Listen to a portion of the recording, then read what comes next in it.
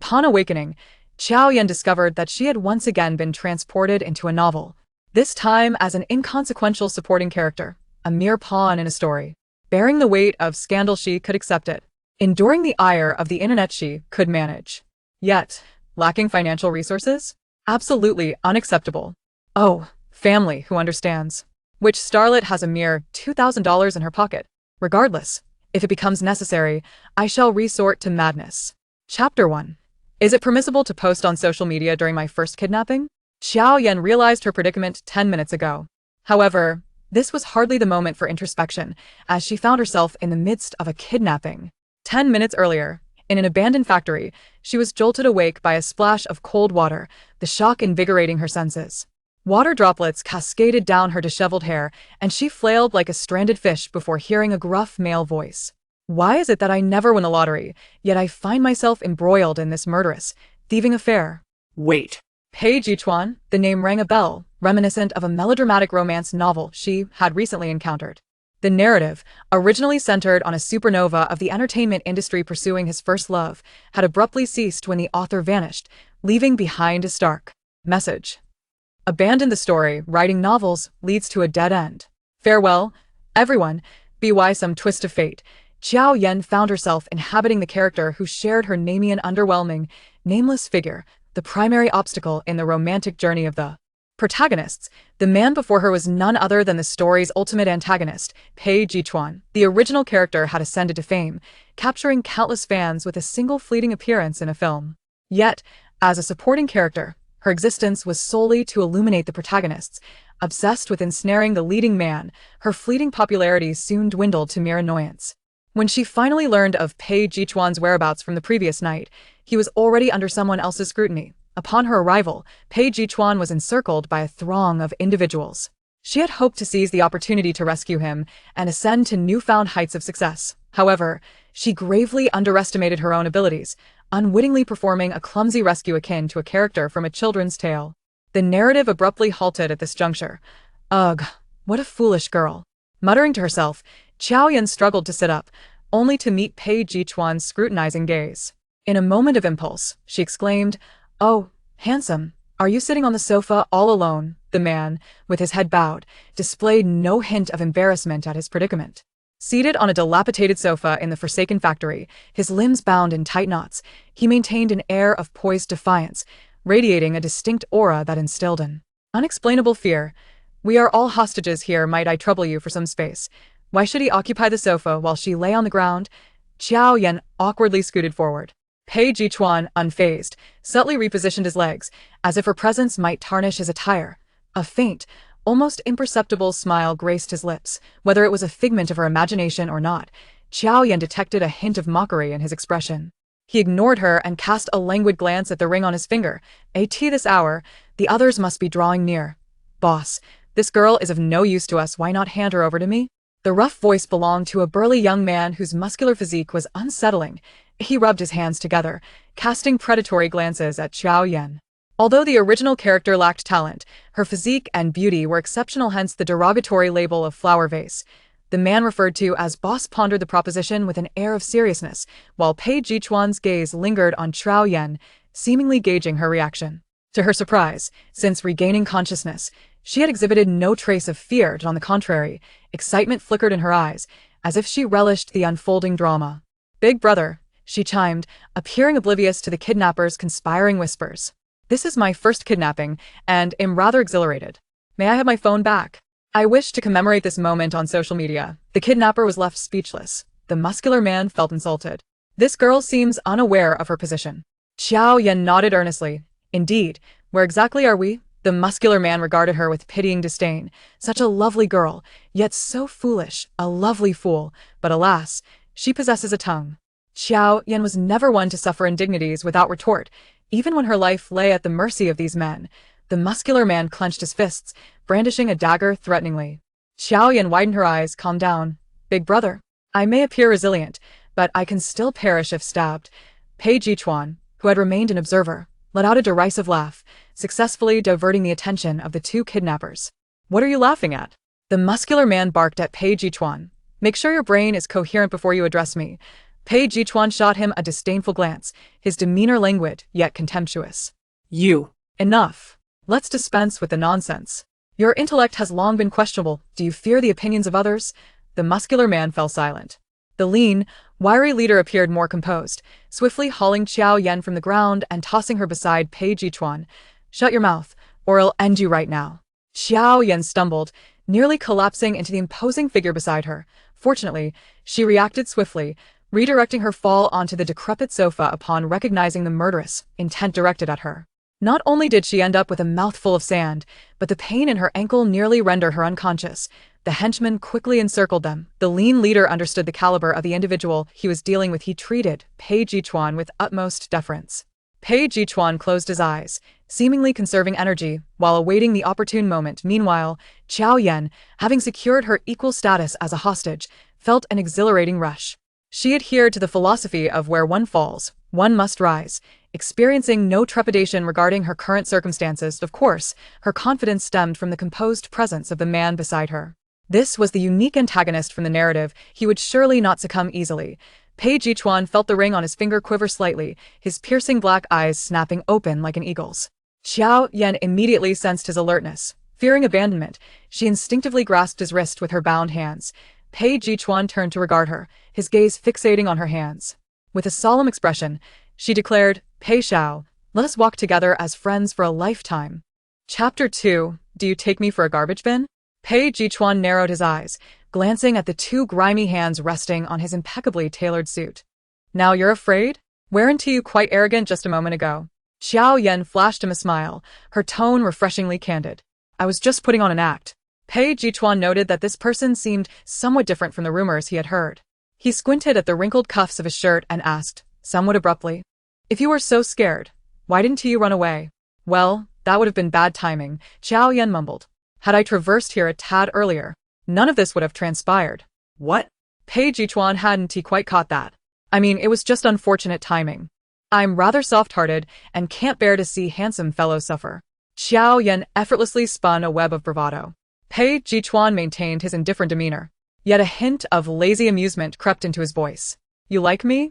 Jiao Yan's eyes widened in astonishment, her inner thoughts a whirlpool of disbelief. Is this how all domineering CEOs behave? I really wish I could share half of my insecurities with him. Her expression was a mix of confusion and intrigue. Guess. I guess you do, Pei Chuan asserted with confidence. Well guessed, but don't guess again, Jiao Yan earnestly advised. She sighed inwardly, reminiscing about her previous life where she thrived in agricultural narratives. Does your little star boyfriend know about your feelings? Pei Chuan inquired further. Little? Star? How does he classify a 24-year-old dual award-winning leading man as little? What does that make me, a mere nobody? I don't know, just please don't tell him. Why? Because I wish to play both sides. Jiao Yan babbled, without a shred of guilt. Just then, a cacophony of sirens erupted around them. Boss, have they called the police? The muscular man's eyes flickered with panic. The gang leader's expression morphed instantly, and he lunged to seize Pei Chuan's collar, attempting to assert control over the hostage. In the blink of an eye, Pei Chuan effortlessly broke free from the ropes binding him, twisting the gang leader's wrist behind him. With a swift motion, he snatched the blade from the gang leader's hand and pressed it against his throat. Boss! The brainless muscle man and several others shouted, preparing to charge in, but Pei Chuan intimidated them with a fierce glare. Aren't you coming out yet? He barked, and Jiao Yan looked up, startled to see uniformed officers converging from all directions. Don't move. A gunshot rang out behind them, causing the inexperienced kidnappers to drop their weapons, surrendering with their hands on their heads. Yu Zhou, accompanied by the police, arrived late, and upon spotting his young master surrounded by the commotion, his lips twitched. He looked even more like a kidnapper than the actual kidnappers. Jiao Yan stared, dumbfounded, at the sudden turn of events. She glanced at the ropes on the ground and mimicked Pei Chuan's earlier struggles, but her wrists turned red with no escape. Why, isn't this going as I envisioned? Pei Chuan handed the hostage over to the police, catching a glimpse of Jiao Yan staring at the ropes on her wrists, lost in contemplation. In a flash, he swiftly cut the ropes binding her wrists, tossing the knife to the police officer beside him. Jiao Yan quickly freed herself and attempted to stand, but the pain radiating from her ankle nearly brought her to her knees. Without hesitation, she tugged at Pei Chuan's sleeve. You seem to walk just fine. Lend me a hand, I 1T swindle you. Pei Chuan cast a disdainful glance at her, leaving her with a dismissive remark before turning away, leaving her with an infuriatingly arrogant back. Best keep one eye open, and one eye on guard while you sleep tonight. Ultimately, it was Yu Zhou, Pei Chuan's assistant, who helped her into the car. Yu Zhou drove while Jiao Yan and Pei Chuan sat in the back seat, an invisible chasm separating them.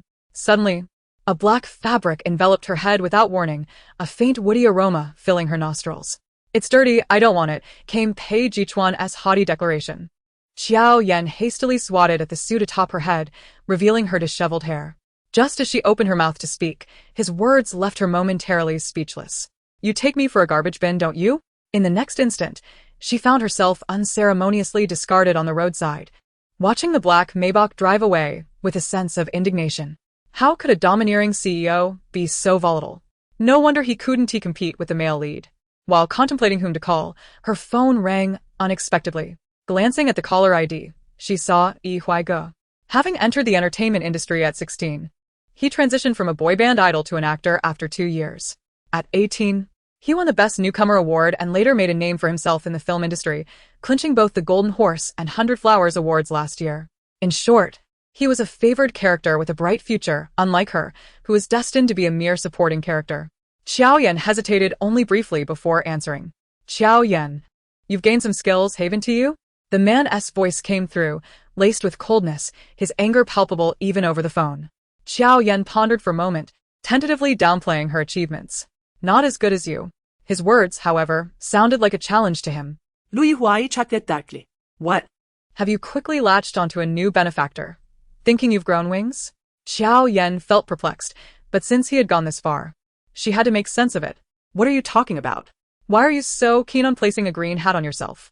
Her tone was sincere. Let us cut to the chase. You want to break up, right? Let us do it, immediately. Go off with your white moonlight and have your 8 treasures. Lu Yihui on the other end fell silent for a moment before responding in a deep voice, devoid of emotion. Jiao Yan, you said this yourself. Yes. I said it. I personally severed ties with you. The line went dead. Chapter 3 with your connections. Why didn't you introduce me? As soon as she hung up, Jiao Yan regretted her words. She opened a ride-hailing app and was taken aback to find that the fare to her apartment was over 200. She had acted rashly. Had she known, she would have figured out a way to coax Lu Yihui into sending someone to fetch her. Alas, her personality was such that she found pretentious people intolerable. In the end, Jiao Yan reluctantly splurged on a ride. When the familiar black Maybach pulled up in front of her again, she momentarily thought she was seeing things. The car seemed oddly familiar. As the driver's window slowly descended, revealing Yu Zhou's familiar face, Jiao Yan was certain it was indeed the same vehicle that had just abandoned her. Hello? Miss Jiao, please get in, Yu Zhou said with a professional smile plastered on his face. Jiao Yan discreetly glanced into the back seat, but Pei Chuan was nowhere to be seen.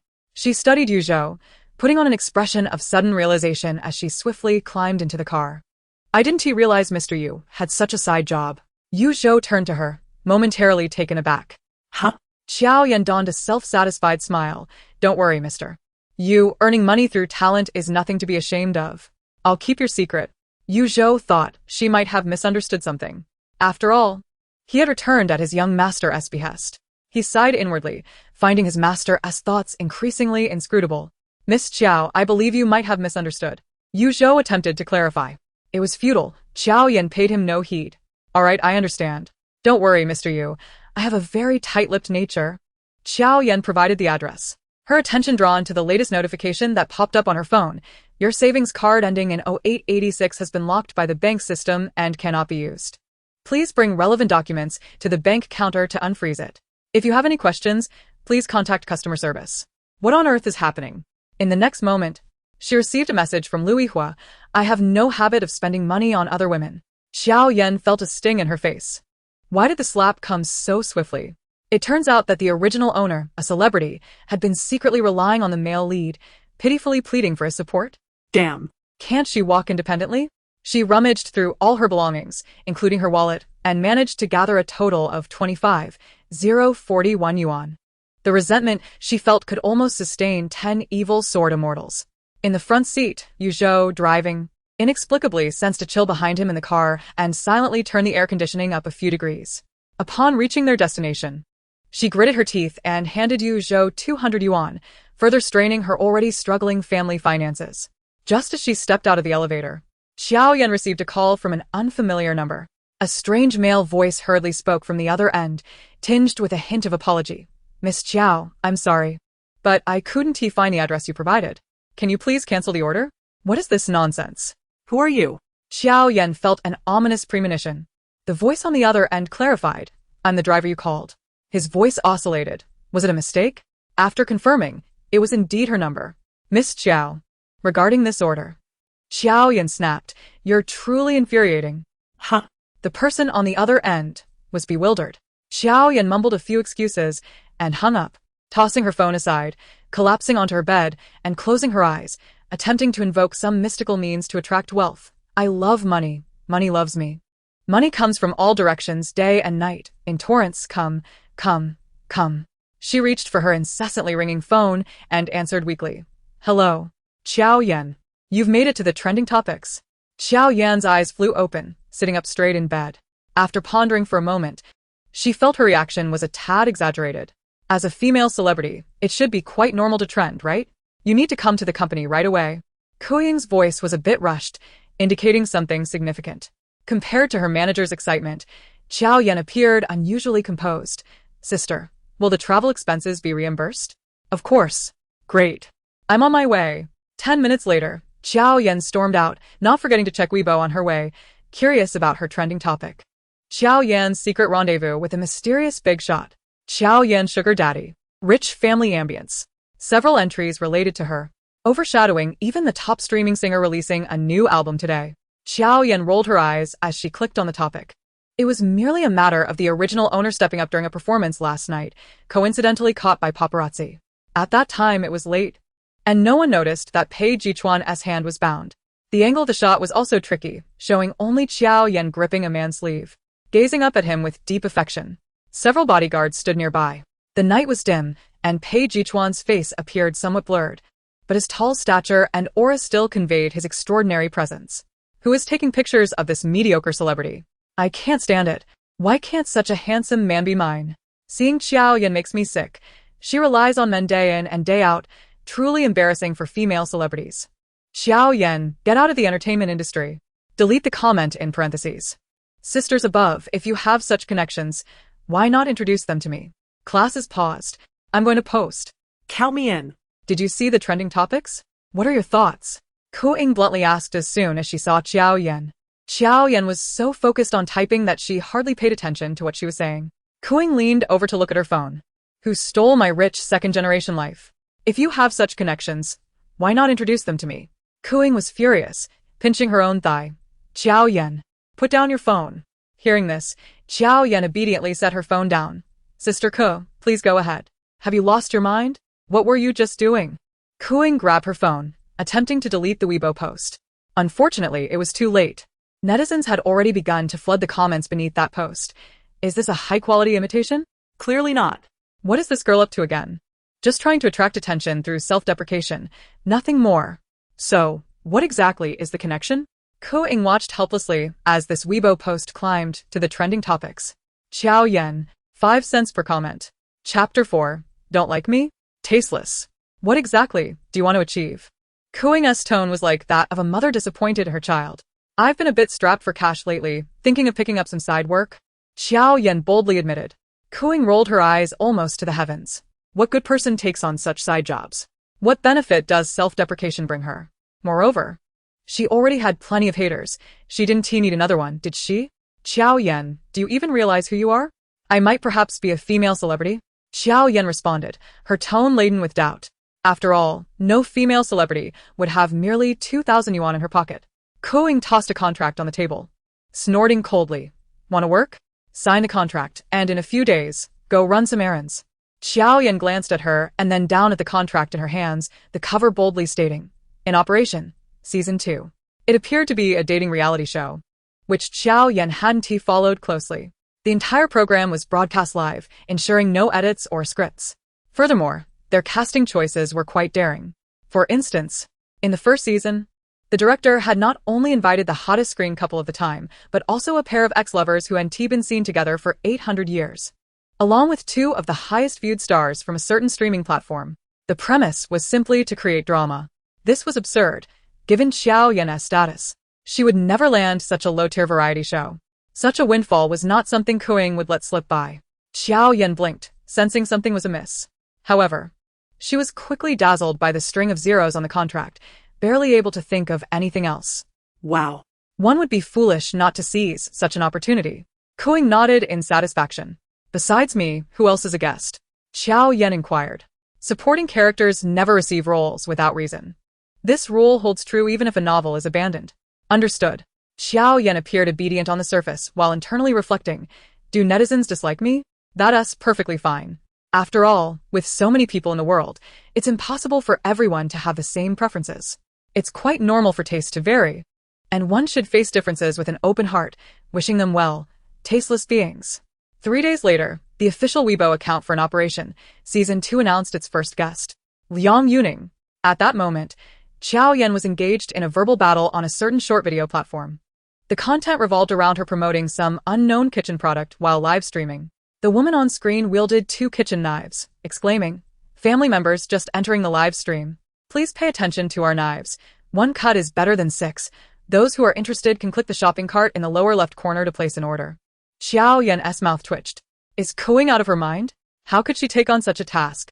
As anticipated, the comment section was rife with ridicule directed at her. Jiao Yan rolled her eyes and began typing. Please, a celebrity selling kitchen knives is truly outrageous, isn't it? The online reactions poured in. Huh? Jiao Yan's fans.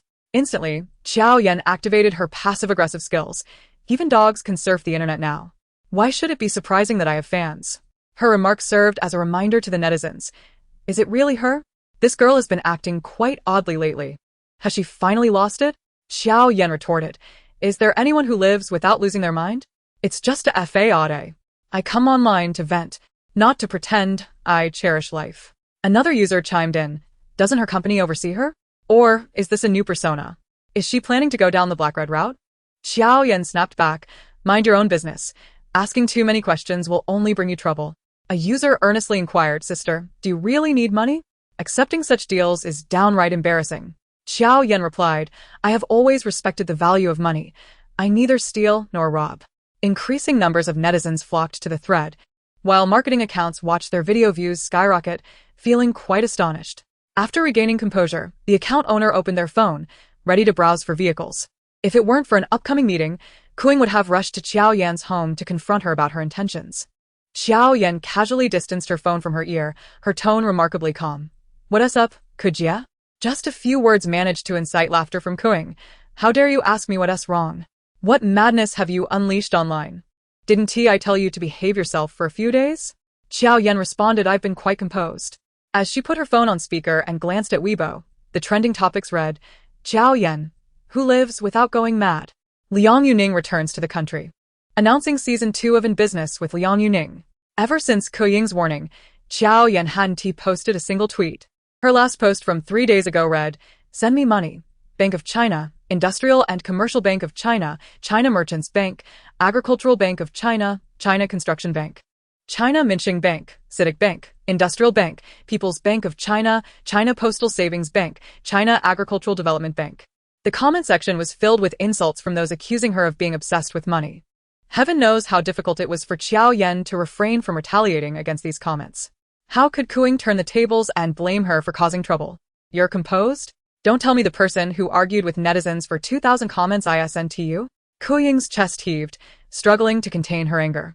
It was me, Jiao Yan admitted nonchalantly, and you never said I couldn't post my thoughts online. Kuing was momentarily at a loss for words, feeling as if she had punched a pillow.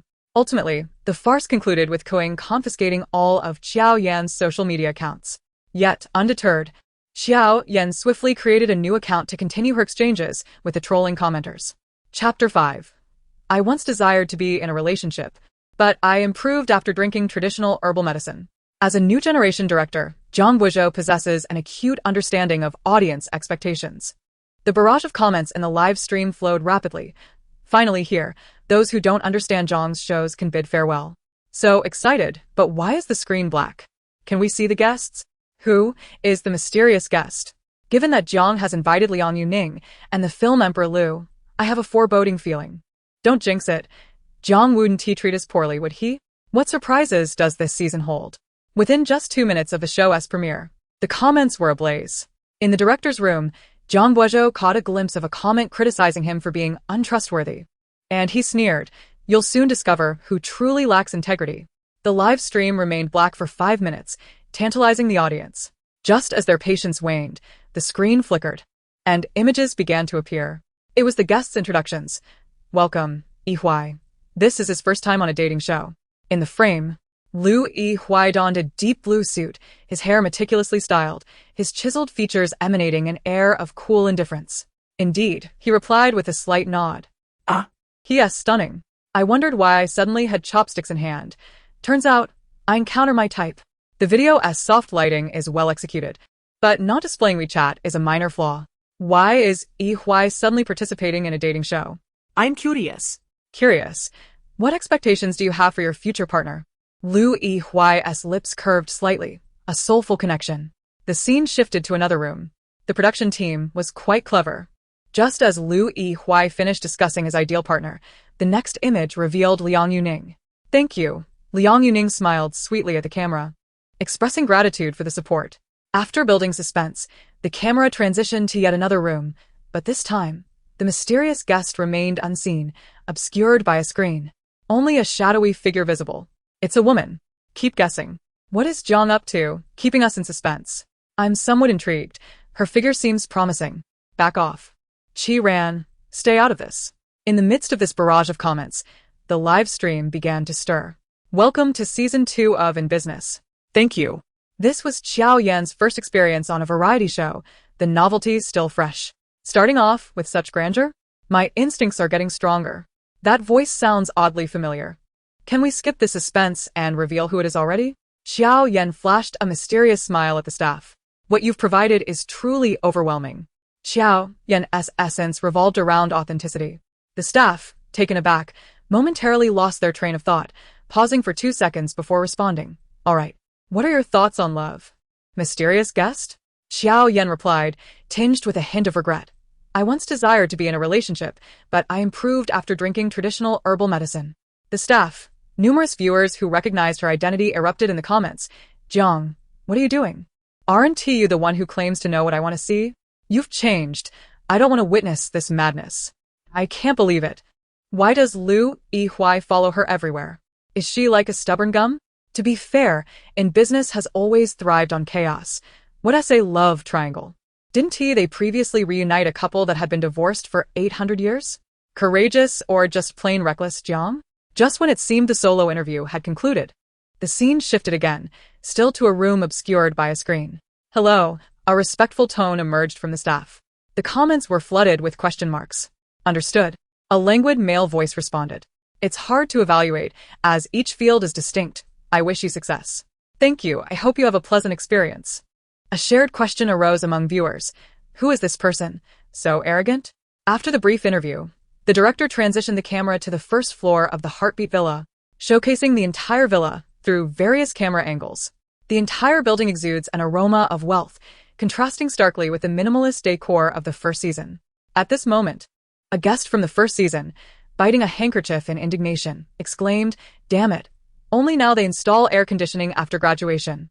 Suddenly, all cameras shifted to the entrance, where a pair of elegant legs appeared on screen. As the camera panned upward, a striking red satin gown with a unique cinched waist accentuated the slender figure of the woman. She smiled at the camera. Chapter 6. Different Circles. No need to force integration. Introducing our first guest, Liang Yuning. The live comments on the lobby screen rolled rapidly. Following Liang Yuning was Liu Yihui, whose gaze had not strayed from her since she entered. Next in line were Su Shichen, Xia and Qi Ran and Yu Yu. Notably, Xia made an explosive self-introduction. Hey, everyone step aside, for I, Xia, am about to make my entrance. From head to toe, I am simply handsome. I've heard that housing prices have skyrocketed, so I've bought one after another. His bravado caused Su Shichen, the only acquaintance present, to feign ignorance of him. As a hotshot voice actor in recent years, Yu Yu greeted everyone with a playful, boyish tone, despite her doll-like appearance. The atmosphere began to warm up.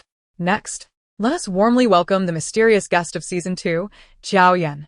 Due to a previous explosive incident online, her manager feared that announcing her participation in the dating show would provoke a collective backlash from netizens. However, it proved futile. From 800 meters away, Jiao Yan spotted unfriendly comments floating on the display screen. Jiao Yan, you should really be ashamed. A single mouse dropping spoils the whole pot. How can someone as shameless and emotionally unstable as Jiao Yan participate in a variety show? I'm done with this drama. Director Jiang, you've changed. Money is hard to earn, and this is worse. Why bring Jiao Yan to disgust us? Adhering to Ko Ying's advice, Jiao Yan believed there was no need to let foolishness ruin her day. She refrained from uttering a single harsh word and quietly introduced herself. Hello everyone. I am Jiao Yan. As you can see, I am a person. Is that so? You don't believe it? Just as she finished speaking, a low male voice from behind her, laced with mockery, interrupted. Jiao Yan turned to find Pei Chuan's scrutinizing gaze. Wait, what is he doing here? She suddenly noticed Liang Yuning and the sullen Lu Yihui beside her, instantly realizing, he's here to steal the lead role. Since they were all on the same variety show, this was a competition she was determined to win. In the director's room, Jiang Buozhou couldn't help but roll his eyes at the sudden appearance of the man, thinking to himself, did I call you here? Welcoming the final mysterious guest of Season 2, Pei Chuan. Pei Chuan did not acknowledge the camera, but simply nodded towards Jiang Buozhou behind the lens as a greeting. Wow. So handsome. I suddenly feel this variety show might be worth watching. True charm may be late, but never absent. I want all his information within 3 minutes. If I'm not mistaken, isn't he the heir of the Pei Group? What is he doing on a dating show? Is he just playing around? No wonder the staff kept addressing him as sir. He truly is a big shot. He looks oddly familiar. I feel like I've seen him somewhere. If I heard correctly, he just threw shade at Jiao Yan? I must switch sides. If he doesn't like Jiao Yan, we could be friends. Thus, all 8 guests at Heartbeat Villa were gathered. They sat around a long table, awaiting the director to announce the first task. After a brief build-up, Director Jiang, holding a megaphone, declared this season, we will unveil a brand new way to play. I'm not kidding. A dating show version of Werewolf? Business, you are my god. I suspect the werewolf is Jiao Yan. She clearly isn't a good person. So entertaining, I love watching it every day. Next, we will engage in a simple game to allocate rooms. The game was called Catch the Duck. After briefly explaining the rules, a group of 18-year-old adults began catching ducks in a villa worth tens of millions. Jiao Yan distinctly heard Pei Chuan chuckle at the game's name. Assuming this rebellious young master would start a show off, she was surprised to find him surprisingly cooperative. You was up first. How many will you catch? Shi Chen followed closely.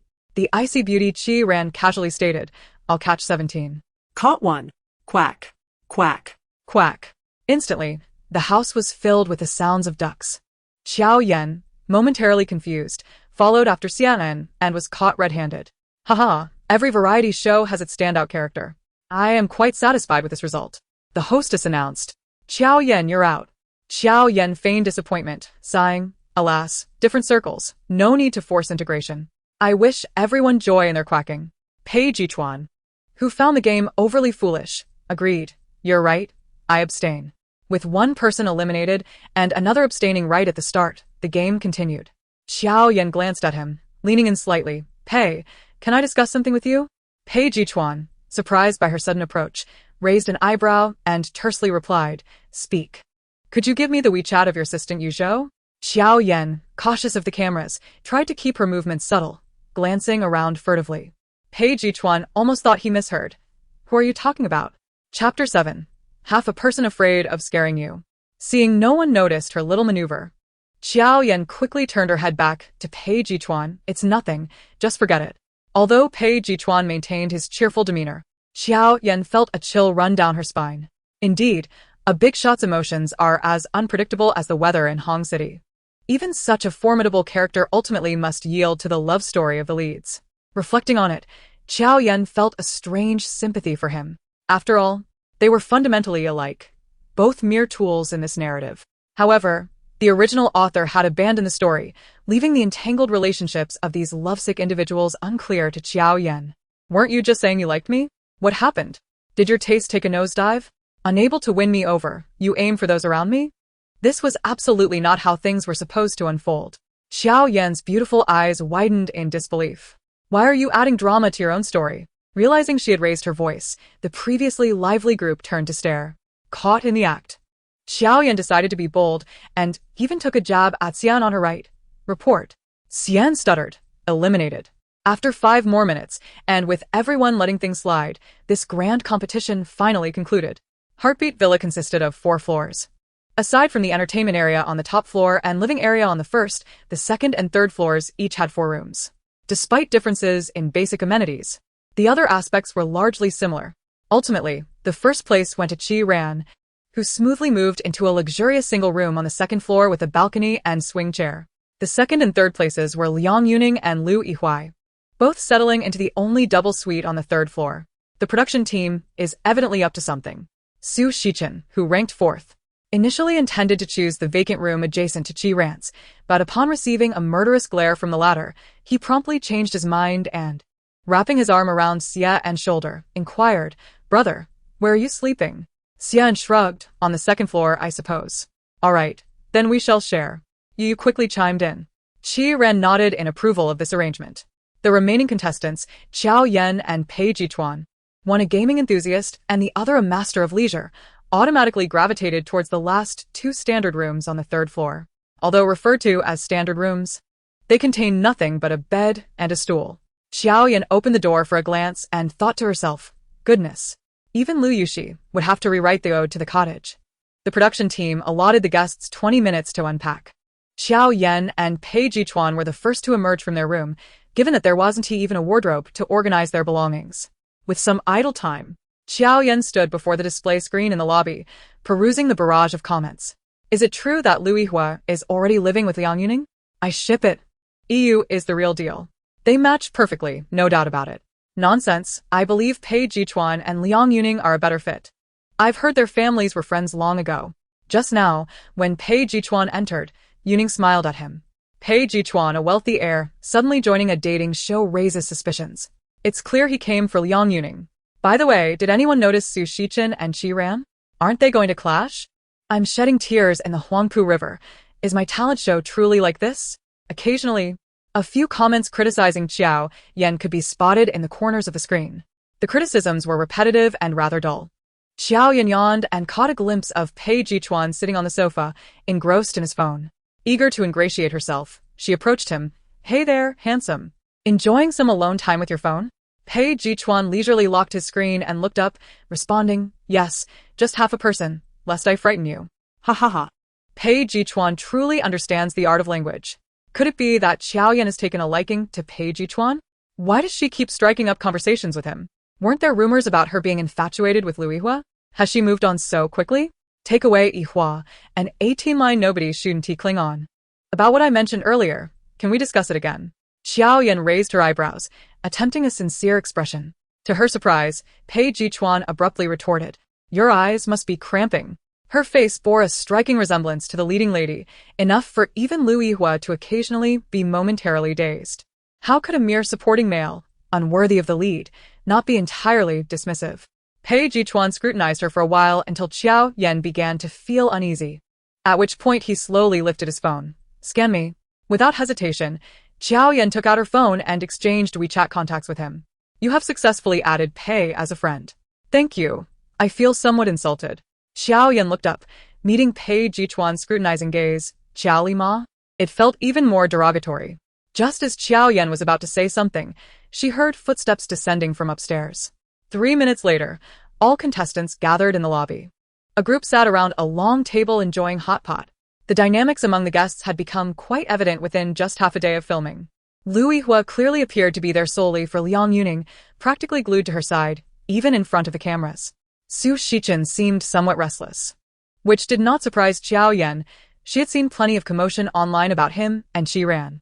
Xia Yan appeared to be genuinely on vacation, entirely oblivious to the undercurrents at the dining table.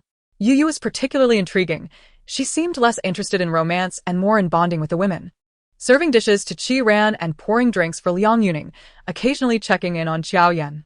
The only two appearing somewhat perceptive were Pei Chuan and Liang Yuning. As for Jiao Yan, there was nothing more to say. After dinner, everyone had grown more familiar with one another. The 8 of them sat on the carpet. An empty bottle in the center. Xia Yan rubbed his hands together, eager to participate. After downing a bottle, he inadvertently set himself up for failure. Xiao Yan's eyes sparkled. Xia, your turn to choose. Truth or dare? Xia Yan scratched his head, looking vexed. I choose dare. Liang Yuning handed him a card. Draw. Upon reading the content, Xia Yan's expression instantly darkened. Chapter 8. The person on the banknote is my idol. Familiar with Xia Yan, Su Shichen approached, curious about the unfolding drama. The next moment, his expression soured even more than Xia Yan's as he stiffly turned to Qi Ran. Let us switch places. Qi Ran ignored him. Opposite, Yu took the card from Xia Yan's hand, reading aloud. Lean against the second person to your right and gaze deeply for 10 seconds. Xiao Yan glanced up and understood Su Shichen's reaction. The second person to Xia Yan's right was none other than Qi Ran. Oh my, this is quite the battlefield. Xia, with this move, you might just win the game but lose Su Shichen. Your laughter is too loud. It's blinding my eyes. Wait, how did you all figure out that Su Shichen and Qi Ran are involved? They haven't exchanged a word. Can't you think outside the box? Boldly. I ship Xia Yan and Su Shichen. Shipping anything will only lead to your downfall. Before Xiao Yan could utter her surrender, everyone witnessed Qi Ran unexpectedly stand up. Xia Yan paused momentarily. While Qi Ran had already walked to the wall, her tone stiff and devoid of emotion. What are you waiting for? Hurry up. Xia Yan awkwardly smiled at Su Shichen. Give me a hug, brother. He then promptly stood up. Although both were strikingly attractive, the scene of them leaning against the wall lacked any romantic undertones, rather exuding an icy chill. Xiao Yan stood beside Su Shichen, inadvertently catching his cold demeanor. She kindly patted his shoulder, uttering a rather bold remark. Brother, your hat is askew.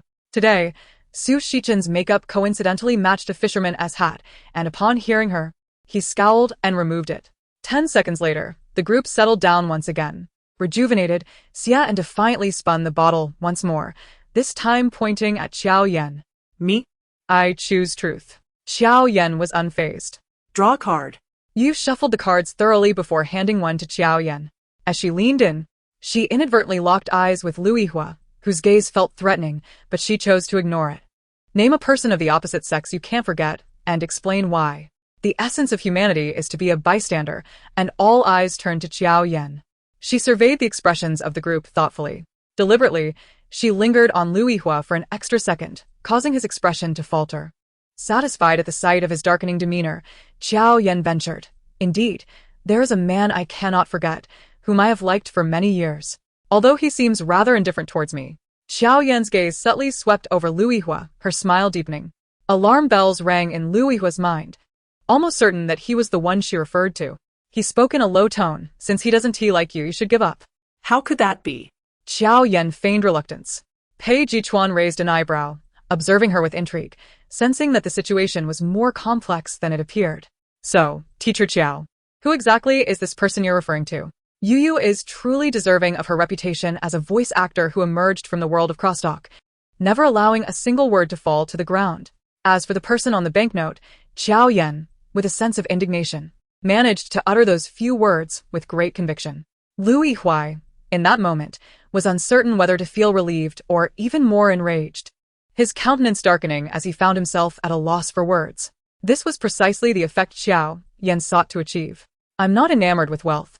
I merely idolize the figure depicted on the currency, and I wish to collect items related to him, she boldly clarified. Well said. I find myself unable to refute that. At 9 o'clock in the evening, I realized in the live stream that I have been a devoted admirer of the person on the banknote for years. Why does this woman seem different from before? How strange. I shall observe for another couple of days. Did no one notice what Lu the Film Emperor just said? I sense there are deeper meanings in his words. All right, since you mention it. I've admired him for many years as well, Xia Yan chimed in. Her words elicited laughter from many present. Yu was doubled over with laughter. Teacher Qiao, is this appropriate to say? Xiao Yan feigned innocence. You all heard it. He said it himself. With Xiao Yan's playful interjection, the game took on a semblance of amusement. Soon it was Lu Yihua's turn, and he opted for a daring challenge, to apply hand cream to the person of the opposite sex closest to him. To his right sat Pei Chuan, and to his left was Liang Yuning. Indeed, all the plot lines were simply designed to sprinkle sweetness between the main characters. Jiao Yan mused, not forgetting to cast a sympathetic glance at Pei Chuan. TSK, TSK, TSK, it is clearly a film for three, yet you remain nameless. Pei Chuan found it utterly baffling. What are you looking at? Do you want me to assist you? Don't dream. Amidst the crowd's cheers, Lu Yihuai and Liang Yuning, both blushing, released each other's hands. The first night of the Truth or Dare game ultimately concluded with Pei Chuan's WeChat red envelope. After a night of play, someone finally drew the punishment that Jiao Yan had been yearning for. I'm ready, Jiao Yan exclaimed, clutching her phone and jostling with Xia En for the spot closest to the router. Pei Chuan casually tossed a 500 yuan red envelope into the newly created group chat. Jiao Yan, quick as lightning, tapped it immediately. 025, the luckiest of all, was Qi Ran, who had over 200. Jiao Yan's amount was merely a fraction of that. Haha, this is hilarious. What luck does Jiao Yan possess? I can see it clearly. She is hopelessly infatuated with the currency. Sister Ran is so fortunate. It seems Brother Yihuai's luck is rather average. We're all brothers here. Add me to the group, and I'll send everyone a significant amount. Your calculations are loud enough for me to hear in the northeast. Jiao Yan took a deep breath, glancing at the amounts others had received. While they had hundreds or at least dozens, she was fixated on her measly 0.25. Gritting her teeth. Ha ha ha. Xia En leaned over to check Jiao Yan's phone screen, noting that no matter how swift her fingers were, luck was evidently not on her side. Jiao Yan maintained a stern expression, unable to utter anything witty. Suddenly, her phone vibrated. You have received a transfer of 500 yuan. Chapter 9. I have a fear of tight spaces, and those with too many schemes. Jiao Yan had yet to process the information when Xia En, wide-eyed, glanced between her and the not-so-distant Pei Chuan, looking as though he had stumbled upon something monumental. You too. Jiao Yan promptly interrupted him. I. After a moment of hesitation, she decided to shift the focus onto Pei Chuan. Did you accidentally send that? Upon seeing the identical wide-eyed expression of shock shared with Xia En, he finally added the second half of his sentence. Wasn't it you who said that my acquaintance borrowed money from you? I'm merely returning it. Only then did Jiao Yan breathe a sigh of relief. That was close. She almost faced a misunderstanding regarding a financial transaction with the antagonist. Yet, Jiao Yan realized he had only taken 200 yuan from her. Interest. When Master Pei uttered those two words, he was undeniably formidable. Jiao Yan's eyes darted, her expression not exhibiting any cleverness, but rather a semblance of ignorance. Pei Chuan raised an eyebrow. What do you mean? Didn't you say you collect items featuring Chairman Mao? Why the fixation on paper currency? Jiao Yan, your intentions are blatantly transparent. This is hilarious. President Pei kindly returns her money, and she treats him like a bank. I'm curious. Who exactly is Pei Chuan as acquaintance? From 500 to 10,000. I wonder if she dreams of achieving that faster. Borrowing 200 and repaying 500, yet still unsatisfied? Young people should be cautious. Jiao Yan noticed that though her standard room was rather simple, it shared the same basic layout as the luxurious single room of Qi Ran downstairs, even featuring a balcony. From the balcony, she could see the double suite of Lu Yihuai and Liang Yuning across the hall. At that moment, she was idly wandering around her room when she inadvertently observed the two opposite, politely debating who would enter the door first. According to the timeline in the book, the female and male leads should still be in the awkward phase of not reconciling. As described by the author, the couple initially parted due to misunderstandings. Later, Lu Yihuai encountered Jiao Yan, who was merely an extra, and immediately recognized her resemblance to the female lead. From that point on, Jiao Yan began to serve as Liang Yuning's substitute. However, few were aware of this. As a film emperor, Lu Yihuai would never jeopardize his promising career for a stand-in. Thus, to outsiders, the original character appeared to be a gold-digging woman of little significance, merely a clingy presence beside the illustrious Lu Yihuai. In retrospect, the original character was rather misguided. When Lu Yihuai sought to end their association, she nearly resorted to the foolish tactic of seeking a new benefactor. Why would a talented actress rely on a man? As the saying goes, a man you can rely on is as trustworthy as a pig that can climb a tree. From Lu Yihuai's perspective, he saw Jiao Yan, despondent, gazing longingly at the man she admired as he exchanged pleasantries with another woman. Her eyes undoubtedly bore the weight of jealousy, resentment, and malice, perhaps even contemplating some ill deed against Yuning. Hey? Jiao Yan squinted with a forced smile, only to notice that Lu Yihuai was now alone, having sent Liang Yuning away. Come out. I have something to discuss with you. Ah, Jiao Yan was intrigued to discover what schemes he had in mind. The two stood between the stairways of the third and fourth floors. Our relationship has long since concluded. I am unaware of your purpose for being here, nor do I care, he declared, shattering Jiao Yan's previously pleasant mood. Have you finished? Jiao Yan raised her exquisitely sculpted chin, frowning at him with evident disdain. Are you performing for an audience? Lighthearted had never been treated this way by her and momentarily failed to comprehend. What did you say? You have something stuck in your teeth. A remarkably sharp 5 words. Lighthearted promptly sealed his lips, his expression more wretched than if he had consumed something foul. He turned to leave, not forgetting to threaten. You'd better remember what you just said. Observing his flustered retreat, Jiao Yan couldn't help but chuckle with satisfaction. You thought my scheming was for naught? My goodness. When did you come back down? you startled me. Jiao Yan patted her chest, her northeastern accent slipping out in surprise. Pei Chuan ascended the stairs step by step, his brows slightly raised, appearing in good spirits, his voice laced with a hint of lazy amusement. Have you broken up? Jiao Yan suddenly felt a flicker of curiosity. While others remained oblivious to her relationship with Lighthearted, how is it that this individual seemed to know everything? Before she could respond, his words echoed in her ears. Are you planning to settle down and pursue only me? Jiao Yan nearly choked on her words, her curses caught in her throat, almost spilling forth.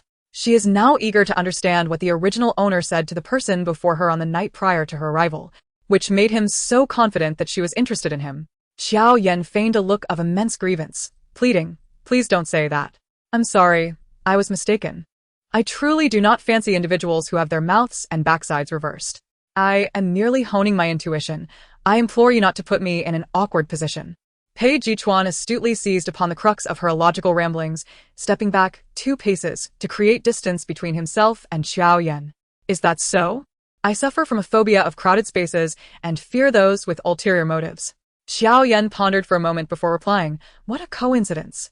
I also have a severe phobia of large objects. I am terrified of them. It is best we maintain our distance. Farewell. With that, she swiftly departed. Such a splendid time should not be squandered on sleep, but rather wasted on an arrogant man and a narcissist. It was truly a misallocation of precious time.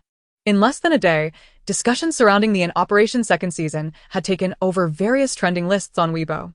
Netizens had even organized a voting event to speculate on the identity of the romantic captor. Among them, Jiao Yan, being the least favored guest, ranked at the top. This marked her first appearance on such a chaotic voting list in the entertainment industry, albeit not for commendable reasons. However, as there was no provision for viewers to vote off the captor, it was of little concern to her.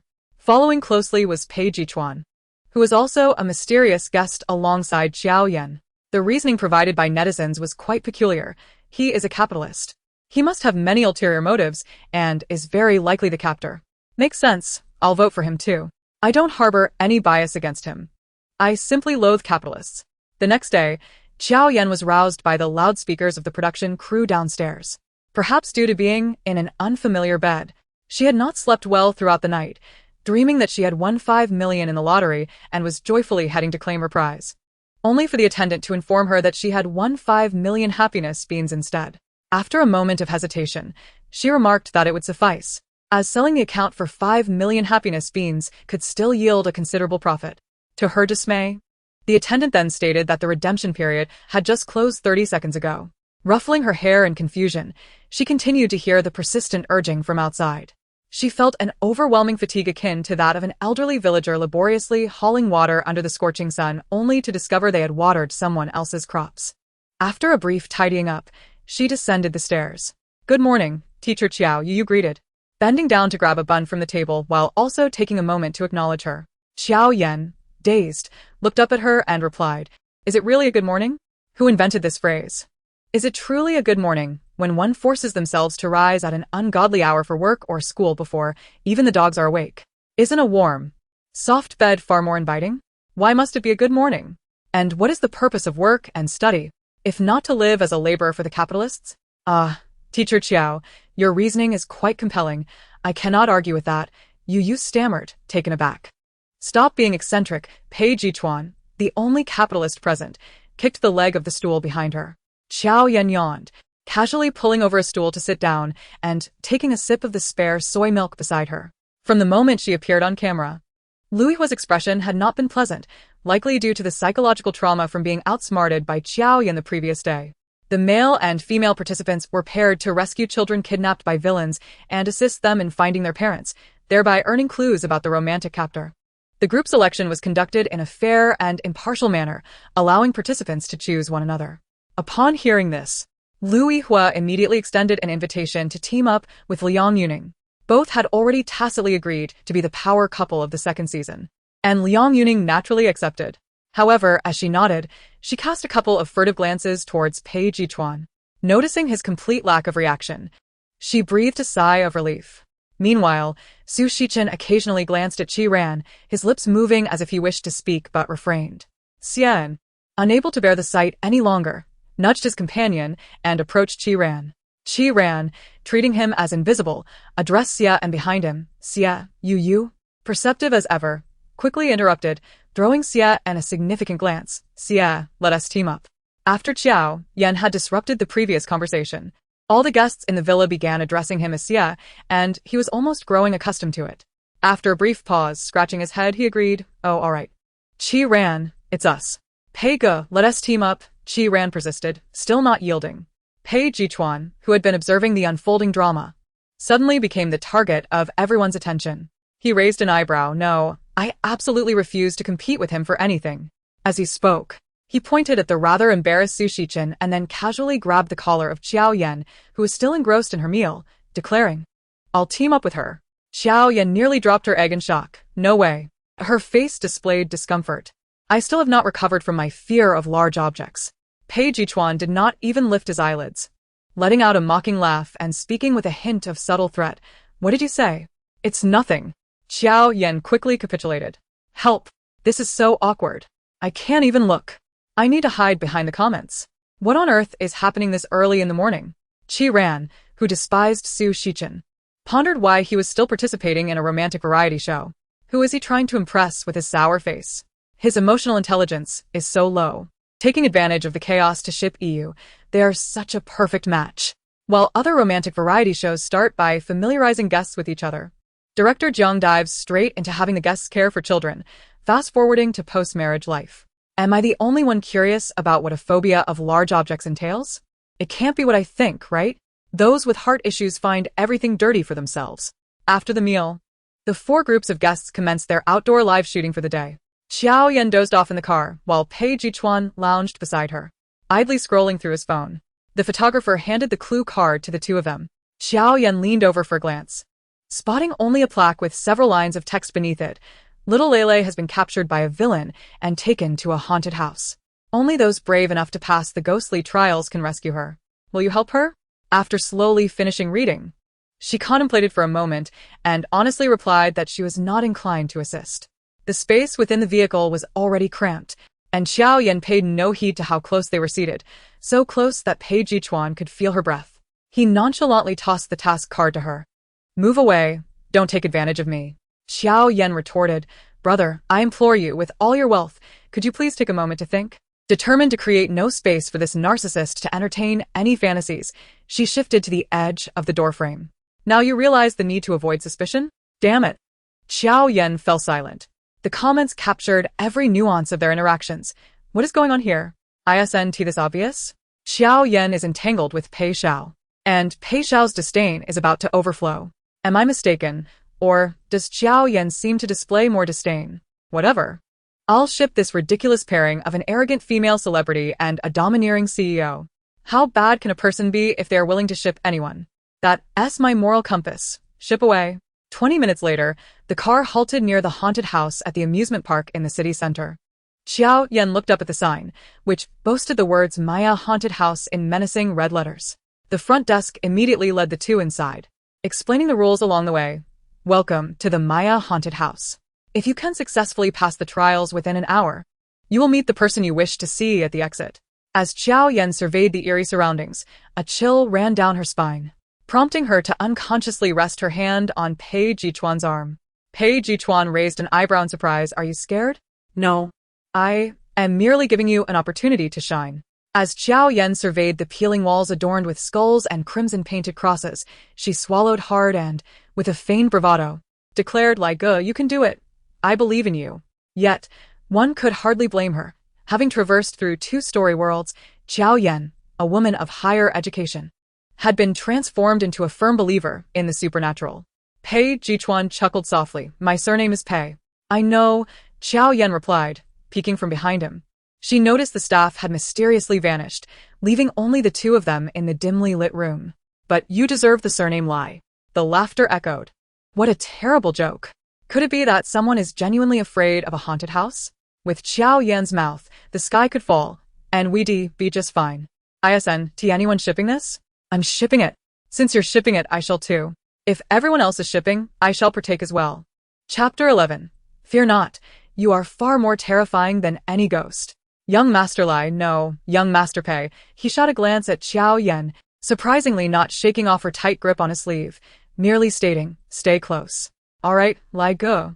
Thus, Pei Chuan led the way, with Jiao Yan hiding behind him like a turtle, while the photographer followed closely, live-streaming their journey.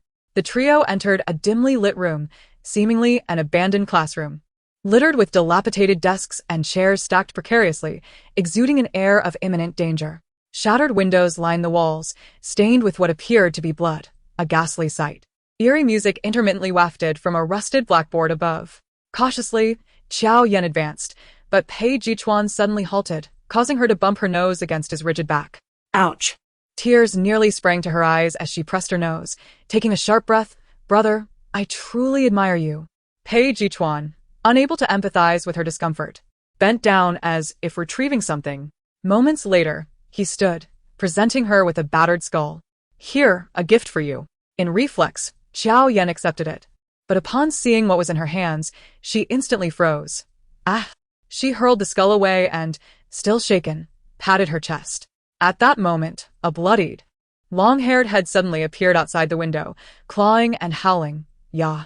Jiao Yan trembled, her usual bravado evaporated. With an unexpected surge of strength, she pulled Pei Chuan in front of her as a shield. Ghost lady, that skull was taken by him. It has nothing to do with me. The ghost, her hair standing on end, felt an uncanny impression that this person appeared far more ghostly than herself. Ghost lady, who understands? I encountered a living llama today. Not too scary. Reali, kutsto anoter livestream, opensa video, serces forkarten papies, plais, matapaka ohka vaka mika maka mumaka paka opa yaka ika okao. Young Master Pei's face has turned black, haha. The camera even shook from her fright. Human sorrow and joy are not universally understood, while Jiao Yan cried for help. The viewers in the live stream laughed uproariously. After a series of mishaps, the two finally emerged from the first scene. Outside lay a long corridor, appearing relatively safe, leading to another door adorned with a blackboard inscribed with a crooked question. Have you seen my teddy bear? Accompanying it were 3 pictures of teddy bears in varying colors. Let us find out by entering, Pei Chuan said, pushing her into the maze without further ado. Initially, everything seemed normal as Jiao Yan mustered her courage to approach a creaking door. Gently, she pushed, and it swung open. The interior revealed a large trash bin, a window, a bed, and a chair missing a leg. Sensing there might be clues within the bin, she urged Pei Chuan to investigate. Pei Chuan shot her a glance. Dig through the trash? Am I insane? Trust me, there must be clues inside. Jiao Yan insisted fervently. Pei Chuan responded with an "oh," grasping her wrist. Then you come with me. Taken by surprise, she was pulled forward, her other hand landing on the edge of the bin. In the next instant, the lid flew open, and a dismembered zombie emerged, face to face with Jiao Yan. Ah! Pei Chuan frowned. The zombie, emboldened by its initial scare, attempted to frighten Pei Chuan, who remained unfazed. His expression calm, even polite. Could you please turn around? The zombie, momentarily stunned, failed to respond, and Pei Chuan, concerned for Jiao Yan alone outside, quickly lost his patience. He yanked the zombie by its hair, pulling it closer until it was pressed against the bin, revealing the teddy bear strapped to its back. Viewers were in awe of his maneuver. Hearing distant screams, Pei Chuan exited. Meanwhile, Jiao Yan found herself in a rather comical standoff with a zombie dressed in Qing Dynasty official garb. She bowed to the zombie, pleading, "Please don't scare me. I'm very fragile, and I don't wish to accompany you in death." The zombie, embodying the decorum of the etiquette-filled realm, mimicked her bow. The scene was absurdly humorous. Jiao Yan intended to slip away while the zombie was distracted, but as she took a few steps, it pursued her, prompting her to bend down, retreating while bowing. The two continued this odd exchange. Pei Chuan seized her by the collar, suppressing laughter. Enough, keep bowing, and you might end up in a bridal chamber. Spotting him, Jiao Yan's anxiety dissipated, and she clung to his arm, her face pale and lips trembling. Lai go, you scared me to death. Pei Chuan, reassuringly, stuffed the teddy bear into her arms. Fear not. You are far more frightening than any ghost. Ha ha ha, Lai go, you truly know how to comfort someone. How audacious, young Master Pei, to suggest a bridal chamber. Who understands? Pei Chuan offers such a sense of security. I wish to visit the haunted house with him. Ladies, disperse. He is my boyfriend. Though our relationship remains unannounced, we haven't met parents, nor cohabited, lacking the blessings of friends and family, never having cooked for him. Nor do I possess his phone number or WeChat, but since my mouth is my own, I declare it as such. After a lengthy ordeal, Jiao Yan's hair became slightly disheveled, with strands falling onto her face, adding a touch of vulnerability. She tilted her head back, her eyes slightly reddened, wide with indignation as she glared at Pei Chuan. His gaze deepened, momentarily clouded with confusion, and for an instant, he felt his heartbeat quicken. Chapter 12. The Veteran and One More Step. Pei Chuan, accompanied by Jiao Yan, meandered through the maze several times before finally halting before a tightly shut exit. He tossed 3 differently colored teddy bears to a ghostly student clad in a Lolita dress, exchanging them for the key to the exit. Go, unlock the door. Pei Chuan tossed the key to Jiao Yan, who obediently and cautiously inserted it into the lock. She tentatively pulled the door handle twice, but there was no response. Unconvinced, she tried again, yet the door remained stubbornly shut. The nearby spectral student, unable to bear the sight, approached with an impassive expression. Instinctively, Jiao Yan attempted to step back, only to realize that the ghostly student was aloof and regal, disregarding her entirely as he pushed the door open with a stoic demeanor. A sudden realization dawned upon Jiao Yan. Was this the method to resolve the impasse? A low chuckle from a man beside her made her ears flush crimson. Pretending not to hear, she feigned composure and declared, "Let us go. Finally, we can leave." Upon exiting, she spotted a small boy seated beneath a faux tree. Looking around curiously, she nudged Pei Chuan with her elbow and remarked, "That child must be the one," given the sponsor's items on the table beside him. Before Pei Chuan could respond, the little boy, with his short legs, scampered over. "Hello, big brother and sister." His soft, adorable voice instantly warmed Jiao Yan's heart. "Lele?" The little boy nodded affirmatively. Jiao Yan crouched down, ruffling his pleasantly soft hair. "How did you know we were looking for you?" The child grabbed Jiao Yan's hand, thrusting something into it. Looking down, she discovered it was her own identification card. Before she could express her confusion, the boy explained in a clear voice. "A big brother in ancient costume came out from inside and gave this to me, saying I should hand it to you. It must have fallen during the wedding with the zombie brother." All right. Jiao Yan took a couple of steps forward with the child, then suddenly remembered something and turned to Pei Chuan, who stood still. "Brother Lai, what did you say?" Pei Chuan narrowed his eyes. "Pei go, are we having a meal?" "I'll treat." Jiao Yan smiled cheerfully. "Hey, you Pei." Pei Chuan, disinterested, took a few steps ahead, leaving them behind. "Keep up." The trio halted before a grandly decorated restaurant on the 4th floor's dining area. Suddenly, Pei Chuan received a phone call, leaving Jiao Yan and Lele at the entrance. Drooling over the images on the signboard, the enthusiastic waiter at the entrance noticed and exclaimed, "Veterans and children under 5 can enjoy a complimentary meal." She immediately shot a series of meaningful glances at Lele. The 6-year-old, believing he understood the implication, nodded resolutely at her. He jumped down from his seat and, in a serious tone, declared to the waiter, "Hello, I am a veteran. Jiao Yan." The waiter, "You seem to know how to take advantage." The waiter chuckled awkwardly. "The little one is quite humorous." Jiao Yan forced a laugh, when suddenly a voice behind her inquired, "How humorous?" Grasping at the opportunity as if it were a lifeline, she swiftly pulled Pei Chuan over while clutching 6-year-old veteran Lele with her other hand. "Let us go in." Starvin. Pei Chuan glanced at his arm, pondering why the child was so clingy even after they had exited. Upon reaching the 2nd floor, Jiao Yan spotted a man bouncing toward them, waving enthusiastically. She squinted and exclaimed, "Hey, Sia?" Teacher Chiao, Brother Pei. You also peeked out to greet them. You're here too. Since we've all met, let us eat together, suggested Xia, and Jiao Yan was the first to agree.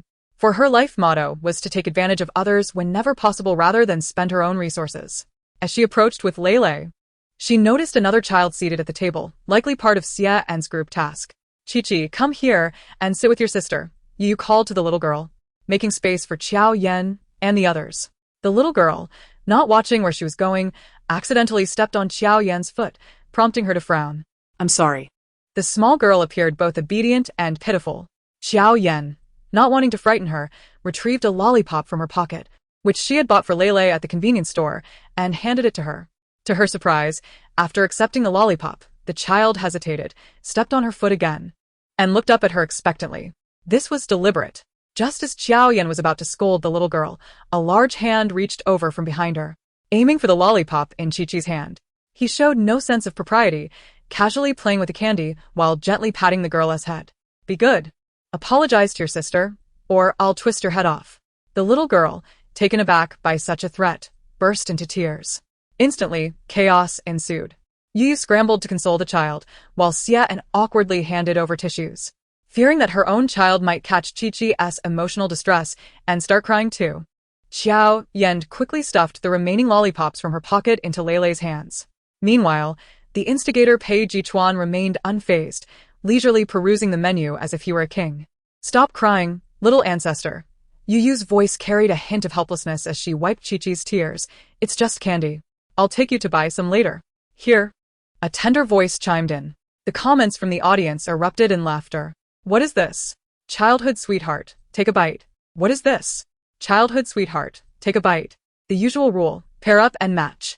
Pei Chuan is quite something, even snatching candy from a child, how uncouth. If only my boyfriend had half the charm of this child, I wouldn't be single to this day. Just as Chi-Chi, who had been sobbing moments ago, looked at the several lollipops in front of her, she immediately ceased her tears. Sniffling, she took the candy from Lei's hand and choked out a thank you. Jiao Yan widened her eyes, witnessing the scene. What a little rascal using my bought candy to charm girls, huh? Chapter 13. Obediently, marry someone you hate. After the meal, the two groups parted ways, with Jiao Yan and Pei Chuan successfully locating Lei's parents. To their surprise, they were the first to complete the task, finding the villa empty. Without a second thought, Jiao Yan turned and headed upstairs for a nap. After a busy day, she slept soundly. Upon awakening, she found the outside world cloaked in dusk. Stretching lazily, she peered down from the third-floor balcony and glimpsed Xia and Yu poring over something at the dining table. Not far off, Lu Yihua and Liang Yuning were gathered around the coffee machine, seemingly trying to figure out how to use it. Liang Yuning occasionally turned to chat with Pei Chuan, who stood at the sink washing vegetables. Jiao Yan shook her head silently, pondering what a melodramatic love triangle this was, a true battleground. Suddenly, Pei Chuan looked up and caught her watching him. Without hesitation, she waved hi. Pei Chuan had a momentary lapse but quickly regained his composure, saying, "Stop slacking off. Come down and help." Oh, Jiao Yan pouted. Grabbing a sharp clip, she twisted her long hair into a bun and padded downstairs in her slippers. Can you cook? Jiao Yan stretched her neck to glance at the washed vegetables in the basket. I lack experience in cooking, but I can boil water quite well. Pei Chuan removed his apron and tossed it onto her head, instructing, put this on. Jiao Yan's rebellious instincts kicked in, and she hastily yanked the apron off her head. What do you want me to do with this? I can't cook either. Really? Pei Chuan glanced at her, causing Jiao Yan to feel inexplicably guilty. She turned her head to find everyone staring at her. What else with that look? I really can't cook, she insisted defiantly. But Lu, the film emperor, said you can cook, Yu remarked, her attention having shifted from the recipe to their conversation. Lu the film emperor, one can eat a messy meal, but one must not speak carelessly. Jiao Yan was enveloped in an aura of resistance. Lu Yihuai's expression was equally grim. Upon learning that from today onward, all guests were to take responsibility for their own meals, and that ordering takeout was prohibited, the pampered young masters and princesses present could hardly conceal their disdain. When Pei Chuan inquired about who could cook, Lu Yihuai, without a moment's hesitation, blurted out Jiao Yan's name. After all, she had spent years attending to his every need. By the time he realized his error, regret had already set in. How do you know Jiao Yan can cook? Liang Yuning's tone turned icy, sensing something amiss. Is that so? Pei Chuan's voice was casual, yet laden with meaning. Of course. Liu Yihui insisted, otherwise, how would I know? Pei Chuan smirked and, as he passed by, gave Liu Yihui a pat on the shoulder, whispering in a tone only they could hear, you can fool them, but don't deceive yourself. A chill ran through Liu Yihui as he swallowed his retort. I must have remembered incorrectly. He attempted to wiggle out, since no one else can do it. Let's figure it out together.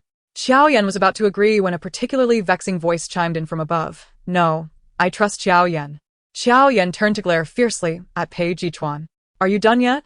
Pei Chuan, unfazed by her murderous gaze, gently took an apron from her hands and draped it over her shoulders.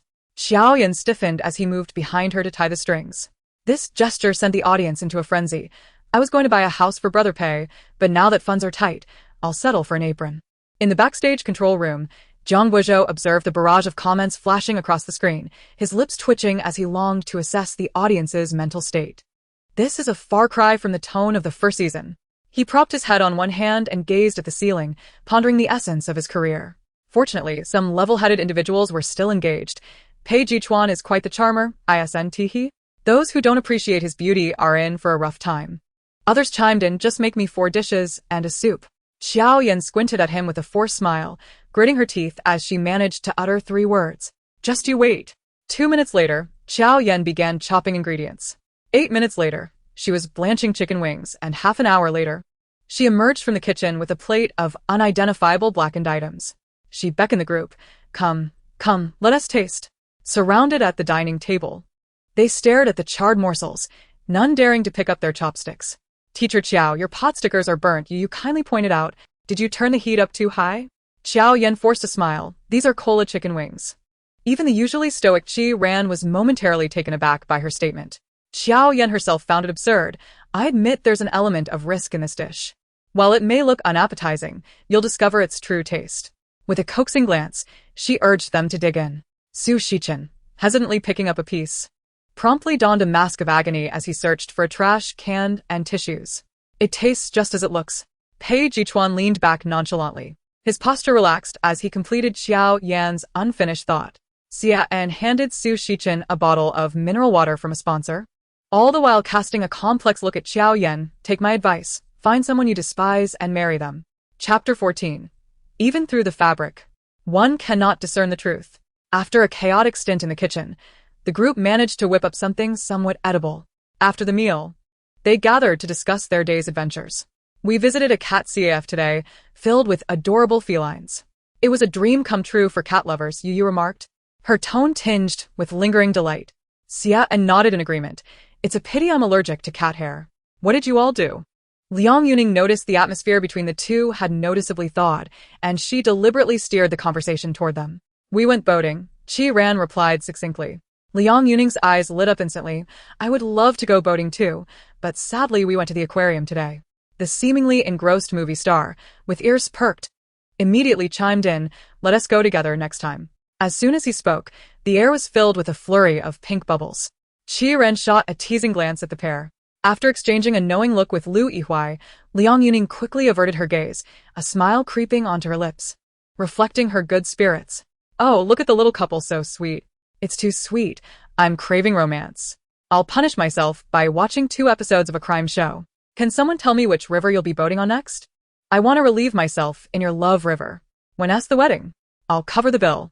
On the other side of the sofa, Jiao Yan sat with a plate of freshly washed fruits, chewing on grapes, her phone held horizontally. Teacher Jiao, where did you and Brother Pei go today? You should be nearby, you suddenly asked. Huh? Jiao Yan was utterly absorbed in her phone. What did you say? You peeked at her screen, then shook her arm playfully. Teacher Jiao, I didn't know you played games. After finishing a round, Jiao Yan turned to her, adopting a cool demeanor. Of course. I'm a player. What's your ID? Add me, and I'll help you level up. As they discussed their favorite games, Yu Yu's eyes sparkled with excitement. Starting today, at 9:30 each night, guests could send flirty messages to those they were interested in, accompanied by a photo that reflected their mood, without revealing the sender's identity. This was a staple from the previous season, and everyone nodded in agreement. Jiao Yan glanced at her phone, noting it was already 9:20, time to clock out. With a rather dismissive farewell, she said, sleep early, everyone. Don't stay up too late. It's bad for your phones. Then she turned and headed upstairs. Pei Chuan, who had been lounging on the sofa, finally rose after she left, lazily stretching without a word, leaving the live stream with a nonchalant silhouette. Jiao Yan leisurely opened the app titled In Business. Pondering for a moment before clicking on a profile with a cat avatar, I performed slime battles against the Beef Master, accompanied by a screenshot of her game. Meanwhile, Yu was messaging Xian, "Thank you for your care," paired with a night view photo. Among the remaining group, Lui Huai had undoubtedly sent Liang Yuning an anonymous message consisting of 4 words, "To be continued." It appeared both vague and flirtatious. Su Shichen had exhibited a clear intent toward Qi Ran from the start. "Give me a chance. There's plenty of time ahead." Qi Ran glanced at the message, seemingly recalling something that angered her, and replied to Xian with a half-edited message. "Let us discuss when you're free." Pei Chuan scrolled through his contact list, pausing for 2 seconds on Jiao Yan's name before sending her a message. "Your cooking was good, clean, hygienic, yet unpalatable," accompanied by a photo of her cola chicken wings. After completing all of this, the clock had already struck 9:30. His message inbox remained eerily silent, implying that Jiao Yan had not sent him any messages. To whom, then, had she directed her words? Pei Chuan narrowed his eyes, and the atmosphere in the room suddenly grew oppressive, chilling his very essence. With a wave of impatience, he cast his phone onto the bedside table. In the next moment, his phone rang unexpectedly. Pei Chuan brushed away the gloom and picked it up to glance at the message. "Who are you here for?" This was clearly not a question Jiao Yan would pose. He clicked his tongue in annoyance and tossed the phone aside once more. At 3 a.m, a certain star, who had repeatedly professed that staying up late was detrimental to one's phone, clawed her way out of bed like a zombie. It was not that Jiao Yan desired to stay awake. After sleeping for hours in the afternoon, she felt no fatigue at night. Rather than succumb to passive insomnia, she chose to embrace the night. Thus, she lingered until 3, with hunger arriving before drowsiness. She stealthily opened her door, descended the stairs, and slipped into the kitchen. Fortunately, the refrigerator held an abundance of ingredients. Everyone was well aware of their culinary skills, and, to avoid waste, they had only boiled a large pot of noodles the previous night. Jiao Yan retrieved several vegetables from the fridge, rinsed them in the sink, and took a plate to hold chicken breast and various hot pot meatballs. With the preparations complete, she noticed the water in the pot was nearly boiling. She added the vegetables and covered the pot, her mind distractedly reaching for her phone left on the counter. Instead of finding her phone, her fingers brushed against a piece of soft silk fabric, and she instinctively patted it twice. "Is it pleasant to the touch?" A deep, husky voice resonated above her. Pei Chuan, with lowered eyelids and profound gaze, momentarily shed his impatience, replaced by a hint of mockery. Is it? "Should I remove it for you to feel?" Pei Chuan looked down at her, his tone inscrutable. Really? Jiao Yan's hidden flirtatious nature surged forth. Merely the touch through her sleepwear was enough to send her imagination spiraling. To be frank, Pei Chuan's physique was indeed impressive. "How beautiful you are." Pei Chuan shot her a glance, his gaze shifting to the boiling pot. "Didn't you say you couldn't cook? What are you boiling?" Jiao Yan internally scoffed at his lack of playfulness. "I'm just teasing you. If you all knew I was a Michelin-starred chef on the run, you'd expect me to cook every day." She had come on the variety show to enjoy life, not to cater to a pampered prince. At this moment, Jiao Yan was particularly generous. "I've made over 10 dishes. Would you like some?" Pei Chuan cast a glance at the stove. "Speak plainly. I made spicy hot pot." Chapter 15. You know, I am a crossover artist. Pei Chuan observed as she ladled spoonful after spoonful of soup into her bowl. "Eating this much? Are you trying to endanger your health?" Jiao Yan, thoroughly satisfied, stuffed a fish ball into her mouth. "You only see me eating when I'm on a diet. I run 20 kilometers. Pei Chuan was somewhat taken aback. "When did you run?" Jiao Yan swallowed her food hastily. "It's not surprising you didn't see it, because I've never actually run." Pei Chuan suddenly felt disinclined to converse. Jiao Yan, munching away, continued, "You're up so late. Just to come down and watch a beauty eat?" Pei Chuan clicked his tongue inwardly. "Have some shame. When you sent that message last night." Who did you send it to? He was not one to wear his heart on his sleeve, but Jiao Yan's actions weighed heavily on his mind, making him restless throughout the night. Jiao Yan savored a sip of soup, contentedly setting down her bowl, her rusty mind beginning to churn. "I get it. You're upset because Liang Yuning didn't message you, and now you can't sleep?" As she spoke, she playfully elbowed Pei Chuan in the chest. taking advantage of the moment. Pei Chuan didn't even lift his eyelids. What does it matter to me who she messages? I understand. Jiao Yan chuckled ambiguously. You're jealous. Pei Chuan was curious how she arrived at such a conclusion, and oddly enough, he felt she might have hit the mark halfway. I'm leaving.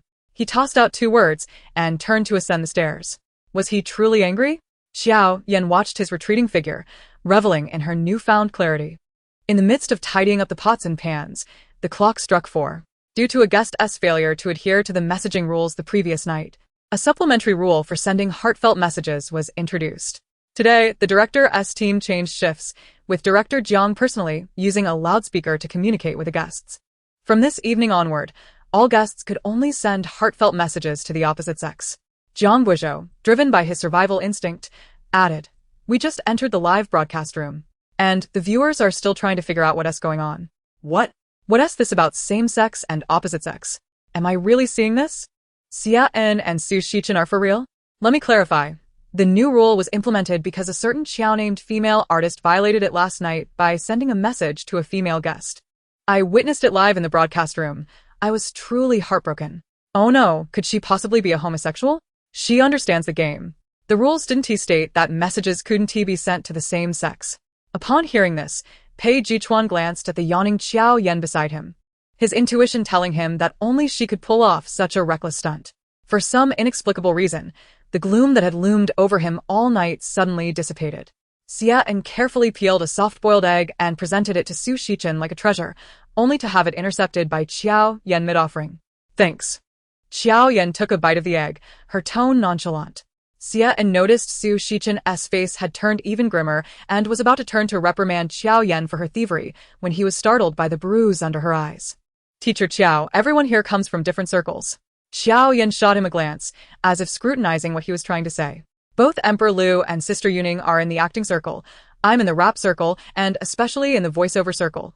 Brother Pei is in the capital circle. I've never quite understood what circle you belong to. Xia En raised his hand to stroke his chin, contemplating. Jiao Yan, stifling yawn, nodded, appearing rather fatigued. It's not surprising that you don't know. I traverse various circles. Xian paused for 2 seconds before stiffly completing his thought. I meant to say, I just realized you're in the dark circles. Who knew Jiao Yan would ponder for a moment and assert, what you said. I'm also involved in that. You know I am a crossover artist. While the atmosphere here barely managed to remain harmonious, across the room, Lu Yihua and Liang Yuning appeared far less at ease than the previous day. Since descending the stairs, Lu Yihua's expression had been off-kilter. Yet being the film emperor he was, especially in front of the cameras, he concealed his feelings well. At least, he maintained this facade until he saw Liang Yuning handing a peeled apple to Pei Chuan. He had always known that Pei Chuan and Liang Yuning had previous connections. During Liang Yuning's 2 years abroad, Pei Chuan had lent her considerable assistance. However, the fact that they had never been together over the years indicated a lack of chemistry between them. Thus, Lu Yihua had never perceived Pei Chuan as a threat. Until recently, he noticed Liang Yuning's subtle concern for Pei Chuan, stirring the jealousy within him. With the heartfelt messaging activity restored, Director Jiang proceeded with the subsequent flow. Today, everyone's task is quite simple. Let the guests draw lots. Director Jiang teased the crowd, not immediately announcing the task but allowing everyone to draw lots in turn. Yu glanced at the surrounding guests, who were all still, and timidly raised her hand. Then I'll go first. After saying this, she took small steps toward the lot box and retrieved a piece of paper. Following Qi ran were Liang Yuning and Jiao Yan. The boys and girls drawing tubes were separate. Xian grabbed the 4 slips of paper inside and laid them out in his hand, walking towards the other 3 men. Brothers, choose for yourselves. All right. Now the guests may open the slips in their hands, but be cautious not to let anyone nearby sneak a peek. Wait, I have a question. What if the boys and girls draw different people? Isn't that delightful? I absolutely love watching such chaotic scenes. I find myself somewhat looking forward to this. Director Jiang certainly knows how to stir things up. As soon as Director Jiang finished speaking, Jiao Yan, like a student after a gym class dismissal, listlessly inquired, "Who drew mine?" Xia En and Su Shichen exchanged glances and shook their heads in unison. Lu Yihua wore a cold expression, reluctantly admitting, "I did." Pei Chuan's gaze instantly shifted towards him. Without hesitation, Jiao Yan shoved the slip of paper into his hands, teasingly saying, "Trouble you, Emperor Liu." She then turned and ascended the stairs. Teacher Chiao, where are you going? Yu asked, puzzled, watching her retreating figure. To sleep, Jiao Yan waved her hand dismissively. Aren't you going to complete your task? Don't worry, someone will help me. Jiao Yan's voice faded into the distance. Yu turned to exchange curious glances with the other guests, who leaned closer to Liu Yihuai. Chapter 16. Earning money while lying down. If he is guilty, let the law punish him. All of this is the fault of that wretched brother, Pei Chuan. No, he is also to blame. When he was 3 years old, he should not have insisted on going out with old Jiang to parties, otherwise, he would never have met Pei Chuan, nor would they have become brothers. He would not have forced himself to invite Jiao Yan to disrupt his smooth directing career for a substantial sponsorship fee. After reflecting for a long time, Jiang Bouzhou took a deep breath, extinguished the half-burned cigarette in his hand, and finally came up with a plan. Rather than reflecting on himself, it would be wiser to blame others. He scolded the staff beneath him. Why didn't you check the guest slips in advance? What were you doing while Jiao Yan was writing her wish? Jiang Bouzhou, if we are to place blame, it should be directed at the immense variety of shows Jiao Yan has accumulated over the years. When the staff arranged for them to write their wish lists, she had already keenly sensed something unusual and had written, randomly select a hapless soul to complete my tasks today, Jiao Yan. She then folded the slip and stuffed it into the drawing box. When Liu Yihuai opened the slip, his face turned ashen. Under the watchful eyes of everyone, he awkwardly unfolded the slip that Jiao Yan had forced into his hands. Prepare dinner, 4 dishes and a soup, Pei Chuan. Pei Chuan began to empathize with Jiang Bouzhou and Liu Yihuai. A shared thought arose within the three of them. Jiao Yan, you truly deserve this. Meanwhile, Jiao Yan remained blissfully unaware, already indulging in sweet dreams upstairs. Excluding the 3 of them, the remaining 6 also had quite the spectacle. Xia and drew Qiran's wish. Let us dance a girl group routine. Qiran glanced at Su Shichen, who had been stealing glances at her from afar, hesitating for a moment before approaching him to ask, when are we recording? It's just a song recording, nothing too serious, she thought. Su Shichen's eyes lit up, truly having drawn her wish. Initially, seeing the chaos with Jiao Yan and the others, he had thought his luck would not fare any better, but unexpectedly, he was indeed drawn to Qiran. Anytime. I'll contact the recording studio right away. His tone brightened. Pretending to remain calm under Su Shichen's nearly murderous glare, he said, Sister Ran, make sure to inform me once you're free in the afternoon. Qiran nodded, speaking to everyone except Su Shichen, her tone still gentle. Be prepared mentally. It feels like Su Shichen will end up burying Xia, and eventually Xian, a stumbling block on Su Shichen's romantic journey. Meanwhile, the backstage director conveniently switched to a shot of Jiao Yan's room on the 3rd floor, causing the comment section to erupt. To be fair, I admire teacher Qiao's work style. She earns money while lying down. Although Jiao Yan appears tranquil now, she has actually been gone for some time. At this point, Pei Chuan accepted the situation with equanimity. After all, he only wrote to have someone make dinner, and he never specified he had to eat. Pei Chuan glanced at his slip, then walked over to Liang Yuning, casually remarking as he passed Liu Yihuai, do less. Don't waste food. Liu Yihuai, fuming, stood there for a long time, his face contorting. Liang Yuning was surprised and delighted to see that Pei Chuan had drawn her wish, dramatically covering her mouth, though joy radiated from her eyes. I truly didn't expect it would be you. Pei Chuan shrugged, neither did I. To match her gentle, artistic persona, Liang Yuning's wish was quite simple, an evening stroll by the river. You go ahead and be busy, call me when you're free.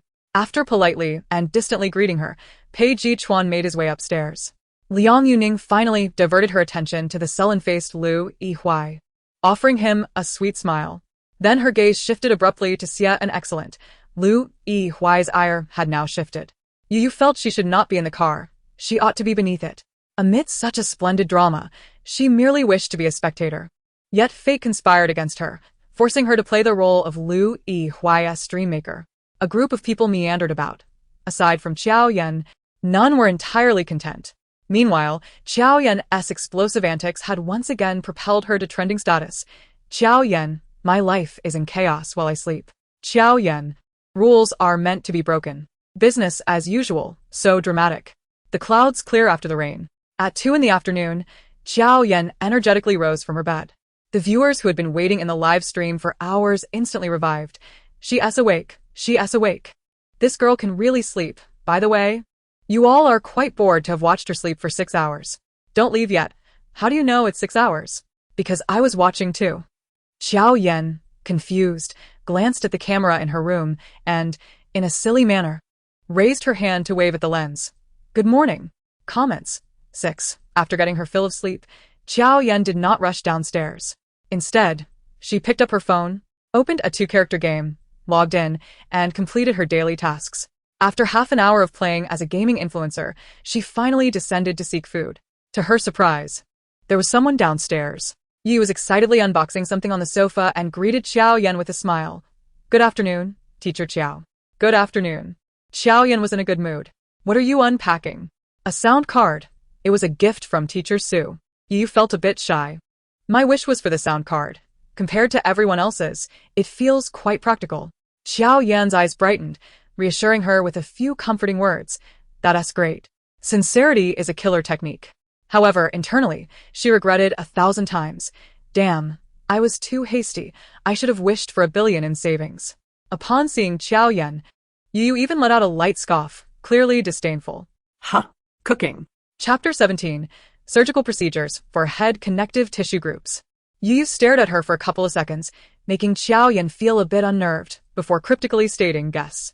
Jiao Yan had no intention of playing word games with her. She took a bite of an apple from the fruit platter on the table and asked, Have you completed your task? Yu carefully preserved the package, all the while clarifying to Jiao Yan, It's already done. Luingdi is quite nice.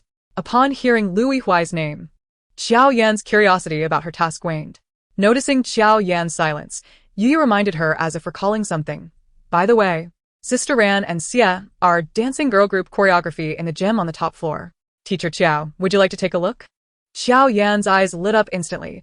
How could she miss the opportunity to witness others in an embarrassing situation? She tossed aside the pillow she was holding and pulled Yu along. Let's go see.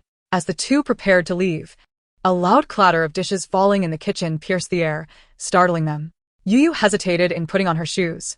Exchanging a glance with Jiao Yan, could it be that Luingdi is in trouble? Jiao Yan, with a cold demeanor, replied, I hope everything is fine in the kitchen. It had been several days since they arrived, and Jiao Yan had yet to explore the entertainment area upstairs. In fact, director Jiang invested heavily in this season's heartthrob house, primarily because it was not his own funds at stake. Standing in the hallway, Jiao Yan could already hear the pulsating rhythm of vibrant music emanating from within. The 4th floor was divided into 3 distinct areas. Upon entry was the fitness zone, followed by a game room, and at the far end was. As Jiao Yan stepped through the glass door, she caught sight of Qi Ran and Xian practicing dance moves in front of a massive floor-to-ceiling mirror, with the nearby speakers blasting the recently popular dance anthem Jiao Jingtu. One could say Qi Ran was showing some restraint with Xian. Where was the promised girl group dance? Jiao Yan, resembling a supervising leader, waved at them from a distance. Hi, Xia, Sister Ran. How's the practice going?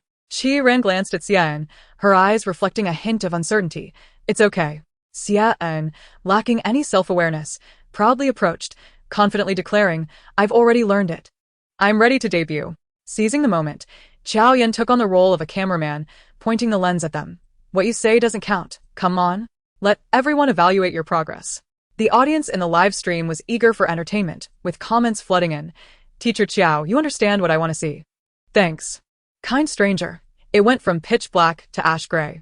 From today onward, Xia's Black History will have another entry. What if he actually dances well? Xian was taken aback by this unexpected turn, feeling a surge of nervousness. He glanced at Qi Ran, who chuckled lightly. Good luck. Yu kindly turned on the speakers. As the accompaniment began, the two immediately got into character. Qi Ran, being from a girl group, excelled in both singing and dancing. Her movements fluid, precise, and visually pleasing. Xian, however, seemed to have strayed far from his usual expertise. Though performing the same dance, they produced 2 entirely different styles. Even more astonishingly, despite Xian's mediocre dancing, his confidence soared. He abruptly began to change positions without prior discussion, and had it not been for Qi Ran's strong composure, he might have ended up with her shoe landing on his head.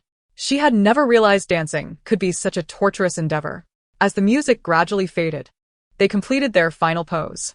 Xian dramatically gasped for breath, attempting to convey his hard work. Jiao Yan and Yu watched in stunned silence. Teacher Jiao, how about a review? Jiao Yan forced a stiff smile, intending to offer some comforting words, but quickly realized her conscience was absent. Thus, she candidly critiqued. Xia, I think you should at least apologize to Mei Yulia and Sister Ran. Sister Ran taught Jiao Jingtu, who told you to learn disco from Zhao Si. Xian. And you should apologize to both me and Yu as well. I feel my eyes have been subjected to abuse, she added without mercy. Yu couldn't help but burst into laughter. Xia and, quite dejected, turned to the other victim for their thoughts. Yu, what do you think? Huh? Yu's immediate reaction resembled a student caught off guard in class. After a brief contemplation, she earnestly remarked, Xia, to be honest, I think you danced quite well. Xia An's eyes lit up. There are still good people in the world. From your dance, I could almost see my own life. Yu completed her thought, very busy, just not quite sure what for. Xia An was rendered speechless. As Qi Ran passed by him, she patted his shoulder, expecting a word of comfort. He was instead met with, please don't say your dance was taught by me when you go out. I still want to audition as a flying dance instructor next season. Ha ha ha ha. Poor Xia, I fear for the shadow this will cast on his psyche. Zhao Si disco, ha ha ha ha. Jiao Yan, your insults are truly refined. I want to see Qi Ran's pure performance. Xia An truly has both looks and charm, yet lacks in dance skills. Qi Ran's pure performance, I hope she heard that. There are still more bad people in the world? Who are the bad people? We are all good people. Me dance? Impossible. I've recently undergone a connective tissue group cutting surgery. The doctor advised against strenuous exercise. Yu was taken aback, turning to Qi Ran. What kind of surgery is that? I haven't heard of it. Is Teacher Chiao okay? Xia An, holding a nearby bottle of water, took a sip with a grim expression. It's just a haircut. With the music ceased, the space fell into silence. Jiao Yan thought she sensed some movement next door. Someone mentioned that Pei Chuan seemed to be working out inside. Oh. Initially indifferent, Jiao Yan was momentarily distracted by the barrage of comments about pants.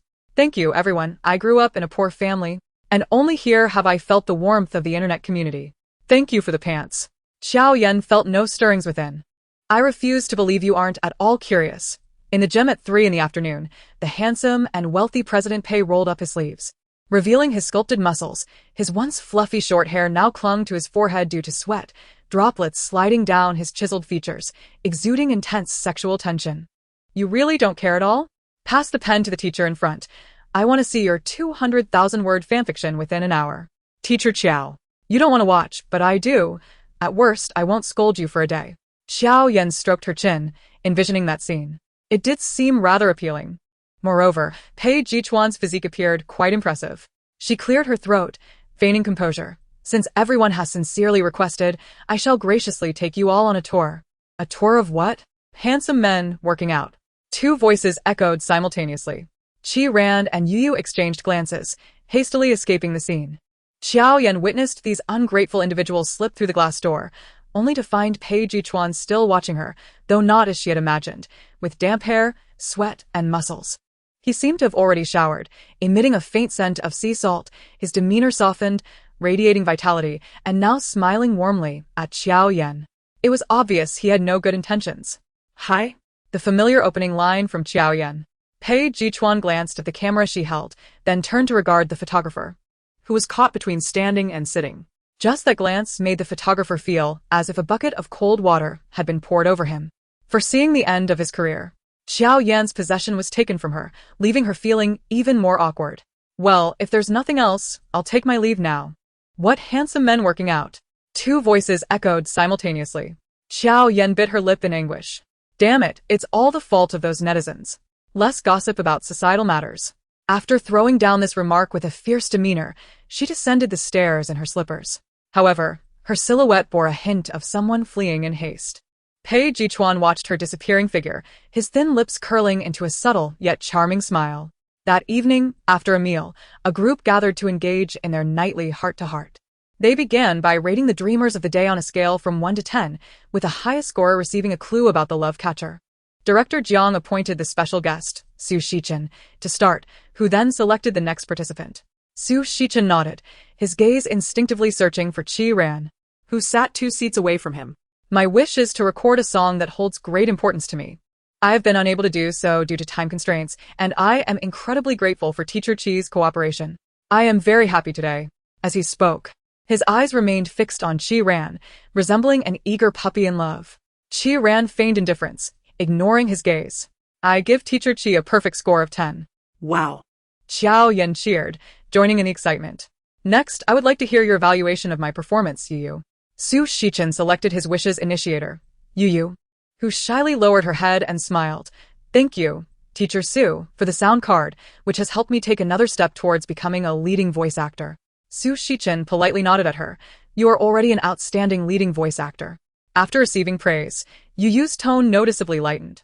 Next, I would like to hear from the esteemed Lu Yingdi. It should be noted that Lu Yihua's wish was initially directed toward Liang Yuning, stating, rowing. Thank you, Yu, for accompanying me to row today. Despite any inner grievances, Lu Yihua forced a smile for the camera, adding, but I must apologize, my ideal date is someone else. His gaze, whether intentional or not, fell on Liang Yuning. Therefore, I give an 8. Afterward, he remembered to offer Yu an apologetic smile. Yu raised an eyebrow, her expression comically incredulous, showing no signs of disappointment. Next, Lu Yihua paused. Jiao Yan. Unable to resist, she displayed a look of disdain. 25 points, no more. However, Jiao Yan was different. She genuinely used Lu Yihua's reputation as a doormat. Director Jiang was tempted to retort, what qualifications do you have to rate others when you've done nothing? Don't look at me, Jiao Yan asserted confidently. Think about the dinner Lu Yingdi just prepared.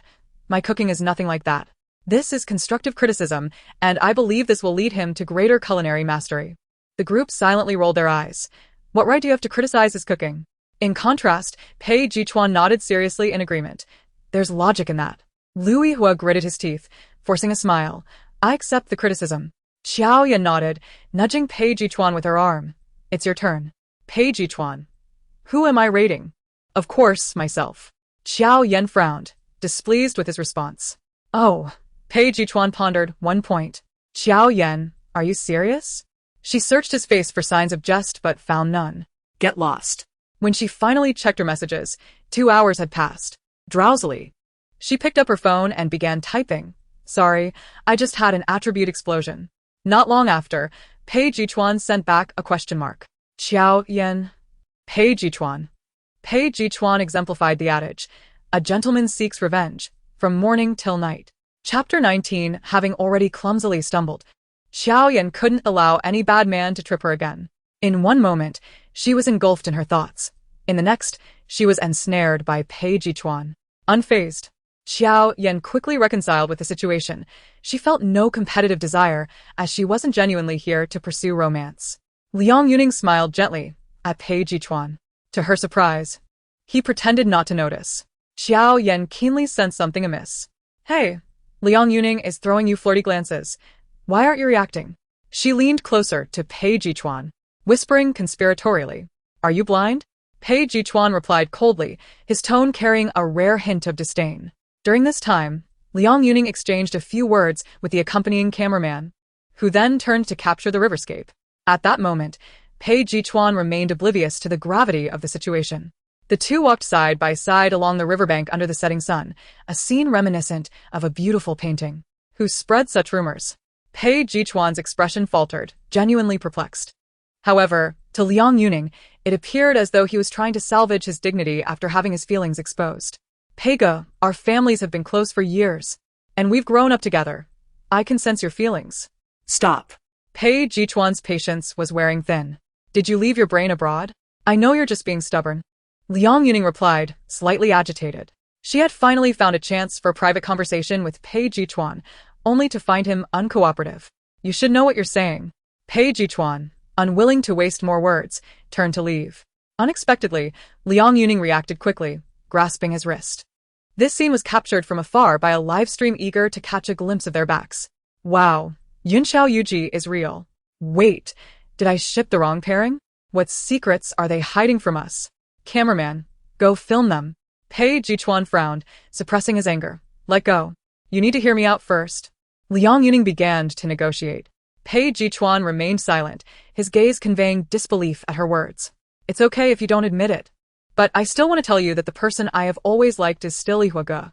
At this point, her voice dropped significantly, but then, as if remembering something, she beamed at Pei Chuan.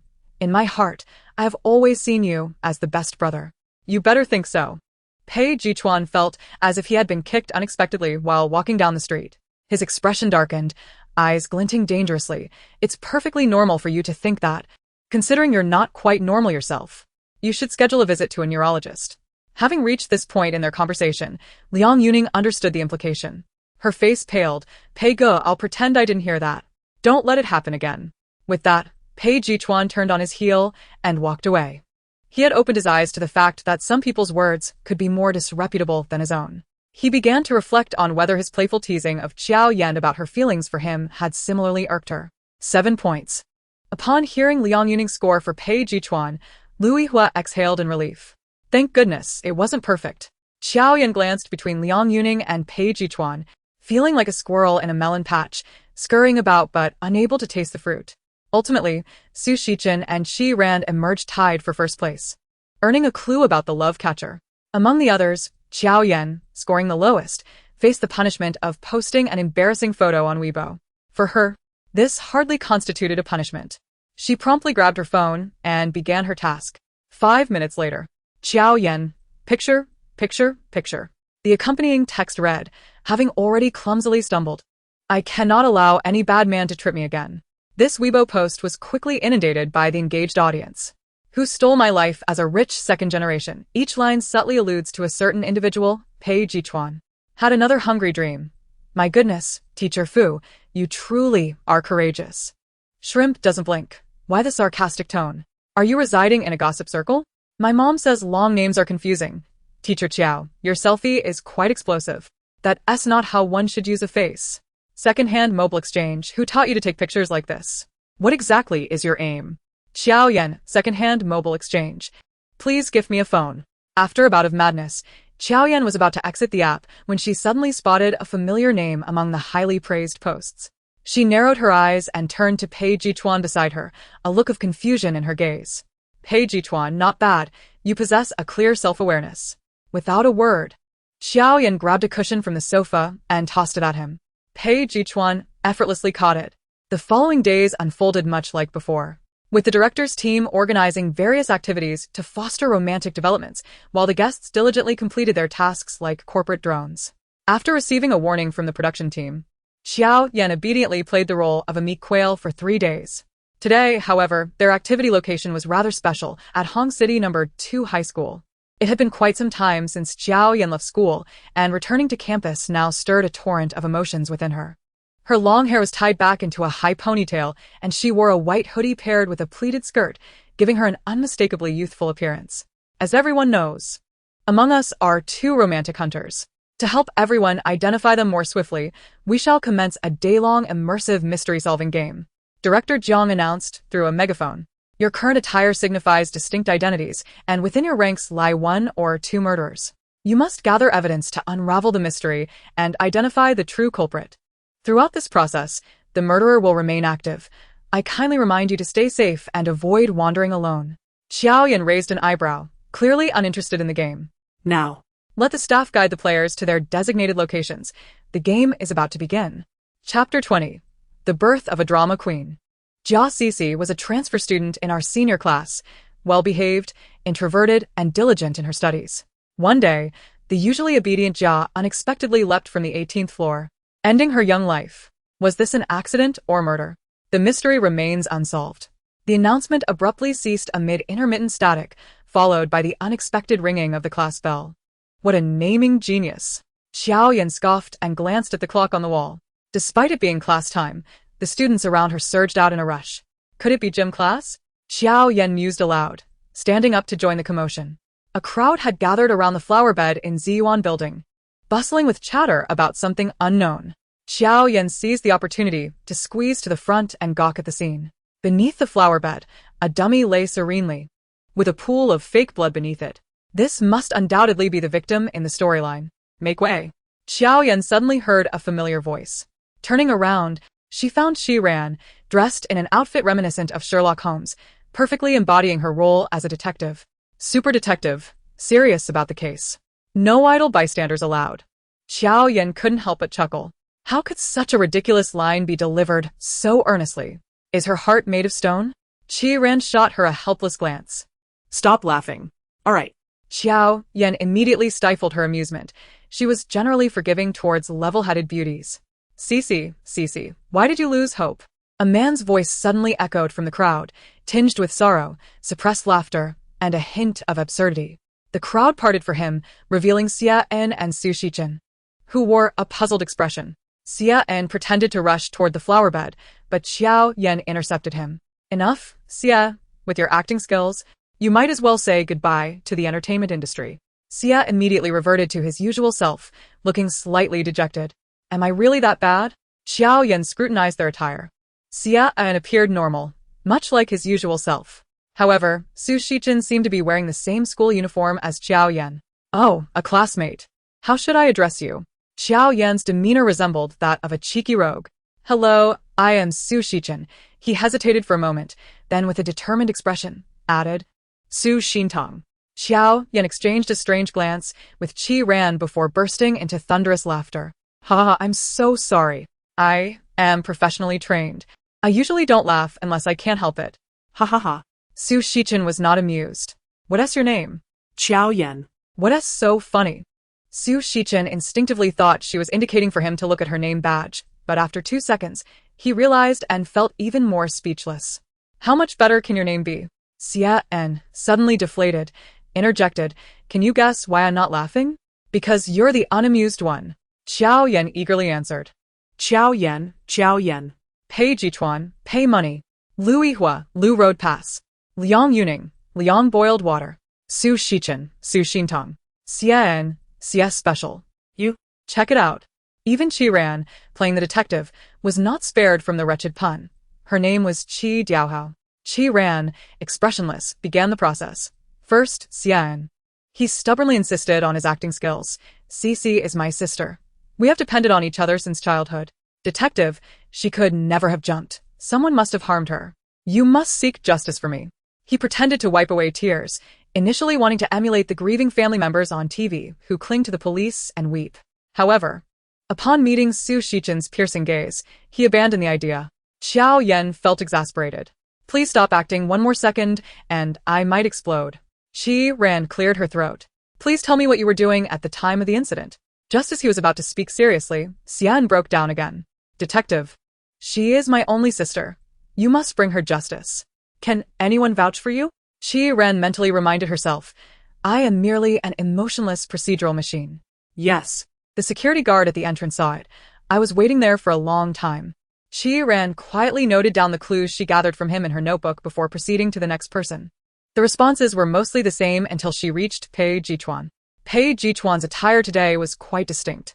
A tall figure clad in a white lab coat, one hand tucked into his pocket, while the other adjusted his half-rimmed glasses. He exuded an air of cultured sophistication, very much in line with the portrayal of a psychopathic killer in dramas. Jiao Yan thought to herself, May I ask your relationship with the deceased? Pei Chuan's lips curled into a faint smile, somewhat unsettling. I am the psychological counselor at the school clinic. For the past 6 months, Jia Cici has been receiving my psychological intervention therapy. Qi Ran's eyes brightened as she adjusted her glasses. Does she suffer from any psychological disorders? Is the detective also insulting people? Xia En interjected, sounding somewhat aggrieved. Qi Ran shot him a glance, and he promptly fell silent. Pei Chuan nodded slightly and continued. This morning, I just concluded a psychological session with Jia Cici. In fact, her mental state had stabilized significantly. She would absolutely not commit suicide. Pei Chuan was clearly immersed in his role. At the moment of the incident, what were you doing? Qi Ran nodded, her gaze lingering on Su Shichen, who was clad in a school uniform, for an involuntary 2 seconds longer. I am the boyfriend of Jia Cici, she declared. Xia En immediately exploded. You took advantage of my sister? Chapter 21. My head itches. I must be growing a brain. His exaggerated acting was met with disdain from everyone present. Jiao Yan, with a fierce determination, threatened, Just wait, I'll vote you out in the first round. I was wrong. Xia En quickly conceded. After interrogating everyone, Detective Qi announced the commencement of the first round of evidence gathering. Also, be cautious not to wander off alone, as the true culprit is concealed among you and may strike at any moment. Qi Ran closed her notebook and surveyed the group. Begin. Jiao Yan stretched lazily, catching a glimpse of Lu Yihua eagerly seeking out Liang Yuning. TSK, a sycophant. She turned, intending to investigate the previous classroom for clues, only to be halted by Pei Chuan, who grasped her collar. What do you want? Jiao Yan frowned slightly, meeting Pei Chuan's gaze. His tone was leisurely, yet carried an air of assuredness that was oddly convincing. Follow me, lest you meet an untimely end. Jiao Yan scrutinized him for a couple of seconds, her eyes darting with quicksilver thoughts. After a brief moment, she swiftly distanced herself from Pei Chuan, a sly smile gracing her features. Give it a rest, you hardly look like a good person. Based on her experience, such cerebral games typically serve to showcase the protagonist's highlights. Among those present, aside from Lu Yihua, Liang Yuning, and Pei Chuan, characters of the narrative, everyone else was merely background. The perpetrator was undoubtedly one of the three. Jiao Yan thought triumphantly. Unbeknownst to her, since the moment she entered, the plot had been as precarious as her own mental state. Pei Chuan, unfazed by her conclusion, simply replied, I am a good person. I don't believe it. Jiao Yan strolled towards Ziyuan building, leisurely tossing this remark over her shoulder. Pei Chuan dismissed her words, quickly catching up with her. Meanwhile, Yu glanced at the map in her hand, her gaze somewhat unfocused, and said to Su Shichen and Xia En beside her, let us check the infirmary first. I feel like Pei Ge is acting strange. Xia En immediately nodded. I'll join you. As a detective, Qi Ran could not simply remain idle, waiting for clues to arrive. All right. Su Shichen exclaimed. Thus, the 8 individuals were divided into 3 groups, each embarking on their own evidence search. In the senior class, the classroom lay empty, save for the neatly arranged 48 desks and chairs. Jiao Yan recalled her previous seat when brought here, situated in the 3rd row of the second group. The narrative indicated she and Jia Cici were desk mates, and the pile of books nearby undoubtedly belonged to the deceased. She walked towards the desk, with Pei Chuan following her into the classroom, immediately spotting Jiao Yan rummaging through another's desk like a thief. Jiao Yan perched on Jia Cici's chair, tilting her head to peer down, her ponytail cascading beside her face, her long, thick eyelashes fluttering occasionally. Pei Chuan's gaze darkened momentarily, feeling an inexplicable sense of guilt. And he averted his eyes. Suddenly, Jiao Yan waved at him. Come here. Pei Chuan approached nonchalantly, his tone laced with teasing. What? Afraid I'll kill you? You'd better act now. Jiao Yan responded unusually, or rather, she finally seemed to act normally. Just moments ago, a thought struck her. If she were to be stabbed right at the start, wouldn't she be free to slack off afterward? Who would genuinely care about class? Pei Chuan immediately discerned her intention. This rascal bore a rebellious spirit, a wicked smile lurking in his eyes. Rest assured, even if I die, you won't lose a single hair. Jiao Yan. She felt utterly unmoved. She tossed the item in her hand to him.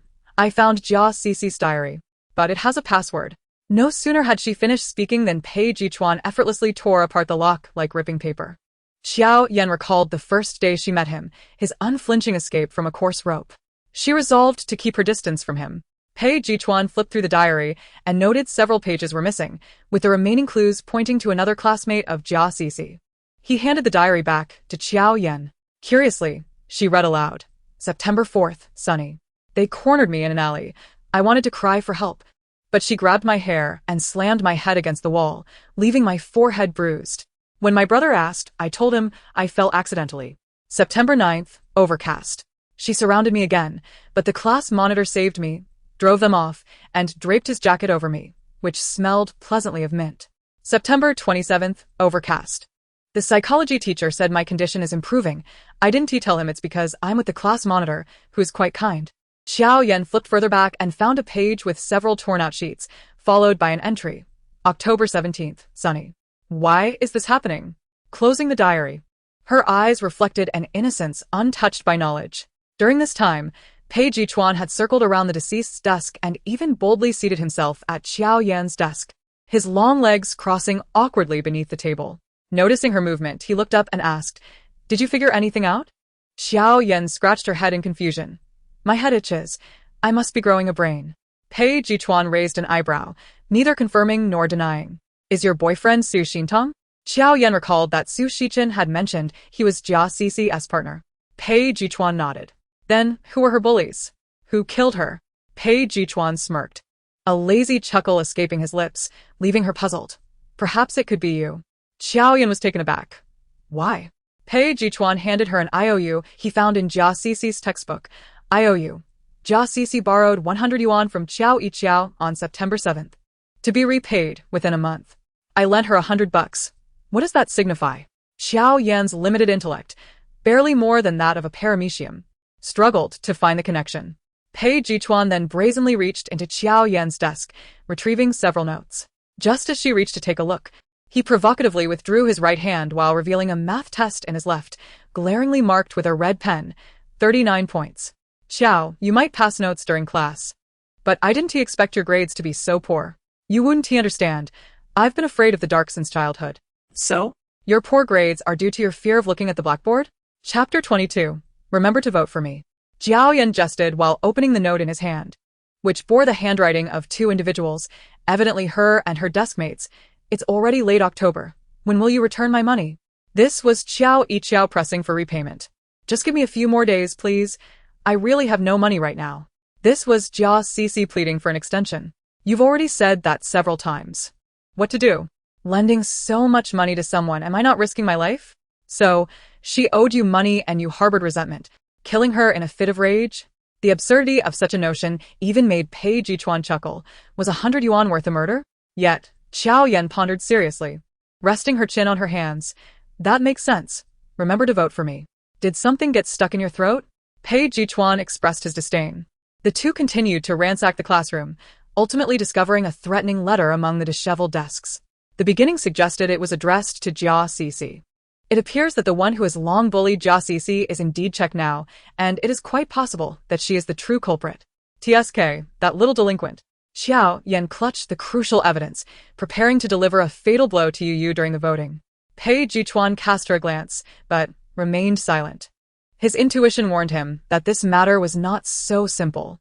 After the two had finished their sweep of the classroom, he glanced at the time. It was almost time to gather. Let's go, he urged. Jiao Yan, lost in thought, lowered her head and absently flipped through her textbook. Attention all players, player check now has been declared deceased. The game continues. Jiao Yan abruptly lifted her head, feeling a wave of unease. Yu is dead? Who could have done it? Just a moment ago, she was immersed in her clever deductions, and now the suspect she had pinpointed was no longer alive. Pei Chuan let out a breath of relief and shrugged at her. Let's head to the infirmary to meet up. He moved with swift steps, while Jiao Yan trailed behind, still grappling with the reality of the situation, feeling a sense of frustration. Do you think the murderer could have taken their own life? Pei Chuan paused to look at her, then gently patted her head as if she were a simpleton. Your intentions are good, but let's not jump to conclusions. Jiao Yan swatted his hand away, glaring at him. Your insults are quite refined today. Though she had merely spoken casually, she knew well enough that the notion of a murderer committing suicide was implausible. Before they could reach the infirmary, they encountered Su Shichen and the others along the way. What happened to you? Two voices echoed in unison. The four of them exchanged glances, seemingly at a loss. It was Xia An who spoke first. We searched our side and found some clues. Yu said she would meet with teacher Qiao first. Before long, the announcement went off. Did you not see her? A hint of suspicion flickered in Xia An's eyes, particularly when he looked at Pei Chuan as if he was about to label him a murderer.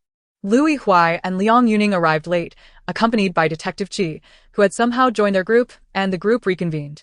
As a deceased player, you had been taken to a designated area, and the large screen in the room displayed the movements of each player. Qi Ran adjusted his black-rimmed glasses and announced, Now, let us begin to deduce the course of events. Jiao Yan glanced left and right.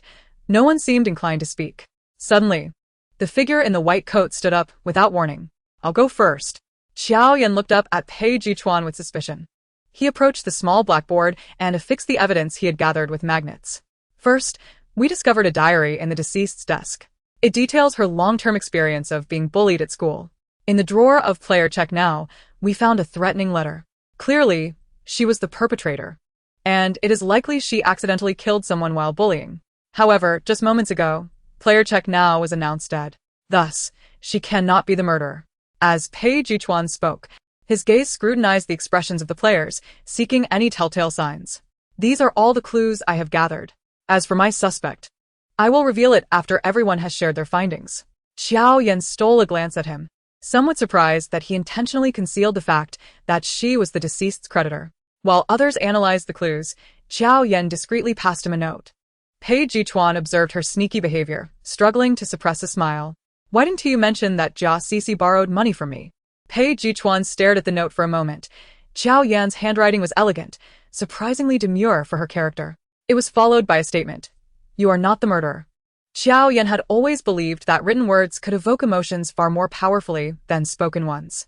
For instance, if a man claimed he would buy you a car and house, he was likely just making empty promises. But if he silently transferred 5 million to you, that would convey the most sincere message in the world, the notification of funds received. Therefore, when she heard Pei Chuan assert that he would not let her die, she felt no particular emotion. However, upon seeing his confident words now, her ears turned red with warmth. During their brief distraction, Xia En had already reached the small blackboard. "We haven't found much evidence either, but what we do have is significant." As he spoke, he affixed a photo to the wall, depicting Pei Chuan and Jiao Yan together. The fleeting romantic moment dissipated as Jiao Yan gazed at Pei Chuan in disbelief. He shrugged, feigning innocence. At a glance, the photo appeared inconspicuous. But a closer inspection revealed hidden intricacies. "Quit the suspense," Jiao Yan exclaimed, tossing her pen at Xian. He easily dodged and flipped the photo over to reveal the other side. "Taken on October 1st, with my beloved Jiao." Upon reading this, Xian's tone suddenly shifted, dripping with sarcasm. "Oh my." The comments quickly filled with a chorus of "oh my," brimming with sourness. As the camera panned to Liang Yuning, observant viewers noted her unusual pallor. Xian raised an eyebrow at the camera, exuding confidence. "Additionally, we found hallucinogens in Pei Chuan's desk. If subsequent tests on the deceased reveal related substances, then I have reasonable grounds to suspect that Pei Chuan is indeed the murderer. Moreover, Cheknao's death is undoubtedly linked to him. As for the motive, I surmise it must be connected to this photograph, though further evidence is required." All eyes turned to Pei Chuan, yet he maintained his calm demeanor, his voice steady and authoritative. "I objectively accept your suspicions." Jiao Yan guessed that subjectively. He was inclined to curse. She refrained from engaging in their dispute, for she too felt that Pei Chuan was somewhat abnormal. After all, when Yu was attacked, Pei Chuan just happened to be absent from her side. If he wasn't responsible, the timing was exceedingly coincidental. But why would he want to kill Yu? They should have had no interactions. After pondering for 2 minutes, Jiao Yan felt her mind nearing its boiling point. Fortunately, she excelled at relinquishing challenges. This complex problem was evidently beyond her grasp. Just when everyone was at a loss for clues, Detective Qi suddenly stood up. "I have made a discovery." He cast a meaningful glance at Lu Yihui before presenting several printed screenshots of mobile chat records. The messages were between Lu Lutong and Cheknao. "Lu Lutong, that girl from your class, Jia Cici, is quite attractive." Cheknao. "Cheknao, do you know who your girlfriend is?" Perhaps sensing his girlfriend's anger, the male party quickly backed down. "Lu Lutong. Don't be mad, I was just saying it offhand." A few days later, the chat continued. "Cheknao, who are you looking at in the milk tea shop?" "Lu Lutong, no one." "Cheknao, don't be too excessive." "Lu Lutong. I swear, there was no one." "Stop messing around." "Lu Lutong. Jia Cici, I am Lu Lutong from the 3rd year class. I have something to discuss with you. Could you come to the rooftop of Ziyuan building before the end of the school day today?" "Jia Cici, okay." Lu Yihui's expression soured instantly, yet he merely denied it stiffly. Under the watchful eyes of the crowd, Su Shichen stood up, thoughtfully stroking his chin. In truth, this case is rather straightforward. From the earlier conversation, it is evident that Cheknao's boyfriend exhibited a profound interest in the deceased prior to her demise, which likely serves as the fundamental cause of the victim's experience with campus violence. As for Jia Cici's death, it is highly probable that it occurred during a clandestine meeting arranged by Lu Lutong, during which he intended to commit an immoral act. In the midst of their altercation, he may have inadvertently pushed her. "I did not kill her, nor do I possess any motive to harm my girlfriend," Lu Yihua declared, rising in agitation, his expression dark and foreboding. As an established actor, his aura exuded a palpable intimidation that made the others uneasy. "How could that be possible?" came a languid voice, prompting Jiao Yan to direct her gaze towards Pei Chuan, who nonchalantly twirled a pen in his fingers, offering not even a glance in Lu Yihua's direction. "Setting aside the existing conflict between you and your girlfriend, the fact that Cheknao inadvertently witnessed your illicit actions must surely deter you from allowing her to live, wouldn't it?" Pei Chuan remarked, tapping his pen against a table and smirking at Lu Yihua. Your motive is far more compelling than mine. Jiao Yan and Xian, both indecisive, nodded in agreement, acknowledging the validity of his assertion.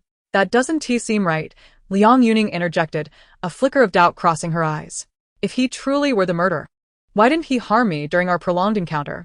Pei Chuan scoffed, choosing silence, not for lack of words, but rather out of a desire to ignore her. Perhaps it is because there exists no enmity between you, or perhaps he simply did not find the opportune moment. Detective Qi contributed to the reasoning. With that, She glanced at her watch and declared, the first round of reasoning concludes here. Players, please commence voting. suksiken, kiran.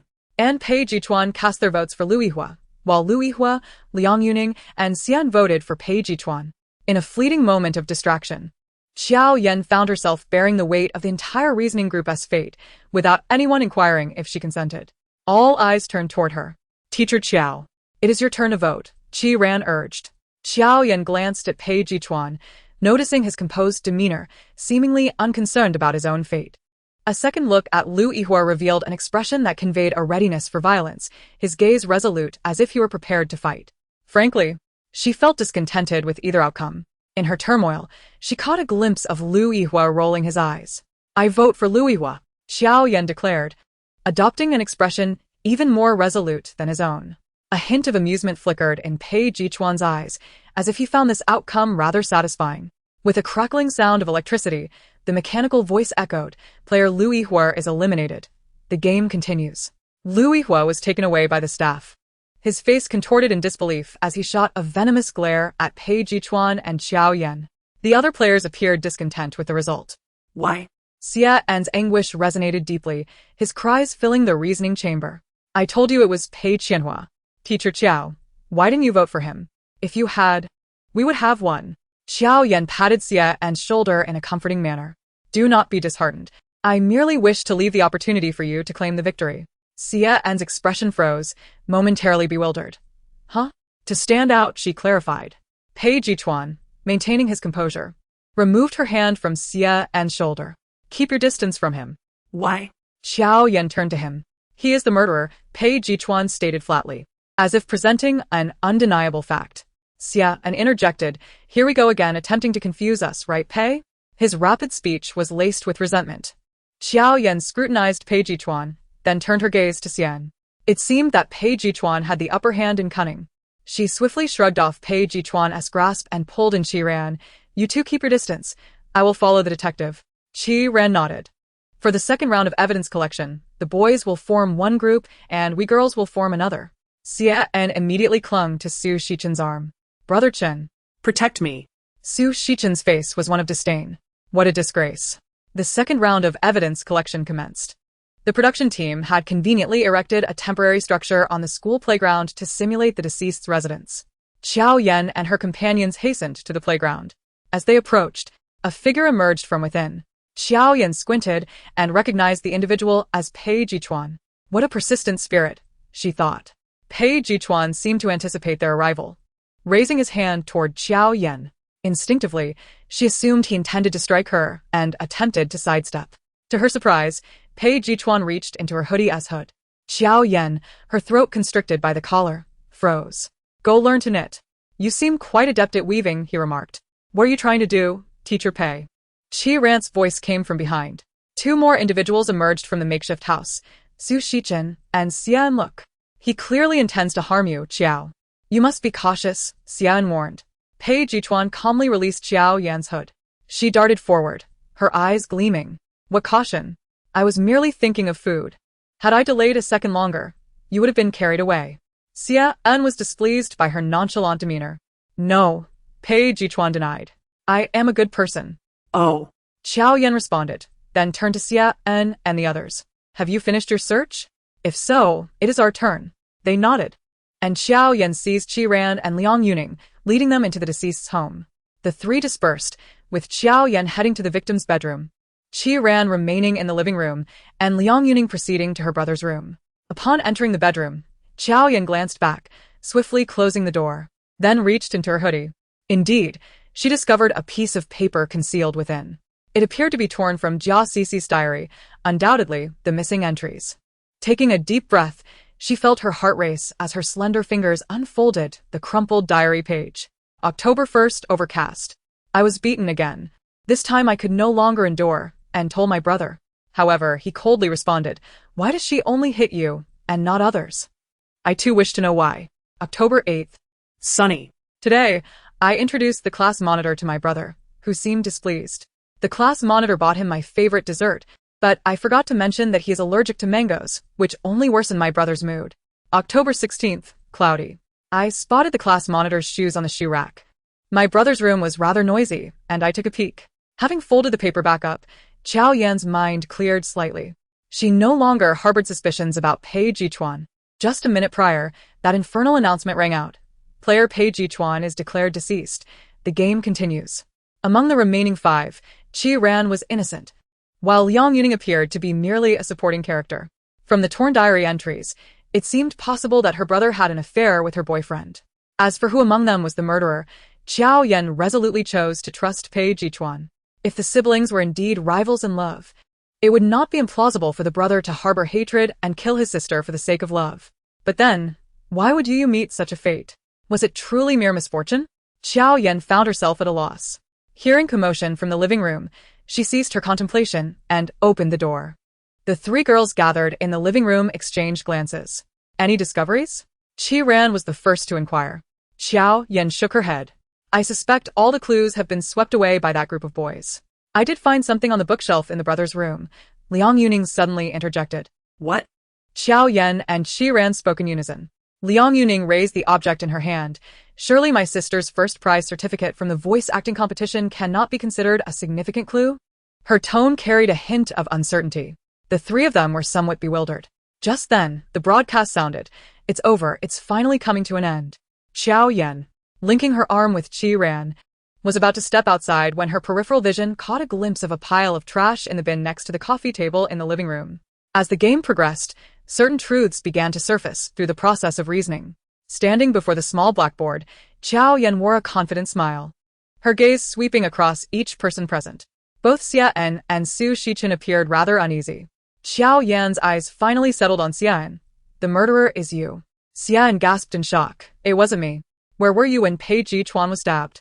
Jiao Yan inquired. I was in the restroom. Jiao Yan then turned to Su Shichen. I was in the restroom too. You two are quite close. Even using the restroom together? Jiao Yan insinuated. Is that a problem? Xia En replied, lacking conviction. Of course not. Jiao Yan nodded, pursing her lips. Having shared a bed, what else is off limits? Xia En's expression shattered slightly. What nonsense are you spouting? Is this even permissible? Su Shichen's countenance also reflected discomfort. Jiao Yan wore a triumphant smile, revealing several torn diary pages that Pei Chuan had given her.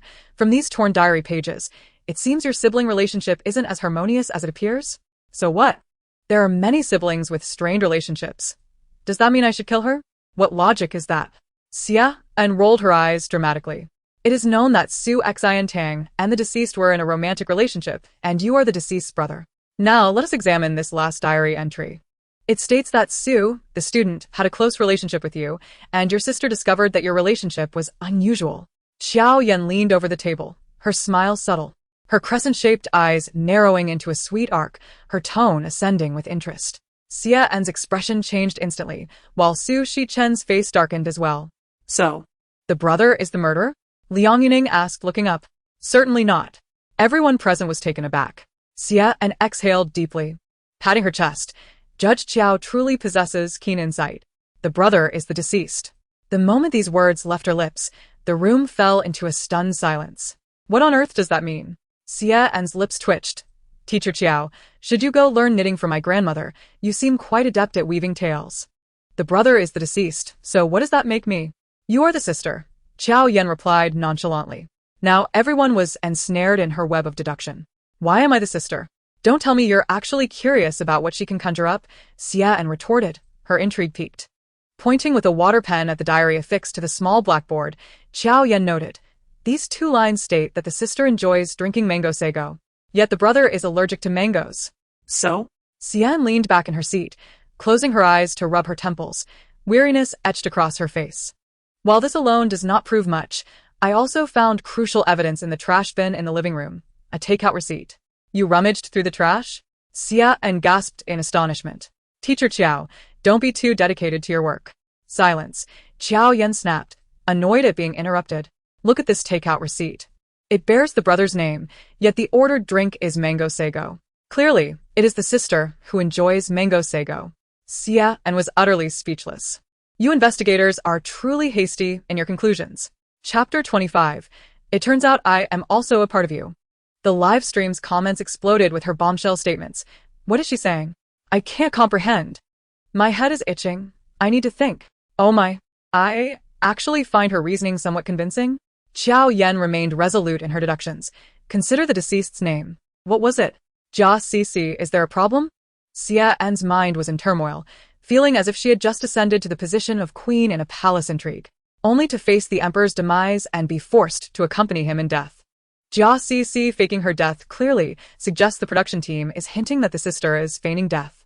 Therefore, the actual deceased must be the brother. What we see before us is the sister masquerading as the brother, harboring resentment because he stole her boyfriend, thus orchestrating his murder and taking his place. This also explains why the first victim was Yu. The sister has harbored a grudge against her for bullying.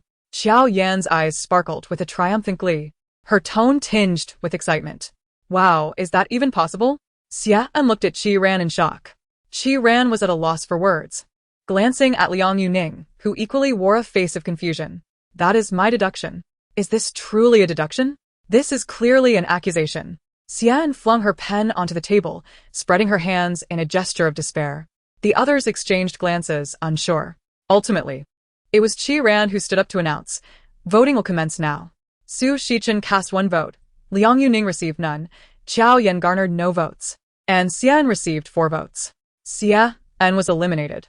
As the broadcast's voice rang out, Pei Chuan's lips curled into a slight smile in the undecided zone.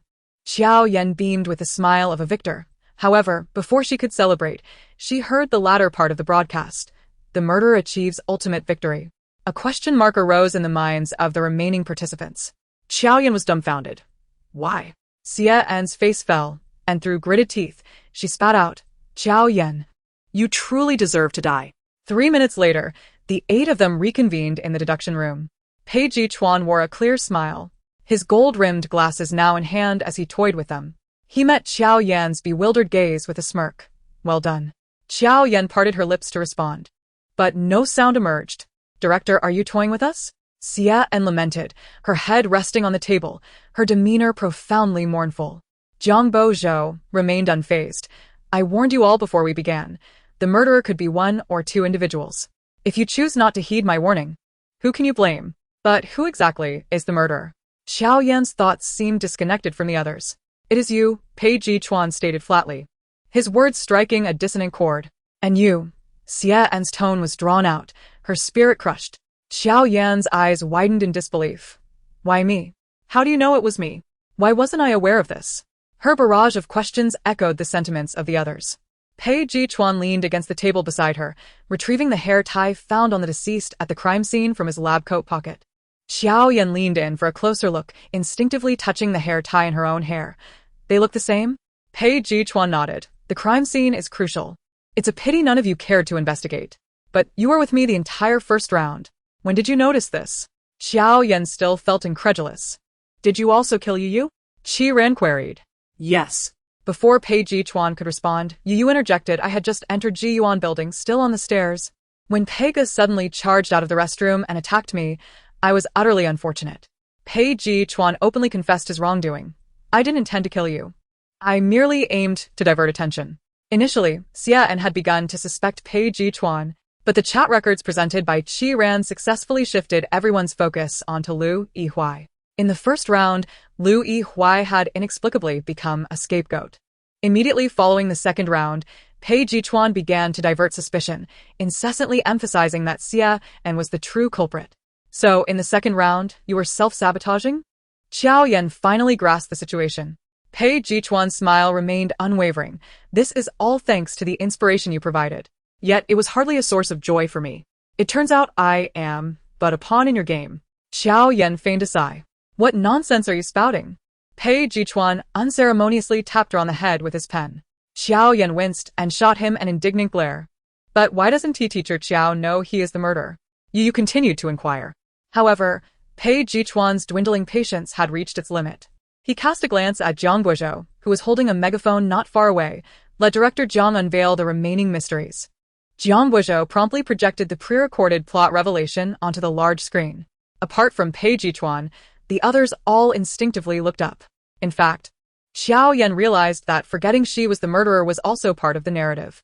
In the story, student Jia Cici discovered the close relationship between the psychological teacher and her classmate, using this knowledge to threaten Jiao Yan for substantial gain, thereby imposing a heavy psychological burden on her. Unable to endure it any longer, Jiao Yan resolved to eliminate Jia Cici. She conspired with her boyfriend, the psychological teacher, to take drastic action against Jia Cici. Little did they know that during the struggle, Jia Cici inadvertently removed the small rubber band from teacher Pei's wrist, leaving evidence at the scene. After their murderous collaboration, Jiao Yan's psychological burden intensified, and fearing exposure, teacher Pei decided to hypnotize his girlfriend, compelling her to forget that she was the murderer. This explains why Xia En found an unusual hallucinogen in teacher Pei's infirmary. It was never intended for Jia Cici, but rather for his girlfriend. After watching the revelation, Jiao Yan fell into a prolonged silence, finally exclaiming, "This is utterly absurd." Xian scoffed, his eyes betraying unmistakable sarcasm. "I think it's rather acceptable. Compared to your claim of being female, I easily accepted this." Chapter 26. The ace bottle blower applies for battle. Jiao Yan gazed at the dining voucher in her hand, feeling as though she had been scammed. What sort of generous prize is this? I need legal assistance. Dejected, she tossed the voucher onto the adjacent seat, sealing her heart against love, though not entirely. For the key remained on the door, accessible at 185. Just a reminder. Pei Chuan cleared his throat. This restaurant has an average cost of 5,000 per person. In the blink of an eye, Jiao Yan, who had been poised to download the anti-fraud center app, discarded her phone and clutched the voucher as if it were a treasure. She delightedly admired the piece of paper for a moment before taking out her phone to snap a series of photos.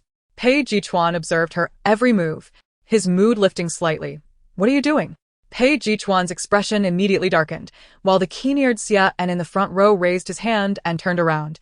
Me? Teacher Chiao, if you're going to sell it, why not sell it to me instead of someone else? Just as Jiao Yan raised her head to respond, someone snatched the ticket from her grasp. "What are you doing?"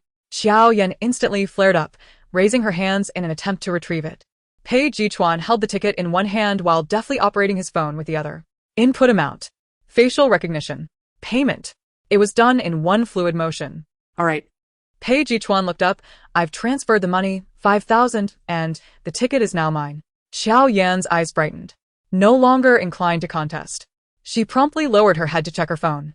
"You have received 5,000 yuan. Without a moment's hesitation, Jiao Yan clicked to accept. She immediately put on a playful grin, exclaiming, "Thank you, Master Pei. Keep the ticket safe." She also took a moment to comfort the unfortunate Xia En, who had missed out. "Next time for sure." Xia En retorted, "I guess I deserve to have this mouth of mine, whether by coincidence or not." Ever since Pei Chuan acquired that ticket from Jiao Yan, Liang Yuning beside him began to fidget restlessly. She frequently glanced back, her thoughts racing. What if he intends to invite me along?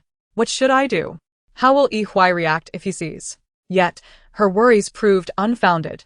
For in the next moment, Pei Chuan casually tossed the high-priced voucher back into Jiao Yan's hands, stating in an authoritative tone, "You are coming with me." Liang Yuning's expression darkened instantly.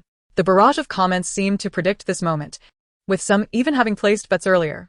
"I told you he would give it to Jiao Yan, who just said that if Pei Chuan gave the ticket to her, they would twist their head off to serve as a stool? Hurry and DM me for my address. I'm dying from the sweetness.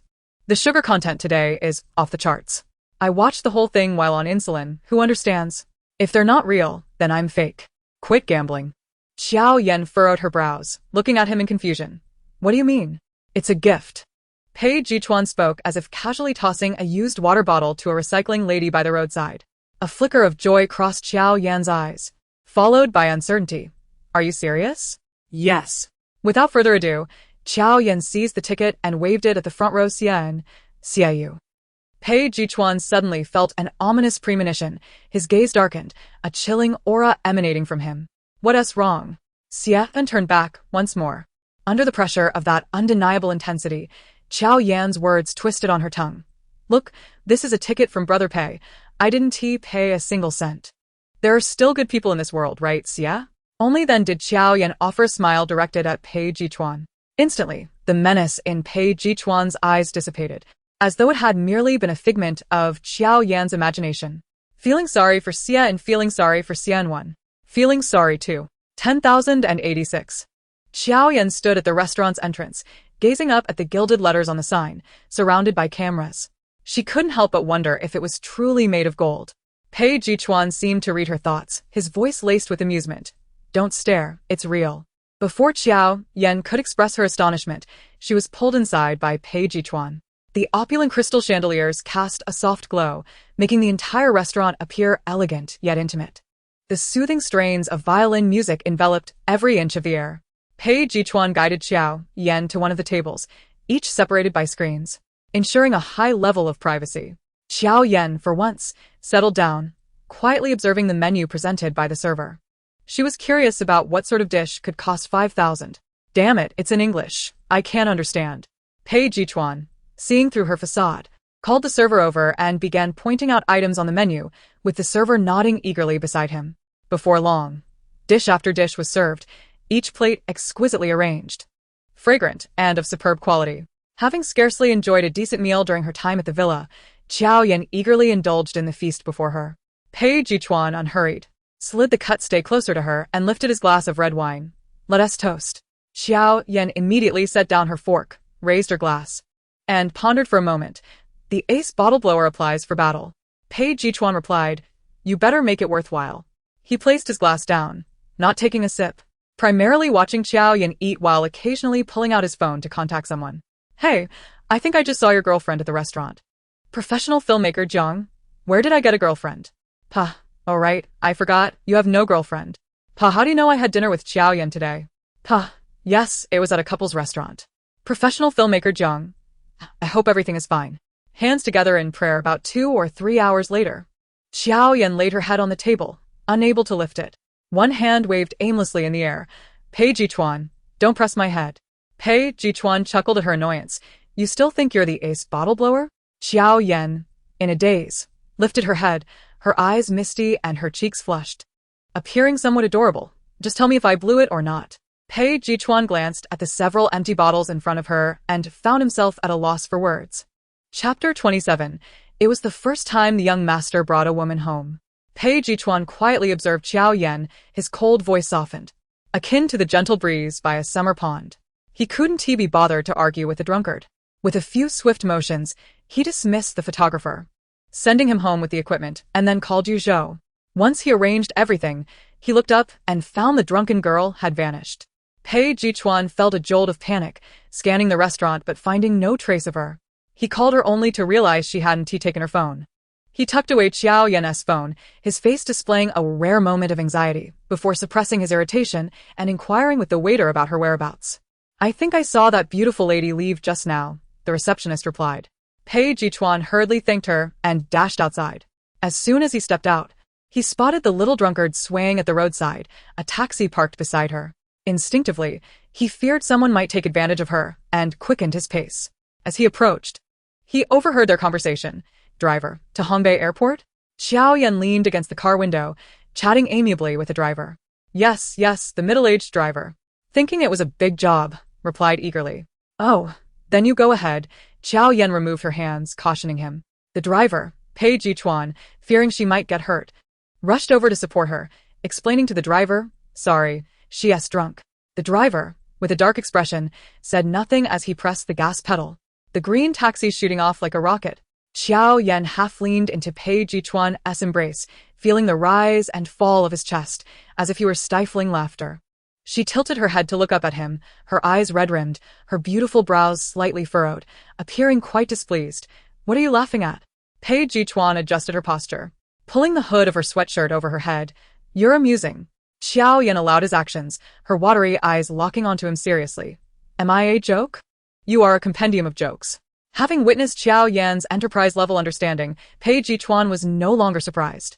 After about 10 minutes, Yu Zhou finally arrived, driving Pei Chuan's Maybach. When the window rolled down, Jiao Yan was ready to use her previous trick again. Before Pei Chuan could stop her, she recognized the man in the driver's seat. You. Jiao Yan's face instantly fell. Why are you here picking up side jobs again? You Zhou, Miss Jiao, I am really not a driver.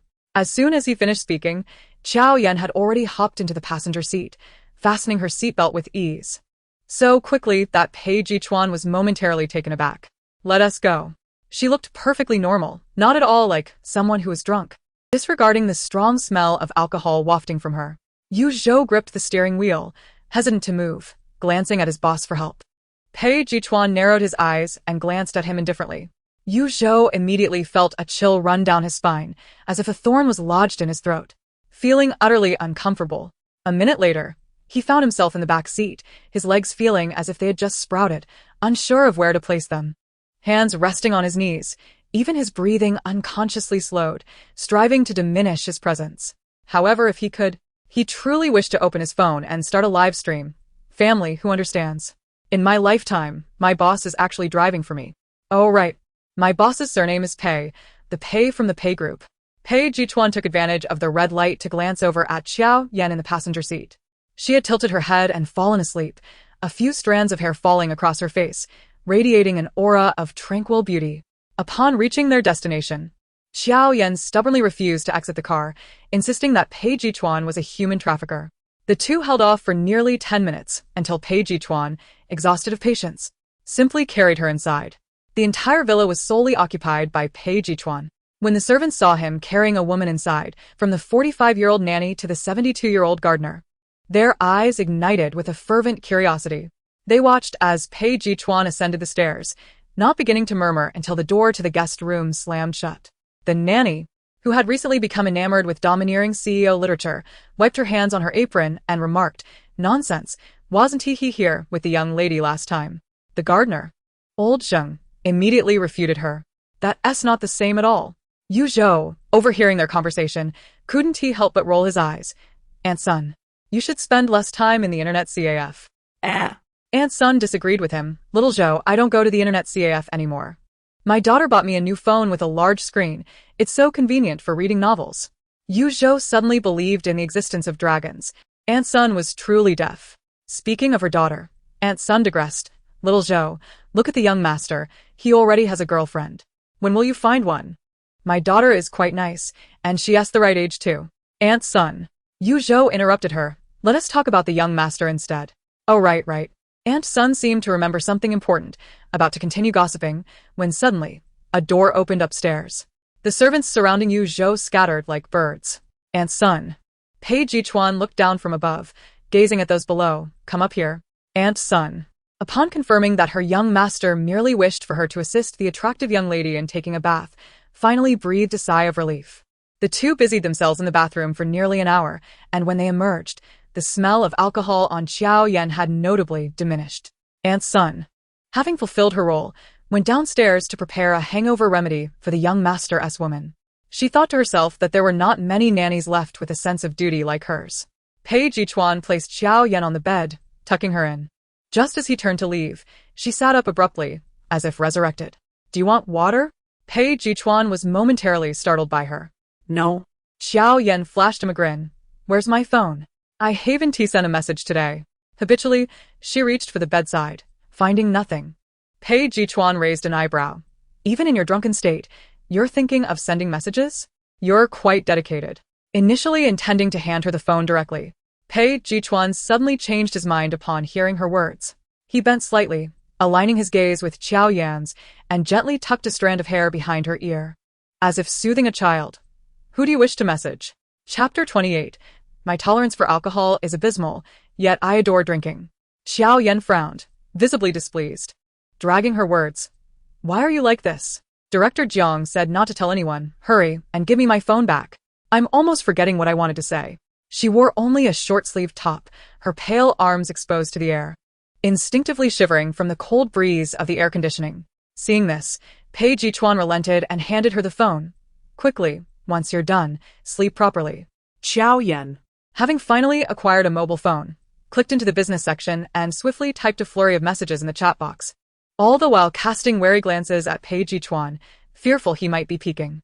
Pei Chuan, observing her like a thief guarding her treasures, felt a tumult of emotions within him. Suddenly, he felt his phone vibrate unexpectedly in his pocket. Without hesitation, he pulled it out and opened it. Indeed, 2 new messages awaited him.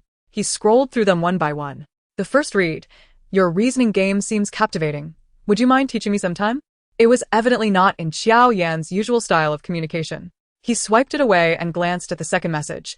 "The bigger the banana, the larger the peel." Pei Chuan chuckled softly, realizing he should never have expected anything sensible from Jiao Yan. He called out to the figure sprawled on the bed, "Little drunkard." Jiao Yan stared at him blankly. "Have you informed the United Nations about this monumental occurrence?" Jiao Yan seemed to misunderstand his words, but still managed a sweet, squinting smile. "Of course not. This is our little secret. You mustn't tell anyone."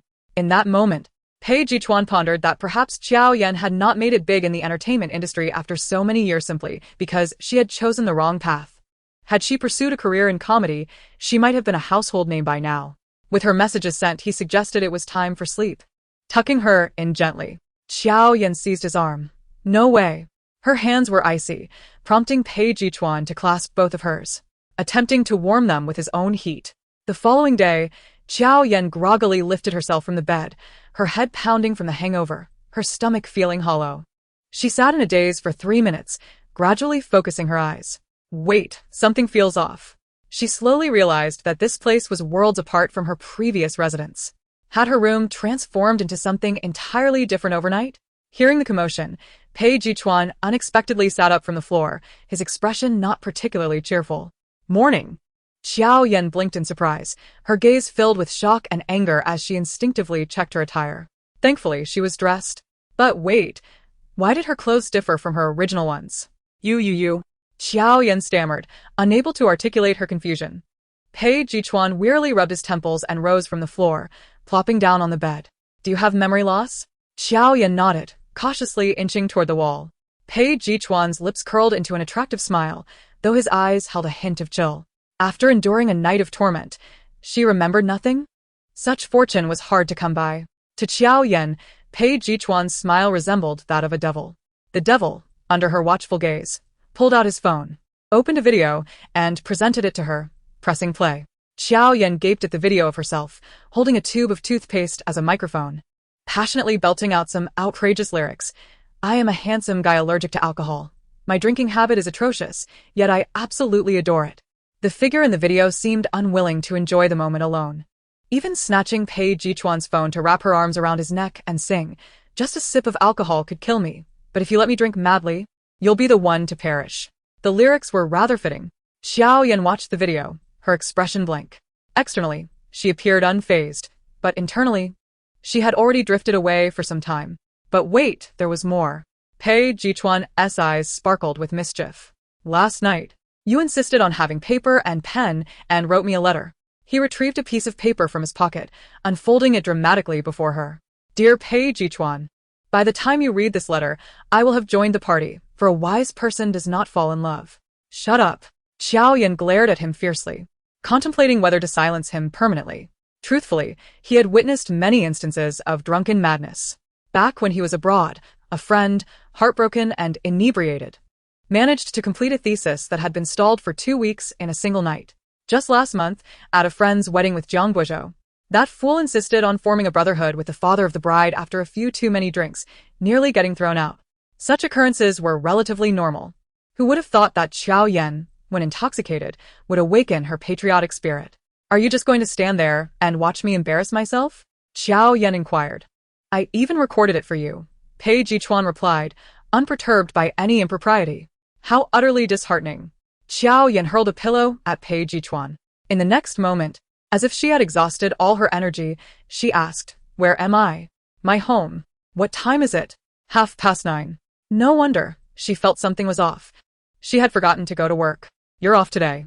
Oh. Jiao Yan immediately exhaled in relief, slumping against the wall in a boneless manner. "Given the circumstances, let us eat. I'm starving." Pei Chuan's tone softened. "Are you hungry? Should I ask Aunt Sun to prepare something for you?"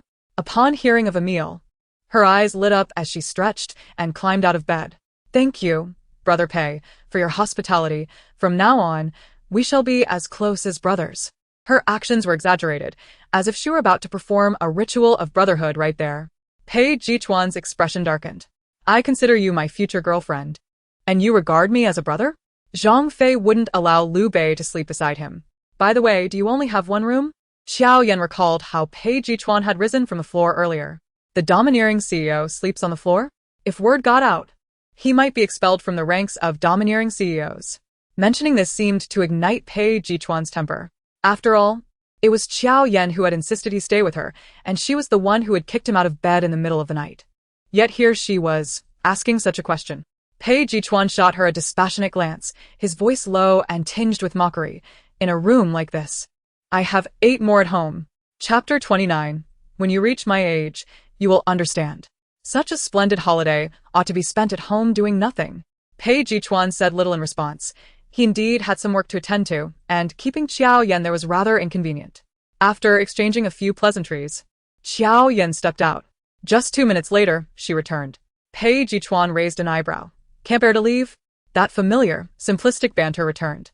Not at all, Jiao Yan denied. Then ingratiatingly added, I need to trouble you one more time. Pei Chuan regarded her with curiosity. This place is not ideal for hailing a cab, you understand. Having just bid farewell to Zhou with a smile, Jiao Yan had not yet made it upstairs when Koing called her to the office. I've arranged a job for you. As soon as Jiao Yan sat down, Koing enthusiastically began, her delight evident in her eyes. Sister Ko, do you not grant me respite even for these 3 days off? Jiao Yan instantly felt the pressure. Koing maintained her usual cheerful demeanor, and it was no wonder she was elated. After all, having signed Jiao Yan for so many years, aside from a brief period of popularity when she first entered the industry, the rest of the time had been spent either facing criticism or teetering on the edge of it. Countless endorsement deals had fallen through due to public backlash. Since signing Jiao Yan, Koing had not only failed to profit but occasionally had to compensate partners. However, things had improved recently. After the second season of In Business aired, Jiao Yan's wild persona unexpectedly resonated with viewers, garnering her attention despite still having many detractors. Yet her popularity had notably risen compared to the past. Many directors and variety shows have begun to approach her with scripts. The mere thought of it brings a broad smile to Ko Ying's face. After all, when Jiao Yan has work, Koing naturally also stands to earn. With a serious demeanor, Koing gently patted Jiao Yan's shoulder, who was seated in a swivel chair, adopting the tone of a concerned mother. You're truly on fire now. You must be mindful of your words and actions, for you do not want to leave others with ammunition to harm you. I wish for you to remain unhurt and untroubled. Occasionally losing your composure is understandable, given the increased pressures that come with your newfound fame. Many eyes are upon you, waiting for your missteps, so you must exercise caution to go further. You are mistaken, Jiao Yan replied, lifting her eyelids to meet Koing's gaze. My moments of madness are unrelated to pressure. Most of the time, I find fault with everyone and often feel the urge to vent online. Sometimes I even wonder if I might have bipolar disorder, so I went to the hospital for a barrage of tests. The doctor said, what did he say? Ko Ying's tone grew more urgent. He merely stated that I lack basic civility, Jiao Yan replied. Stop with the nonsense, Ko Ying retorted, dropping her previous maternal facade, her expression turning cold as she tossed a folder from the table at Jiao Yan. Tonight at 8, you have a live stream on a certain platform. Another sales pitch? Jiao Yan recalled a previous video where she awkwardly sold kitchen knives. She was merely lacking in decorum, not foolish. Such embarrassing moments were not to be repeated. I've told you, you must cherish your reputation now that you are famous. Stop fixating on live stream selling. Look at how the last one turned out. Is she out of her mind? What should I even stream? Jiao Yan inquired. Do whatever you like, just sing a song, interact with the audience. And casually mention some amusing moments from the dating show. Koing emphasized the last part, believing her hint to be sufficiently clear. With the dating show only a quarter through, the audience's altered perception of Jiao Yan likely stemmed from their desire to engage. She had witnessed much of this in the entertainment industry.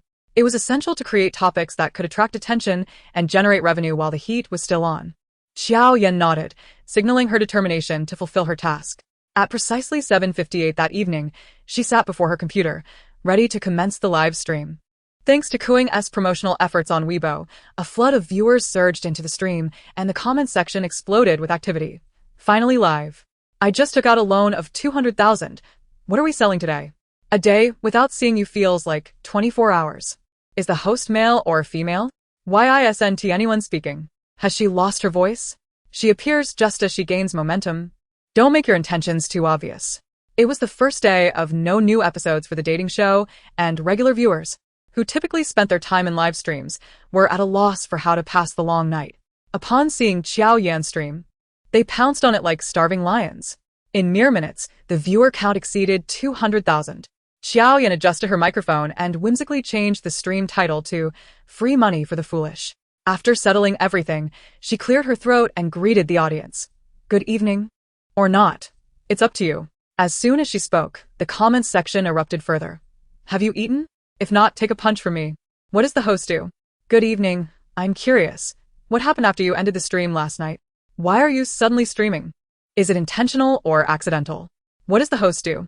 Wait a moment, Jiao Yan said, picking up her phone and soon began to recite to the screen. A host is a profession within the electronic media industry, primarily communicating information and entertainment content to the public through various media platforms such as the internet, television, and radio. That's about it. Please refrain from asking such difficult questions in the future. Seems different from before. Where did you learn that? Thank you for the compliment, and don't feel inferior. Okay? It's my birthday today. Could you wish me a happy birthday? Happy birthday. Are we just chatting? No talent show or anything. That comes at a different price. As soon as she uttered that, Jiao Yan was met with an explosion of gift effects on the screen. She couldn't help but think, there truly are many wealthy individuals in this world. What does it matter if another joins their ranks? All right, stop sending gifts. I have no actual talents. How about I perform a lightning-fast exit instead? Tsk. A flurry of question marks filled the screen. Why are you thinking about leaving work as soon as you start? Once you reach my age, you'll understand.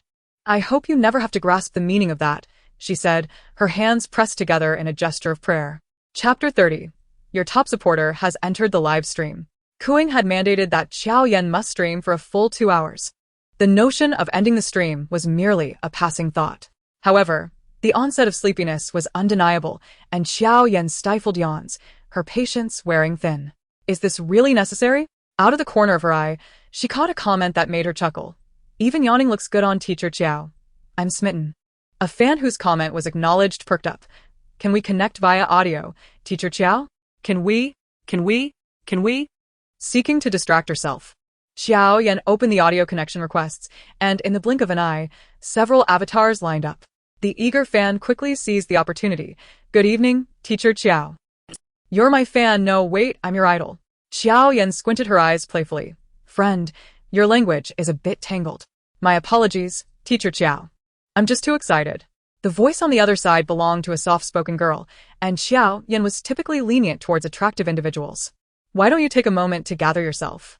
In the next instant, she manually disconnected the audio, moving on to the next person. Teacher Jiao this time. It was a male voice. I have a question for you. Go ahead. I want to buy a car worth 600,000, but I only have 200,000. So, can you lend me 400,000? Jiao Yan instantly perked up, adjusting her posture with newfound seriousness. You're still young. Listen to me. Give me your 20,000 and go earn the rest yourself. Goodbye, came the response from the viewer. Jiao Yan clicked her tongue in disappointment. The mindset of this generation could use some work. While musing, she continued to connect with the next audio request. As the next male viewer appeared, he began to entertain the audience. Sister Jiao, my boyfriend requested a song called Lonely Frog. Just enjoy it. Lonely, lonely, lonely, lonely, lonely, lonely, lonely. Jiao Yan, amidst the cacophony of croaking frogs, quickly caught the keyword. Wait, what did you just say? Who requested it? My boyfriend did. With a knowing smile that hinted at intrigue, Jiao Yan replied, message me privately. Let us discuss this in detail. Then, without hesitation, she ended the audio connection. Aside from the jesting viewers, a handful of normal individuals were still watching Jiao Yan's live stream. For instance, a viewer named You've Stolen My Red Bean expressed their frustrations. Good evening, Teacher Jiao. My relatives keep pushing me to date, and even arranged blind dates. Even worse, my best friend recently found someone. Each failed blind date brings me heartache. But my friend's success hurts even more. What should I do? Jiao Yan contemplated with a hand on her chin for a moment. I'm not an expert in this area, but if it were me, I'd tell my relatives that my reluctance to date is entirely their fault. Huh? What does that have to do with them? The viewer clearly did not grasp the point. Exactly. What does it have to do with them? The netizens clasped their hands in gratitude. Thank you, Teacher Chiao, I have understood. Just before the user logged off, Jiao Yan felt compelled to reiterate her message. She stretched lazily, initially planning to continue the live stream, but inadvertently clicked on something adjacent. In the next moment, she found herself staring at a male figure on her screen. Lu Yihua momentarily froze, his gaze visibly dimming. However, the barrage of comments from the viewers had already turned chaotic. Wow, I knew this girl was being intentional. Why is she still clinging to the Emperor of Shadows? Such a clingy one. Wait, but I ship the beautiful Yanxi. What's going on? Such a person can also have admirers. Always relying on feigned madness to attract attention. I'm out, this is boring. Regrettably, Jiao Yan had clicked the wrong button. She cast a glance at the rising popularity of her live stream, reaching out to shut it down. What a stroke of misfortune. She would wash her hands afterward. Meanwhile, Lu Yihua had composed himself, displaying a friendly smile. It's all right. Just as Jiao Yan's mouse hovered a mere centimeter from the close button. Her sharp eyes caught a comment. Closing it would mean running away midstream, essentially conceding to Lu Yihua. She truly did not care about winning or losing. But it could not be to that pretentious man. Brothers, step it up. Send more gifts to surpass the opposing streamer and charge it to my brother Pei. No sooner had she spoken than a new user entered the live stream, showering over 10 carnival gifts. Instantly, her gift progress bar eclipsed Lu Yihua's. Jiao Yan gazed at the dazzling effects, momentarily taken aback. She suddenly regretted the number of gifts. How much commission would the platform take? It would be better to receive a direct transfer. Nonetheless, she did not cease her chatter, reading out the gifts from her fans.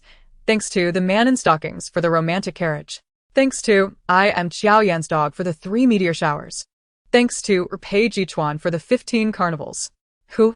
Jiao Yan quickly realized. The astute netizens reacted. Is it a fake account? Is it a fake account? It's a secondary account, but with this kind of financial backing, it seems genuine. I don't know if I'm too attractive, but I feel like there's something between them. Pei seems like a jealous rich guy. Hey, can someone send a photo? I want to see how attractive she is. Those who don't ship the beautiful Yanxi are clearly deluding themselves. Under the watchful eyes of many, Jiao Yan opened the gift leaderboard. Clicking into the profile of the top gifter, it was indeed a secondary account. The situation was not over yet. When she exited the profile, she found him still showering gifts as if they were free. Glancing at the live stream, she realized that Lu Yihua's fans were not to be underestimated. Within mere minutes, they had sent an overwhelming number of gifts. The top gifter continued to send another 20 carnivals before finally relenting.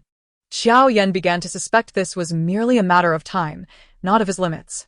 With 2 minutes remaining, it was time for punishment. Jiao Yan casually glanced at the visibly stiff smile on Lu Yihua's face. You say punishment. Lu Yihua nearly spat the words through clenched teeth.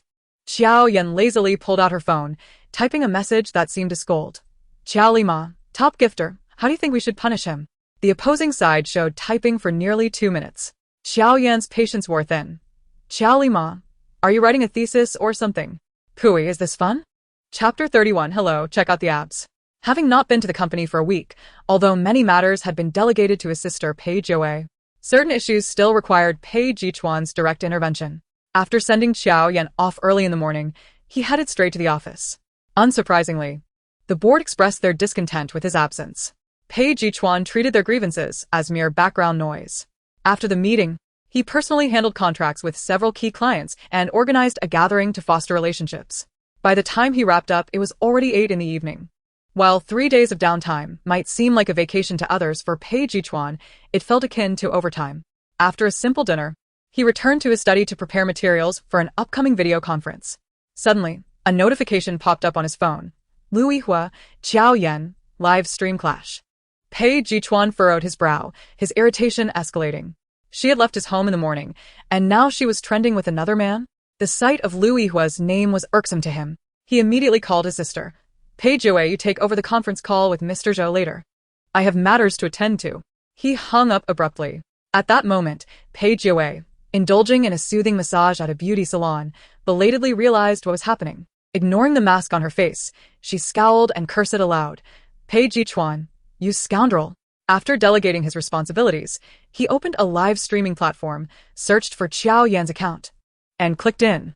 She was clad in loungewear, with minimal makeup, appearing far less intimidating, exuding an unexpected gentleness that contrasted with her usual demeanor. In the next moment, Pei Chuan heard her boldly declare, "Brothers, step it up. Send more gifts to surpass the opposing streamer and charge it to my brother Pei." Who gave her such audacity? Pei Chuan felt his mood lighten considerably as he opened the recharge interface and began to splurge. 5 minutes passed swiftly. Satisfied with his expenditure, he was about to withdraw when a message from Jiao Yan appeared. "Jiao Lima, top gifter, how do you think we should punish him?" Pei Chuan pondered for a moment, still feeling a sense of discomfort. "Pui, let him roll away." Deleted. "Pui, whose account are you charging?" Deleted. "Pui, when are you signing off?" Deleted. Just then, Jiao Yan sent another message. "Jiao Lima, are you writing a thesis or something?" Thus, Pei Chuan scribbled and deleted thoughts transformed into an acerbic retort. "Pui, is this amusing?" Jiao Yan found his words peculiar, but her mind, not inclined to delve deeply, merely responded, "Jiao Lima, it's all right, I guess." After a moment's thought, she added, "Jiao Lima, it's just that the guy on the opposing side looks rather out of place." In the other live stream, Lighthearted maintained a professionally forced smile, awaiting Jiao Yan's punishment directive. The comments were rife with malicious speculation on how she would challenge their beloved brother. Why hasn't she spoken yet? Is she plotting something?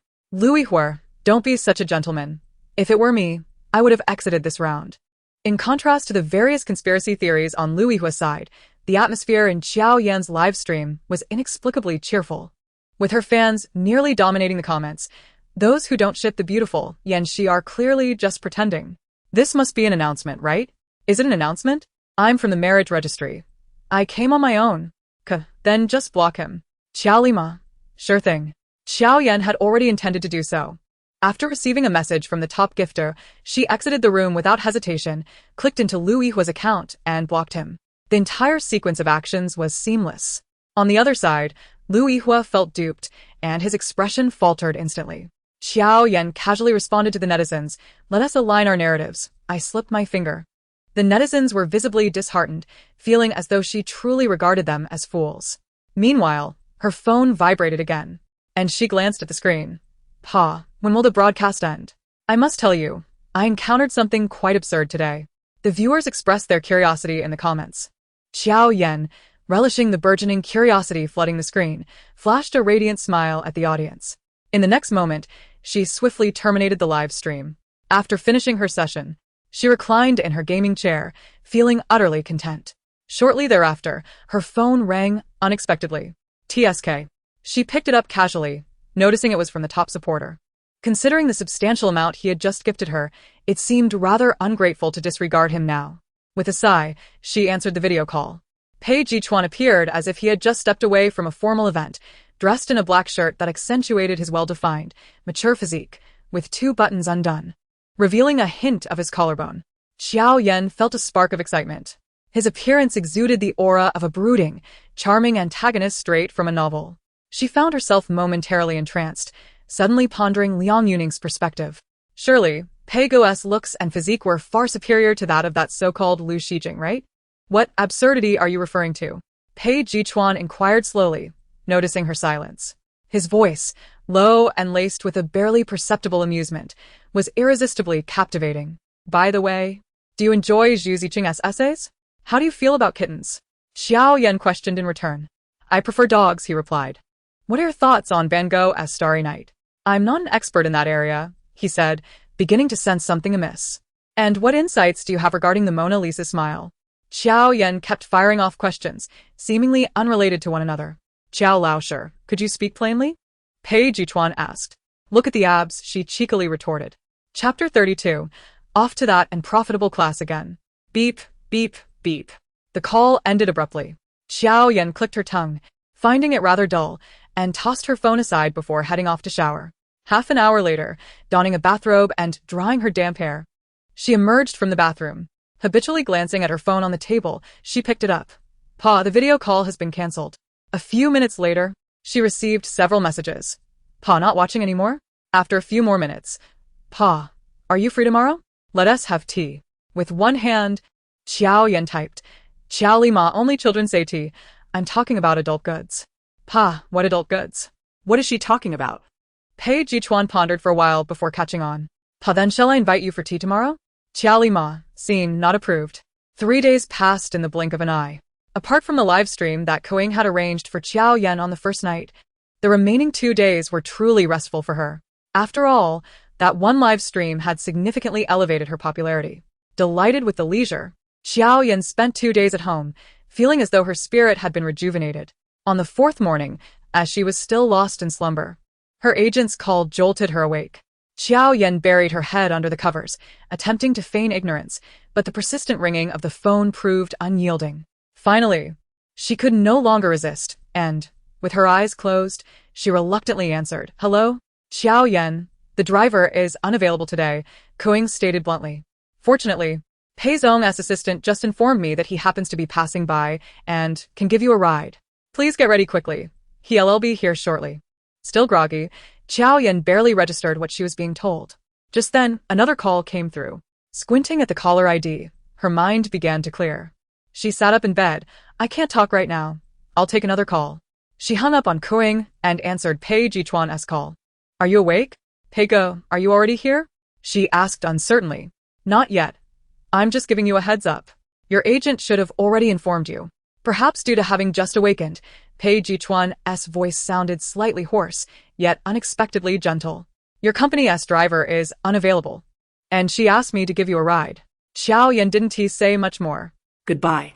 "Wait," Pei Chuan interrupted her as she was about to hang up. "I'm bringing you breakfast. What would you like?" Her eyes lit up at once, and she began to place her order. Pei Chuan noted everything down. See you soon. Bye. After hanging up, Jiao Yan got out of bed, tidied herself up quickly, and packed a few sets of clothes. Once she had everything ready, she glanced at the clock, noticing plenty of time left. Suddenly, she recalled Koing's earlier reminder on WeChat to post a tweet to engage with her audience today. Without further thought, Jiao Yan picked up her phone, snapped a picture of her suitcase, and uploaded it to Weibo, captioning it, "Jiao Yan, good morning. Off to that and profitable class again. Wangzai Nobateng, I advise you to delete this. It's offensive. Nai Shuez Chai, I don't believe it. Let us check the balance. When Nai Chong Shan Zhao Zilong. Oh my, it's like a tightrope walk. Just reading the text feels suffocating. The adult world is anything but easy. May you be as strong as a rose, hands together." "Jiao Yan, don't push me to slap you." It seemed that her actions from the previous days had angered Lu Yihua's little fans. As the comment section had noticeably filled with haters, Lu Yihua's official girlfriend. What a bummer, going online to rant first thing in the morning. Jiao Yan had zero tolerance for Lu Yihua's fans. "Jiao Yan, I'm just expressing myself online. At least I'm not the kind of lunatic that goes out to harm others. Show a little leniency, will you?" In Business Season 2 Official Weibo. Welcome back, Teacher Chiao. As Jiao Yan stepped out of Pei Chuan's car, a dedicated photographer was already waiting at the entrance with a camera.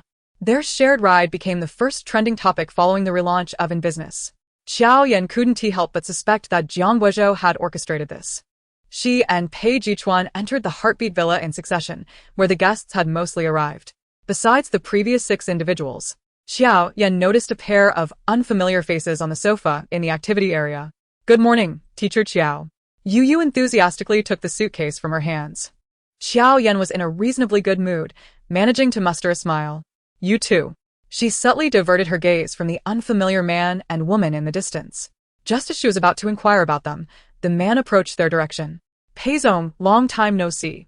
The man wore a casual beige suit, exuding an air of elegance mixed with affluence. "Such beautiful hands. It's a pity you're not in construction." "Long time no see." Pei Chuan politely shook his hand briefly before letting go. "This is?" The man's gaze shifted to Jiao Yan. Pei Chuan's smile dimmed slightly. "This is Jiao Yan." "Oh." The man raised his tone slightly, nodding in apparent recognition. "Hello, I'm Qin Yu, a pianist." Jiao Yan slightly parted her lips, feigning realization. "So you are Teacher Qin. It's a pleasure to finally meet you." In truth, she had never heard of this individual. However, that didn't hinder her from putting on a friendly facade, reaching out to shake his hand. Yet, Pei Chuan was quicker. Giving Qin Yu a high five and blocking his hand, he kindly reminded, "Nianru is watching you." Qin Yu keenly perceived Pei Chuan's thoughts. Yet he was not audacious enough to tease him openly. "You all continue your tasks. We shall reconvene later." After dismissing Qin Yu, Pei Chuan turned to introduce the 2 new guests to Jiao Yan, only to find that someone had already taken his place. Yu and Jiao Yan were huddled closely together, whispering, Those two are guests from the first season. Teacher Qin is a genius pianist, having won numerous international awards. The beautiful and graceful lady beside him is Jiang Yanru, a dancer. I heard they recently got engaged.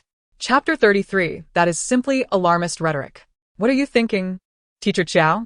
Yu hurriedly clarified the identities of the two esteemed guests, stating, officially, they were invited by Director Jiang to serve as love facilitators for everyone. And what is the unofficial narrative? Jiao Yan inquired curiously.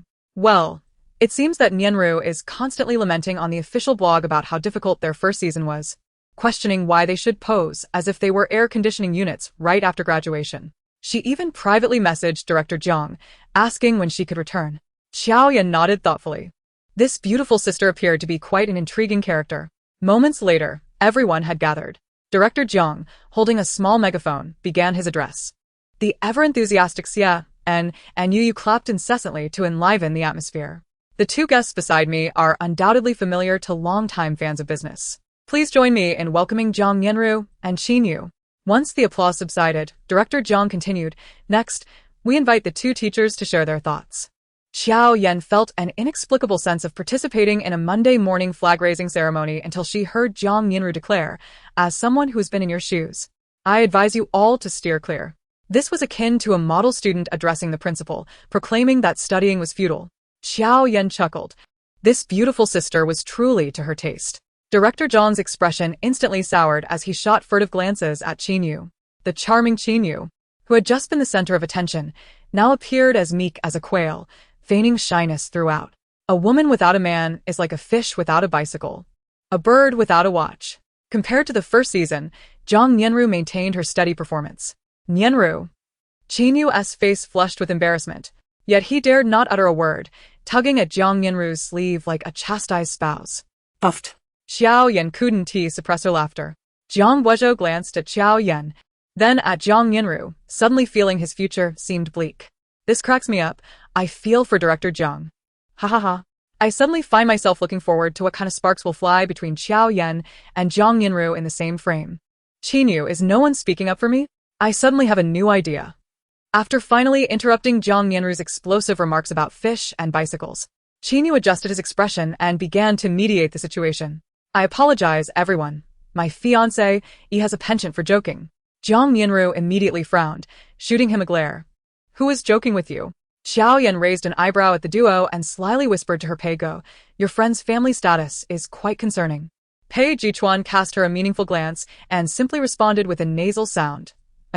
After completing the formalities like a robot, Jiang Guozhou promptly declared the gathering dismissed.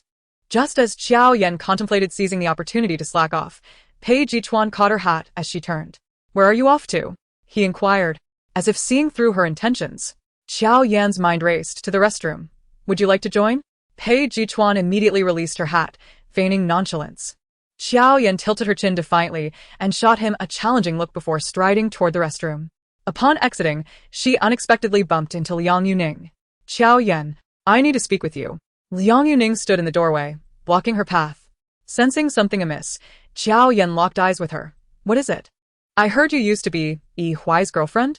Oh no. As soon as she spoke, Jiao Yan knew trouble was brewing. Would she have to endure revenge from the female lead? Liang Yuning, seeing Jiao Yan's expression, confirmed that the rumors were likely true. With a disapproving look on her innocent face, she said, you do bear some resemblance to me, but Yi Huai merely regarded you as my substitute. Even Pei Chuan's closeness to you is merely a fallback since I rejected him. What? This was utterly outrageous. Jiao Yan's almond-shaped eyes widened as she interrupted, Sister. I admit I was immature before. Liang Yuning, thinking she was yielding, wore a satisfied expression. But in the next moment, Jiao Yan continued. You can defame me all you want, but please do not claim that I ever dated Lu Yi Huai. I cannot afford to lose face. Liang Yuning was momentarily speechless. You apologies. I have matters to attend to. Jiao Yan could not be bothered to waste any more words with her. She firmly stated this before striding past Liang Yuning, leaving her standing at the doorway with a complexion fluctuating from pale to flushed, fists clenched, but with no outlet for her frustration.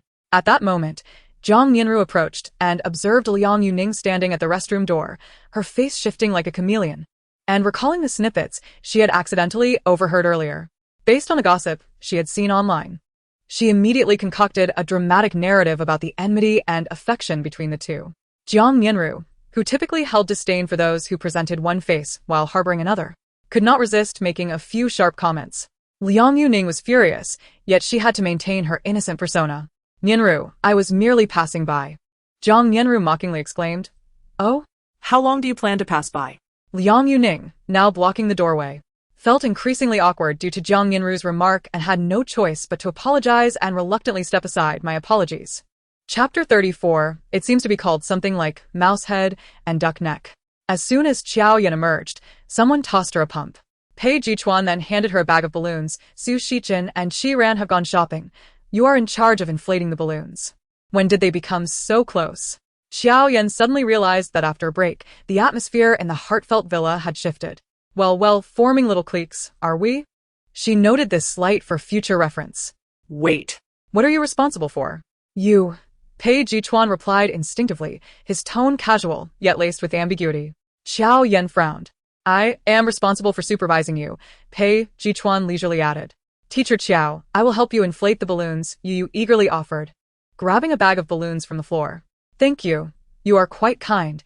Jiao Yan felt a sense of balance restored and casually asked, "What about him?"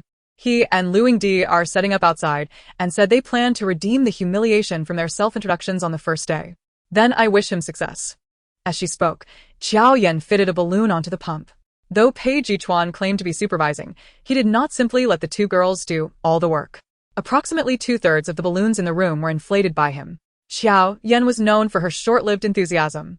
Just as she set the pump down and stretched, she heard the enchanting sound of a piano emanating from the balcony. On her first day here, she had noticed a seemingly expensive piano in the house. Among the guests, only Shi Ran and Su Shichen could play, but they were evidently not the showy types. The piano, purchased at great expense by director Jiang, had remained idle until now, making it a perfect opportunity for Qinyu to indulge his itch to play. Lost in the music, Jiao Yan felt as though her soul was being cleansed. As the piece concluded, she applauded enthusiastically. "Bravo. Thank you, thank you." Qinyu gracefully bowed in their direction. Jiang Yanru, who was quietly seated on the sofa studying a recipe, glanced up at Qinyu and said, "Stop trying to show off." In an instant, Qinyu's pride vanished, and he approached Jiang Yanru like a sulking wife. Jiao Yan, sitting on the carpet with her chin resting on her hands, idly conversed with her beautiful sister. "Sister Yanru, if, just hypothetically, I wanted to learn a musical instrument, what would you suggest that could embody a classic and elegant demeanor?" Before Jiang Yanru could respond, the barrage of comments on the electronic screen near the staircase began to roll in at an alarming speed. "Teacher Qiao, which of those adjectives bears any resemblance to you? Oh no, you don't think you're under too much pressure and want to change your persona, do you? This person is imitating my Yuning. Don't even think about it.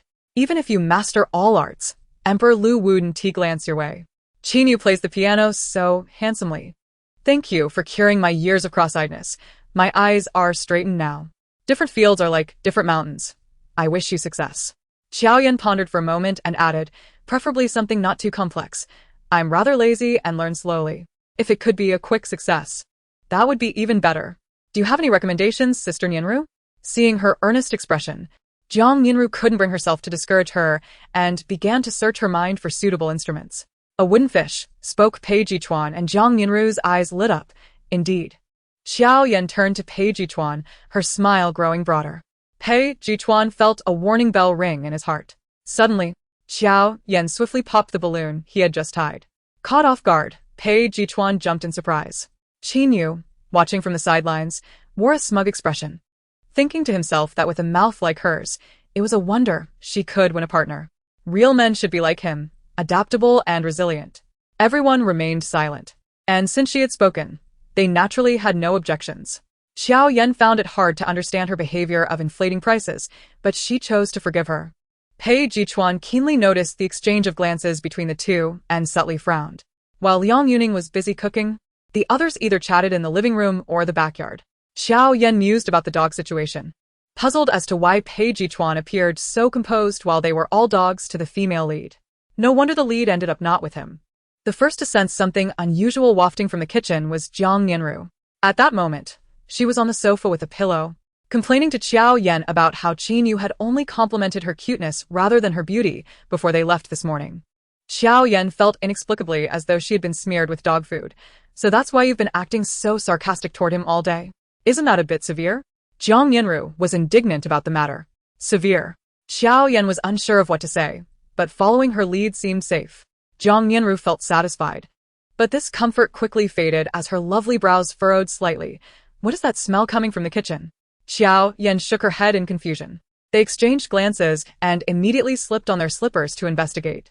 Lu Yihua, who could no longer sit still, also rose. In the kitchen, the stove area was blackened by smoke, and Liang Yuning coughed incessantly, waving her hands to fan the air. Upon seeing the three of them approach, Liang Yuning offered an apologetic smile. I'm sorry. I'm not very good at using this range hood. Let me take a look. Lu Yihua immediately seized the opportunity to assist her, standing beside her to help clear the smoke. Jiao Yan and Jiang Yanru leaned in to see the dark mass in her pot, which looked so unappetizing it would require pixelation on camera to avoid disturbing the viewers. The more Jiang Yanru looked, the stranger it appeared. A thought flashed through her mind, and she gasped. Goodness, are you making oil-braised raheads? No. Liang Yuning quickly waved her hands, denying it. This is clearly duck neck. Compared to their frantic reactions, Jiao Yan appeared remarkably calm. Don't worry, Sister Nianru. Despite its resemblance to a rat, it's actually duck neck. Really? Jiang Nianru asked, half convinced, glancing again at the contents of the pot. Trust me, Jiao Yan said earnestly. Experts say it's something called mouse head duck neck, right, Teacher Liang? Chapter 35. What others discard, I also discard. Liang Yuning's expression darkened as the two of them harmonized, leaving her speechless. Ultimately, it was Jiang Nianru who pulled Qin Yu, who was idling in the backyard, to save the day, allowing everyone to have dinner before 7. After a long day of activity, a temporary venue had been set up on the vast lawn in the backyard, adorned with colorful lights hanging from 2 trees, balloons tied to the rope in the middle, and flower petals scattered across the long dining table. As everyone took their seats, Qin Yu mischievously raised his glass to the camera. Viewers, please enjoy. It was mealtime, and viewers in the barrage were already drooling. Everyone mind sharing more chopsticks tonight? I must date someone like Qin Yu in this lifetime. I must date someone like Qin Yu in this lifetime. I must date someone like Qin Yu in this lifetime. I apologize for interrupting, but I was diagnosed with acute hunger symptoms this Thursday evening at 7, and fortunately, a friend's grandfather is a traditional Chinese medicine practitioner. He advised me to prepare egg tarts 2, grilled wings 3 pairs, chicken pieces 2, fries 2, cola 500. Original chicken 2. Who can help me with 50 to grab the medicine? After dinner, Qin Yu and Jiang Yanru, as the couple, took on the responsibility. I heard someone specially prepared a song for tonight. Qin Yu looked at Jiang Yanru. She understood immediately. Now, everyone please step aside, because Xian is about to make an appearance. Su Shichen, who was drinking water, was suddenly choked by the familiar lyrics and hurriedly put down his cup to find a tissue. Xi Ran subtly nudged a tissue toward him without looking at him. Su Shichen noticed her small gesture and couldn't help but smile. Hey! A shout nearly caused Jiao Yan to leave. She silently set down the half-eaten chicken leg in her hand, curious about what he was up to. Xian stood in the open lawn in front of the long table, bouncing with enthusiasm, his hands and feet busy with who knows what. The next moment, the loudspeaker was held up to his mouth. I always cram for exams at the last minute, cram for exams at the last minute. I always cram for exams at the last minute. This song is crammed for exams at the last minute. Why does everything have to be crammed at the last minute? The audience fell silent. Xiao Yan turned to Su Shichen, incredulous. Are you sure he is currently the highest trending celebrity in the circle? Su Shichen's expression was equally unimpressed. Teacher Qiao, every circle has its standout figures. I don't respect him, and I even want to curse him with my hands clasped. Agreed.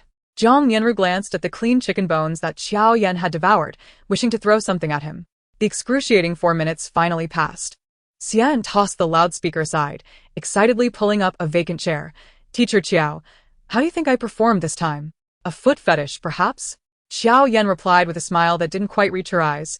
Stay away from me, or I might not be able to resist. Resist what? Xiao Yan picked up the loudspeaker he had discarded and shouted at him. I will lift the tablecloth and slap you. Xian faced unanimous criticism from everyone present, leading him to contemplate withdrawing from the rap scene for the night. Next, we will host the first debate competition of business. Before we commence, we shall engage in a few topical discussions as a warm-up activity. The couple harmoniously chimed in. Firstly, the initial inquiry is, what is everyone's ideal type? Jiang Yanru glanced at the far-right Su Shichen. Shichen, you go first. Su Shichen's gaze uncontrollably darted towards Qi Ran, fearful of revealing any telltale signs on camera. He hastily feigned deep thought. I prefer the older sister type. Your face has writing on it. It seems like something about Qi Ran. Did everyone see that? The fans are heartbroken. Xiao Su, you're such a love-struck fool. As per tradition, whoever we spot, we tease. But it's fine. I've been eating lu mei with rice for 10 years. I'm long past caring. Oh wow, Qin Yu observed, casting a knowing glance at the expressionless Qi Ran, then continued, Lu Yingdi, what about you? Lu Yihuai smiled gently, maintaining his composed and graceful demeanor. This question. I recall someone asking before. My answer remains the same, soul connection. As he spoke, the camera captured a fleeting moment where his gaze met Liang Yuning's, only to part instantly.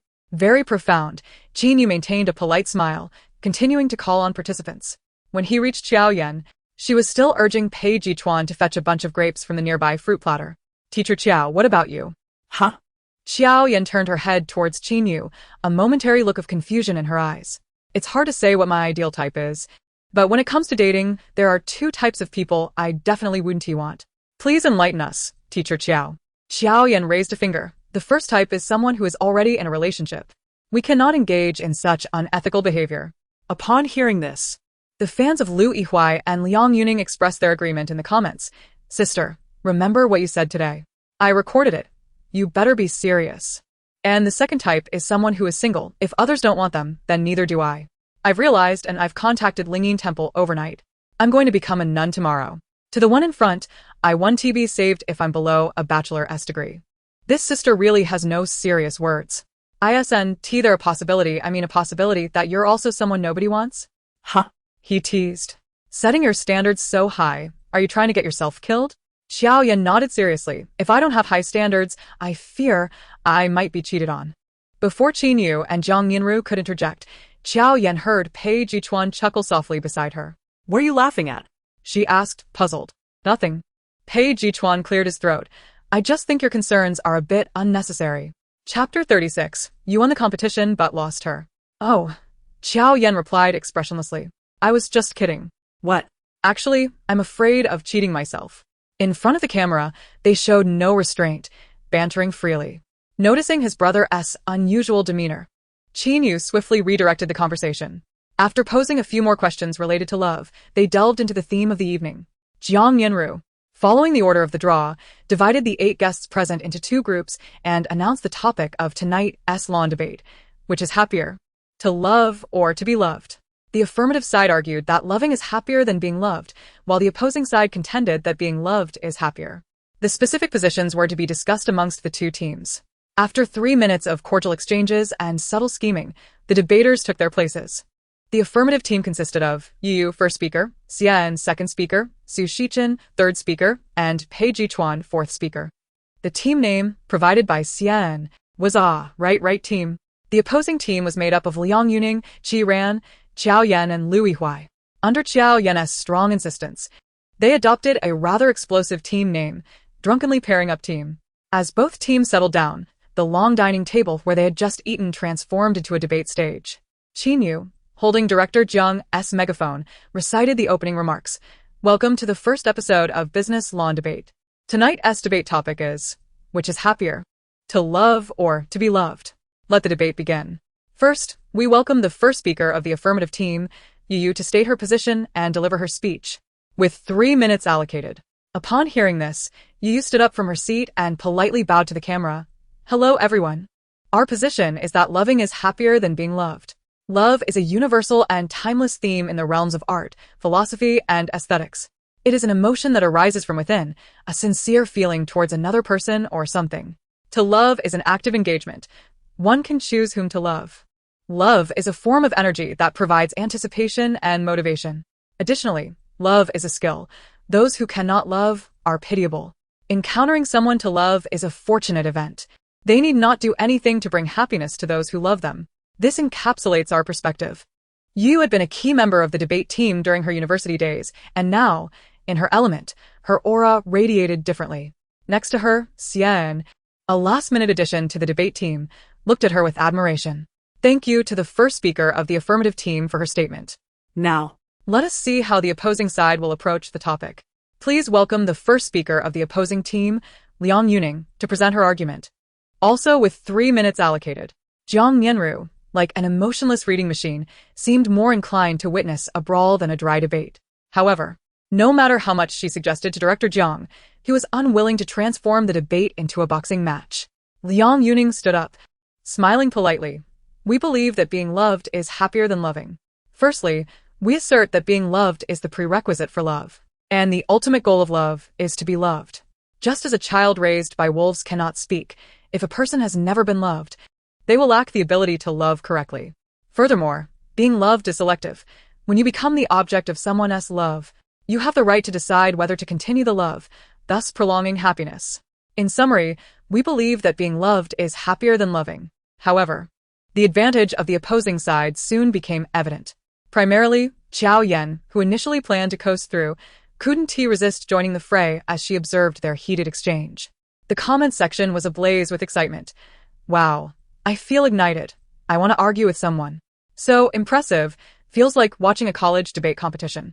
Seeing them like this reminds me of the debates back in school. I too sat there watching them eloquently present their arguments. Why not just have a fight instead? This comment was posted by Jiang Yanru while sneaking away to the restroom. I suddenly have a deep affection for the third speaker on the opposing side. May I ask, does the third speaker feel happiness? For a moment, the comment section seemed to pause, then erupted at a breakneck speed.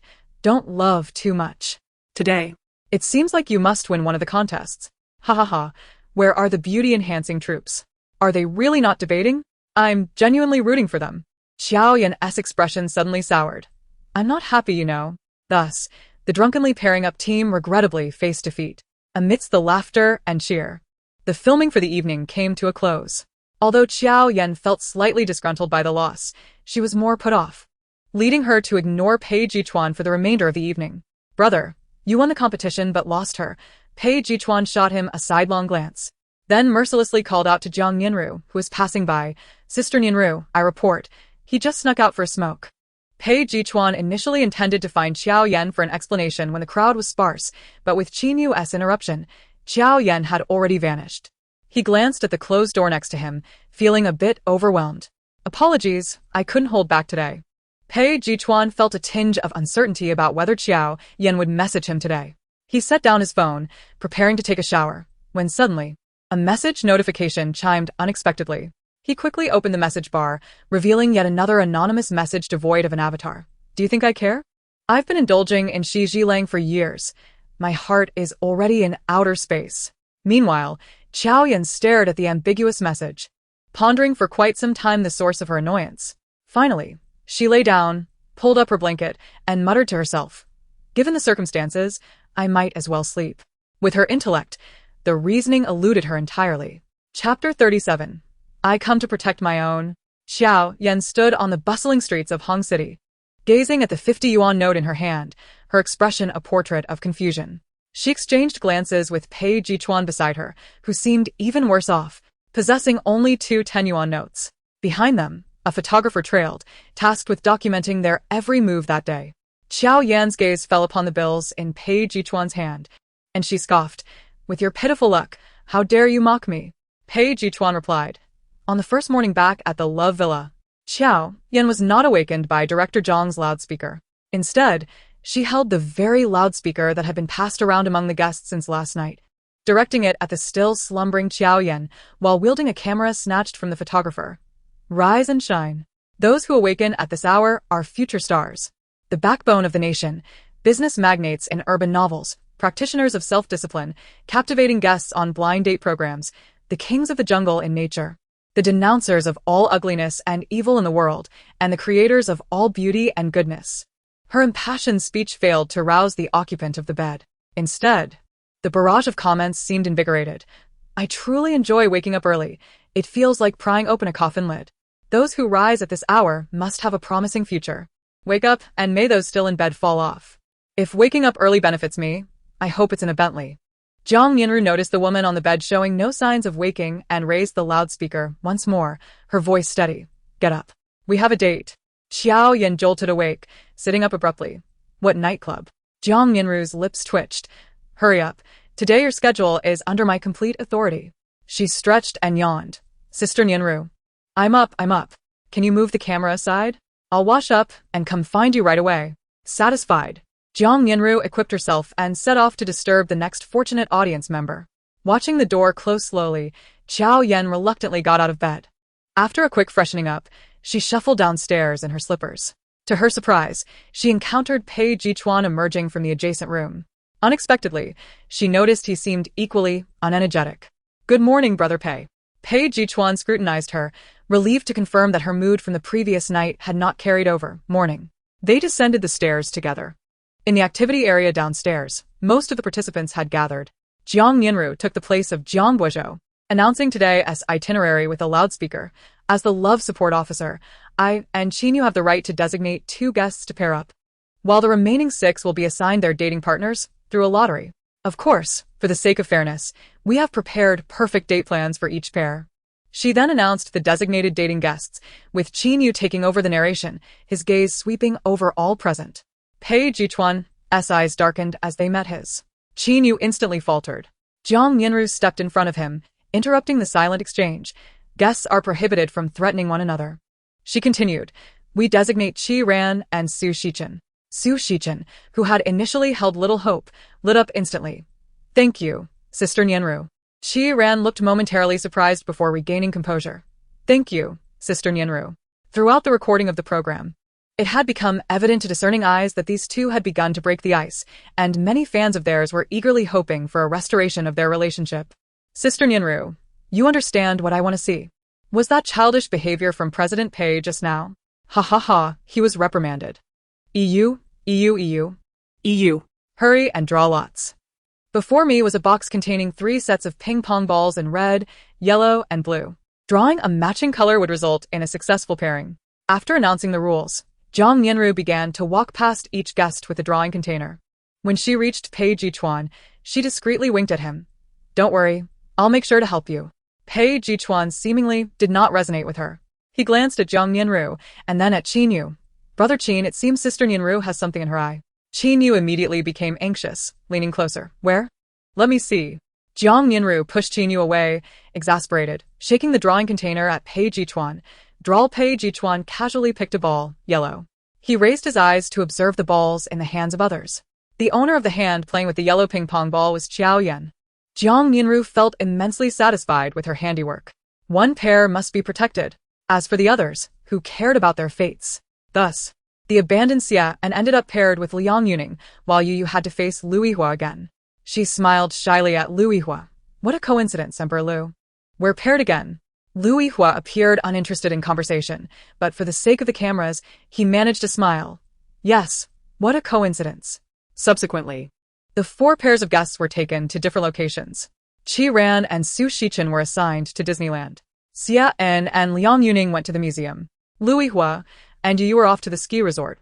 Meanwhile, the pairing of Jiao Yan and Pei Chuan took on a rather different tone. Once in the car, the staff magically produced a pile of red envelopes. Jiao Yan's eyes widened in excitement as she reached out. Are these for me? You're too generous. You both have one chance to draw a red envelope. All right. With her mind solely on the envelopes, Jiao Yan paid little heed to anything else. The staff then held the envelopes up to her. Cunningly, she felt each envelope's thickness, but to no avail. Finally, under the staff's urging, she gritted her teeth and drew one. Just as she was about to open it, she was stopped. Open it at the destination. In stark contrast to her caution, Pei Chuan nonchalantly grabbed an envelope from the pile and tossed it to Jiao Yan. This is yours. Chapter 38. This is not merely a card game. It is clearly an act of charity. Then I shall temporarily keep it safe for you. Jiao Yan gleefully accepted the red envelope he offered.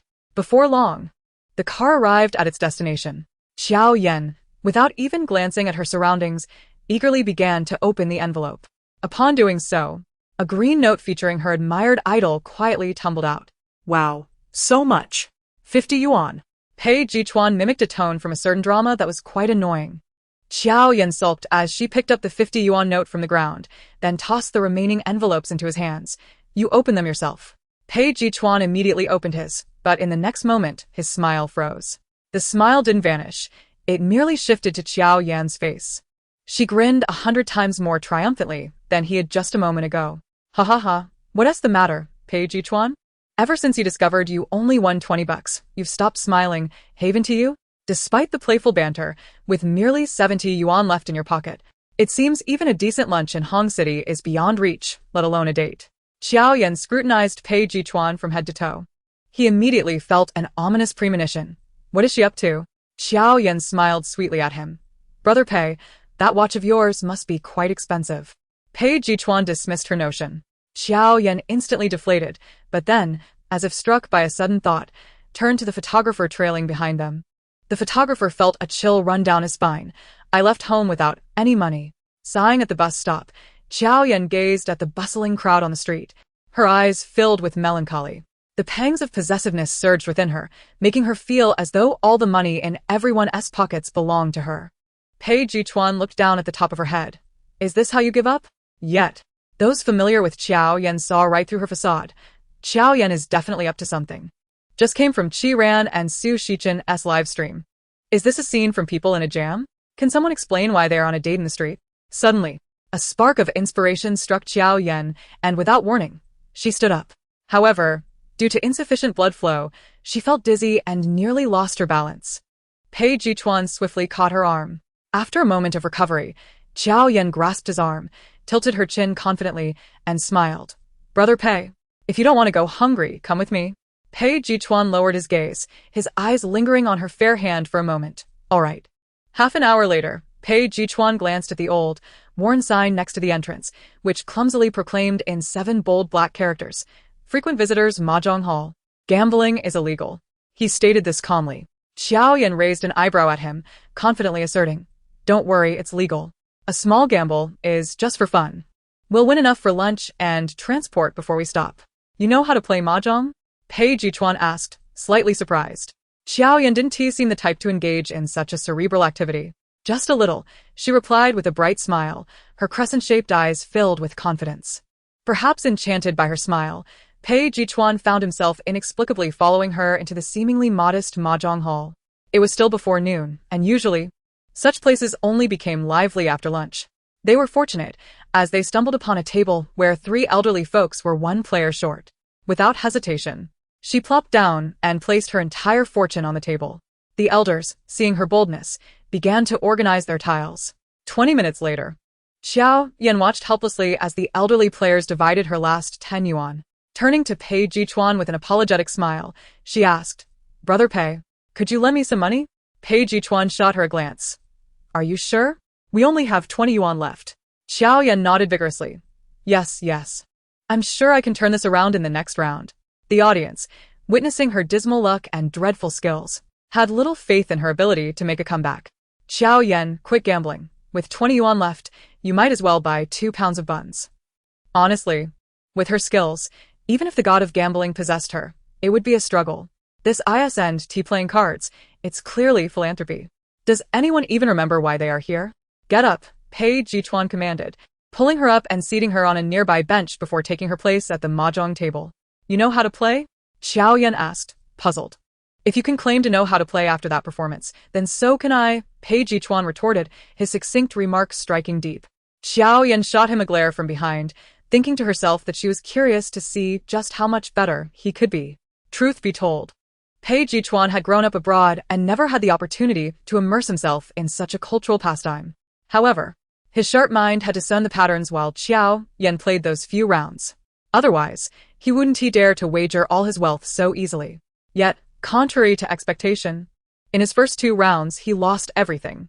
The elderly woman opposite him chuckled.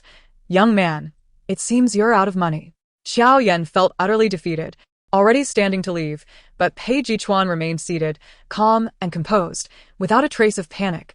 Don't rush, auntie. Let us play another round. What if you lose again? Inquired the elderly man to his right.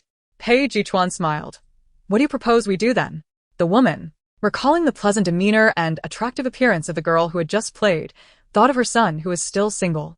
How about this? If you lose this round, you'll have to give me that girl's WeChat. The unexpected proposition made Jiao Yan point at herself. Me? Yes, you, the woman affirmed. Pei Chuan's hand paused as he drew tiles, the mirth in his eyes dimming slightly, ready to refuse, but before he could, Jiao Yan swiftly agreed. Sure, Auntie. In a hushed tone, Jiao Yan murmured. What are you looking at? Focus on the game. My contact information is entirely in your hands now. Upon hearing this, Pei Chuan redirected his attention, completely engrossed in the 13 tiles before him.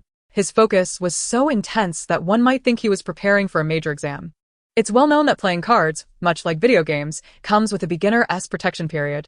After 2 rounds of practical experience, Pei Chuan quickly grasped the intricacies of the game. He exhaled in relief and handed over the winnings to Jiao Yan. The elderly woman, evidently unconvinced, said, That round was just luck. Let us go again.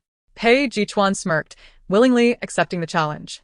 After roughly 2 more hours, Pei Chuan pushed the tiles for the 8th time, achieving a self-drawn 13 tiles of the same suit. Now, not just the elderly woman, but even the audience began to envy him. You're gambling with your life, aren't you? Bring on the good luck.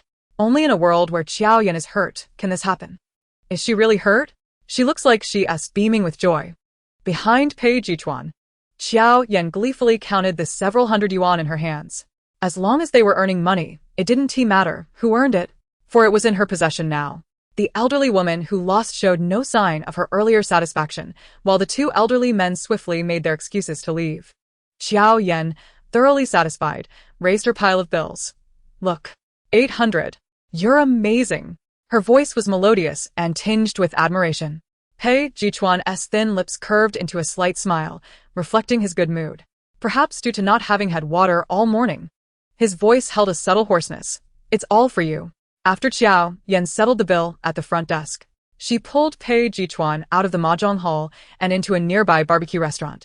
Through their combined efforts, they transformed their initial 70 yuan into nothing and then earned 800 in less than 3 hours. They enjoyed their meal with great delight. Are these 2 finally getting to the point? Are they about to fall in love? Thanks for the invite. Haven't they already been dating? Seeing that Jiao Yan had nearly finished her meal, Pei Chuan proactively offered her a napkin. What shall we do next? Jiao Yan also realized something. What happened to Nian Ru's full arrangement? Leaving them stranded in the wilderness of the street was hardly the best plan. This was, in fact, the most poorly executed arrangement she had ever seen. At that moment, Jiang Nianru, having just emerged from the kitchen holding fruit while wearing a facial mask, casually asked the engrossed Qinyu, What is going on? Qinyu stroked his chin thoughtfully. Quite good, however. He paused. Weren't we supposed to arrange a skydiving project for Pei Chuan and Jiao Yan? How has it transformed into a game of mahjong? Jiang Nianru immediately tore off her facial mask and stared at the screen for an extended period. Then, as if struck by a sudden realization, she stood up indignantly and exclaimed, Zhang Buzhou, how can you go back on your word? You promised that I would be in full charge. Jiao Yan hesitated for a moment and suggested, How about we go watch a movie? To be honest, she had little experience with dating. During her previous life in the real world, she had never been in a relationship. After being transported into a farming narrative, she spent her days worrying about whether she would have enough to eat, the poor harvests, and the rugged men surrounding her. The only man she found somewhat presentable was one she had picked up from the foot of a mountain, who always wore a cold expression as if someone owed him 8 million. He rarely spoke, resembling a mute. Eventually, it seemed he was taken away after finding his family. But it had been so long that she could hardly remember. All right then. This proposal was rather conventional, and Pei Chuan agreed. There was still ample time before the movie they had selected would start, over 2 hours to be precise. The 2 of them wandered around the nearby commercial center like carefree spirits. Standing in the mall, surrounded by the bustling crowd, Jiao Yan's eyes flitted around at the extravagant clothing stores, a fleeting look of envy crossing her face. With so many wealthy individuals around, why couldn't she be one of them? Pei Chuan keenly detected her emotions, but mistakenly assumed she was merely eyeing a particular luxury item that she was reluctant to purchase. Did you find something you like? He inquired. Jiao Yan turned to him. What? I'm in a good mood. If you say something nice, perhaps I'll buy it for you. Pei Chuan's tone was relaxed and nonchalant, his jawline sharper than her life plans. Just as Jiao Yan's words left her lips, Pei Chuan interrupted her. I know. He placed a hand atop her head, redirecting her gaze toward the row of stores before them. From here to there, all of these belong to my family. No need to spend any money. Jiao Yan's eyes widened, her pupils suddenly constricting. This was the first time she truly felt the weight of Pei Chuan's affluence. So, it was you who stole my life as a wealthy heir? She squinted up at him, gritting her teeth. Pei Chuan replied expressionlessly, "To clarify, I am from a wealthy family." It was indeed not an exaggeration to call him a wealthy heir. Hearing this, Jiao Yan's eyes darted rapidly as she pondered some mischievous scheme. She playfully tugged at Pei Chuan's sleeve. "Actually, I believe I would be quite suited to being a wealthy heir." How so? "First, I am lazy and have no connection to hard work whatsoever." Pei Chuan chuckled. "You possess quite the self-awareness. Second, I am emotionally fragile and cannot tolerate any criticism, only flattery." As soon as she said this, the comments section erupted. "I don't believe it. Emotionally fragile? I've seen you withstand harsh criticism without so much as a thought of jumping off a building. Third, I love playing video games and watching television, so I can easily satisfy myself at home without frivolously spending. Fourth, if I were a wealthy heir, I would only buy inexpensive items, ensuring I wouldn't squander the family fortune too quickly." Perhaps feeling that her arguments lacked persuasion, Jiao Yan pondered for a moment and weakly added, "When I have money, I will be very kind." After finishing her sentence, she blinked her large eyes at Pei Chuan with a pitiful expression. Pei Chuan raised an eyebrow, his tone stiff. "Don't even think about it." "Haha, I was almost moved." While others aspire to date Pei Chuan, she has the audacity to want to be his daughter. Laughing so hard. "Don't you want to be his daughter?" No. "I'm a guy. Isn't it fine to be his son?" Hearing Teacher Chiao say this, I suddenly feel I would be quite suited to being a wealthy heir as well. "Mr. Pei, do you still need a daughter?" Suddenly, a wave of paternity recognition swept through the comments. "Well then," Jiao Yan feigned a look of disappointment. "Don't worry about me. I will just cry for a month." Pei Chuan was almost amused by her antics. "Jiao Yan, you have some ambition. If you put in the effort, you might just become a wealthy heir yourself." Just the thought of it exhausted Jiao Yan. She shook her head repeatedly. "No, I can't start a business or endure that hardship. Any obstacle would crush me." "Who said you had to start a business and suffer?" The two were evidently having a cross-server conversation. "What kind of effort?" Jiao Yan asked. "Efforts to win me over." Chapter 40. I am not on a family reunion show.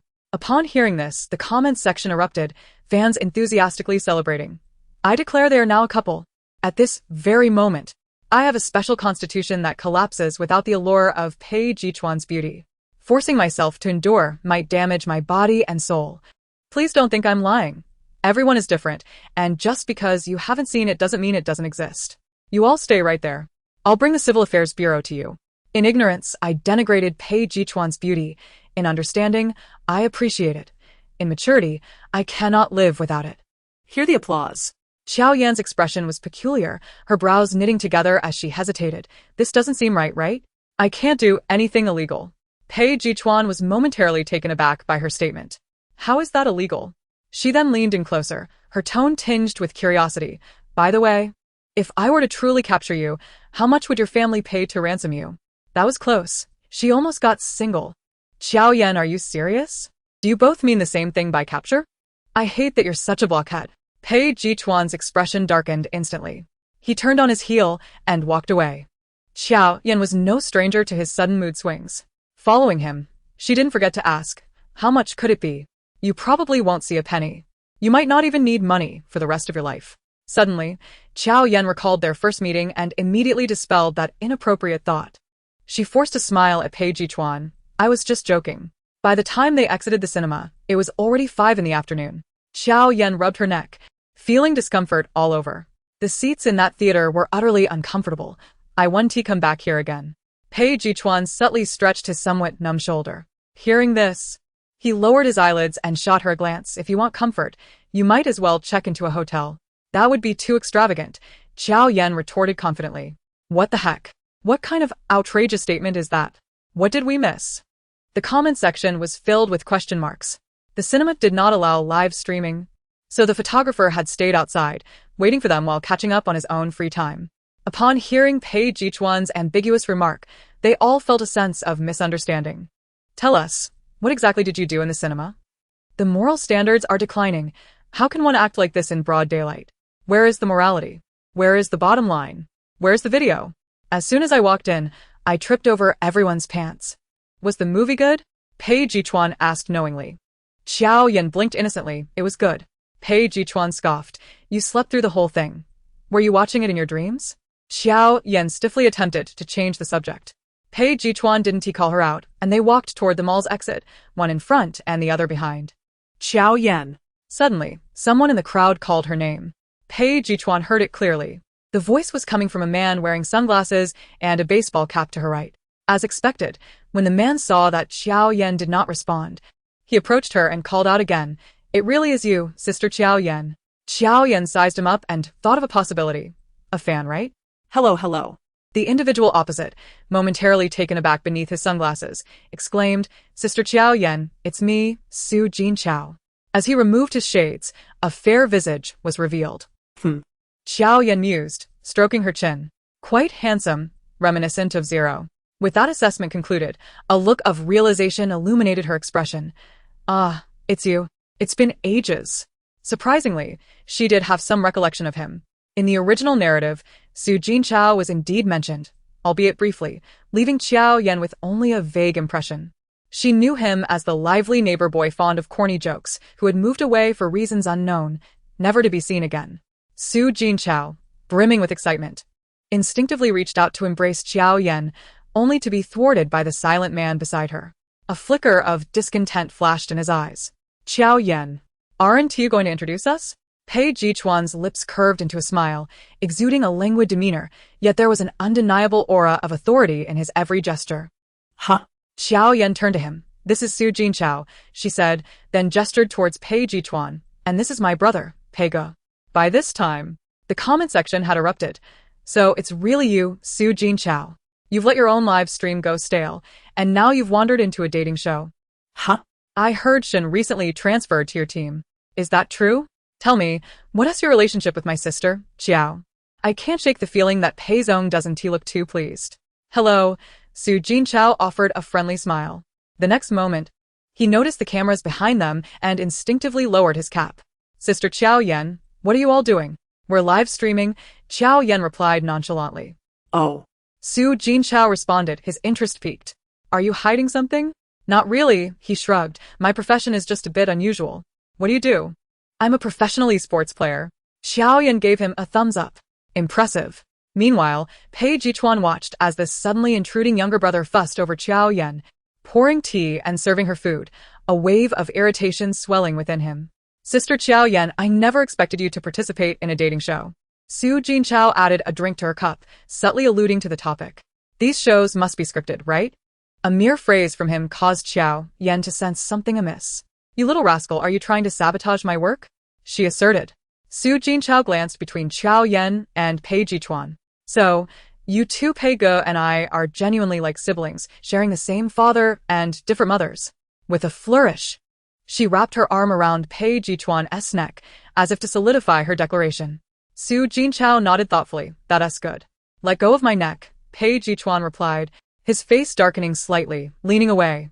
As night fell, Jiao Yan, having just completed her first date recording, ascended the stairs with a glass of milk. Her phone vibrated incessantly along the way. Frowning, she tossed the milk onto the bedside table and opened WeChat. It was a message from a newly added friend. "Stealing the Tower King. Sister Jiao Yan, have you reached home?" "Stealing the Tower King. Why didn't you let me see you home?" "Jiao Li Ma." Jiao Yan couldn't help but shudder, recalling the earlier scene at the dining table. As she was enjoying her meal, Su Jinchao had unexpectedly stood up, taken her empty bowl, filled it with 2 spoonfuls of porridge, and topped it with a few pieces of signature stir-fried chicken, mixing it all together before pushing the bowl back toward her. Jiao Yan stared at the concoction in bewilderment. "What is this?" "This is stir-fried chicken porridge mash," he declared. "Take your porridge and roll on out, I'm not joking." Fearing Pei Chuan might react violently on camera or that Su Jinchao would be dismissed, she hastily pulled on his arm to mediate. Pei Ge, let it go. He's just a kid. Don't take it to heart." Pei Chuan turned to look at Jiao Yan, his gaze trailing down to their point of contact, his irritation dissipating significantly. Yet Su Jinchao, seemingly oblivious to the tension, interjected. "Pei Ge, you have quite the temper. Sister Jiao Yan, can you two get along?" Jiao Yan shot him a glare. "Could you say a little less? Otherwise, you'll soon discover that not only is his temper bad, but the hospital's internet speed is also terrible." Oh. The boy reluctantly fell silent, a hint of grievance in his tone. "Am I blind? What is Su Jinchao doing? Is he acting like a green tea? By the way, was that cold joke he made just a regular cold joke? I don't know. He has never said that to his teammates before. Esports club. Someone come take him away. Dinner was a nerve-wracking experience for Jiao Yan.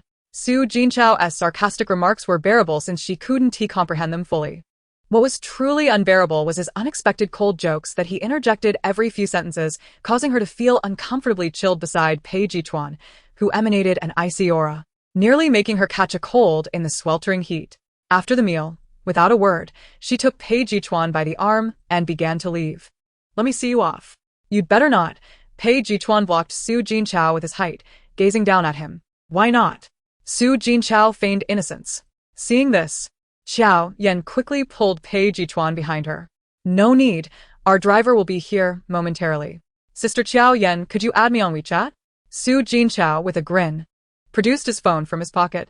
Understanding the principle of keeping one's mouth shut when someone is treating you, Jiao Yan, under Pei Chuan's watchful gaze, focused on scanning Su Jinchao's QR code. Once they finally got into the car, she thought she could finally relax. However, the newly added cold joke enthusiast and esports player, Su Jinchao, began messaging her on WeChat again. "Stealing the Tower King. Sister Jiao Yan, I truly didn't expect to encounter you today. Stealing the Tower King. When you're free, let us have a meal together, just the two of us. Without anyone else around. Stealing the Tower King. I have so many childhood stories to share with you. Stealing the Tower King. Do you remember when we played handkerchief together? Xiao Li Ma. I don't remember. Xiao Li Ma. I might have been too mature. Xiao Li Ma, while other kids were playing handkerchief, I had already started throwing your mother." In a brief statement, she left Su Jinchao speechless for a moment. He leaned back in his seat, staring blankly ahead, lost in thought. Jiao Yan could only see his profile. Under the night sky, his eyes sparkled, with long lashes fanning out, exuding an air of cool detachment that was inexplicably captivating. Lost in her thoughts, Jiao Yan suddenly felt an odd sense of familiarity with this person before her. Quickly, she dismissed the notion. How could there be anyone familiar in this world? "Have you seen enough, Sister Jiao Yan?" The person beside her, having turned his head, caught her gaze. Jiao Yan felt a wave of awkwardness wash over her. "You should learn something good. You seem to be enjoying this," he noted, a hint of amusement in his tone. "Aren't you done chatting with your childhood friend?" Ever since they had gotten into the car, her phone had been buzzing incessantly, and Pei Chuan certainly noticed. Yet his inherent decorum prevented him from prying into others' privacy. Suddenly, Jiao Yan's emotional intelligence spiked, allowing her to catch the underlying tension in his voice. She immediately declared, "What childhood friend? What younger brother? I only have one biological brother, and that is you." Pei. Her tone was resolute, as if she were making an oath of allegiance. Unexpectedly, those nearby suddenly wore a grim expression. "What's up, my friend? Are you studying Sichuan opera? Your ability to change expressions is impressive." "Never mind." Jiao Yan turned away. "I understand. Being excluded by men is my destiny." As soon as Jiao Yan stepped out of the car, the director whisked her away for a solo interview. And she had been so occupied until now that she finally had a moment to rest. Who would have thought that upon opening WeChat, she was bombarded with messages from Su Jinchao. "Xiao Li Ma, perhaps you should just delete me. Tower King, did I grit my teeth and command myself to send this message? Xiao Li Ma, feeling bold, are we?" Jiao Yan sat up from her bed. "Xiao Li Ma, you better watch out. I'm from Changsha." "Tower King, Sister Jiao Yan, aren't you from Hong City?"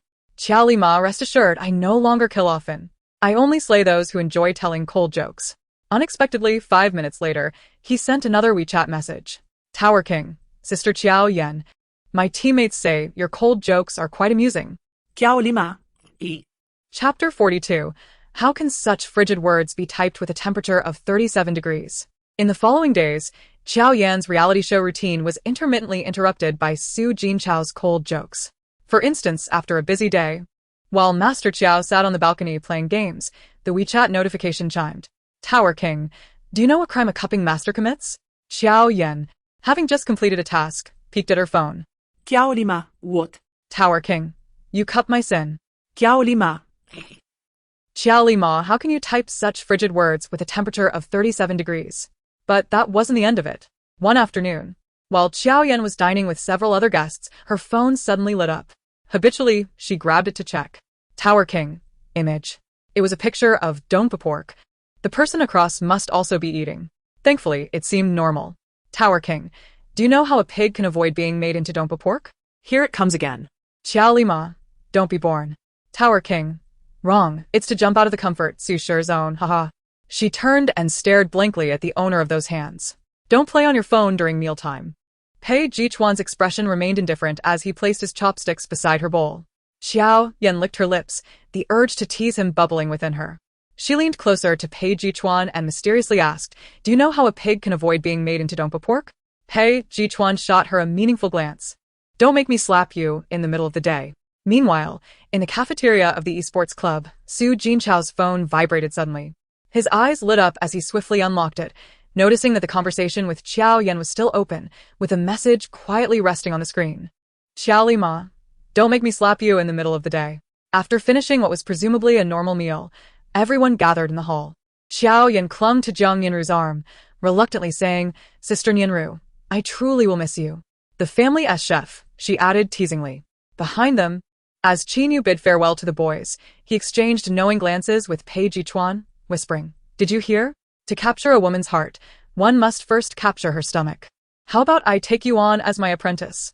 Given my connection with your sister, I could reluctantly accept you at half price. Pei Chuan remained unfazed. No. Thank you. He glanced at Xiao Yan's retreating figure, thinking that someone would teach him later. Qin Yu rolled his eyes at him with a mocking expression before turning to bid farewell to Su Shichen and Xian. He patted Su Shichen on the shoulder. The revolution has yet to succeed. Comrades must continue to strive. Su Shichen immediately understood what he meant and solemnly nodded. I will. Nothing much. Qin Yu quickly changed the subject, exchanging pleasantries with him, adding, Xie, you sing quite well. Let us collaborate sometime. Xian's eyes widened in surprise, filled with excitement. Really? Brother Qin, you truly think I sing well and want to collaborate? He's praising you because he's a particularly insincere person, not because you're genuinely talented. Xia. Don't be deceived by his facade. Xian replied, I'd rather be deceived. After some lighthearted banter, the atmosphere of departure lightened somewhat. Qin Yu's car was waiting outside, and Jiang Nianru embraced Jiao Yan one last time before bidding farewell to everyone. This was a line that Director Jiang had forced her to say, and Jiang Guizhou had paid a hefty price for it. He would seek her for the next variety show. At that moment, Jiang Nianru remained unaware that Jiang Guizhou would not have another variety show. But that was a story for another time. The program had no activities scheduled for the afternoon. Xiao Yan and Yu sat on the sofa, gaming together, all the while lamenting how challenging it was to be a domineering CEO. Xia and the remaining two boys headed to the gym. The entire ground floor activity area became a realm dominated by several girls. Liang Yuning occasionally glanced upstairs but hesitated to go up. Qi Ran was scribbling in a notebook, seemingly lost in thought. This scene, captured in the live broadcast, exuded a sense of tranquil nostalgia. What kind of pillow do I need to dream of cohabiting with these four beauties? Later, she joined a dating show while I remained stationary. The winds of Hong City would never reach Yu City. And the ordinary me could never match up to the extraordinary her. I still call her Yuning, but she refers to me as a fan friend. Teacher Qiao truly cannot live stream while playing games. Today I did, and they said I was. Upon meeting Sister Qi Ran, I finally understood. About 10 minutes later, Qi Ran suddenly stood and headed towards the elevator. Liang Yuning immediately followed. Ran, where are you going? Can I watch from the side? Liang Yuning's face was filled with anticipation. Qi Ran glanced at the two seated on the sofa and sensed the tension between them and Xiao Yan. Deciding it would only create awkwardness to linger, thus she nodded. The two ascended to the top floor together. When Xiao Yan lifted her gaze from the game, only she and Yu remained in the living room. Everyone else gone? She paid little attention, intending to lower her head and continue checking her phone. When that pesky WeChat number started acting up again. Tower King, Sister Xiao Yan. Xiao Lima, go away. Xiao Yan was in a good mood and curious about what antics this person would conjure next. Tower King, they're a couple. The man says I don't love you, and the woman says I love you. Tower King, the man was killed afterward. Tower King, may I ask, what is the remaining woman called? Yu swore she wasn't intentionally peeking at Xiao Yan's phone. It was simply because the two had been seated too closely while gaming, which made it impossible not to see Xiao Yan's screen when she looked up. Her lips parted slightly, her face revealing astonishment. Teacher Qiao, yes. Before she could utter the word confessing, she saw Teacher Qiao expressionlessly type 2 words in the dialogue box and send them. Qiao Lima, widow. After completing this exchange, she raised her eyes, puzzled, to glance at Yu, it's nothing. Chapter 43. Where is my billionaire husband? At that moment, the living room was filled with people. She held a cloth, wiping surfaces here and there, occasionally glancing at the adjacent screen to check the bullet comments. She understood well that diligent work could only yield a reward, while money gained from idleness was truly earned. However, today the comments seemed a bit off. Jiao Yan, get out of the entertainment industry. Get out of the entertainment industry. Get out of the entertainment industry. She curled her lip dismissively, not taking it to heart as she shifted her gaze and casually wiped away the water stains on the table. For the second time, Jiao Yan glanced at the barrage of comments. I never expected Jiao Yan to be this kind of person. I used to like her and Pei Chuan, but it turns out it was all an act. How disgusting. It mattered little. It was never genuine to begin with. Jiao Yan shrugged off the remark, casually picking up the bag from the trash can to dispose of it. I can't fathom how anyone could like someone as uncouth and unrefined as her. Are those who defend her blind? TSK. Jiao Yan furrowed her brows. Is this never-ending? As soon as the words left her mouth, the attention of those around her converged. Just as she intended to say something further, a staff member called her over. Teacher Jiao, your phone is ringing. Pei Chuan approached the spot where Jiao Yan had just stood, unabashedly glancing at the screen filled with vitriolic insults. He stared intently at the barrage for quite some time, before finally lifting his head and speaking with a chilling tone. If you have nothing better to do, you might as well find a job. Or I could assist you for free. Spreading rumors is illegal. Meanwhile, Jiao Yan lay on her bed, answering Ku Ying's call. Hello. Jiao Yan, you're trending. Ku Ying's exuberance was unmistakable. Are you still not used to it? Ever since the dating show aired, your name has practically been on the trending list nonstop. It's no longer surprising. Someone has exposed that you are secretly married with a child. Jiao Yan shot up from her bed. Her first reaction. Am I a mother now? Initially confident that it was mere slander, Ku Ying suddenly began to doubt as well. You can't be serious. Just kidding. Jiao Yan waved her hand, realizing the person on the other end couldn't see her. I have never been married, nor do I have children. Hearing her denial, Ku Ying finally felt reassured. Someone is trying to sabotage you. I don't have any enemies, do I? Jiao Yan blurted out. Wait, maybe not. There are only two of us living here. But since we see each other every day, how could they have the chance? As Jiao Yan pondered, Ku Ying's voice came through again. Jiao Yan, I'm putting you on speaker while I check Weibo. Sure enough, the trending topic read, Jiao Yan secretly married with a child. Her wealthy benefactor's fortune exceeds $1 billion. She couldn't help but chuckle. Her laughter resonated through the phone, prompting Ku Ying to furrow her brows. How can you still laugh? Jiao Yan laughed even louder. The marketing account claims I have a billionaire husband. Shouldn't I be pleased? It's not real anyway. So, what are you getting worked up about? Ku Ying rolled her eyes dramatically. Just the thought of it brings me joy. Suppressing her excitement, Jiao Yan opened the marketing account's Weibo and perused it thoroughly. The gist was that someone like Jiao Yan, a mere nobody, could suddenly secure such a lucrative opportunity in the second season of In Business entirely because of the financial backing of a powerful figure. Moreover, paparazzi had previously caught her dining with this mysterious benefactor. The marketing account presented its claims with fervor and even included several photos. Jiao Yan clicked to view them. What the hell? These are the photos taken when Pei Chuan and I were kidnapped. Can they really recycle such stale news? If the entertainment industry lacks substance, they ought not to fabricate stories. As she continued scrolling, she discovered a few images she hadn't seen before. In these photos, Jiao Yan emerged from a villa in the city center, wearing a mask and sunglasses and getting into a black Maybach. How could a nobody like her afford such a luxurious villa? It must be her benefactor as support. That house is indeed unaffordable for most. She truly is a hidden gem. Her husband must be quite generous to allow her to participate in a dating show. Isn't that just asking for trouble? I feel sorry for President Pei, being exploited for so long without reason. The deeper she delved into the comments, the more unsettled she felt. Jia, she inquired. Aren't they claiming I have a child? Where is the child? With just a few photos and a handful of words, the impact of their attacks felt as inconsequential as a passing breeze. Jiao Yan remained unfazed. Don't you know how it works in the entertainment industry? Those marketing accounts exaggerate even the tiniest incidents. Otherwise, how would they generate buzz?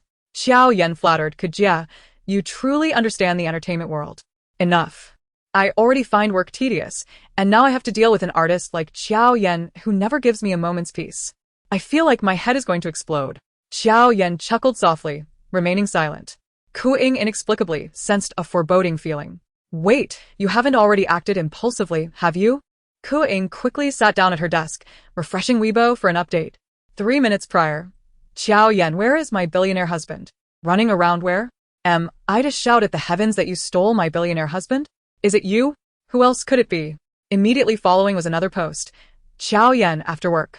Come find me to introduce my billionaire benefactor and son. If you don't, be prepared to receive a lawyer's letter. Ku-ing exclaimed, you do know how to refute rumors. Chapter 44. If you want a husband, go to in business. As Jiao Yan descended from her room, the great cleanup had already concluded. Liang Yuning briefly glanced up upon seeing her, then resumed her conversation with Lu Yihua, oblivious to Jiao Yan's presence. Pei Chuan was nowhere to be found.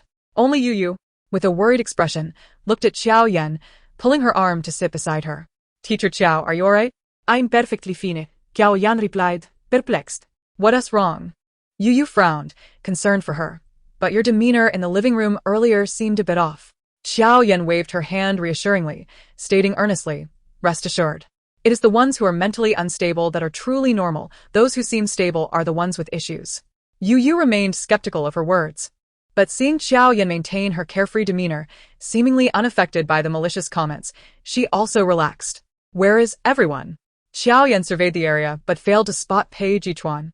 Director Jiang called Pei Ge to discuss something. Got it. Jiao Yan raised her hand to interrupt. As she began to rise again, Yu craned her neck to ask, Teacher Jiao, where are you going? To find the director. Meanwhile, in the office of the in-business director, Pei Chuan lounged in the director's chair, reclining against the back, casually toying with an expensive pen from the desk. His gaze was unfocused, lost in thought, exuding an air of superiority. Jiang Guozhou stood before him, with a desk separating them. Noticing that the young master had remained silent for too long, he could no longer contain his impatience. Pei Chuan, Pei Ge, can you please get to the point? Quit wasting time. I have work to do. Pei Chuan leisurely set down the pen, lifting his gaze. Are you aware of Jiao Yan's situation? Are you suggesting that the person in those photos is actually you, that the villa belongs to you, and that you are indeed her wealthy benefactor? Jiang Guozhou instinctively thought he was trying to boast. I'm not. Uncertain if it was just a figment of his imagination, Jiang Guozhou detected a hint of regret in the young master's tone. Look at you. You seem worthless. What do you want? Pei Chuan raised his gaze. His tone unwavering. I want you to stand by her side. Jiang Guozhou donned an expression of anguish. You are truly my good brother. This is a dating show. With such a scandal, the pressure on me is immense. You can pursue your romantic interests while ignoring my well-being, can't you? She isn't actually secretly married with a child. Pei Chuan remained unconvinced. She had already posted on Weibo herself. At the very least, he could have shared her post to show his support. If this was the extent of his allegiance, Jiang Guozhou could reluctantly accept it. Leaning against the corner of the table, he lowered his gaze at the man seated in his place, a hint of mockery gleaming in his eyes. Pei Chuan, don't get too attached.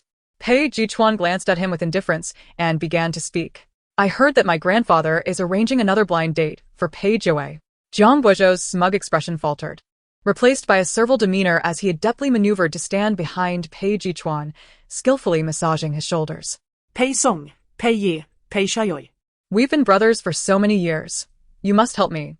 Pei Chuan basked in the attention, feeling quite justified. First, take care of what I asked you to do. And I assure you, she won't get married. With that assurance, Jiang Guozhou felt a wave of relief wash over him. He immediately began rummaging through his pockets for his phone, only to realize it was on the table. In a moment of distraction, he reached over Pei Chuan's shoulder to grab his phone, inadvertently creating an intimate scene. Pei Chuan sat casually on the stool, while Jiang Guozhou leaned over him. Their bodies closed, their eyes meeting. I have arrived at an opportune moment. Had I known you were here, I would have stayed away, Jiao Yan blurted out, panic still evident in her eyes as she turned to flee. Stop.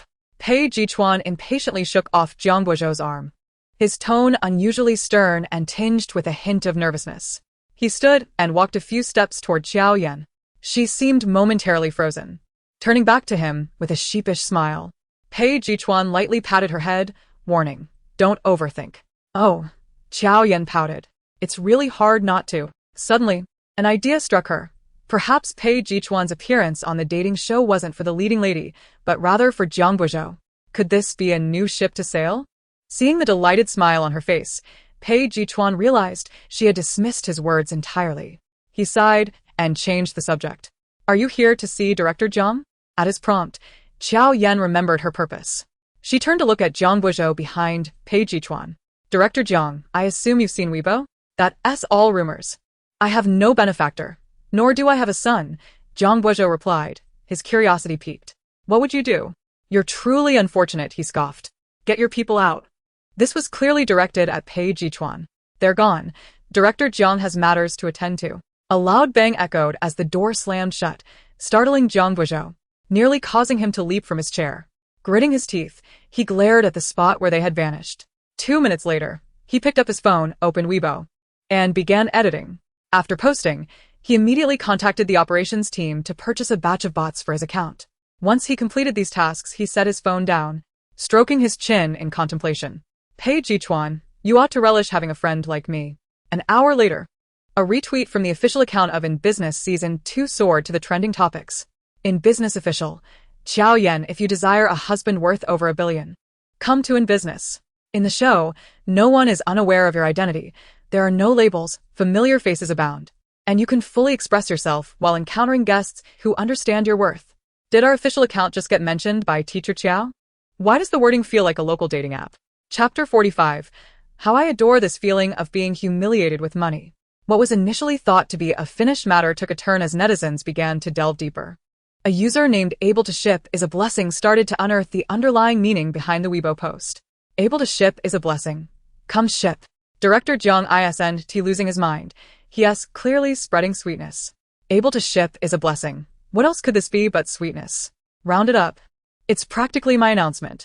Lying on her bed, Jiao Yan scrolled through Weibo and couldn't help but chuckle at the series of seemingly deranged comments. What nonsense!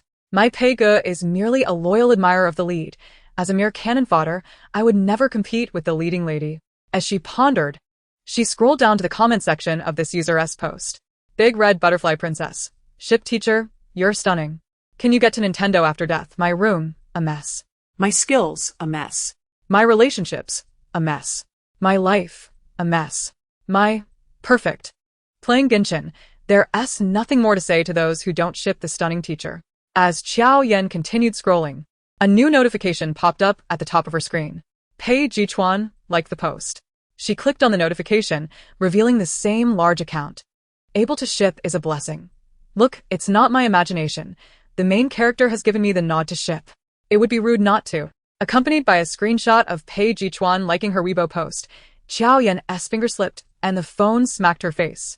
Wincing in pain, she held her face, sat up, and glanced at her phone screen.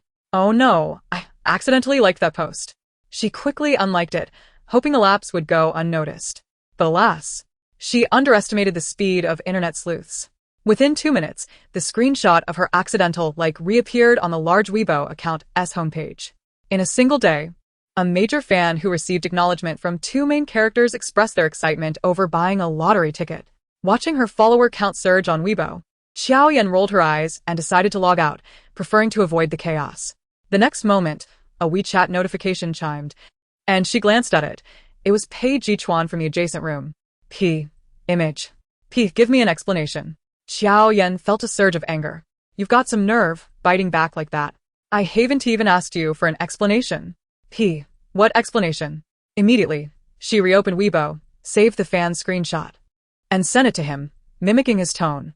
Jiao Lima, give me an explanation. Accidental slip. Fuming, Jiao Yan glared at those infuriating 2 words. That was supposed to be my line. Moments later, another message followed. Your turn. You've taken all my words. What more is there for me to say? Jiao Yan silently pouted, choosing to ignore him. After a while, he sent another message. Kindly set aside your current tasks. It's time to attend to me. Feeling flustered, Jiao Yan hastily typed back. Transferring you 25,000 yuan. Xiao Li Ma. Still busy? Xiao Li Ma, not anymore. Pei Ge, ask away. I will surely answer, without reservation. Glancing at the transfer amount, she felt as if she had just been scolded. But it didn't matter. She relished the feeling of being humiliated with money. Did your finger slip too? Xiao Li Ma. Pei Ge, you are brilliant. TSK. In the adjacent room, Pei Chuan. Upon reading her message, couldn't he help but frown, the gleam of joy on his face vanishing without a trace. He had thought she might finally harbor some ulterior motives toward him. Spending 25,000 to receive a disheartening reply, Pei Chuan immediately lost his enthusiasm. Go pick up your trash. Kiao Lima, all right. And thus, the dialogue between them came to a halt. The events on Weibo had simmered overnight, and by the time Jiao Yan awoke the next day, even the cruise dog was aware that she and Pei Chuan had both inadvertently liked a fan's post the previous night. Yu, who often found herself at the forefront of gossip, could not contain her excitement and rushed to confront Jiao Yan directly.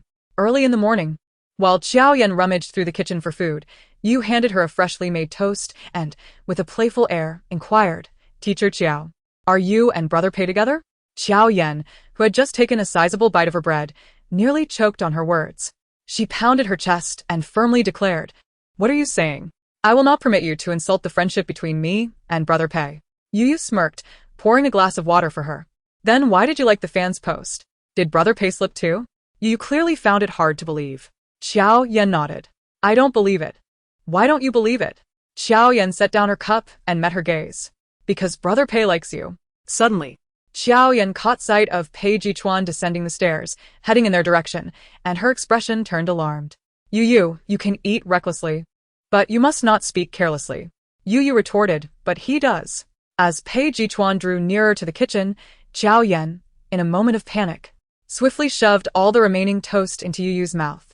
Pei Chuan cast a glance at the two of them, who were acting suspiciously, before grabbing a clean cup from beside Jiao Yan and heading to the water dispenser behind her. Once Yu realized what had just transpired, she felt a wave of relief wash over her, patting her chest to calm down while discreetly signaling to Jiao Yan, "Teacher Jiao, I'm dying here." After hurriedly greeting Pei Chuan, the two of them stealthily made their way to the living room. Seizing the opportunity, while the kitchen was still occupied, Jiao Yan earnestly advised Yu on what to support and what to avoid. "You must never say such things again." She lowered her voice, leaning in closer to Yu. "The script has already been written. My Brother Pei should have always been Liang Yuning's dog, do you understand?" "Oh, you don't get it," Jiao Yan lamented, unable to clarify further. "Just know that my Brother Pei likes Liang Yuning." Noticing Yu's lack of response, she pressed, "Did you hear me clearly? Who told you I liked Liang Yuning?" Chapter 46. "Teacher Jiao, it seems you have miscalculated." Pei Chuan stood behind them, holding his cup, his gaze fixed on Jiao Yan. A hint of amusement on his face, yet his eyes bore an icy demeanor. Jiao Yan felt a shiver run down her spine, and in the next moment, she sprang up from the sofa, forcing a smile. "Brother Pei, please let me explain." Pei Chuan remained unmoved, narrowing his eyes, exuding a palpable aura of danger. "Jiao Yan, are you spreading rumors about me?" Jiao Yan's lips moved, but she found herself unable to mount a defense. The previously anxious Yu now felt a sense of calm. As friendly chatter echoed from upstairs, Pei Chuan, seeing Jiao Yan biting her lip in silence, circled around to the front of the sofa, casually tossing his cup onto the coffee table before seizing Jiao Yan's wrist and pulling her toward the backyard. Yu observed this spectacle, secretly vowing, "If these two aren't involved, I don't have legs." The backyard lawn at around 9 in the morning was refreshingly cool, with the air pleasant and sunlight filtering through the trees, casting a warm glow on the white swing chair, enhancing the ambience. Jiao Yan sat on a stool, feeling an unusual sense of awkwardness. "Brother Pei?" Pei Chuan positioned himself across from her, a small round white table separating them. She inexplicably felt as though she were being interrogated. "Who told you I liked Liang Yuning?"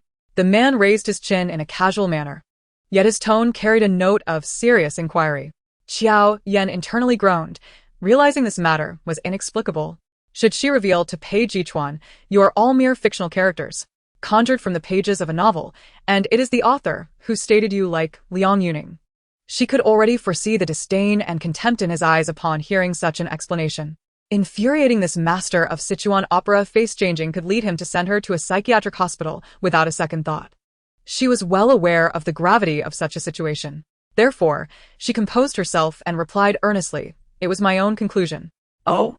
Upon hearing this response, Pei Chuan's lips curved into a slight smile, a hint of amusement glimmering in his eyes.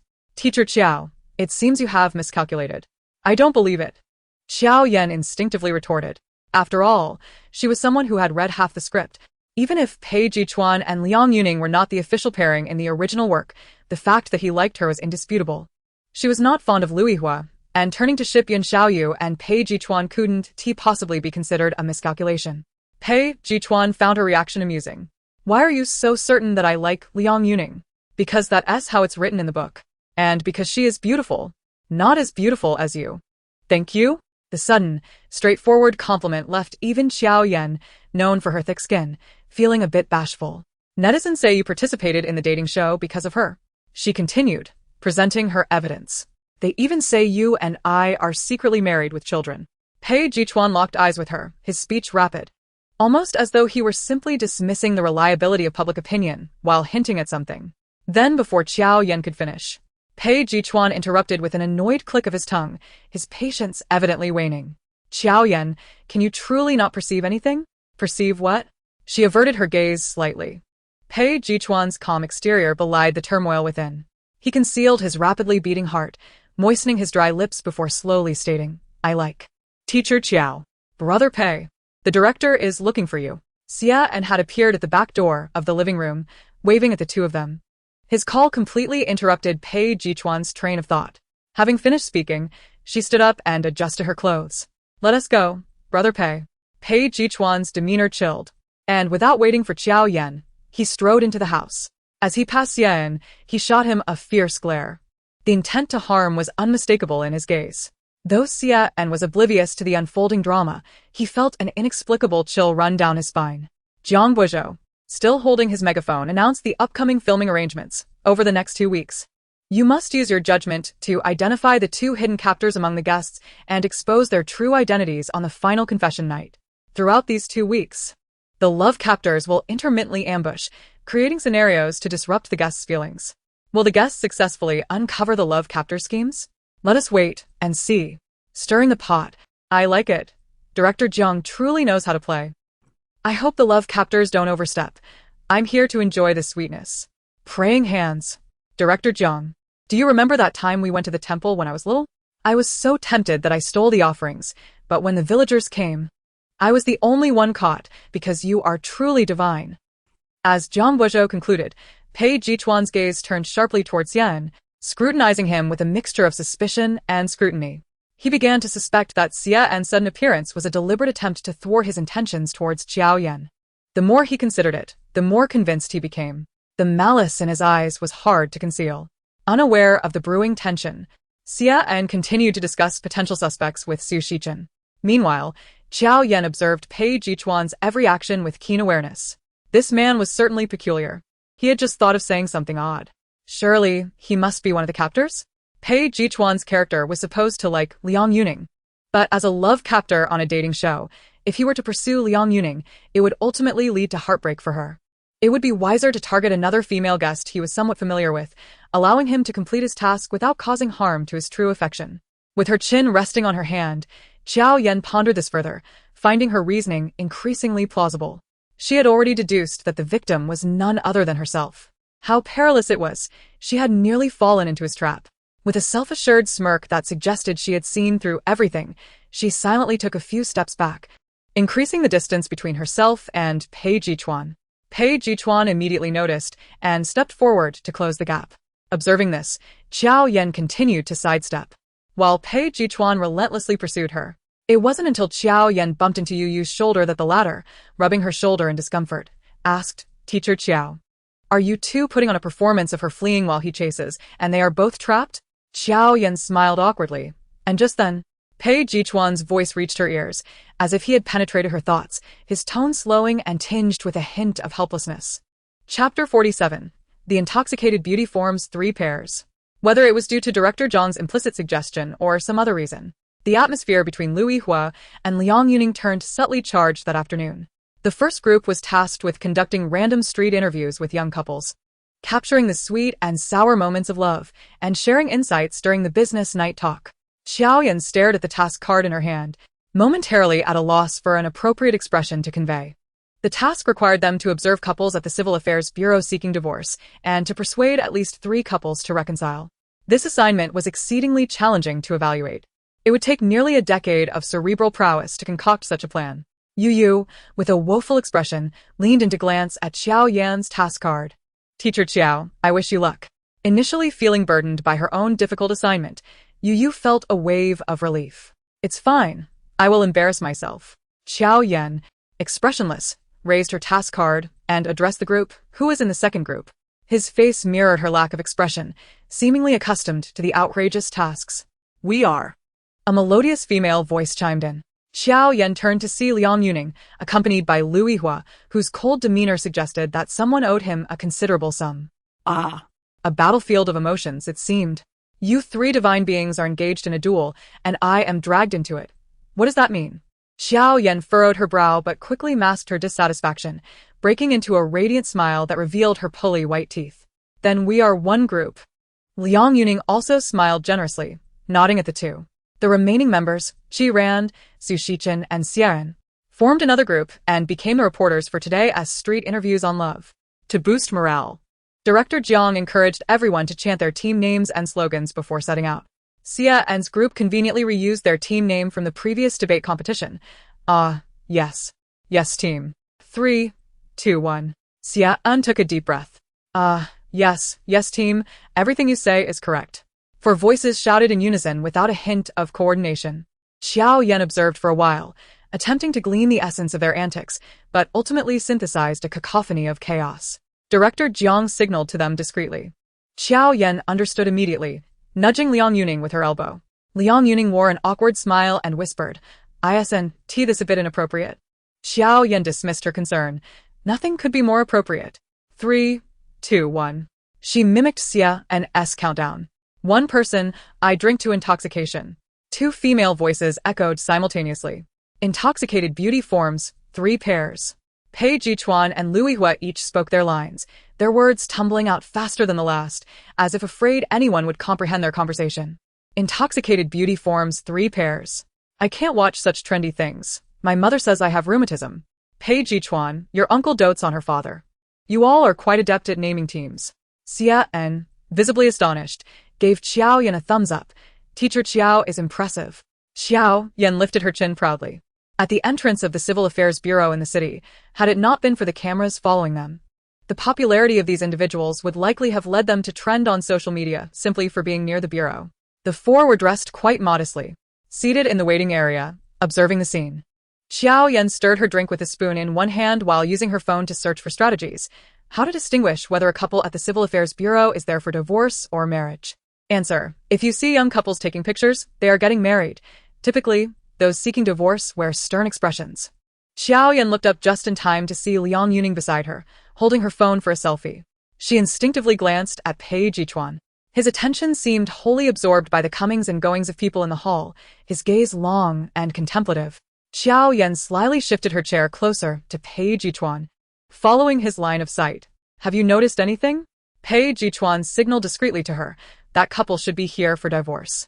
Jiao Yan squinted. Are you sure? Not a chance, she immediately declined, exchanging a glance with him before ultimately passing the task of offending someone to Lu Yihua. Lu Yihua, it's up to you. In front of the camera and Liang Yuning, Lu Yihua could hardly express his frustration, simply suppressing it and asking, Are you sure? Jiao Yan replied with utmost certainty, Absolutely. As it was a team task, he could hardly protest further, reluctantly rising to approach the middle-aged couple. Satisfied, Jiao Yan tossed her phone to Pei Chuan and turned her back to the front desk, flashing a peace sign. Help me take a photo. I'll post it on Weibo. Pei Chuan complied. This moment was fortuitously captured by him. Pei Chuan frowned. It's a bit unflattering. Let us retake it. Jiao Yan, skeptical, snatched the phone back and scrolled through the album. Isn't this quite lovely? She zoomed in, her gaze landing on the slightly blurred image of Lu Yihua behind her. TSK, why does someone look so grim while out having fun? This remark was overheard by Lu Yihua, who had just walked in.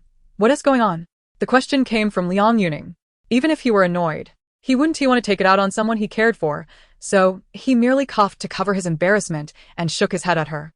The moment Lu Yihua sat down, he accidentally knocked over a glass of juice, drenching Jiao Yan completely. The incident occurred so suddenly that Jiao Yan nearly blurted out condolences for his family. Pei Chuan reacted swiftly, grabbing her arm and pulling her towards him. But it was futile. Jiao Yan unexpectedly collided with a warm chest, the unmistakable sound of a heartbeat causing her ears to flush crimson.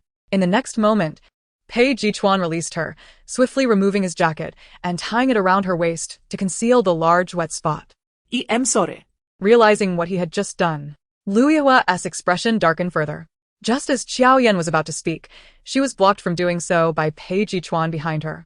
His cold demeanor was particularly intimidating, seemingly lowering the temperature around him with an air of complete authority. Lu Yihua, you don't shy away from involving others, do you? Chapter 48. Now often feeling inadequate for failing to attract wealthy patrons. Pei Chuan was not part of the entertainment circle and thus had no desire to maintain a facade of cordiality. He typically retaliated on the spot when wronged and was unreserved in his criticism of fools. Lu Yihua, equally stifled with anger, replied in a low, icy tone. Pei, what do you mean by that? Pei Chuan glanced at him, as if regarding a mere jester, just stating facts. While others may not have noticed, he had seen clearly that Lu Yihua's act was deliberate. Let us not quarrel. This is all a misunderstanding. Let us clarify things. Liang Yuning donned a face of indecision. The barrage of comments on the live stream was equally startled by the sudden confrontation. I just wandered into another stream for a moment. How did it escalate to an argument here? A beauty brings calamity. Teacher Chiao, could you please say something? Why act coy at this moment?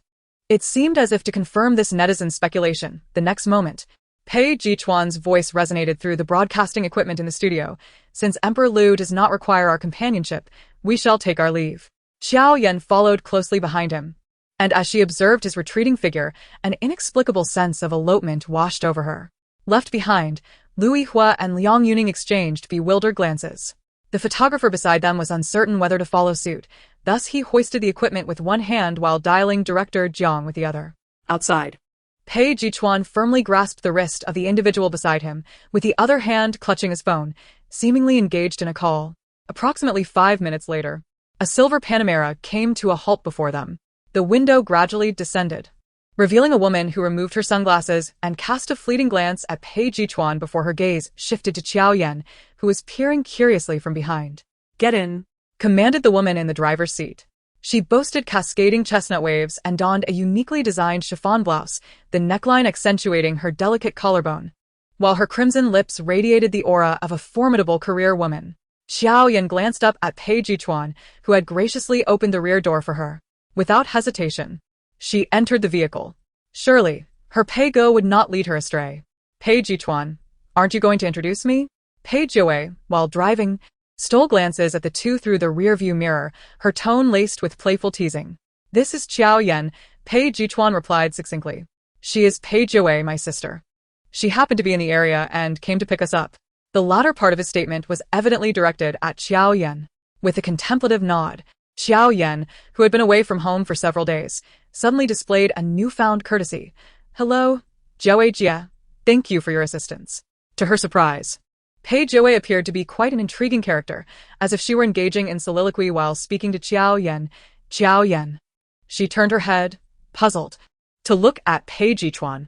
Pei Chuan shrugged and candidly informed her she has recently been watching business. Jiao Yan found it hard to believe that someone of such goddess-like stature would indulge in a dating show typically favored by teenage girls. A sense of relief washed over her. It seemed that even goddesses were not as untouchable as they appeared. To my house, she declared. As soon as the words left her lips, Pei Jiao interjected. Despite driving, she was evidently keen on eavesdropping on their conversation. We're near my home. I'll take you there to change clothes. Momentarily speechless, Jiao Yan soon felt a spark of excitement. Who wouldn't he relish a paid day off? Especially with Pei Chuan there to shield her from any calamity? However, Pei Jiao was not pleased. What kind of talk is that? That is someone's heartfelt endeavor. Who's? Jiao Yan inquired. Zhang Guozhou? Haven't you two already broken up? Why still speak up for him? Pei Chuan showed no qualms about disregarding his sister's feelings. Jiao Yan briefly questioned if she had misheard. What? Director Zhang? Yeah. You too. Her expression turned blank. This was all uncharted territory not present in the original narrative, and the plot seemed to have taken a whimsical turn. Pei Jiao, however, still cared somewhat about her family image, retorting sternly, Stay out of societal matters. Oh, Jiao Yan pouted, feigning indifference. Pei Chuan found her increasingly charming. unable to suppress a light chuckle. "What are you laughing at?" Jiao Yan feigned anger, shooting her a glare. Suddenly, Pei Chuan shifted closer, leaning toward her ear and whispered. Jiao Yan could even feel his breath brushing against her neck, sending tingles not only through her skin but also stirring feelings within her, as though a soft feather had glided past. "Oh," she responded, allured and turning her head to feign interest in the scenery outside. This was problematic. It seemed he was attempting to seduce her. The car soon rolled into Pei Chuan's private villa. Just standing at the door, Jiao Yan could envision the lavish lifestyle that permeated the interior. Pei Chuan, however, appeared as at home as one could be, even thoughtfully retrieving a pair of new pink slippers from the shoe cabinet for her. "I can manage myself." As Pei Chuan reached to assist her, Jiao Yan hastily intervened. Behind them, Pei Chuan, who had just parked and was entering with the car keys, felt as if she had been bombarded with dog food. "Pei Chuan, take off my shoes. Don't you have hands?" Pei Chuan erupted. "I should have advised Mom to spank you when I had the chance." "Your sibling relationship seems rather good," Jiao Yan remarked. "It's all right," Pei Chuan replied, then urged Pei Chuan to guide Jiao Yan to freshen up. Pei Chuan wasted no time and promptly led Jiao Yan to her dressing room, with one hand pointing to the racks on her left and the other opening various wardrobes. She exclaimed, "These are all new. I've never worn them. Choose whatever style you fancy." Once more, Jiao Yan was struck by the limitations of her own imagination. The joy of the affluent was beyond her comprehension. With such a plethora of clothes, she could change 8 times a day without repeating herself for 2 years. At that moment, her envy of the wealthy reached its zenith. She sighed softly. "What's wrong?" Pei Chuan, who had been contemplating what kind of attire would suit her future sister-in-law, turned to her upon hearing the melancholic sigh. "Nothing," Jiao Yan replied earnestly, beginning to reflect upon herself. Reflecting on what? "In my youth, I was quite averse to relying on wealthy individuals. Now, I often feel inadequate for not being able to attract one." "Uft," Pei Chuan chuckled, then suddenly seemed to recall something, her expression turning serious. "Who says you can't find one? Isn't there one right outside?" Chapter 49. I like men, he likes women. We are simply incompatible. That's a mismatch. Just imagining that scenario felt peculiar to Jiao Yan. This was the very stumbling block for the protagonists. How could she be involved? What's inappropriate about it? Pei Chuan queried, while retrieving a white-collared dress from the wardrobe and holding it up against Jiao Yan. The wide sleeves and slim waist made for an exceptionally stylish ensemble. Jiao Yan allowed her to fuss, chattering away. "My Pega likes women, I like men. Our views on love are entirely different, so we would easily quarrel." Pei Chuan paused momentarily, then resumed her actions without missing a beat. "You're already relying on the wealthy. Why concern yourself with compatibility? Just secure one first." The two engaged in casual banter. With Jiao Yan's enviable figure, Pei Chuan utilized her as a living mannequin, experimenting with various styles, before finally allowing her to head to the bathroom to freshen up. After all was said and done, Jiao Yan descended the stairs and found her brother standing by the floor-to-ceiling window, his back to her, seemingly on a call. Pei Chuan. On the other end, Zhang Buizhou was nearly driven to the brink of fury. In stark contrast to his hysteria, Pei Chuan remained remarkably composed. "Is there something you need?" The 3 short words were innocuous, yet deeply insulting. Zhang Buizhou was left speechless. "Young master, do you even remember what your current role entails?" "I do," Pei Chuan replied leisurely, switching hands while maintaining his nonchalance. "Your plan has flaws. Persuading couples in troubled relationships to reconcile under the guise of a good deed is naive. In truth, no one has the right to impose their values upon another's life." Zhang Buizhou was momentarily at a loss for words. When the proposal was first presented, he merely thought of it as an opportunity to mend relationships torn apart by impulsive decisions. Pei Chuan's words struck him like a wake-up call.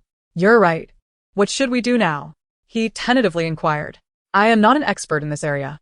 After explaining, Pei Chuan resumed his demeanor of indifference. "You'll have to figure it out for yourself." As he contemplated hanging up the call, the person on the other end halted him.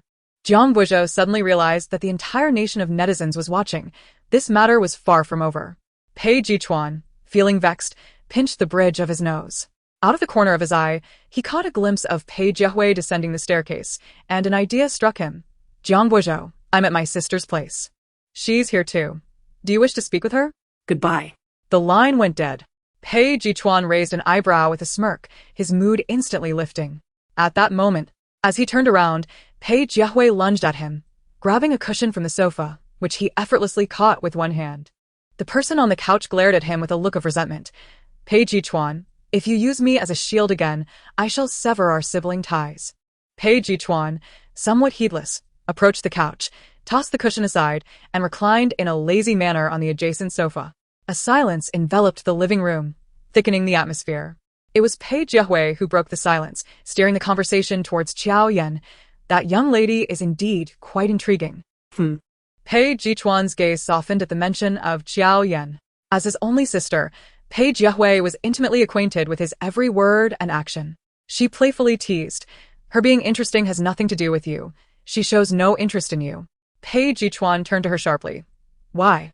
Pei Jiahui felt a sense of triumph, as if she had finally caught her brother. "Don't say I didn't help you. I just asked her. She said you prefer women. While she prefers men, you two simply do not match." Oh. Pei Jichuan lowered his eyelids, entirely disinterested in the topic. Meanwhile, Jiao Yan had finished her shower and changed into the first white dress Pei Jiahui had chosen for her. The fitted design accentuated her graceful curves, revealing a delicate collarbone, giving her a certain ethereal quality reminiscent of a pure white jasmine flower when she remained silent. Both siblings' gazes were fixed upon her, causing Jiao Yan to feel a tad bashful. Is this outfit a bit too formal?" She adjusted the neckline. Pei Jiahui immediately halted her movements, insisting, No. It looks splendid. That face, that figure. I heard from a marketing account that you resemble Yang Yuning, but I think you surpass her in beauty. Right?" she added, poking Pei Jichuan, who stood like a statue. A glimmer of admiration flashed in Pei Jichuan's eyes, though his expression remained somewhat stiff, and he murmured, Feeling he lacked sincerity, he followed up with, "Very beautiful." Encouraged by the affirmation, Jiao Yan shed her awkwardness and flashed Pei Jichuan a bright smile. "All right then."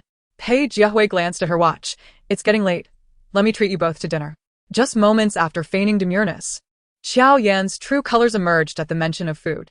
At that time, Xia En was interviewing a young couple, both clad in the uniform of Rainbow City No. 2 High School. The young man held the girl's hand and carried her cup of milk tea. "Excuse me, we're conducting street interviews with couples. May I ask your views on early romance?" The girl tilted her head, attempting to glimpse Xia En's appearance beneath his baseball cap, only to have her boyfriend pull her away with a frown, coldly remarking, "None of your business." Dejected, Xia En turned away, casting a glance back at the others while muttering, "That young man certainly has a temper." Disguised as a photographer, Su Shichen pretended to lower the equipment he had slung over his shoulder. "If I were that guy, I would have just punched you." "Is that even a reasonable question?" "Well, you go ahead." Xia En retorted. "I can't. I'm socially anxious. This heavy burden can only be borne by you." The four of them found a waiting area outside a mall restaurant to dine. "I wonder how things are going on Xiao's end," Yu remarked casually while unwrapping disposable chopsticks.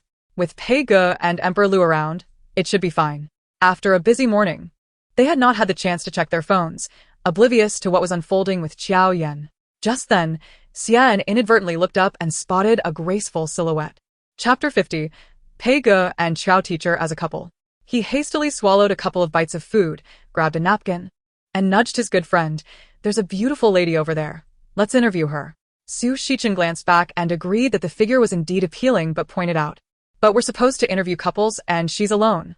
We'll ask and find out. What if she does have a boyfriend nearby?" He added, gesturing toward the wildly scrolling comments on the screen. "Look, everyone wants to see." The commenters chimed in. "Don't deflect. It's clearly you who wants to see. Let's go." Xian declared, seizing the equipment and thrusting it into Su Shichen's hands, before confidently striding toward the enchanting figure. "Hello," he spoke, unconsciously lowering his voice. Wow. "How did you get here, Xia? Oh my, this sister is stunning. Her skin is so fair, and her waist is so slender. Let me clarify. This kind of waist is called a child's waist. As the name suggests, it is as slim as a child's waist, and if not treated promptly, it can become increasingly narrow and compress the heart.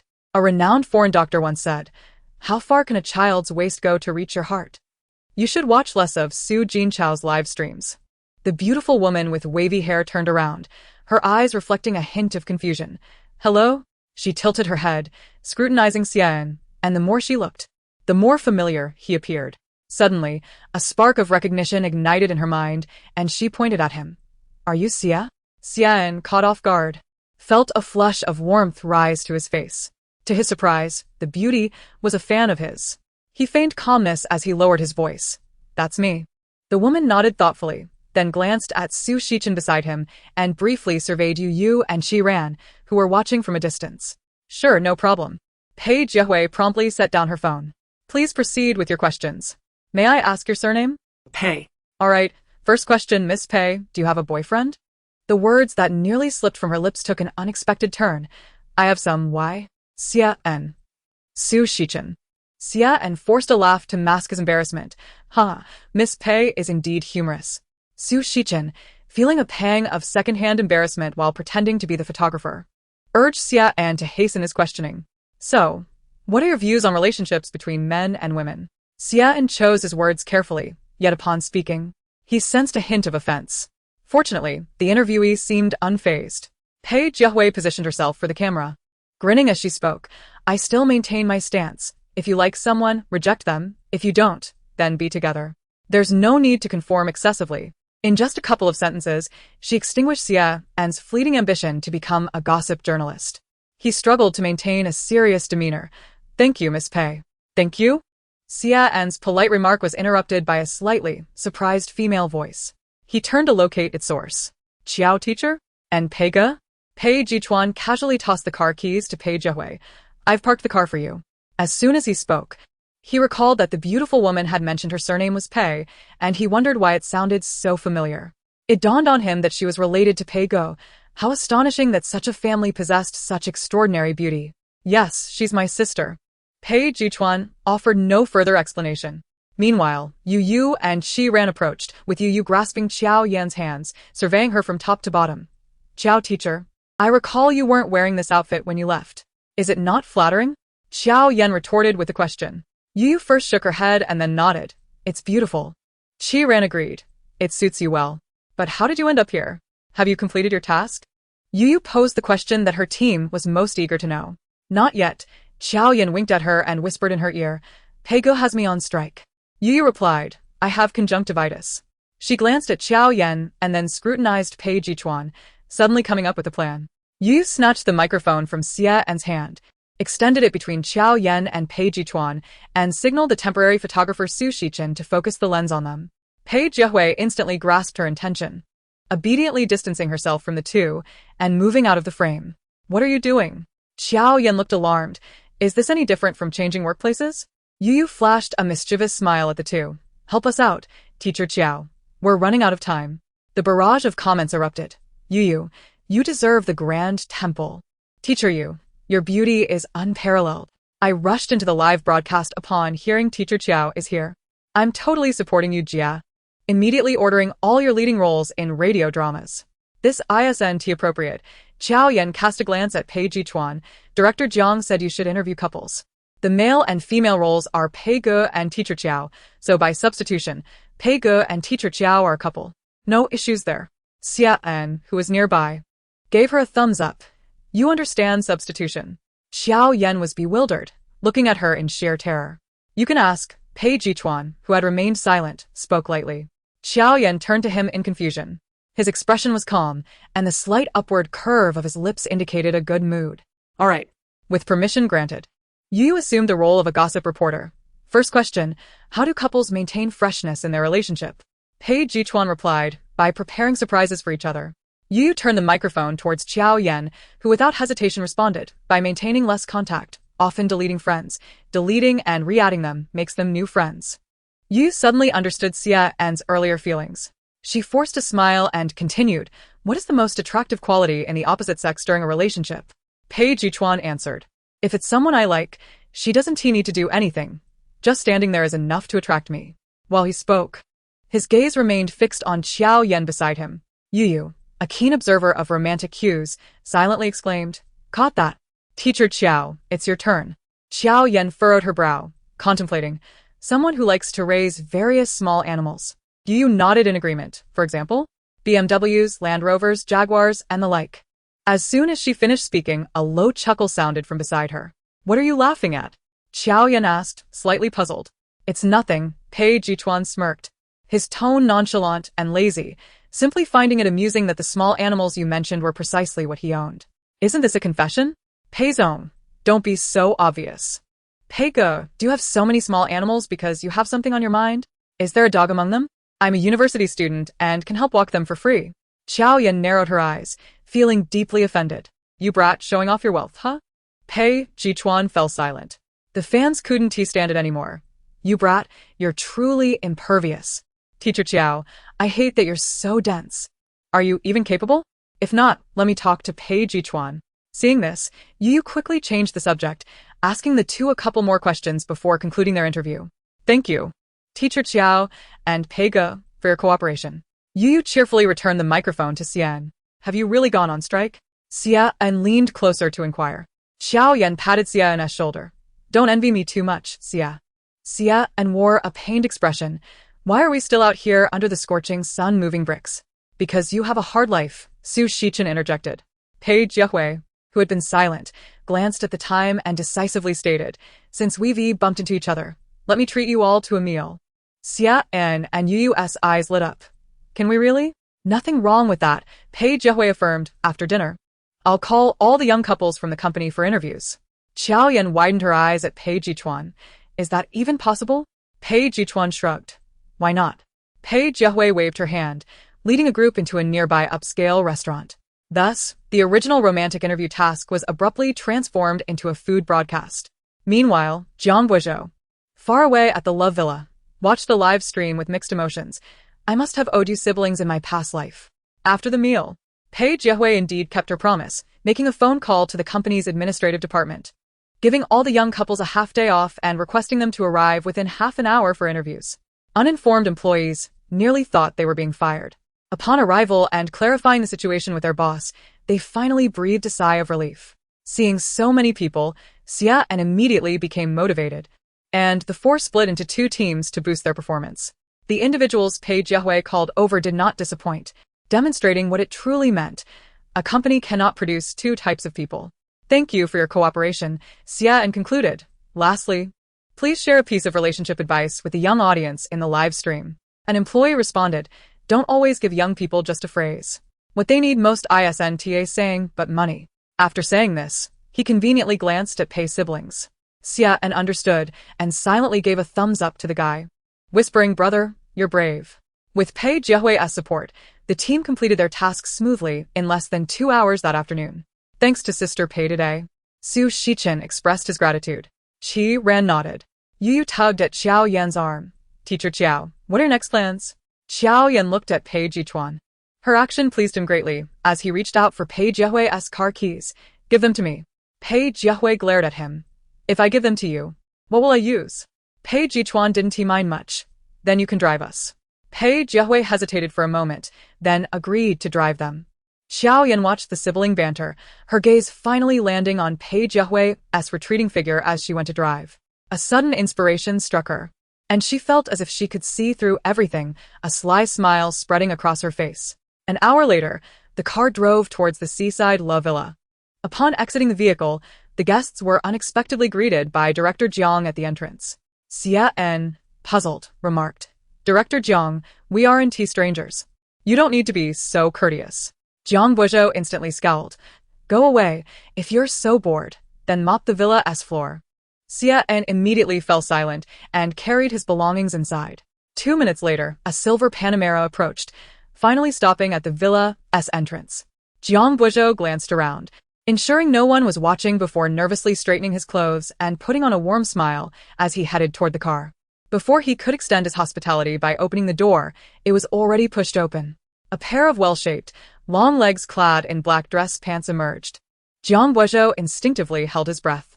Next, he caught sight of his longtime good friend, Pei Chuan's face. Pei Chuan noted Jiang Guizhou's expression and turned to help Jiao Yan out of the car, revealing a teasing smile. As Jiao Yan stepped out, her gaze met his, and she intuitively turned to glance at Jiang Guizhou. After the two alighted from the vehicle, the passenger window slowly descended. Pei Jiahui, unbeknownst to her, had donned her striking sunglasses once more, turning her head to glance at Jiao Yan and the others. I've delivered the person. If there's nothing else, I shall take my leave. Before she could finish her statement, another voice interjected, "Why not stay for dinner?" Jiang Buozhou had entirely shed his usual grand director demeanor. His tone now tinged with a cautious awkwardness. "No, it's rather inconvenient," Pei Chuan replied, not sparing him even a glance. Her posture radiating an air of superiority that suggested he was unworthy of her attention. Jiao Yan, observing the scene with growing impatience, decided to assist Director Jiang. "Sister Pei, what's so inconvenient? You treated us to lunch, so it's only natural we treat you to dinner. Why the personal attack?" Pei Chuan chuckled, pulling her aside and whispering, "Don't get involved." Jiao Yan looked at him in confusion. "No need for them to cook, I have a dedicated chef here." Jiang Buozhou attempted to persuade once more. Yet, the next moment, Pei Chuan's voice reached their ears. "Still no, I fear I might end up with a sore throat." Jiang Buozhou's complexion turned ashen. Pei Chuan waved goodbye to Jiao Yan and her brother, stating, "I'm leaving," before the silver Panamera shot away like an arrow, disappearing from sight. Chapter 52. It seems my brother Pei is indulging in silent treatment. Pei Chuan, unfazed, remarked, "Do you know what this fellow said when he broke up with Pei Chuan?" Jiao Yan seized on the key detail. "Director Jiang initiated the breakup?" Pei Chuan nodded. How dare he? Jiao Yan exclaimed, incredulous as she glanced at Jiang Buozhou, who was storming towards the director's room. "What?" Pei Chuan cleared his throat and, mimicking Pei Chuan's earlier tone of complaint, recounted Jiang Buozhou's words. "Let us break up, Pei Chuan. You are a dragon and I am a monkey. Together, we shall suffer sore throats." Such a reason for breakup was indeed absurd in the entire biological realm. Jiao Yan's expression fractured in disbelief. Did Jiang Buozhou truly say that? She had assumed that in such tales, couples separated due to familial pressures or tragic illnesses. Pei Chuan smirked. "Thus, you needn't defend Jiang Buozhou. He brought this upon himself." Jiao Yan nodded in agreement. Together, they entered the villa. Even someone as oblivious as Jiao Yan noticed the strange atmosphere inside. Qi Ran descended from the second floor, and as they brushed past each other, Jiao Yan caught her whispering, "It seems Lu Yingdi quarreled with Yu Ning. Were they not inseparable? Wasn't her and Pei Chuan's departure meant to grant them some private space? Why were they arguing?" Jiao Yan felt a twinge of curiosity but had no rapport with either of them, leaving her unable to glean any insights. After hastily changing into a fitted outfit, she emerged from her room. No sooner had she stepped outside than her phone rang unexpectedly.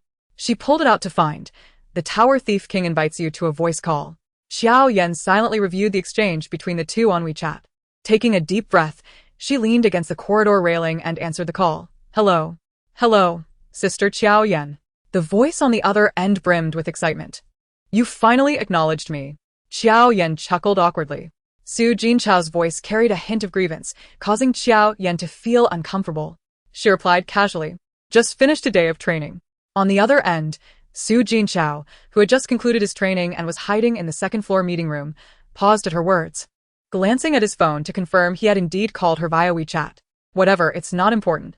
Su Jinchao possessed an exceptional capacity for self-soothing. "Sister Jiao Yan, I watched your live stream today. Are you alright? I saw that Lu, whatever his name is, was deliberately targeting you," he declared indignantly. "It's no big deal." Jiao Yan switched hands with her phone. "I've been catching glimpses of your matches too." Su Jinchao's eyes brightened. "Really?" Jiao Yan nodded. Then shifted the conversation. "You'd do better focusing on your own team rather than watching my streams. I heard the commentators mention your team's frequent missteps. I wondered what they meant and discovered it was your minions that were lacking. Each time, you let them come back from behind. Your fans must be clutching their blood pressure meds while watching. Furthermore, don't dwell on your corny jokes. If you end up on the bench one day, it would truly become a joke." Su Jinchao was taken aback by her sudden reprimand, taking a moment to recover before muttering, "Sister Jiao Yan, are you showing concern for me?" Jiao Yan misheard. "You and I aren't concerned. Why would I care about your mother? Alright, I want to keep you. If there's nothing else, you can hang up." Su Jinchao was not easily deterred. "I promise to train hard and not to ponder corny jokes. Can we have a meal together after the autumn competition?" "Sure." After receiving the answer he desired, Su Jinchao's tone brightened. "Goodbye, Sister Jiao Yan." Goodbye. Jiao Yan ended the call, preparing to head downstairs, only to turn and meet a pair of scrutinizing eyes. She felt a jolt of surprise, an unexplainable sense of guilt washing over her, and instinctively hid her phone behind her. "When did you come up?" She managed, taking the initiative. Pei Chuan observed her subtle movements, a flicker of unusual emotion passing through his gaze. He lowered his eyelids, his tone cool. Just arrived. I noticed you hadn't come down for a while, so I came to invite you to dinner. Pei Chuan's face bore a hint of aloofness, his lips curving downward. Jiao Yan felt an odd discomfort at his demeanor, unable to pinpoint why. They descended the stairs, one in front of the other. In the semi-open kitchen, Su Shichen and Xia and were setting the table, while Qi Ran assisted Yu in retrieving dumplings from the pot. Upon seeing Jiao Yan and Pei Chuan, she casually remarked, "We're having dumplings for dinner. Does anyone want vinegar?" "No thanks." Just as Jiao Yan finished speaking, she heard Pei Chuan beside her distinctly state, "I want vinegar." Startled, she turned to him, only to find him gazing back. Pei Chuan's voice was deep and slightly husky as he reiterated, "I want vinegar." Jiao Yan suddenly realized he might be implying something significant. What vinegar? Why would he want vinegar? I haven't even had a taste of the hot gossip yet. The others remained oblivious. And Qi Ran even set a vinegar dish next to Pei Chuan. Jiao Yan swore this was the most excruciating dinner she had endured since joining the dating show. Aside from Lu Yihua and Liang Yuning, who seemed to be acting as if they were on a different planet, even her usually amiable brother Pei had taken to silence. Throughout the meal, their communication was non-existent. Jiao Yan attempted to lighten the mood, even making Su Shichen, who typically bore a serious demeanor, chuckle. Yet, Pei Chuan's heart felt like stone, showing no signs of responsiveness. This was bad. Jiao Yan thought, "It seems my brother Pei is indulging in silent treatment." Chapter 53. Rest assured, I have memorized Li Sa. The official blog issued a sudden announcement, stating that tonight's live stream would be paused, allowing everyone to rest for the evening. Upon receiving this news, Jiao Yan was the first to raise her hands in agreement. Yu cast a furtive glance at Pei Chuan, sensing the atmosphere around him had grown even more oppressive. What on earth had transpired between them that she, as a fan, was not privy to? However, she lacked the courage to inquire of Pei Chuan. As for Jiao Yan, judging by her earlier reaction, it seemed she was not much more informed than herself. As a devoted fan, Yu felt utterly exhausted. With one last glance at Lu Yihua and Liang Yuning, who had not exchanged a single word since dinner began, she suddenly declared, "I'll go wash the dishes." Su Shichen volunteered to tidy up the mess on the dining table. "I'll help you," Qi Ran offered, her tone significantly softer than when she first arrived, even though she didn't look at Su Shichen. Yu led the reluctant Xia En, who was attempting to be a third wheel, out of the kitchen with a sigh. On the third floor, after taking a shower, Jiao Yan emerged from the bathroom and couldn't suppress a shiver. She ungracefully collapsed onto her bed, and as soon as she opened her phone, drowsiness washed over her, and her eyelids began to droop. She yawned, tossed aside her phone, and gently closed her beautiful eyes. The last thought that flitted through her mind was, "It feels like a waste to go to bed so early." At 11:30, the gym on the top floor remained brightly lit. A man dressed in simple black sportswear emerged from the bathroom, surrounded by a faint scent of sea salt body wash. Pei Chuan, holding a towel, carelessly wiped his damp hair. Despite a night of strenuous exercise, the tension within him had not dissipated much. He slowly exhaled, glanced at his phone to check the time, and turned to wait for the elevator. When the elevator arrived, it seemed to pause on the third floor. Pei Chuan paid it no mind, focusing instead on the profile pictures in his WeChat chat list, contemplating whether to say something. Suddenly, the elevator doors opened without warning, revealing a bewildered Jiao Yan, who murmured, "How did I end up here?" She appeared as if just waking from slumber, her complexion lacking vitality, with a few rebellious strands of hair falling across her cheeks, evoking a sense of protectiveness in others. Pei Chuan stared for 2 seconds, sensing something amiss. He stepped into the elevator, standing beside her. Jiao Yan licked her dry lips, her voice carrying a faint nasal tone. "Why aren't you asleep yet?" Pei Chuan glanced at the floor she had pressed, remained silent, and scrutinized her face. "Are you feeling unwell?" he asked uncertainly. Jiao Yan rubbed her nose. Her actions endearing, yet her words remained audacious. "It's just a little cold, which is perfectly normal, all thanks to your cold treatment." Pei Chuan was momentarily speechless. How could she turn the blame back on him when she was the one who had been secretly on the phone with another man? Noticing his silence, Jiao Yan chose not to press further, and the elevator fell into a quiet stillness. Moments later, they reached the first floor.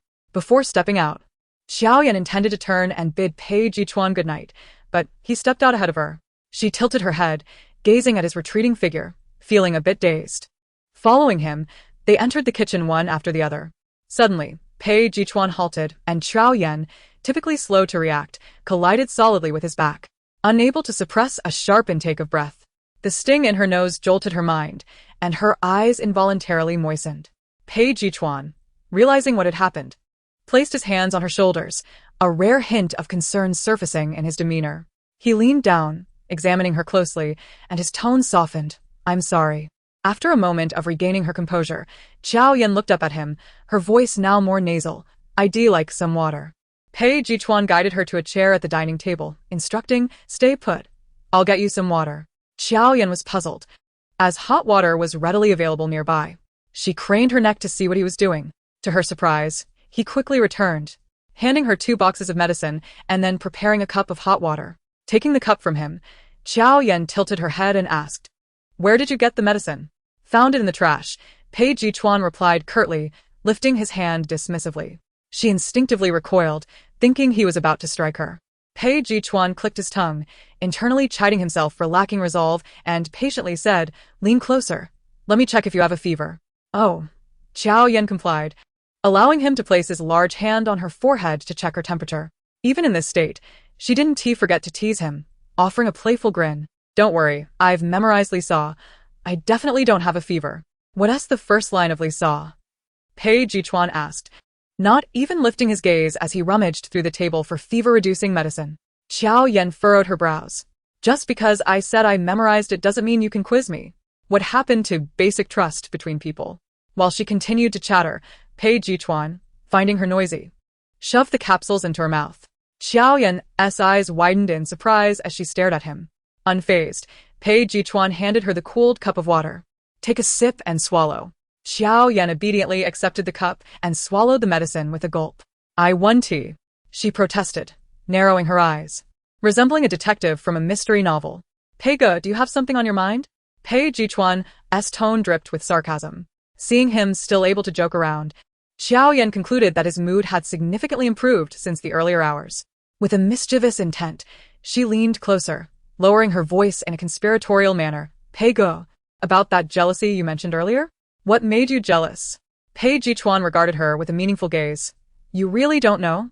Jiao Yan nodded, her eyes brimming with curiosity. Pei Chuan scoffed lightly, appearing somewhat impatient, yet his heart raced uncontrollably.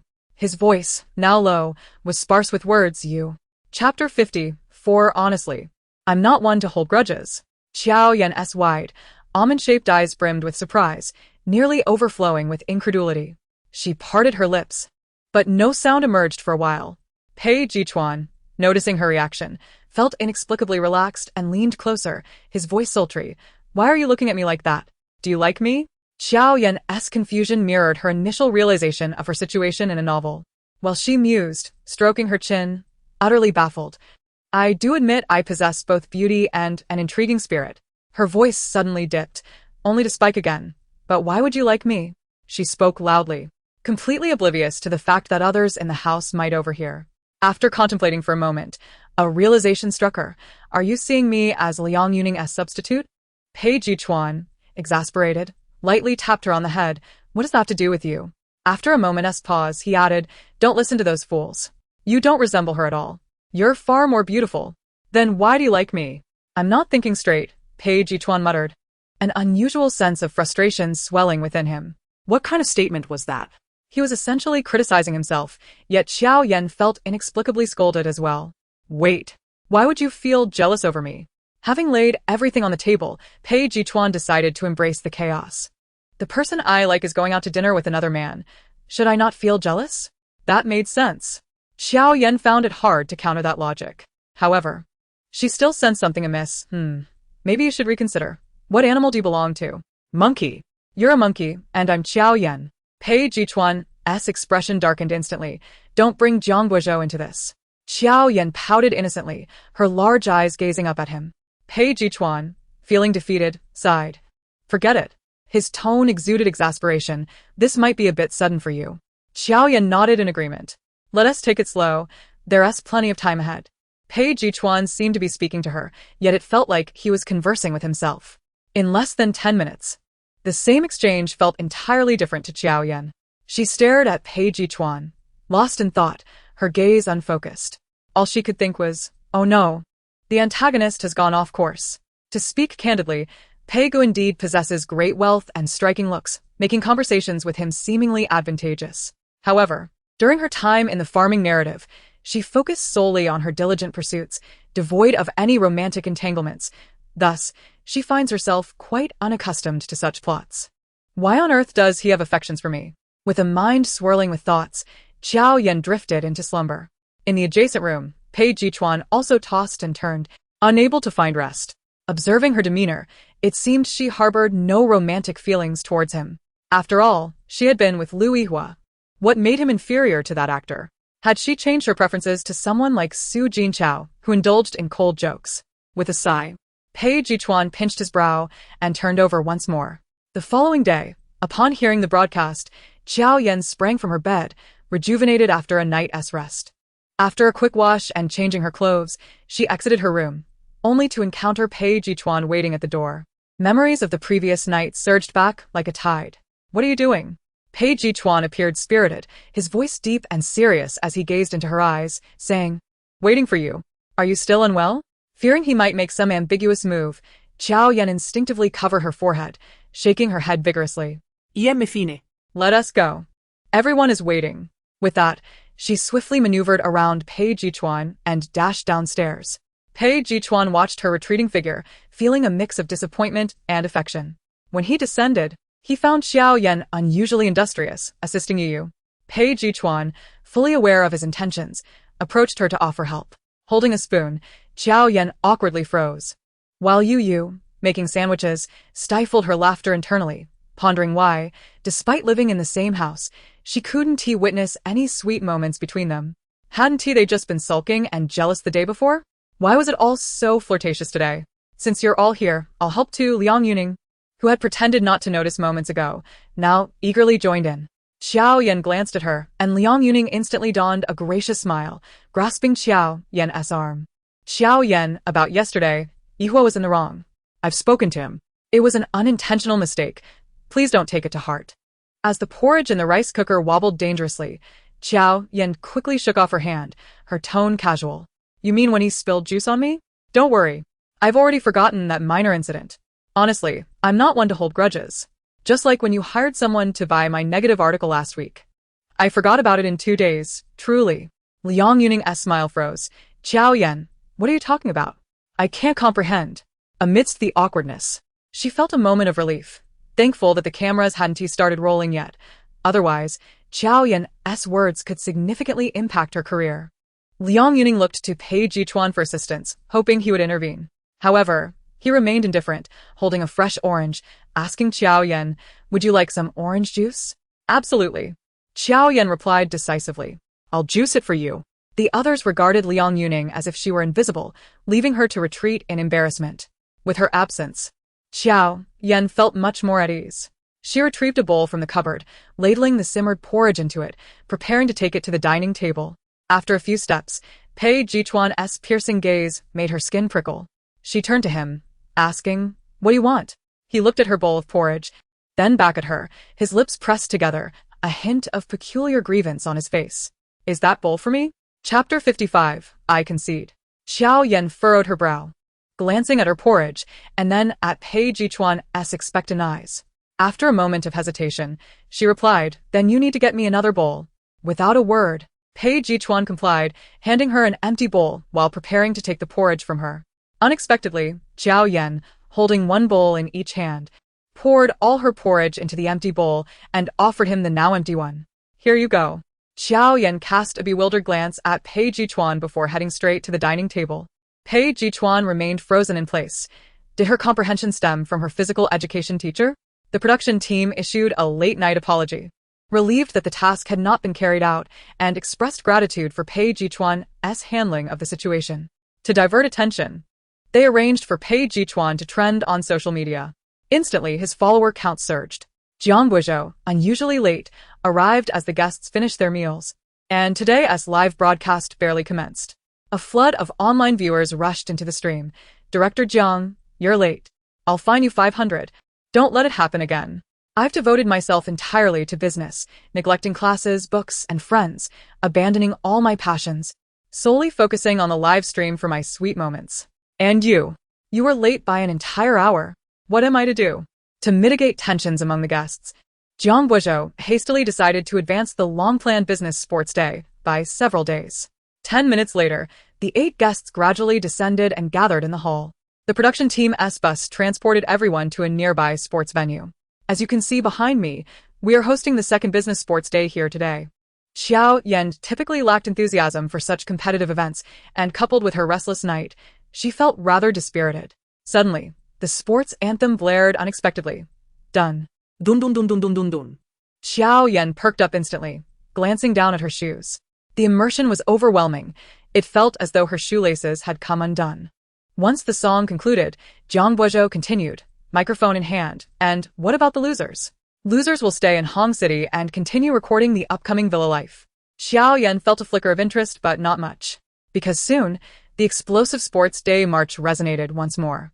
Jiang Buozhou shouted, to prevent injuries, let us warm up by running 2 laps around the field. As he spoke, he stomped his feet, embodying the essence of a physical education instructor. Teacher Chiao, what should I do? I can't run at all. Yu nervously approached her. It's all right, I don't run fast either, Jiao Yan reassured her while stretching. Really? With her words, Yu felt much more at ease, her face brightening. Let us run together then. Bang! Jiang's starting gun fired unexpectedly, prompting everyone to hurry. Almost immediately, Yu felt a gust of wind rush past her. What was that noise? Is someone being chased by a ghost? I feel offended. It reminds me of my high school friend, who claimed to be weak, yet secretly had the strength of 1,000. I want to watch the next New Star Sports Day if she's not participating. Yu, there are still many bad people in the world. Let us go. Yu blankly added the last remark.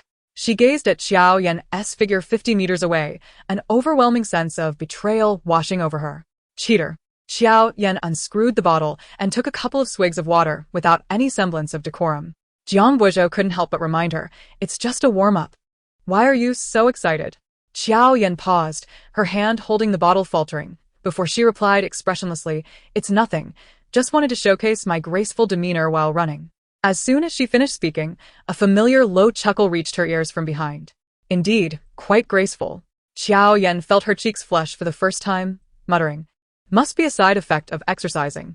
She turned to the leisurely approaching Pei Chuan, threatening him with a feigned sternness, don't you dare laugh. He immediately subdued his amusement. Yu and Liang Yuning lagged at the end of the line, and just watching them made Jiao Yan feel exhausted. Is this it? Just them? How can they win against our team? The few who finished first sat scattered on the empty benches, awaiting the others. Bored. Jiao Yan began to fiddle with the zipper of her sportswear. Sensing her disinterest, Pei Chuan leaned in and whispered, bored? Jiao Yan glanced at him, shrugged, but remained silent. I heard an interesting story a couple of days ago. Care for a recount? Jiao Yan felt an unsettling vibe, but couldn't pinpoint why. Go ahead, she replied. If he dared to share a corny joke, she swore she would stuff the bench leg into his mouth right then and there. Pei Chuan cleared his throat, ensuring no one was paying attention, and began nonchalantly, the school bully slapped me 800 times, and I refused to accept it. After school, I lured him to the grove, and he slapped me 800 more times. Jiao Yan's expression darkened as Pei Chuan continued, oblivious, I accepted it. Upon hearing the story, Jiao Yan derived 6 points of conclusion, I accept it. She shot him a fierce glare. Do you think this kind of nonsense suits your character? Chapter 56. You aren't trying to emulate him, are you? This is even more outrageous than Su Jinchao's corny jokes. Jiao Yan stifled her impulse to slap him 800 times. You should spend less time at internet cafes. Pei Chuan cleared his throat awkwardly. You don't like the story? I have a few others. Stop. Jiao Yan could no longer bear it, quickly retrieving her phone, lowering her head, and sliding her fingers across the screen. She then looked up and said, I've sent you a friend recommendation. You two should have plenty to discuss. Go converse with him. With that, she turned and rushed towards Yu, who was too exhausted to stand at the finish line. Pei Chuan, puzzled, glanced at his phone. Qiao Li Ma has suggested a contact. Stealth Tower King. Yu remained squatted on the ground, reluctant to rise, gradually recovering 5 minutes later. Netizens expressed confusion over her actions. What's going on? Did she get a beauty filter? Why is she avoiding suspicion? Nonsense. Only real couples avoid suspicion. Look at Xia and Yu. They are like buddies, probably a facade. No need to drag others down. Are Yu and are just a bit cool. Not that nobody supports them. Ignoring the onlookers, Pei Chuan swiftly walked to the far right of the line and stood beside Jiao Yan. She stood rigidly, her face proclaiming, "We are not acquainted." Jiang Buizhou chuckled inwardly, thinking, "Look who is having a day," before taking the megaphone to address everyone. "I believe everyone is sufficiently rested. I now declare the second business sports day officially open." The startling music erupted once more.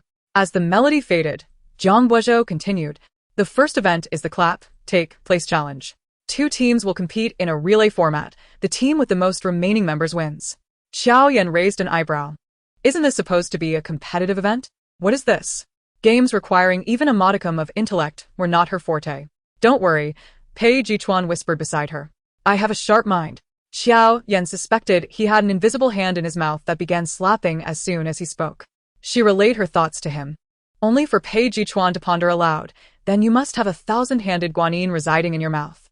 Xiao Yan immediately fell silent. "See? He is starting to slap people with his words now." The first round featured the blue team as Xia and Xiao Yan felt they might stand on equal ground, rolling up her sleeves to take her turn. However, Pei Chuan grasped her arm, leaving her perplexed. "Let Qiran go," he stated. Why? "It's a strategy akin to Tianji's horse racing." Both Xiao Yan and Xian felt as if they had been slapped. Qiran sat at the designated table, a bottle of sponsors' drink as props, and Xia and mirrored the setup. "It's starting. Clap, take, place, clap, take, place," the announcer's voice began slowly, allowing Xia and to keep pace initially. However, as the commands quickened, Xia An's mind began to jumble, and she quickly succumbed. The blue team lost a member, while Qiran exuded confidence, prompting Xiao Yan to feel relieved. Perhaps she wouldn't need to intervene after all. The second blue team member, Liang Yuning, stepped forward. Though a seemingly juvenile reflex game, Qiran and Liang Yuning engaged in fierce competition. This must be the competitive spirit among women, Xiao Yan thought, struggling to empathize. Ultimately, Qiran triumphed, being a former idol, and such reflex training was second nature to her. After 2 consecutive defeats for the blue team, Yu entered the fray. Xiao Yan felt grateful that Pei Chuan had stopped her earlier. Yet this was no strategy, it was akin to throwing down a trump card. Once Yu regained her composure, she exclaimed joyfully, "I actually won against Ranjia." Ha ha ha. However, her laughter abruptly ceased when she noticed Pei Chuan sitting beside her. "Let's begin," he declared, seizing Jiang Buizhou's role and addressing the staff near the sound system. While Yu was slightly stronger than Xian, facing Pei Chuan proved too daunting, and she faltered quickly. As Blue Team's final member, Lu Yihua, settled in, the atmosphere thickened with tension. Xiao Yan observed the two, finding the scene unexpectedly amusing. 2 prominent figures competing in reflexes like elementary school students was a scene worthy of any romantic novel. While she pondered this, the match commenced. 3 minutes later, Pei Chuan secured victory. Xiao Yan exhaled sharply, a smile inevitably gracing her face. Pei Chuan stood, flexing his wrist, and approached her, as if seeking praise. "I won." Xiao Yan nodded in acknowledgement. "You were impressive." His face lit up with delight, and then, recalling something, he raised his wrist towards her, mumbling, "Qiao teacher, my hand is so sore." In an instant, Xiao Yan's smile froze. Here we go again. That familiar sense of discomfort returned. Who taught this tall man to feign shyness? She pushed his hand away firmly. "Stop acting ridiculous." Unfazed, Pei Chuan lowered his hand and, taking advantage of the break, strolled alongside Xiao Yan, engaging her in casual conversation. "I just added your childhood friend. Did you have a delightful chat?" He shared a few jokes, claiming you would definitely enjoy them. A shiver ran down Xiao Yan's spine as she suddenly recognized the source of her discomfort. She replied, "Pei Chuan, are you perhaps learning from him?" Chapter 57. If you don't get up soon, I might just perish. For the first time, Pei Chuan felt a twinge of embarrassment, casting his gaze aimlessly into the distance, unwilling to meet her eyes. No. He retorted, "You had better not." Xiao Yan glared at him, threatening, "Otherwise, both of you will find yourselves on my blacklist." Pei Chuan nodded thoughtfully, as if engaging in a process of elimination. "So, you dislike the type that resembles a grandmother?" "Grandmother?" Xiao Yan was taken aback. "What age is that grandmother?" "TSK, Pei Chuan frowned. "I meant a little puppy." How old is that dog? Never mind. He seemed to be speaking to himself as much as to Jiao Yan. I don't like that either, so I'll try something else. Just then, Jiang Guizhou called out with a megaphone, "Everyone come over here." A throng of people surged into the venue. Xia En led the way, and as soon as they entered, his steps involuntarily halted. Earlier in the year, he had filmed an episode of a variety show involving an advanced version of the game Red Light, Green Light, where the floor was covered in pressure-sensitive tiles. Jiao Yan had no prior knowledge of this. She had only seen other celebrities play it on a variety show. However, at that time, she had maliciously speculated that those stars were merely pretending. It's just pressure-sensitive tiles. How painful could it be, especially with socks on? Everyone can step on it first to get accustomed. Jiang Guizhou's tone barely concealed his schadenfreude. As soon as he finished speaking, Jiao Yan eagerly removed her shoes and stepped onto the tiles. Su Shichen, standing nearby, covered his ears and shook his head. Sure enough, the next moment, a wail echoed throughout the venue. Ouch. Jiao Yan's language system seemed to falter as she flailed her arms at the nearby individuals. "Help me. Help me." Just then, her erratic grasp latched onto a sturdy arm, stabilizing her. She turned to see Pei Chuan, who had somehow positioned himself behind her. Pei Chuan stood firmly, as if entirely unaffected. He placed a hand on her arm, a hint of teasing amusement in his eyes. "You can't handle this?" Jiao Yan dared not move, too lazy to argue with him. In a team, it's quite normal to have a mountain-conquering tiger, a visionary eagle, a nimble leopard, and me, a muddled fish. Pei Chuan raised an eyebrow. "No problem. Your role is clearly defined," Jiang Guizhou announced. "Now I declare the second event of this sports meet, the 50-meter pressure-sensitive tile three-legged race." Upon seeing the floor covered in pressure-sensitive tiles, Jiao Yan's expression twisted into a grimace that resembled a cry more than a smile. "Director Jiang, you truly are up to no good. Rest assured, massaging the soles of your feet will promote blood circulation and won't harm your health," Jiang Guizhou replied with a beaming smile. The staff handed out the leg-binding ropes for the competition to the two teams. Jiao Yan accepted the rope, her face reflecting reluctance. Pei Chuan snatched it from her hand. "Bring your leg over." Reluctantly, Jiao Yan shuffled 2 steps closer to him. Pei Chuan's lips curled into a barely perceptible smile as he bent down to tie the red fabric rope around their calves. Jiao Yan stared blankly at the top of his head, the familiar sensation washing over her once more. Before she could grasp any clarity, Pei Chuan abruptly straightened. "All done." Jiao Yan glanced down at her bound foot and moved it slightly. "Wait, isn't this a bit too tight?" "I don't think so. It feels just right to me," Pei Chuan replied, clearly pleased with his handiwork. "Hire someone to swap their leg straps for iron ones. Quietly lower the volume. I'm afraid they'll scream like banshees." Why is EU so quiet today? Did they have a quarrel? When does it start? The 4 teams of guests slowly made their way to the starting line. Jiang Guizhou retrieved a starting pistol from who knows where. "Everyone get ready." Bang. The gunshot rang out, and cries of distress erupted from the pressure-sensitive tiles. Having mentally prepared herself, Jiao Yan felt surprisingly calm. In contrast, Xia En and Su Shichen, the unfortunate duo, cried out in unison. As for Yu, she felt no discomfort at all.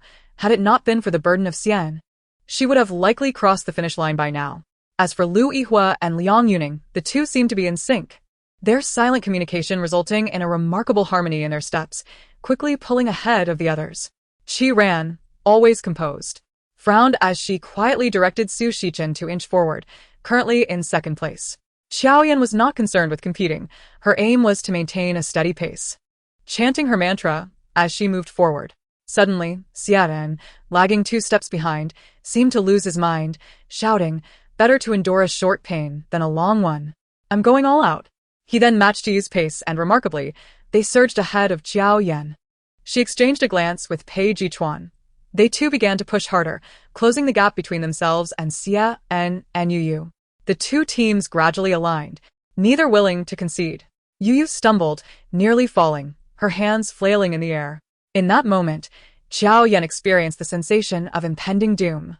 Just before Yu fell, she had already envisioned 108 ways to eliminate her. Sensing she might be skewered, Jiao Yan shut her eyes and fell into Pei Chuan's embrace. He shielded her head with his hands, their calves slightly misaligned, yet still bound together.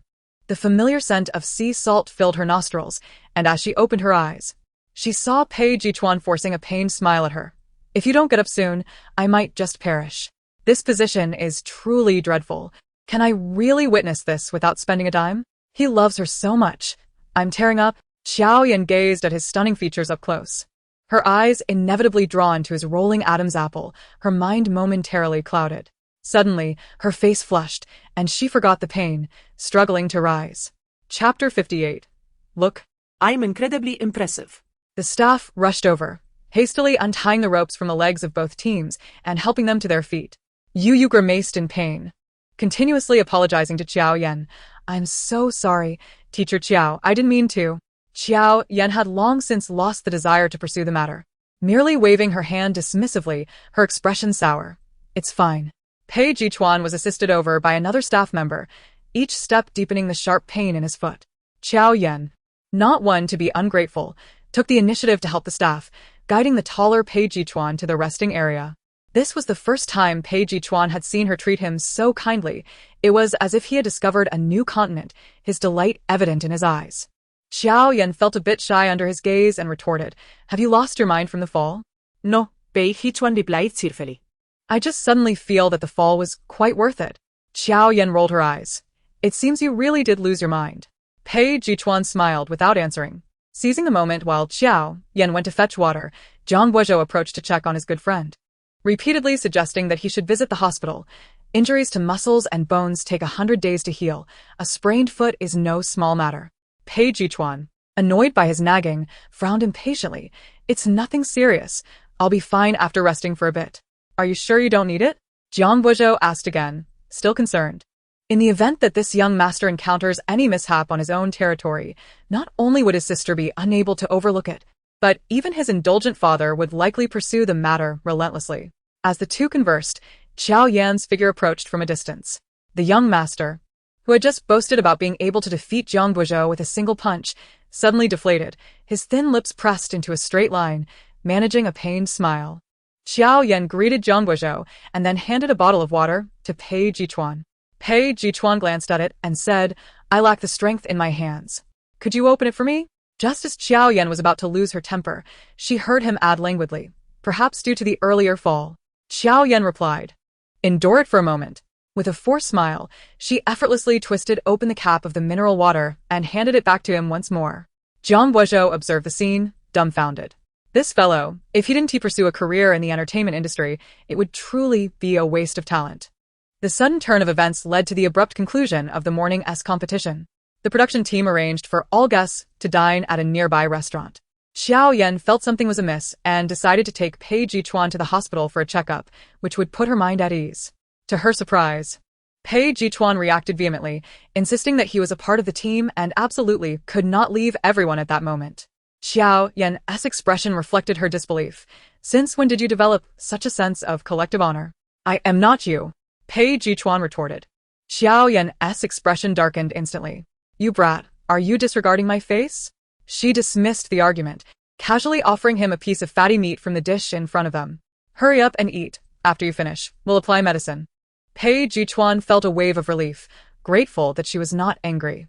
In the afternoon's competition, the red team, already at a disadvantage with Jiao Yan's presence, suffered another loss. Suddenly, they found themselves in a passive position. In the third round, Qi Ran, fueled by a fierce desire to win, managed to secure a point against 3 opponents. Next came the much-anticipated final event of the second season of the business sports meet, archery. The rules were simple. Both teams would take turns, with each member spinning around 10 times before walking to the shooting line 5 meters away to shoot arrows. With 2 attempts allowed for the highest score, the team with the highest overall score would win the round. As Zhang Guozhou finished speaking, Pei Chuan, who had been watching the first 2 rounds lazily, raised his hand. Director Zhang, I want to participate in this round. Zhang Guozhou instinctively glanced at the frowning Jiao Yan. The online audience found it amusing. My Pei said he wants to go. Director Zhang, why are you looking at Sister Jiao? Just savor that. I hope this round doesn't end in another mishap. Have these games undergone any safety evaluations? I bet 5 dimes the red team wins. Weren't you struggling to even open a bottle cap this morning? Jiao Yan asked. Pei Chuan offered her a reassuring glance. I feel like I could even open Xian's skull now. Xian shivered, pleading for mercy. Pei, I was wrong. Zhang Guozhou nodded at the scene, not saying anything further. All right, everyone prepare. The competition starts in 10 minutes. Pei Chuan toyed with the bow in his hands and looked at the eager Jiao Yan beside him. Have you ever shot an arrow? Of course. Jiao Yan replied confidently. What bow haven I used? Pei Chuan's interest peaked. Then tell me, what have you used? Winter Extreme White Star, Hunter S Path, Amos, among many others. Jiao Yan answered readily. You're not talking about games, are you? Pei Chuan remarked, his expression complex. Of course not. Jiao Yan winked proudly at him. Don't worry. I'll take you to new heights. Pei Chuan thought to himself that thankfully he truly knew how to shoot. Otherwise, he would have been in trouble. Pei Chuan picked up an arrow from the table, drew the bow, and aimed at the target. With a swift motion, the arrow struck the bullseye, scoring a perfect 10. On the blue team, aside from Lu Yihua, the others seemed less adept at the activity, with Liang Yuning even missing the target entirely.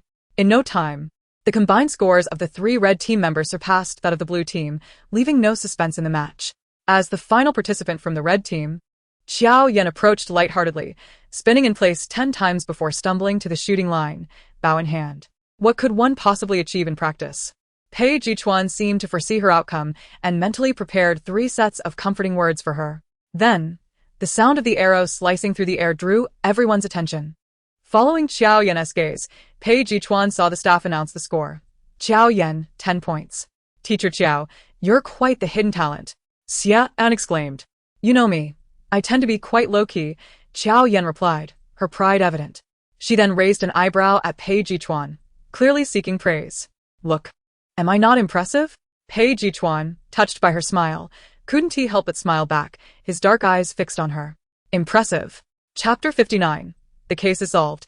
It's him. After a day filled with fierce competition, the second season of the business sports meet came to a close.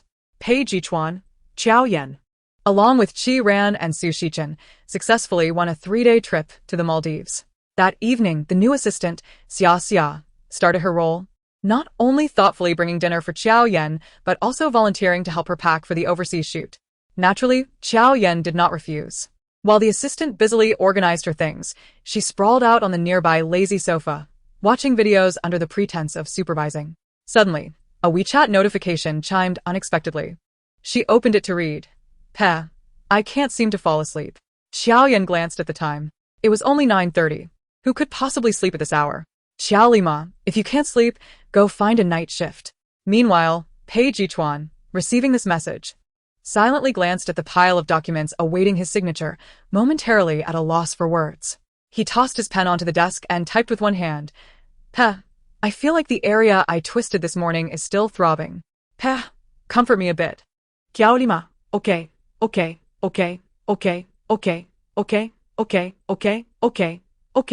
Pei Chuan frowned, unable to decipher her intent. Peh, much better. Xiao Lima, good, as long as you feel better. Jiao Yan ceased to argue further. She set down her phone and scrutinized the assistant bustling about. The young assistant, sporting a bun and dressed in a white t-shirt and black pleated skirt, looked every bit the high school student. A troubling thought crossed Jiao Yan's mind. Could Jia have hired a child laborer out of frugality? Xia, how old are you this year? Jiao Yan inquired. Turning to Jiao Yan with a shy smile while folding clothes, Xia replied, Teacher Jiao, I'm 18. Jiao Yan pondered for 2 seconds. Shouldn't you be in college then?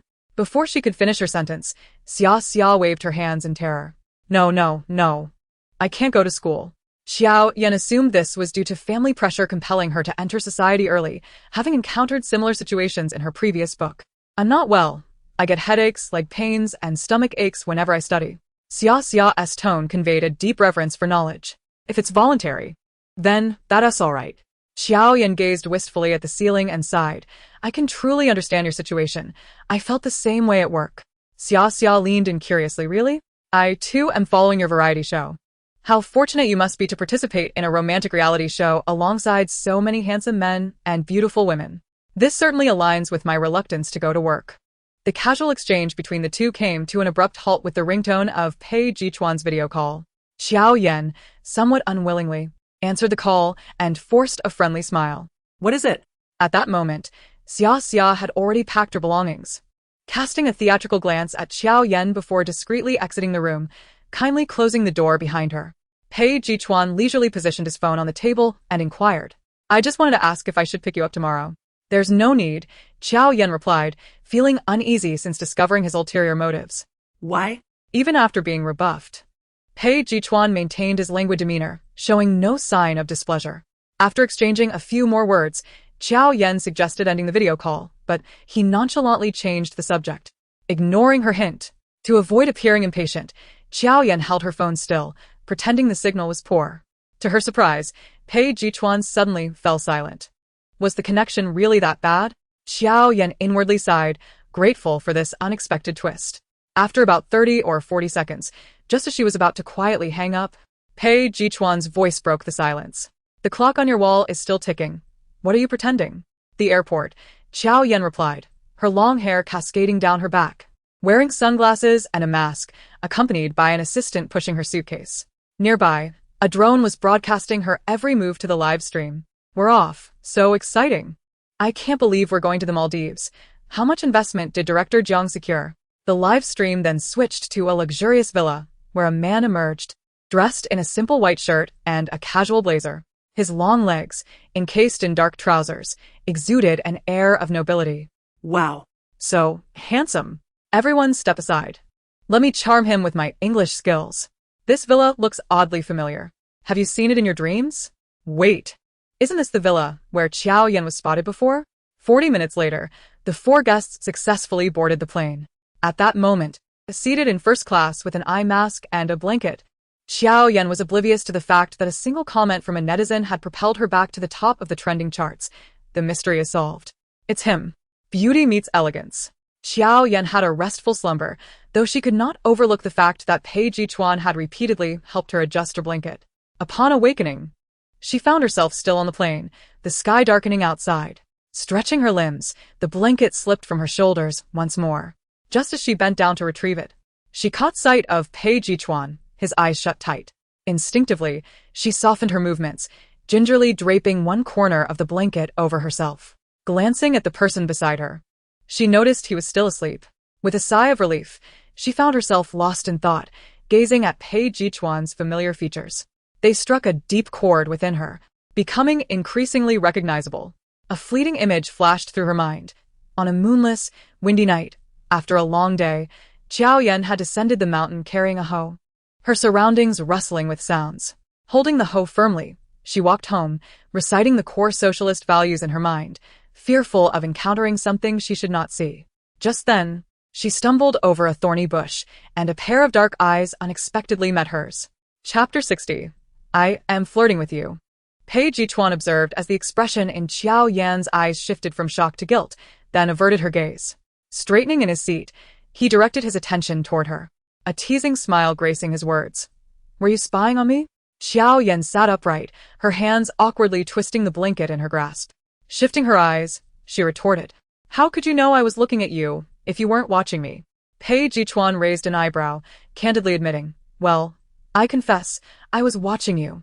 Caught off guard by his interruption, Jiao Yan nearly forgot her intended response. Turning back to meet his gaze, she remarked, you do seem quite familiar. Her tone was uncharacteristically uncertain. Pei Chuan, momentarily taken aback, asked, after living under the same roof for a month, you only now recognize my face? He began to suspect that her indifference toward him stemmed from a possible condition of facial blindness. No, Jiao Yan sighed, continuing, we must have met before, right? Pei Chuan's expression grew serious as he inquired, are you flirting with me? Jiao Yan felt a sense of defeat. Pei Chuan watched as her initial excitement slowly faded, and she leaned back, pulling the blanket up. Perhaps she herself found the notion a bit absurd, and her lingering doubts were reduced to a soft mumble. Could I be mistaken? Although her voice was barely audible, Pei Chuan caught every word. His gaze darkened, drifting away from her as he pondered their previous encounters. Had they not met before? He had long wished to share his past with her, to reveal their connection. Yet, he was bound by reasons that prevented him from doing so. Closing his eyes, he concealed the weight of his emotions, and when he opened them again, he wore the nonchalant expression of a carefree youth. Why did you say that? Pei Chuan could not help but ask. To his surprise, he found her answer rather pleasing. Nodding as he murmured, so you truly want to date me? Their proximity allowed Pei Chuan's voice, soft and inviting, to resonate with an almost beguiling tone. Jiao Yan promptly turned her head toward the window, feigning ignorance as she gazed at the night clouds. It was 12:30 in Rainbow City and 9:30 in the Maldives. After sleeping for 7 or 8 hours on the plane, Jiao Yan now felt invigorated. It was her first time abroad, and everything around her appeared novel. Pei Chuan followed closely behind, occasionally reminding her to watch her step. Behind them, Qi Ran and Su Shichen walked side by side. At this hour, there were likely few viewers for the live stream back home. Director Jiang decided to have the camera capture their every move, intending to edit it for release on Weibo later. Upon entering the hotel, Jiao Yan's attention was immediately drawn to the array of exquisite Western cuisine displayed in the lobby. With a command from Jiang Boizhou, "Eat as you please," Jiao Yan swiftly snatched Qi Ran from Su Shichen's grasp, and the two of them joyfully headed for the food.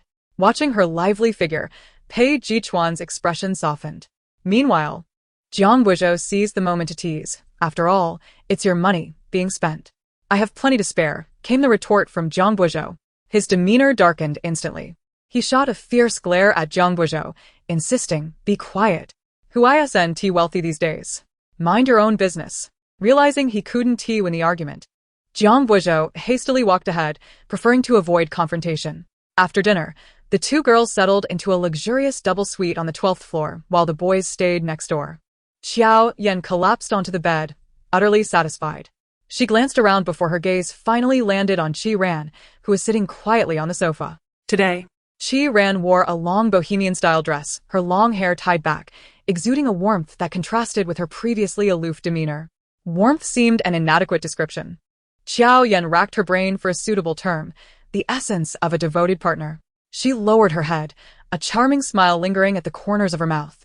Her attention fixated on her phone, completely oblivious to Jiao Yan's scrutiny. Eventually, Jiao Yan could no longer contain her curiosity and asked, "Ranjia, what has you so delighted?" Huh? Qi Ran, caught off guard, lifted her head, her cheeks flushing for the first time. "It's nothing. Just a little secret." Upon witnessing her bashful demeanor, Jiao Yan immediately sensed the weight of the secret. "Perhaps it's better if you keep it to yourself?" To everyone's surprise, Qi Ran, as if she had finally found the right moment, blurted out, "I'm dating Su Shichen." "Dating?" In the adjacent room, Pei Chuan felt a flicker of surprise. "Weren't you two at odds just recently?" "That was all a misunderstanding. It's been resolved now." Su Shichen wore an expression that was almost jubilant. Pei Chuan's gaze darkened slightly as a cunning thought crossed his mind. "How did you two end up together?" Detecting a hint of mischief in Pei Chuan's serious demeanor, Su Shichen smirked. "Brother Pei, I trust you haven't yet won over teacher Qiao?" Pei Chuan maintained a stern expression, a trace of displeasure evident, yet he conceded, "Indeed." Su Shichen felt a surge of satisfaction, leaning closer to Pei Chuan. "You've come to the right person for advice. How do you confess your feelings?" Jiao Yan stared at Qi Ran in disbelief, suddenly questioning her own hearing. "He gave me a ride and took out a bouquet of roses he had prepared earlier.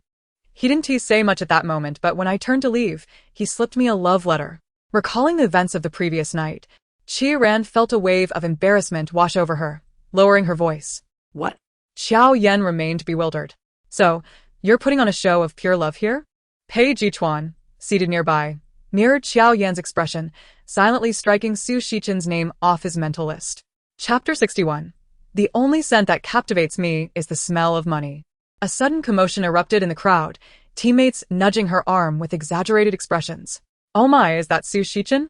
He looks so handsome."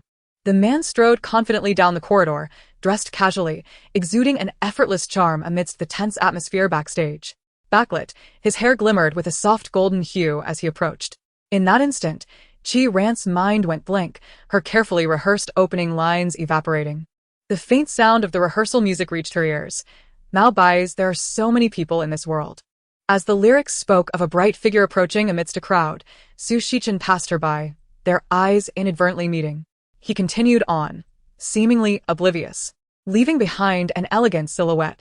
The moment transpired too quickly for Qi Ran to discern if it were merely an illusion. As the crowd dispersed, the tension of the impending performance enveloped her once more, leaving her lost in the memory of that fleeting glance. Ran, what are you daydreaming about?"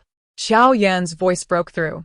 "I didn't realize teacher Su could look so dashing. So, is it love at first sight for you?" She popped a grape into her mouth while offering Qi Ran a peach from the fruit platter. Qi Ran accepted it, holding it in her hand without moving. She nodded shyly. "But just one glance. How do you know you like him?" Jiao Yan questioned, puzzled. Qi Ran, seldom discussing such matters, felt her delicate features flush. Like is simply like. The heartbeat in that moment is undeniable. Jiao Yan leaned in, her long hair cascading forward, a playful grin on her face. But I've heard that love at first sight is merely infatuation, right? Qi Ran widened her eyes in protest. That's not it. Yet she soon deflated, conceding, okay. Part of it might be true, but it's not the whole story. There's scientific reasoning behind love at first sight. It's about being drawn in by the other person's scent. Jiao Yan immediately lost interest in the conversation, sprawling on the sofa and sighing.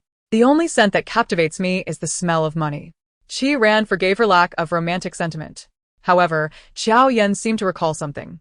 But why were you two at odds afterward? At this, Qi Ran's shyness diminished slightly, a flicker of anger crossing her eyes.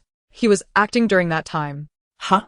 Qi Ran only learned of Su Shichen's identity after stepping on stage. A young, accomplished singer, 2 years her junior.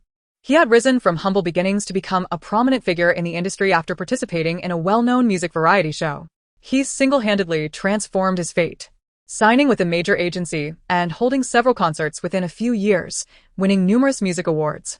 Now, this talented individual was guiding her performance, a rather surreal experience.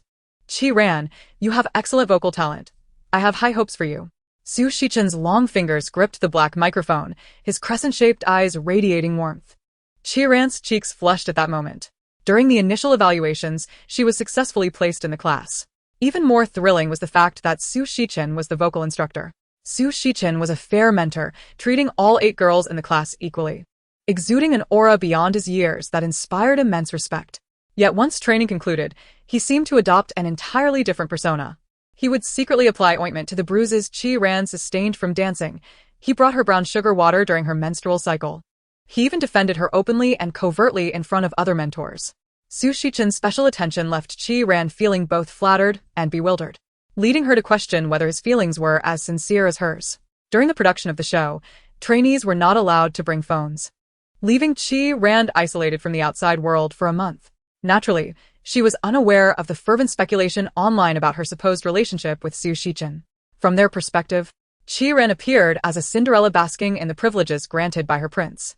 Even though she had the talent to secure a debut position on her own, that possibility was dismissed as mere illusion by others. It wasn't until the night of the final group formation that Qi Ran discovered the truth. Nervous before going on stage, she sought a quiet place to practice her dance moves, but accidentally overheard a conversation between Su Shichen and the assistant director. It's finally coming to an end. It seems I'm just not cut out to be an actor. Please don't involve me in such things again, Su Shichen lamented. Qi Ran, sensitive to his voice, found herself unable to move despite knowing she shouldn't eavesdrop. Yes, it's unavoidable. I'm being pressured by above. Thank you, Teacher Su, for saving the day. I'll treat you to a meal later, the assistant director coaxed. Of course, Su Shichen replied, his tone affirming. As Qi Ran's expression faded, a wave of betrayal surged within her, leaving her breathless. She clutched her clothing tightly, biting her lip, her eyes stinging with unshed tears. Moments later, the 2 men exited the room, and Su Shichen collided with Qi Ran. A flicker of panic crossed his features. Classmate Qi, what are you doing here? Seeing her expression, he had already pieced together much of the situation. He extended a hand encouragingly, saying, good luck tonight. Qi Ran, stifling her tears, shot him a furious glance before turning away. The stout deputy director glanced around awkwardly before finally offering a hesitant smile towards Su Shichen, remarking how impolite the young lady was. As she watched the corner where the deputy had vanished, Su Shichen was suddenly struck by the realization that she had committed a misstep. Chapter 62, a textbook-level dialogue. Jiao Yan listened in stunned silence, exclaiming, wait, is reconciliation possible like this? Sister, are you love-struck? Qi Ran, while venting her frustrations, asserted, you are right. Although he later explained that it was a decision made by the capital, leaving him powerless to change it, I suddenly felt I shouldn't forgive him so readily. With that, she indignantly squeezed her phone and headed towards the restroom. What are you doing? Jiao Yan queried. Arguing, Qi Ran replied succinctly. Suddenly, Jiao Yan sat upright, watching Qi Ran's departing figure with contemplation, her intellect, which had been dormant during her days away from home, unexpectedly reigniting. The first clue was glaringly simple. Merely a single character, water. Her gaze swiftly landed upon Pei Chuan. Qi Ran, Lu Yihui, and Liang Yuning. Each name contained the element of water. The second clue was even more absurd. Spring rolls. Jiao Yan, momentarily baffled by this seemingly hungry hint, decided to disregard it. However, after hearing Qi Ran recount tales from the past, she began to ponder whether her sister intended to repay a grievance in kind. If that were the case, it would be immensely satisfying. That scoundrel must be punished. She mused, feeling quite invigorated. Surely, she could not be love-struck? As Jiao Yan reflected, she bit into a blueberry, the sweet flavor bursting on her palate, causing her to squint in satisfaction. Just then, a knock echoed unexpectedly. Observing Qi Ran's sudden awkwardness, Jiao Yan instantly deduced the identity of the visitor. Qi Ran cast a knowing glance towards her, urging her to answer. Resignedly, Jiao Yan approached the door, opening it just a crack to reveal half her body, responding dismissively, "Hello." "Good day, Teacher Qiao," Su Shichen greeted, his face a mask of restraint and concern. His demeanor made it difficult to associate him with the black-hearted dog Qi Ran had described. "I'm here to see Qi Ran." Jiao Yan silently mouthed, "Shall I leave?" Qi Ran nodded in affirmative. "Come in," she instructed. Jiao Yan rolled her eyes before stepping outside, seizing the opportunity to head downstairs for a snack. The water bar on the ground floor was still open, bustling with patrons engaged in conversations in a foreign tongue that Jiao Yan struggled to comprehend. She gestured animatedly to the bartender, ultimately communicating her request through sign language. Barely settling into her chair, a shadow loomed over her. Glancing up from her phone, she squinted at the figure before her, a tall foreign gentleman with curly golden hair, reminiscent of a poodle. She understood his compliment, and their ensuing dialogue was nothing short of exemplary. Jiao Yan's lips moved, uncertain of how to respond, as her teachers had never prepared her for such an exchange. She awkwardly smiled at the foreigner. He continued speaking in a torrent of unintelligible words, prompting her to furrow her brows in contemplation of how to extricate herself from this situation, when she spotted a familiar figure approaching. Her eyes lit up, and she waved desperately, "Pei Ge." Unbeknownst to him, Pei Chuan had been waiting in the room for several minutes, yet had not caught sight of Jiao Yan. Just then, a WeChat notification chimed. "Pei Ge, Teacher Qiao just stepped out. Hurry up." Pei Chuan chuckled, shutting off his phone. With his own troubles at hand, he found it amusing that someone was still concerned about him. He retrieved his room card and exited. Understanding Jiao Yan well, he quickly deduced her whereabouts. Indeed, as he descended the elevator and made a few strides, he spotted her, standing beside a foreign man. This realization darkened his gaze instantly. She was truly a source of worry. Perhaps Jiao Yan's expression was too jubilant, for the foreign gentleman followed her gaze and turned, encountering Pei Chuan striding toward them. An oddly tense scene unfolded. The foreign man's gaze was fixated on Pei Chuan, who felt a shiver run down his spine. He positioned himself between them, creating a palpable distance, his eyes silently warning. The foreigner, seemingly oblivious to the hostility, greeted Pei Chuan with unexpected warmth. Pei Chuan frowned, feeling no joy from the man's flattery. Jiao Yan, hiding behind him, understood the foreigner was asking for Pei Chuan's contact information. "Goodness, you really are bold, aren't you? Is it a free-for-all?" She mused. Pei Chuan's expression darkened, his Adam's apple bobbing as he responded in fluent English.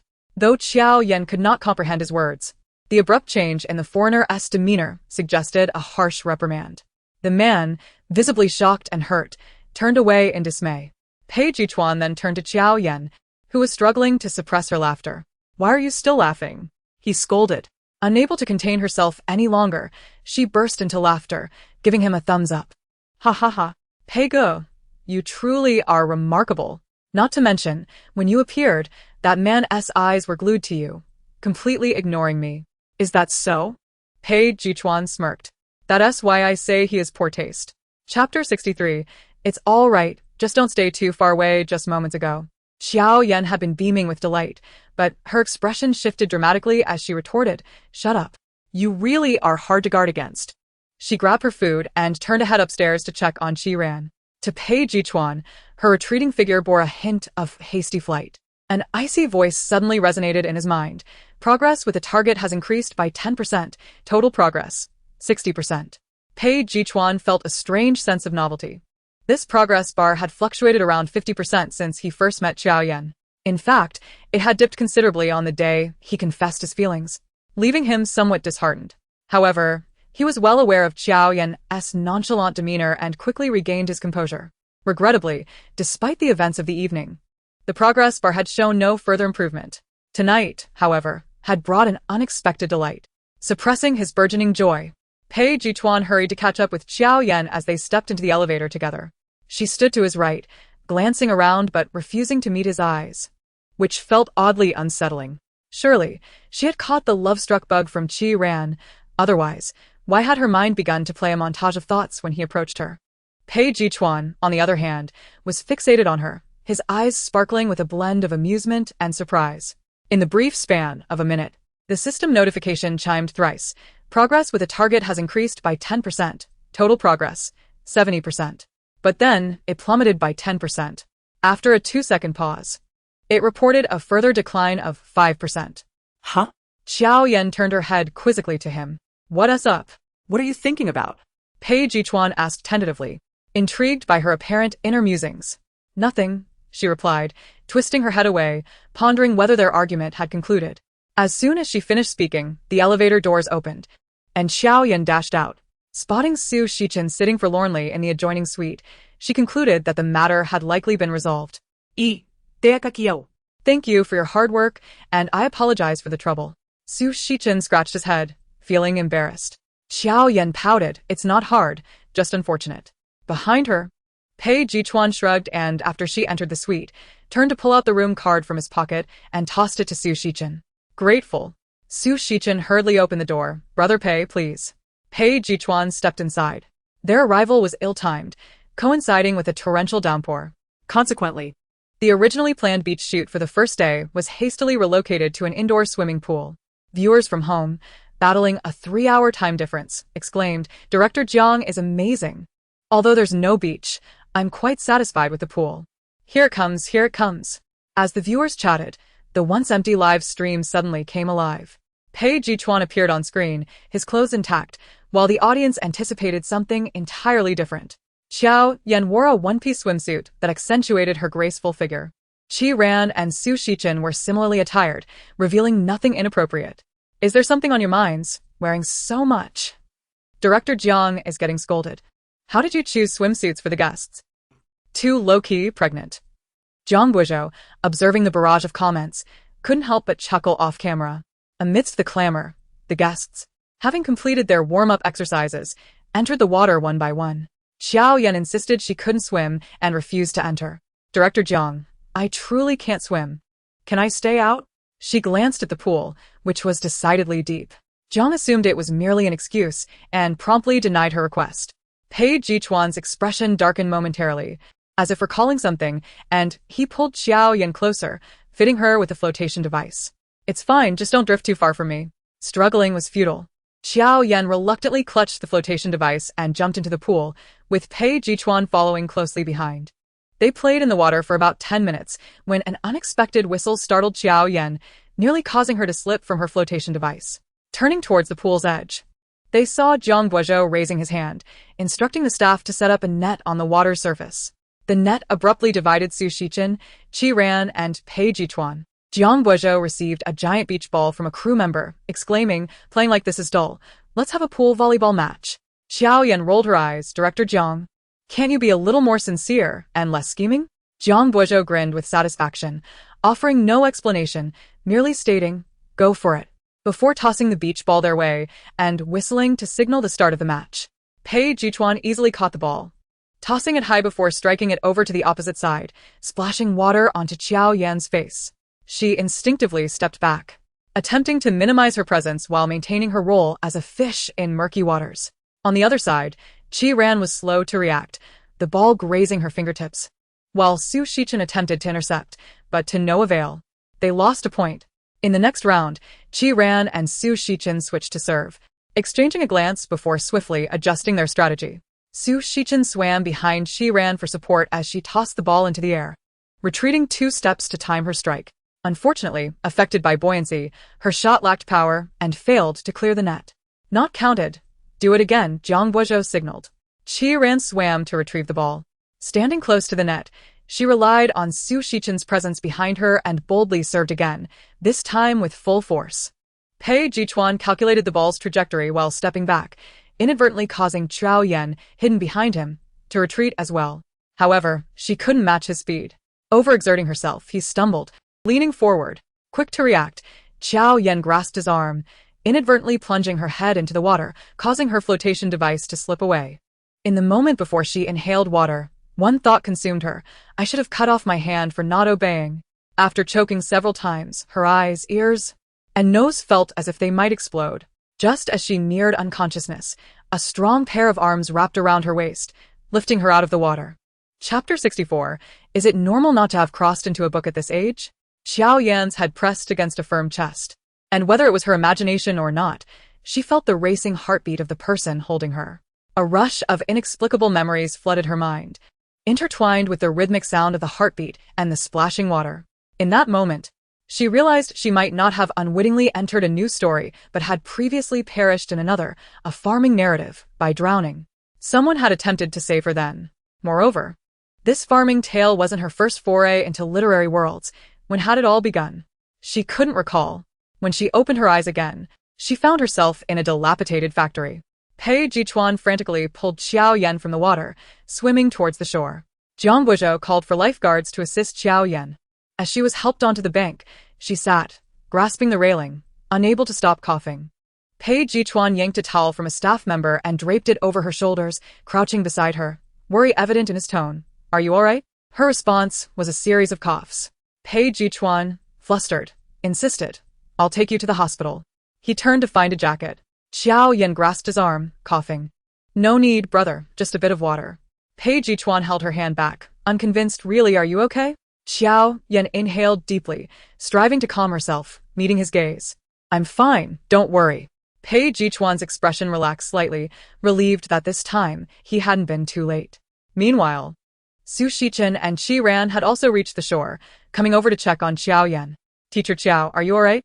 I'm fine, she elongated her response, her tone laced with sarcasm. Frequent mishaps had left Jiang Buizhou feeling insecure. Was it truly a flaw in her planning? Following this incident, Pei Chuan, disregarding Jiang Buizhou's hesitance, ordered Jiao Yan not to enter the water again. For safety's sake, Jiang Buizhou could hardly counter. Faced with Jiang's earnest objections, Teacher Jiao, you need to be on camera. Besides, can you bear to leave Pei Chuan here alone? At that moment, the man on the water seemed to sense the gaze upon him, and Pei Chuan turned, looking questioningly at Jiao Yan. Just moments ago, the voice in his mind echoed once more. Progress with a target has increased by 5%. Total progress, 60%. Jiao Yan, feeling guilty, averted her gaze, distractedly replying to Jiang Buizhou, then forget it. She chose a spot with armrests by the bank, conveniently positioned near a large screen where she could easily see the viewers' comments, feeling sorry for Teacher Jiao for a second. Jiao Yan scoffed. Talking about 5 cents. Teacher Jiao, did you see the trending topics the other day? Jiao Yan remained silent. Sister Jiao, why are you so quiet today? Did you get too much water in your head? Jiao Yan still did not respond. Thus, everyone unanimously concluded Jiao Yan must have been dazed by the water. In reality, while she appeared present, her mind had long soared into the vastness of outer space. She began to ponder how she had unwittingly embarked on the path of traversing novels, and how many times she had traversed them. Why did she possess no recollection of such experiences? A cascade of questions took root and flourished in her mind, yet she had no inkling of the answers. Restlessly, she submerged her feet in the water, playfully splashing as she kicked her legs. The icy sensation against her soles brought a semblance of clarity to her muddled thoughts. This matter was likely connected to Pei Chuan. Jiao Yan was nearly certain that she had encountered Pei Chuan in her previous life. Thus, she resolved to make a bold decision. That very night, she endeavored to sow discord between Qi Ran and Su Shichen. Sister Ran, I still believe you shouldn't forgive Teacher Su so easily. However, before Qi Ran could respond, Jiao Yan interrupted. All men are the same. If he dares to play basketball today, he will dare to strike you tomorrow. But don't trust his words about protecting you. If he truly wanted to protect you, why isn't he the security guard downstairs? With a mix of coaxing and deception, she managed to frighten Qi Ran into confronting Su Shichen over the phone. The moment Jiao Yan saw Qi Ran emerge from the bathroom, she knew the time was ripe. She donned her slippers and composed herself, ready to open the door for Su Shichen. As anticipated, 2 minutes later, A knock resonated at the door. "I'll go open it." Jiao Yan sprang from the sofa. "Oh no," she thought, realizing she had perhaps overstepped. She turned to Qi Ran, offering a sheepish smile. "Sister Ran, let's hear how he tries to justify himself first before we decide." As the door swung open, Su Shichen's hand was still suspended in midair. He awkwardly lowered it, flashing a guilty smile at Jiao Yan. "Sorry, Teacher Qiao, for troubling you again." Jiao Yan solemnly patted his shoulder, her tone akin to a superior comforting a subordinate. "You've been a bother." Su Shichen, still confused as to how he had become a burden, was promptly ushered into the room as Jiao Yan swiftly closed the door behind them. Then, stealthily, she approached the door of the adjacent room. Just as she was about to knock, she noticed the door ajar, likely due to Su Shichen's carelessness. Compelled by some unseen force, she pushed the door open. As she rounded the corridor, an unexpected sight met her gaze, a bare-chested figure clad in a white garment. What on earth was Pei Chuan doing changing clothes at this hour? Yet, it must be said, his physique was indeed commendable, with a slender waist and long legs. Having been caught, Jiao Yan boldly stepped from behind the wall, feigning nonchalance. I came to chat for a bit." Pei Chuan glanced at her spaghetti-strap nightdress, cleared his throat, and averted his gaze. "What do you wish to discuss?" Initially, he had changed his clothes with intent of seeking out Jiao Yan, never expecting her to appear at his door. Had it not been for the system alert indicating an increase in his progress, he might not have realized she had been watching him change. Clad in such a provocative outfit. After rummaging through her vocabulary, Jiao Yan managed to piece together a somewhat unremarkable inquiry. "Do you think it's normal for someone in their 20s to have never traversed a novel?" "Not particularly normal," Pei Chuan replied slowly, his voice alluring and tinged with playful mockery. "I have been traversing novels since I was 18. If you haven tea by your 20s, it suggests a lack of talent. However, it could also be that the school selection was poor or the education inadequate." "Are you referring to yourself or a friend?" Jiao Yan only absorbed the first half of his statement, her eyes lighting up as if she had grasped an important clue. "Are you serious?" "Of course," Pei Chuan chuckled, amusement dancing in his eyes. "Which school does your friend attend that they aren't even aware of such basics? How about this? I could write a recommendation letter. I know many people in Shushan and Penglai, and even abroad at esteemed institutions like Hogwarts. I could certainly make an introduction. There are numerous renowned teachers who could elucidate why someone in their 20s has yet to traverse a novel." Listening to his nonsensical ramblings, Jiao Yan realized he was merely trying to deceive her, and her expression fell. "Has your brain been soaked in water?" Her tone was heavy, and her mood soured. Pei Chuan, unfazed, raised an eyebrow. "Aren't you the same? What is traversing novels anyway? One might think you're filming a movie." Jiao Yan shot him a fierce glare, then suddenly seemed to recall something significant. She pushed past Pei Chuan, heading straight for the bathroom. Upon entering, Pei Chuan found her filling the bathtub with water. He smirked, his voice tinged with surprise. "Are you planning to bathe here?" A bold thought crossed Pei Chuan's mind. Could it be that her curiosity had piqued to such an extent?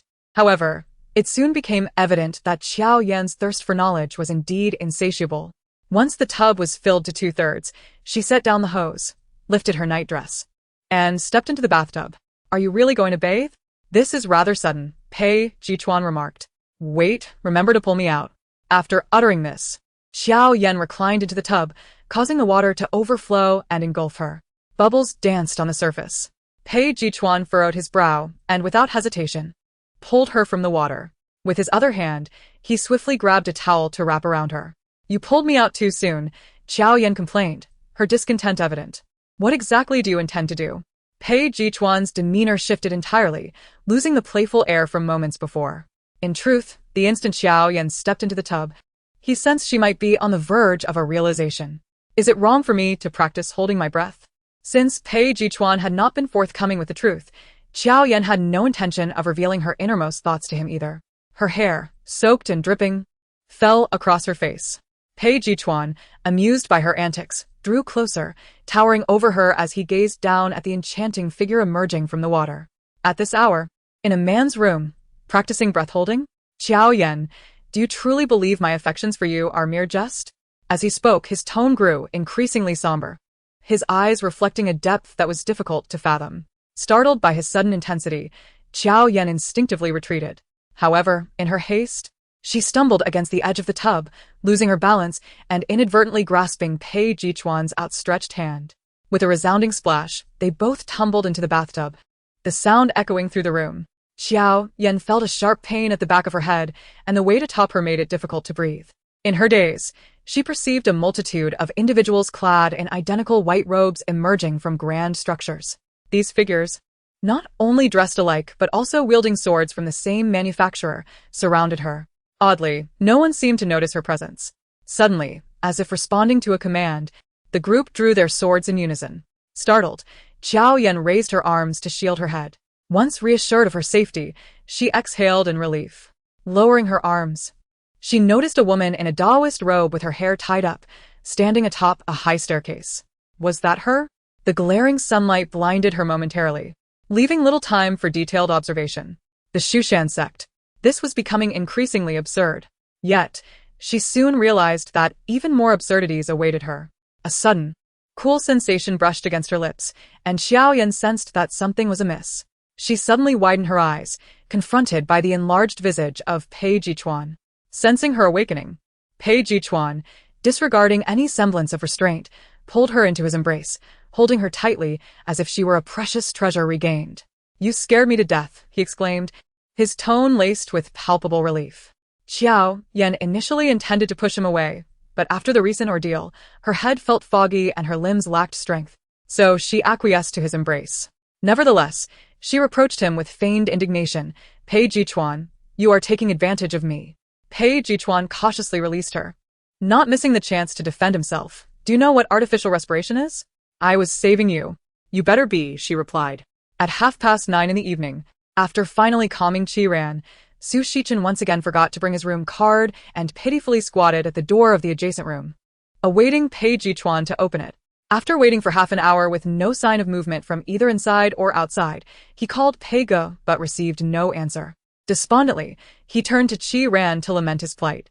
Meanwhile, in the hospital waiting area, Jiao Yan's phone rang unexpectedly. She noticed there were still many people around and answered the call with ease.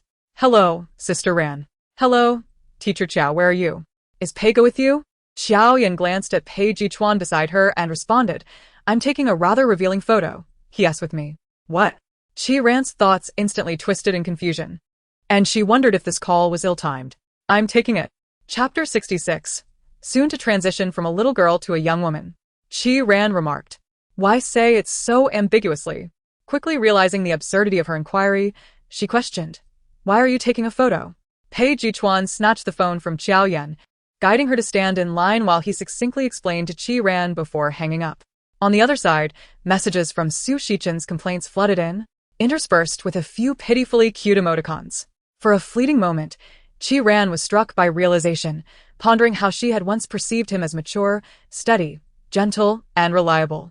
She attributed that moment of infatuation to the music that had played at the time. Pretending not to see Su Shichen's messages, she cast her phone aside and turned to wash up in the bathroom. Meanwhile, after a long night, Master Chiao learned from the doctor that her head suffered no serious issues, just minor bruising, which brought her an abrupt sense of relief. Wait, her head had never been a problem in the first place, Jiao Yan belatedly recognized. Exiting the hospital with a pile of materials, Jiao Yan dove into the passenger seat of a Rolls-Royce that Pei Chuan had somehow procured. Peering at him in the driver's seat, she curiously inquired, "Where's your doctor friend?" A classic Mary Sue trope, a doctor friend. Pei Chuan chuckled lightly and turned to her. "If I had to carry a plane to fetch him overnight, your wound would have healed by then."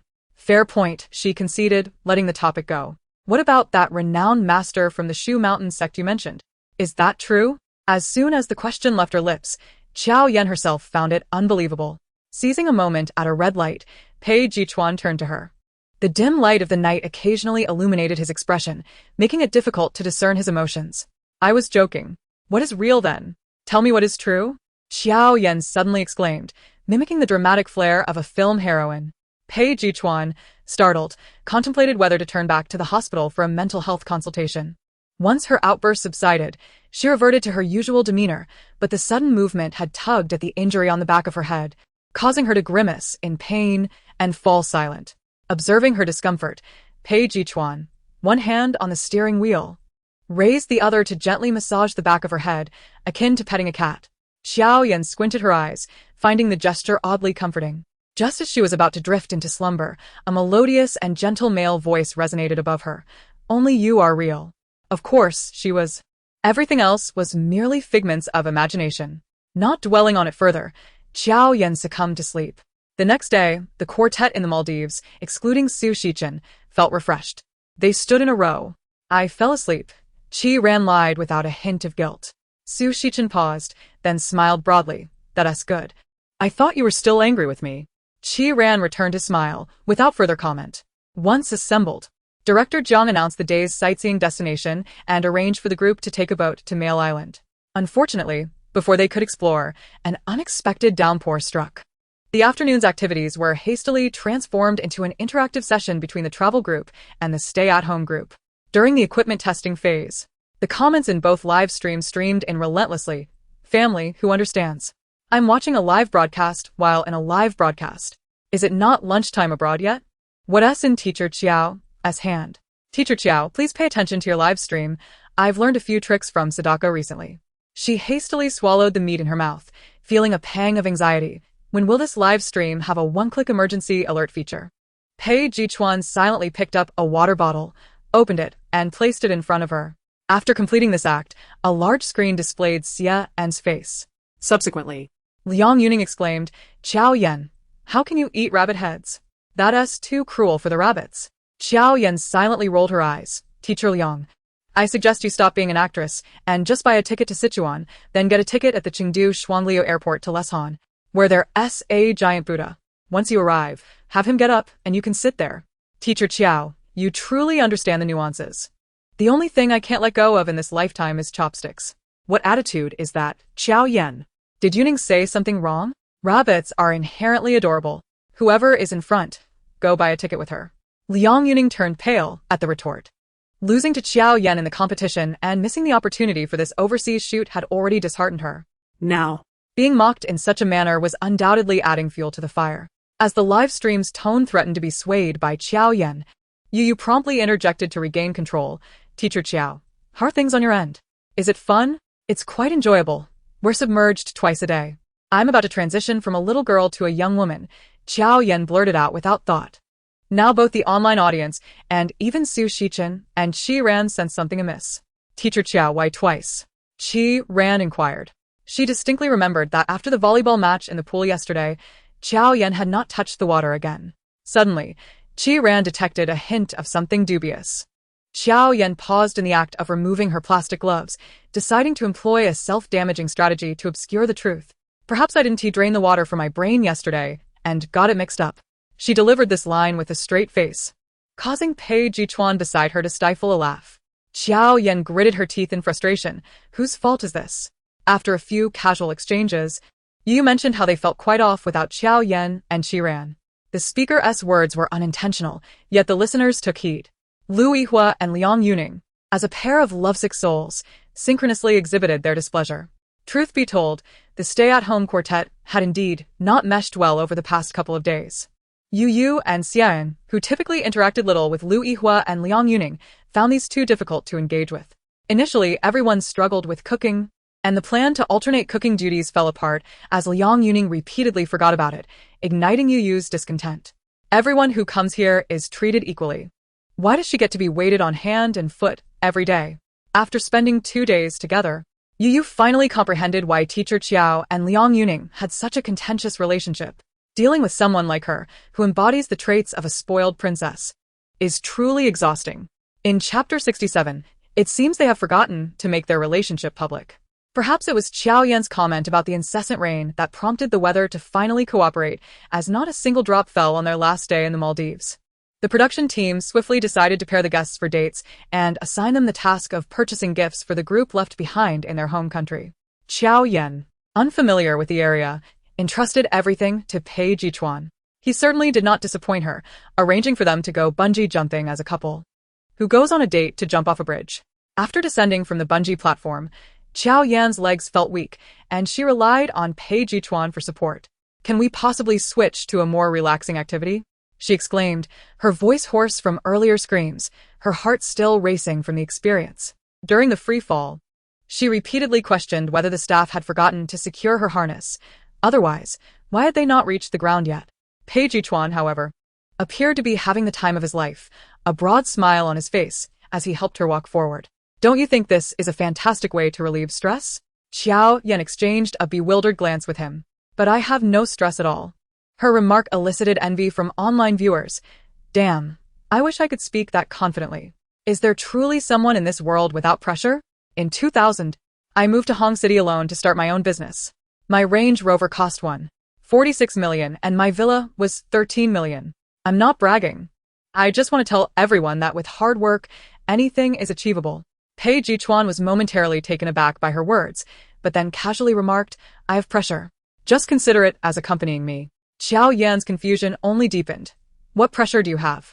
Well, not being able to pursue you is quite a burden, he replied. Deliberately lowering his voice, his tone relaxed yet playful. The viewers in the live stream, unable to miss the excitement, chimed in. What is there that we can't hear? Jiao Yan had grown accustomed to his bold banter.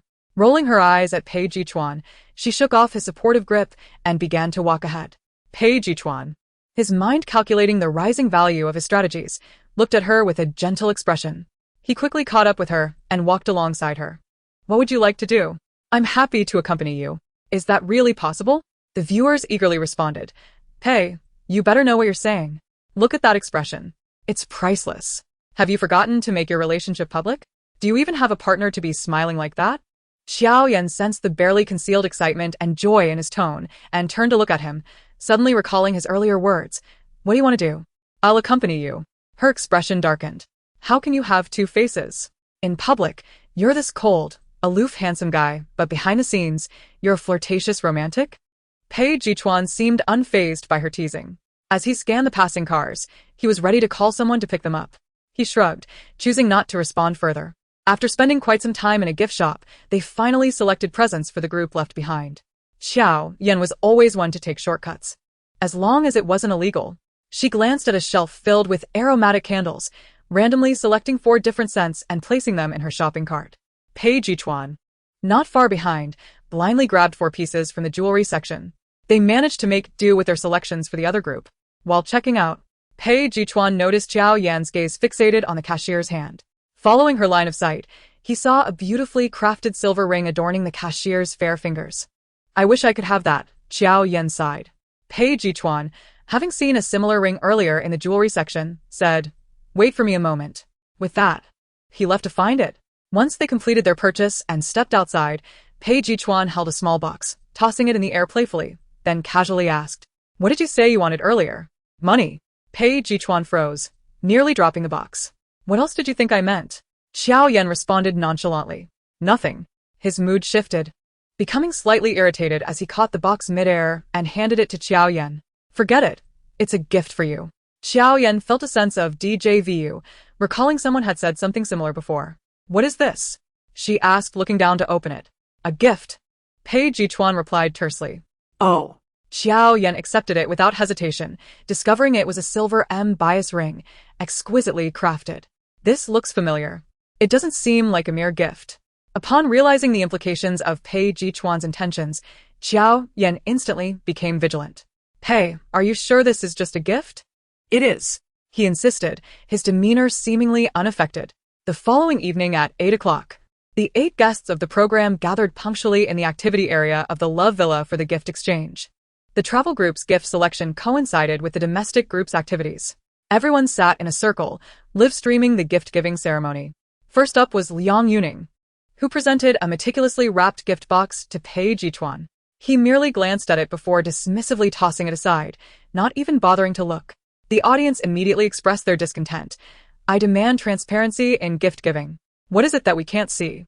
Director Jiang, say something. Amidst the uproar, Pei Chuan reluctantly opened the box, revealing a floral tie that appeared quite expensive. Jiao Yan pondered the situation, finding it rather amusing. Wasn't she supposed to be paired with Lighthearted? Why then was she giving Pei Chuan such an ambiguous gift? Was she genuinely trying to play both sides? In Chapter 68, the show presented opportunities for unexpected pairings. Meanwhile, Lighthearted seemed blissfully ignorant, grinning broadly despite the green light of his predicament. Jiao Yan was lost in thought when Liang Yuning's gift was handed to her. Upon looking down, she found a crystal vase. Its swirling patterns reminiscent of Liang Yuning's scheming nature, rather unattractive in her eyes. Delving deeper, she realized it was an insult, suggesting she was merely a decorative piece. Jiao Yan, the moment I saw this face in the store, I thought it was beautiful and perfect for you, Liang Yuning said sincerely, her eyes twinkling with warmth and kindness, making it seem as though they shared a close friendship. Jiao Yan accepted the vase with a neutral expression, then reached into her own bag to retrieve an aromatic candle. Here, I found this scent delightful and thought it suited you well. A flicker of surprise flashed through Liang Yuning's eyes as she reached out to take the item, glancing down to discover its green tea scent. The atmosphere was charged with playful banter. It's hard to determine whose actions are more audacious. Come on, let's mutually inflict some harm. You call me a vase, and I'll call you green tea. Neither of us is in a position of superiority. Xiao Jia executed her task with grace, prompting Liang Yuning to think that if she were in her place, she could hardly contain herself. Why engage in conspiracy theories? What if Yuning simply finds this vase aesthetically pleasing and wishes to gift it? Despite her fans still in the midst of defending her, Liang Yuning's teeth were nearly ground to dust, yet she managed to force a smile, saying, "Thank you, Teacher Qiao. It's nothing." Jiao Yan waved her hand dismissively and addressed the eagerly awaiting Xian. "Don't worry, you have one too." Upon hearing this, Xian's face lit up with anticipation. Subsequently, Jiao Yan retrieved a similarly packaged aromatherapy from her bag and tossed it to him. Xian's smile faltered. "Am I also getting aromatherapy?" He pondered how he had incurred Jiao Yan's ire to warrant such a gift. "Rest assured, am I really that thoughtless?" Jiao Yan replied with a confident smile. "This one is ocean-scented." She even ascribed a grandiose meaning to her perfunctory gift. "It signifies wishing you a swift rise from the mainland to the west coast." You need not force a deeper meaning. Xian reluctantly accepted the gift. If all went as expected, the remaining gifts for the two of them would also be aromatherapy. And Yu had already lost hope. Indeed, mere moments later, she found herself in possession of a box of lily-scented aromatherapy. To her surprise, it smelled quite delightful, though she felt an inexplicable oddness that she couldn't quite articulate. Lui Hua examined the lemon scent in his hands, unsure whether it was intentional or accidental. After the gifts were distributed, everyone dispersed to enjoy their freedom. Jiao Yan, clutching the vase and other gifts, ascended the stairs but was halted by Qi Ran. "Teacher Qiao, I would like to discuss something with you," Qi Ran said, looking up to meet her gaze. After a moment's contemplation, Jiao Yan responded, "Let us go to your room. After all, my room embodies a minimalist Syrian style." "Okay." Qi Ran followed closely behind her, the two ascending the stairs in tandem, leaving Xia and Yu side by side, pondering in unison. "Oh, it seems you've been sidelined," Yu remarked, gazing at the retreating figures with a hint of melancholy. Indeed, a trio's friendship can be quite cramped. A month slipped by in the blink of an eye, and the dating reality show had entered its latter half. However, the elusive catcher mentioned at the outset remained nowhere to be found. This was precisely why Qi Ran had summoned Jiao Yan. Originally, Jiao Yan's target had been Qi Ran herself, until Qi Ran uttered the startling revelation, "Pei Chuan is the catcher." What a sensational piece of news. Jiao Yan, ever the skeptic, immediately voiced her disbelief. "I don't believe you." Her steadfastness was unwavering, given that Qi Ran was her primary suspect. Furthermore, Director Jiang had clearly stated that the catcher would go to great lengths to undermine the relationships among the guests. Qi Ran's sudden assertion only deepened Xiao Yan's suspicions. "It's true," Qi Ran insisted earnestly. Xiao Yan continued to regard her with skepticism. "I can share clues with you," Qi Ran declared, her determination palpable. "The first clue I obtained was water. Initially, I thought it was you, given that you are the only one among us who can't swim." Xiao Yan interjected, "How sudden." Feeling ostracized. Before she could finish, Qi Ran interrupted, "But the second clue shifted my focus." She proceeded to assert that the catcher was indeed Pei Chuan. "My second clue is the moon." Xiao Yan struggled to follow her erratic thought process. "How does that connect to the moon?" "Consider his name," Qi Ran urged eagerly. "Pei Chuan."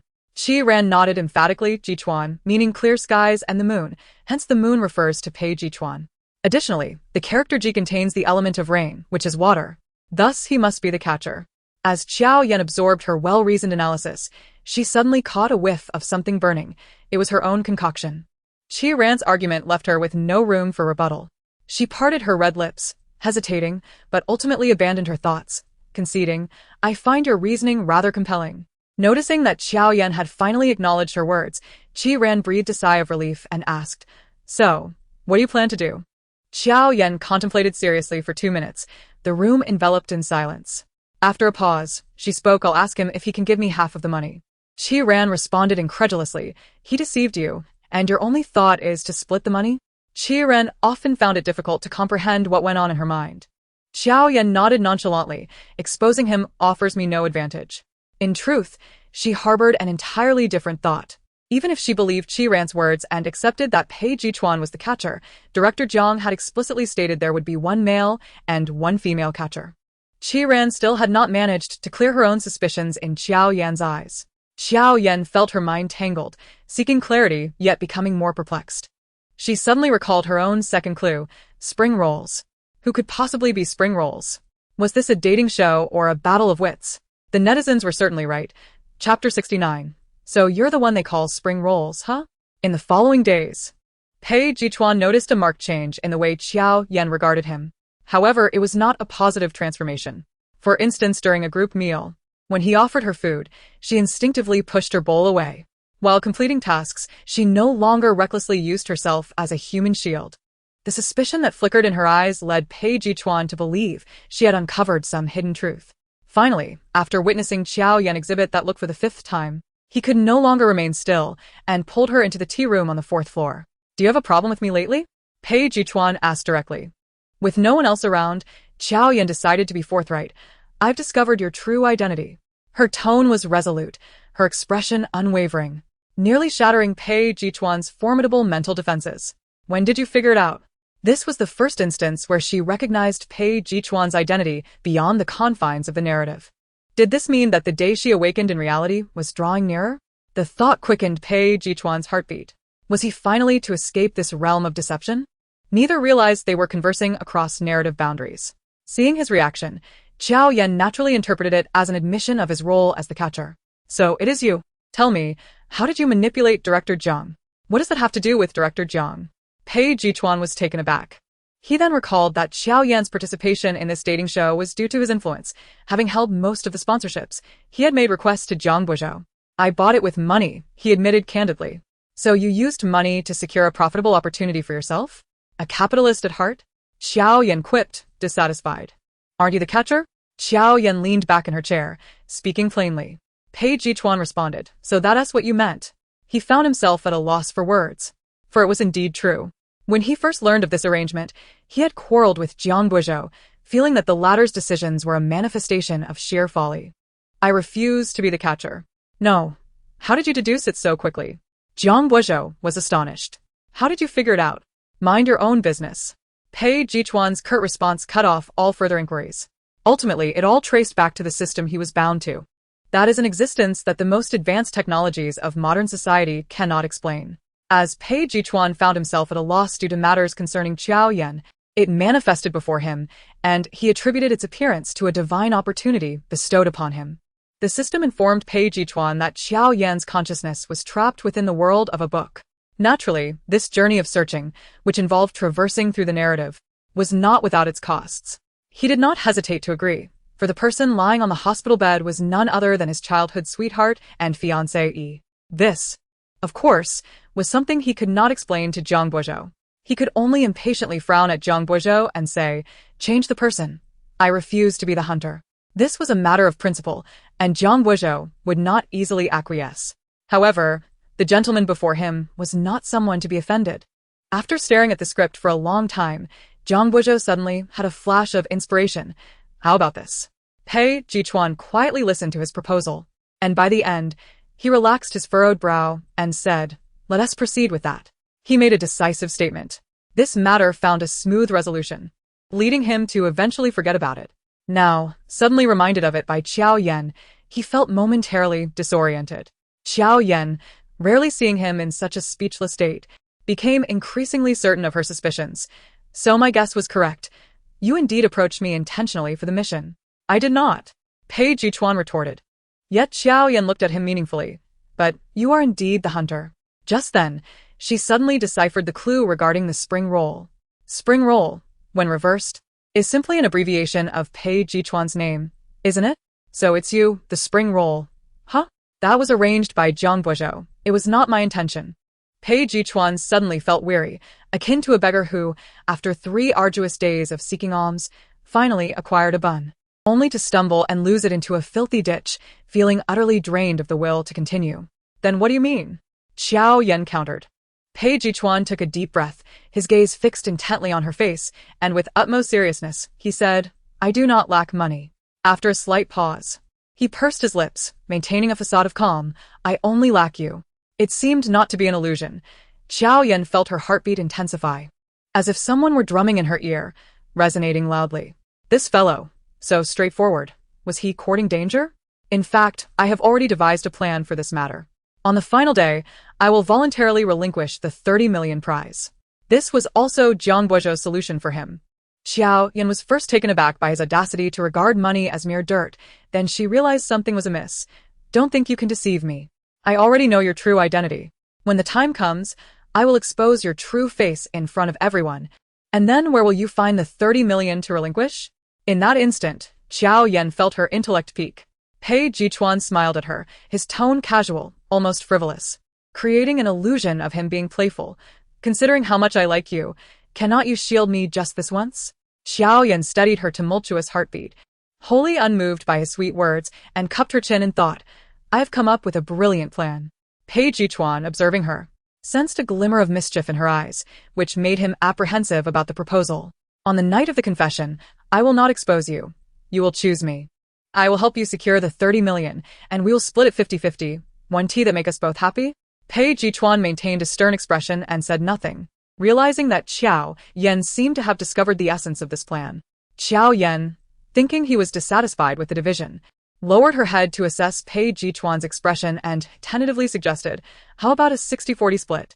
30 million stacked up is taller than her. Pei Chuan shot her a glance. You want to monopolize it? I have said, I do not lack money. Pei Chuan felt his patience waning, nearly depleted by Jiao Yan's antics. Subsequently, she unilaterally declared the negotiation between them to be at an impasse. The progress bar for the target increased by 10%, with the overall progress at 75%. Were it not for this prompt, he would have genuinely believed that Jiao Yan was immovable. The intricacies of a woman's heart are indeed as elusive as finding a needle in the ocean. Pei Chuan shook his head, his expression one of resignation. That night, Pei Chuan, who seldom dreamt, found himself inexplicably immersed in a dream. It seemed to be a scene from a past life. In truth, he knew little of what transpired in that previous existence. Due to a malfunction in the system's algorithm, the temporal gap between him and Jiao Yan had been stretched too far. Even when he sought her immediately after regaining self-awareness, he still could not prevent her tragic drowning. In the dream, there was an endless expanse of darkness, punctuated by occasional rustling sounds. He leaned against a pine tree, nursing an injury on his leg. Instinctively, he looked up, and as expected, someone was hurriedly approaching from his right. Dressed in coarse linen, Jiao Yan had her long hair braided to the side. Even in such simplicity, she remained strikingly beautiful. Hello? Pei Chuan discerned the tremor in her voice, a facade of calmness barely concealing her apprehension. Hello. Pei Chuan realized he could not produce any sound, thus he could only gaze at Jiao Yan in silence. Oh no, a mute. Pei Chuan mused. In his previous life, Pei Chuan's character was that of a young master from a wealthy family who, while out for a leisure stroll, was ambushed by robbers, sustaining injuries and losing his silver, ultimately wandering deep into the mountains. Jiao Yan, on the other hand, was a daughter of a fisherman's family, subjected to the oppressive ideologies of valuing sons over daughters. The original character was weak and ineffectual, often bullied by her brothers, with parents who turned a blind eye. After Jiao Yan arrived, she staged a dramatic upheaval in Xiao family ditch. She was genuinely mad. Her worthless brother had pilfered her hard-earned savings. All right, you want money, right? I'll just go to the kitchen and fetch it for you.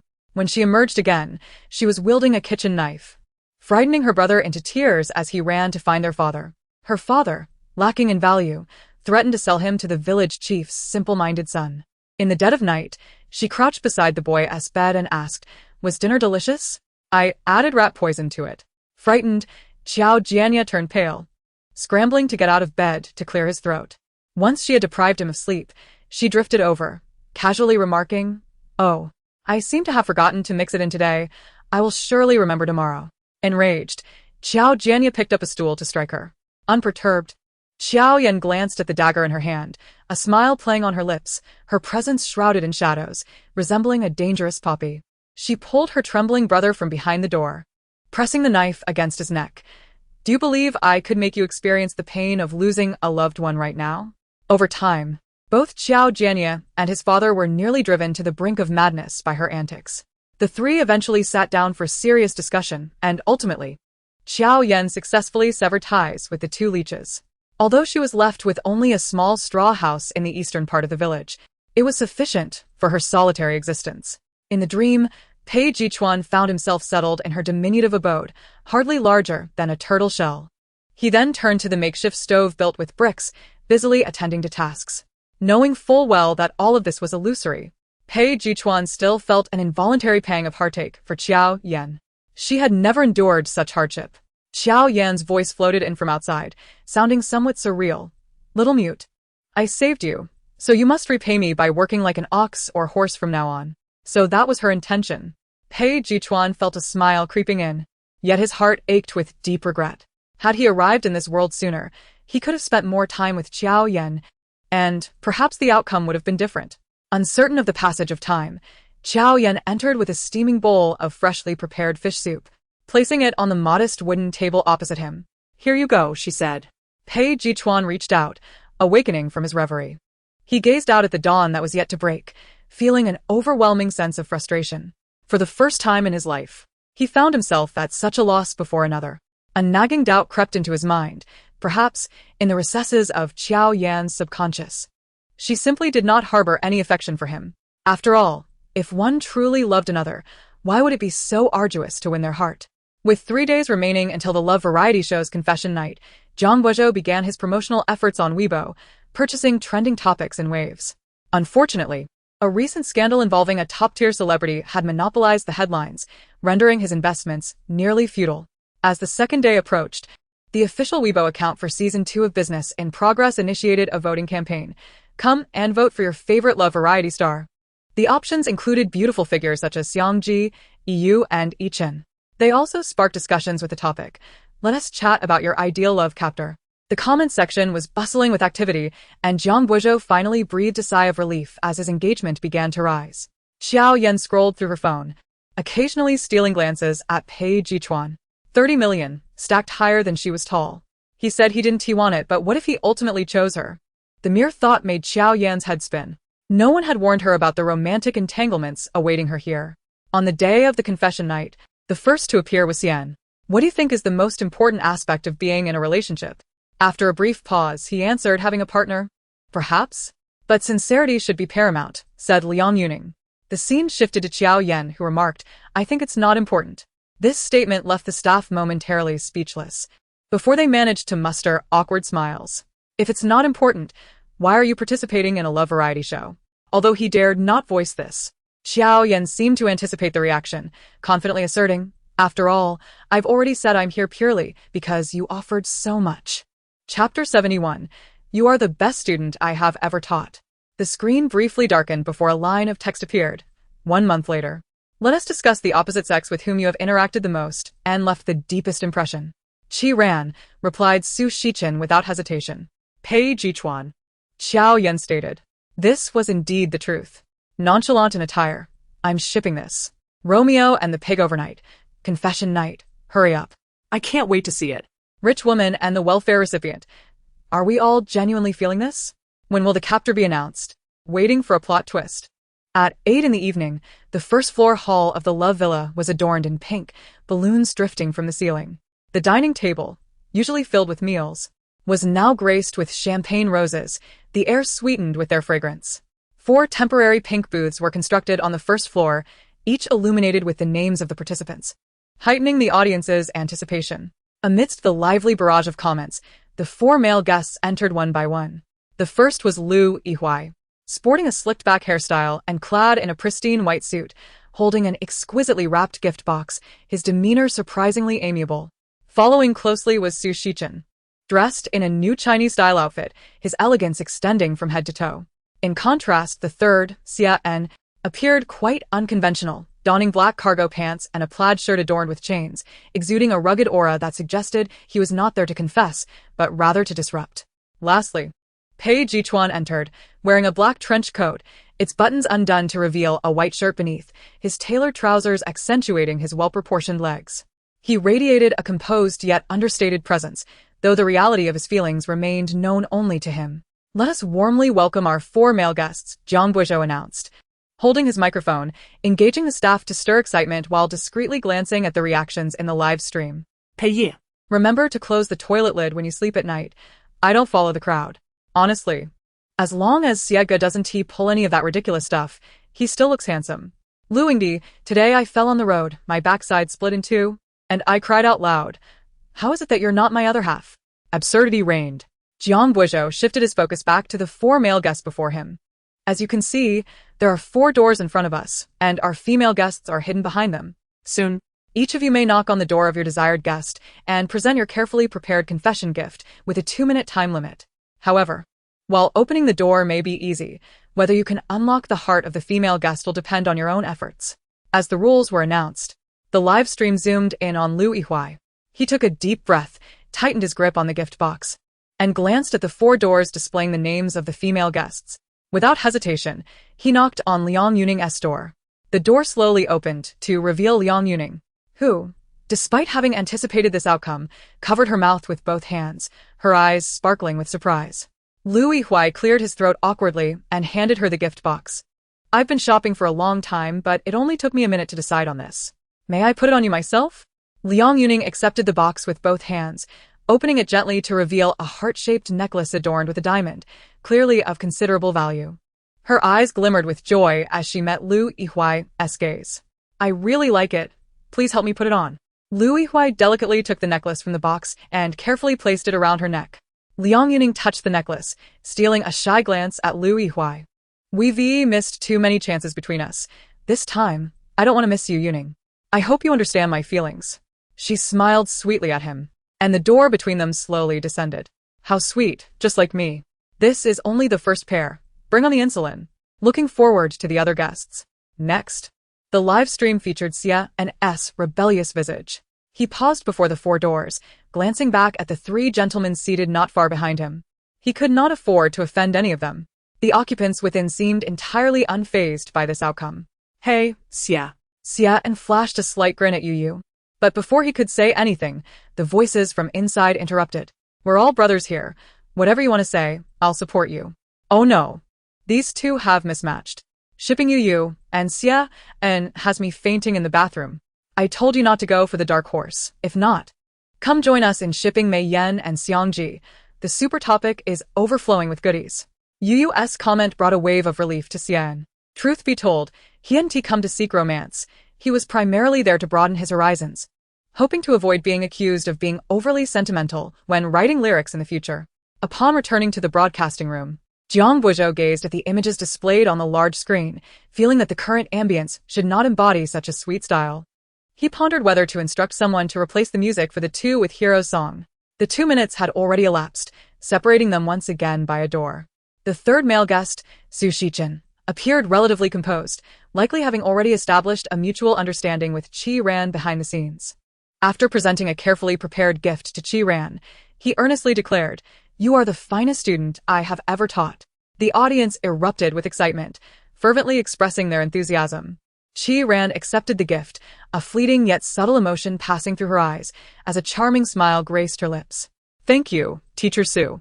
Aware of what the audience craved, Jiang Buizhou intentionally positioned Pei Chuan and Jiao Yan, the dynamic duo, at the end to ensure maximum viewership for the day. The live broadcast continued, and soon, Pei Chuan's chiseled visage appeared on the screen. Chapter 72. The tension escalated as Jiao Yan uttered sweet nothings. He had a singular goal, heading straight for Jiao Yan's door. The occupant, seemingly bursting with anticipation, promptly pressed the button to open the door. Jiao Yan emerged in the live studio, her long black hair styled in curls, and her exquisite makeup accentuated an alluring fierceness, emanating the aura of a wealthy heiress. Not only Pei Chuan but even the viewers were captivated. Pei Chuan cleared his throat, awkwardly diverting his gaze. Jiao Yan raised her fair arm, her almond-shaped eyes curving into crescent moons as she greeted Pei Chuan with a cheerful, "Hi." Pei Chuan chuckled softly, somewhat exasperated. "You look rather lovely today." "You're not too shabby yourself," Jiao Yan replied with ease, her words flowing effortlessly. "Will you choose me later?" she inquired. Before she could finish, Pei Chuan slipped a brown paper bag into her hands, and the door between them closed without warning. In the fleeting moment before their view was completely obstructed, Jiao Yan seemed to hear Pei Chuan's deep voice, "Choose me just once, Jiao Yan." An unusual sensation swelled within her. Yet she continued to unravel the cotton thread wrapped around the bag. A piece of paper fell out, bearing 6 bold black characters. Jiao Yan's eyes sparkled. The voice of director Jiang resonated in the studio, instructing the female guests to step out from their small rooms and stand before their chosen male counterparts. The doors creaked open one by one. Before anyone could grasp what transpired, a figure darted out, halting swiftly before Pei Chuan. Unfazed by the other 3 female guests, Jiao Yan stood her ground, beaming at Pei Chuan with an eager grin, initiating a stream of playful banter. "Hi. It feels like 2 minutes apart has been an eternity." Recognizing her enthusiasm, Pei Chuan realized his charm had successfully captivated her, leaving him torn between joy and regret. Ultimately, he managed a resigned smile, "Be a bit more reserved." "That phrase doesn't exist in my vocabulary," Jiao Yan retorted, her voice resonating in the live broadcast. "Is your dictionary a counterfeit? Share the address, and I'll send you the latest edition," a viewer quipped. As Jiao Yan effortlessly continued her playful exchange, Pei Chuan, who had previously looked vulnerable, suddenly adopted a more assertive demeanor, showcasing a dramatic transformation. "Give me a reason," he challenged. Jiao Yan's lips twitched slightly. Did he not know why? Though she dared not voice her thoughts, she tilted her head in contemplation before responding. "You are exceptional. Unlike any other man I know, you exude a sense of distance. An authentic loneliness. Many claim to feel lonely, but I believe your solitude is the truest form of loneliness." "Stop. Act normal," Pei Chuan interjected. "You asked me to speak," she countered nonchalantly. "Indeed. You are truly remarkable," she added with a playful laugh, the effects of her charm undeniably evident. Despite knowing Jiao Yan was merely performing, his heart raced uncontrollably. Among the other female guests, save for Yu, the remaining 2 had already joined the boys who had confessed their feelings. Yu, maintaining her serious demeanor, coughed lightly and urged Xia to steer clear of the couples. Upon hearing this, Xia promptly distanced himself from the group, affirming with a thumbs up, "You're absolutely right." Having previously informed Director Jiang of his concerns, Zhang Guozhou relinquished the hosting duties to the 2, retreating to the broadcasting room for a moment of respite. Yu, microphone in hand, began to announce the next segment. "Congratulations to all the guests for successfully pairing up. However, do not celebrate too soon. Among you lurk 2 hidden catchers. You have 3 minutes to deliberate if your partner is indeed a catcher and to reconsider your final choices." As she spoke, her eyes darted towards the teleprompter. "The stage is yours." Qi Ran instinctively glanced at Jiao Yan, only to find her frolicking around Pei Chuan like a peacock displaying its plumage. Clearly, her earlier words had gone unheard. "I am sincere this time. Trust me," Qi Ran said, turning to meet Su Shichen's gaze, her lips moved as if to speak. Yet no sound emerged. 5 fleeting minutes passed. "Now, please hold hands with your chosen partners." Before Pei Chuan could react, Jiao Yan confidently grasped his hand, the softness igniting a flutter within him. Meanwhile, Qi Ran, Su Shichen, and Lu Yihua also held hands. If anyone wishes to retract their choice, now is the time to release your partner's hand. Yu, basking in a sense of fulfillment, initiated the countdown. 3, 2, 1. No one let go. Congratulations to all for successfully pairing up. The previously tense atmosphere transformed into jubilation. Chapter 73. This is not what we agreed upon. Our first catcher is Pei Chuan. As if anticipated, few were surprised. When the camera briefly caught Liang Yuning, attentive viewers detected a barely concealed thrill in her eyes. Indeed, Pei Chuan had used Jiao Yan for the task. How could he possibly be interested in such a whimsical woman? Liang Yuning could not suppress a smile. In contrast, Jiao Yan exhibited no trace of the anger one might expect from betrayal, instead beaming as if she had stumbled upon a fortune. Wait, is the beauty filter on Pei Chuan fake? The National Anti-Fraud Center? I have been defrauded.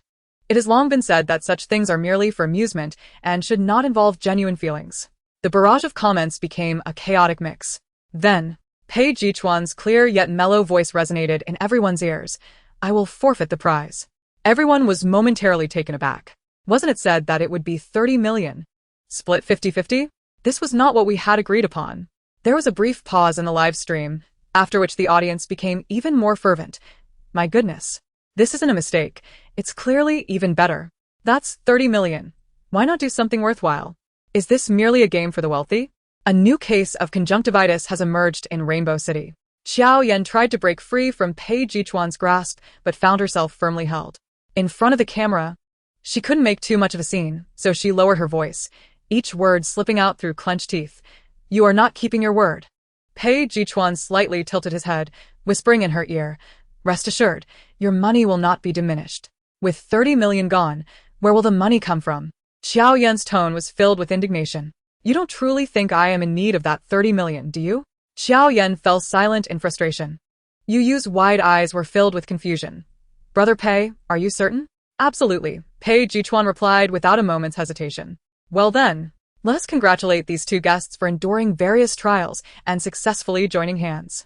Suddenly, the flower ball above them burst without warning, showering them in a multitude of ribbons, enveloping Pei Chuan and Jiao Yan in what felt like a grand ceremony. Jiao Yan spread her palms, allowing the ribbons to fall into her hands. Pei Chuan instinctively raised his hand above her head, shielding her from the unruly ribbons. Yu Yu, understanding the moment, reminded, What are you waiting for? Take a screenshot. With that, the viewers quickly reacted, capturing screenshots and recording the moment. Before long, this image spread like wildfire online, garnering immense attention. Look at this, take notes. Su Shichen understood the cue, glancing at the slightly distracted Qi Ran beside him, nodding in acknowledgement. Now it is time to announce the identity of the second catcher. He deliberately prolonged the suspense. Unaware of what would unfold next, Su Shichen leaned towards Lu Yihua's group, eager to witness the spectacle. The second catcher is Qi Ran. Upon meeting Qi Ran's calm gaze, an inexplicable wave of panic surged within him. Qi Ran. He wanted to say something, but Qi Ran interrupted him. I choose 30 million. With that, she unhesitatingly released the hand that Su Shichen held, her demeanor reverting to the cool composure she had displayed upon first arriving at the Love Villa. Su Shichen moved his now empty hand, still warm from Qi Ran's touch. The sudden turn of events unfolded too quickly. Not only was he taken aback, but even the viewers were bewildered. Huh? What is happening now? What's going on with them? I wondered why they were suddenly at odds and then inseparable. Turns out it was all an act. From Su Shichen's expression, he doesn't seem to be acting though. Xia and held the microphone, glancing between Su Shichen and Qi Ran. Unsure of what to say. This is not how it was just moments ago. He cast a pleading look at Jiao Yan, who was too preoccupied to respond. Jiao Yan wrinkled her nose and frowned, her expressive eyes seemingly communicating. Look at them. Qi Ran's choice is what a rational person would make, right? Pei Chuan is purely love-struck, who would forgo money just for romance. Pei Chuan disregarded her dissatisfaction and quietly asked, You seem unsurprised by Qi Ran's decision? Jiao Yan nodded as a matter of course, taking advantage of the audience's focus on the other pair to speak freely with Pei Chuan. What is surprising about it? I knew she was the catcher all along. Moreover, Sister Ran mentioned that Su Shichen had hurt her before, and it was quite severe. Pausing, she cast a meaningful glance at Pei Chuan. She is not like certain love-struck individuals. Pei Chuan raised an eyebrow, neither agreeing nor disagreeing. Xian, shouldn't we announce the results? Qi Ran, maintaining her composure, prompted. Su Shichen's gaze remained fixed on her. Qi Ran feigned ignorance, a sense of immense satisfaction swelling within her at the thought of Su Shichen experiencing the same sorrow she had felt upon discovering the truth. Otherwise, it would be unfair to her charade all this time. Oh, Xian tightened his grip on the microphone, hesitating for a moment before announcing. Congratulations to catcher Qi Ran for winning and securing 30 million. Wonderful. Jiao Yan clapped enthusiastically, her eyes filled with envy. That was a staggering 30 million. When would such good fortune come her way? Yu Yu offered a forced smile, her applause lacking enthusiasm. After an entire night of confessions, the two most popular contestants, Lu Yihua and Liang Yuning, had become mere backdrop, overshadowed by the other two groups. Once again, let us congratulate Pei Chuan and Jiao Yan, as well as Lu Yihua and Liang Yuning, for finding their true love in the second season of Business in Progress. Every journey must eventually conclude. With fulfillment comes regret. May all regrets remain in the past, and may you all continue forward, finding your own completeness soon. With that, I declare the second season of Business in Progress officially concluded. The 8 guests stood in a line, waving goodbye to the camera. Suddenly, the live stream picture shrank, and rows of subtitles appeared. The end. I will miss my electronic pickled vegetables. May the young couple last forever. The subtitles sped by. Suddenly, the live stream screen flickered into static for a moment. Then, Xie En's face filled the screen, grinning mischievously. Just kidding, it's not over yet. Chapter 74. Astonishing. In a week, our 2 groups will return to business to film a couple's daily documentary. Still in live broadcast format, please stay tuned. Will business meet again? Promise me the 3rd season will come soon. I can't live without you. What a pity for my Pei Chuan and Ran. How can I ship one couple after another? Sisters in front, don't leave. Tell me who you will ship next so I can avoid the pitfalls. In the back seat, Jiao Yan drove in silence. While Pei Chuan noticed Jiao Yan stealing glances at him repeatedly, his mood lifting. So, cash or Alipay? He teased. Only she possessed the unique ability to extinguish his good spirits with a single query. Neither, Pei Chuan replied, his gaze still fixed ahead, casting her a light glance. You wouldn't really try to renege, would you? Jiao Yan's eyes widened in disbelief. After his recent actions, her trust in him was precarious at best. I will fulfill my promise in the form of a property worth no less than 30 million. As Jiao Yan seemed on the verge of exploding, Pei Chuan calmly completed his sentence. Wasn't it 15 million? Jiao Yan asked. A flicker of uncertainty crossed Pei Chuan's eyes. Just tell me if you want it or not. Yes, yes, yes. Jiao Yan hurriedly agreed, fearing she might offend him and end up with nothing. A house it is. Who knows, I might sell it for even more. By the way, which property are we talking about? She inquired casually. You'll find out soon. Oh. Jiao Yan pursed her lips, her gaze drifting to the scenery outside the window. As she allowed herself to relax, an unsettling feeling crept in, a nagging sense that she had forgotten something important, though the specifics eluded her. The night was deepening, the elevated road bustling with cars, while towering buildings in the distance illuminated the skyline with vibrant neon lights. In Hong City, where the seasons were distinct, autumn had arrived, replacing the sweltering heat of her initial days here. The evening breeze was soothing, lulling one into a state of drowsiness. Shaking her head to dispel the distracting thoughts, Jiao Yan stifled a yawn as her eyelids began to droop. Moment latte.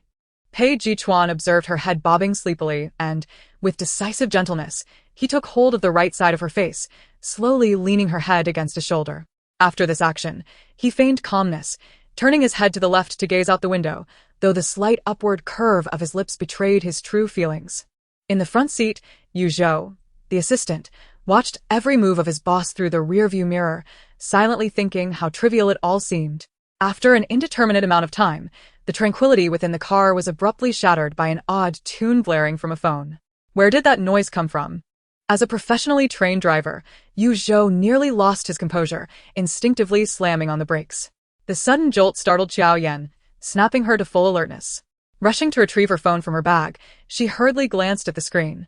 Pei Chuan first raised an eyebrow in surprise, then found her flustered demeanor unexpectedly charming.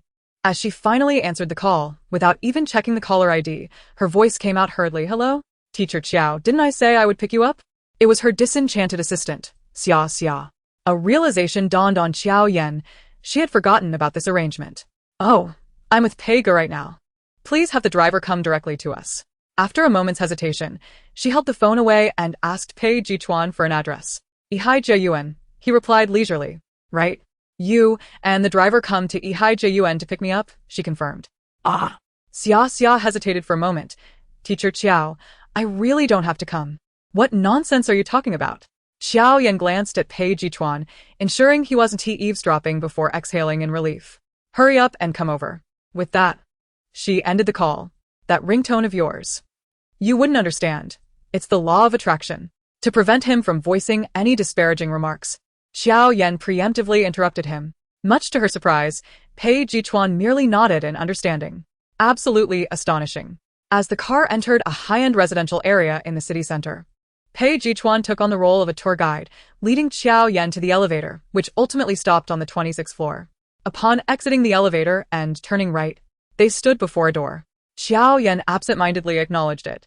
The moment the door swung open, her eyes widened in disbelief. This was no mere shell of a house. It was a luxury residence of exquisite design.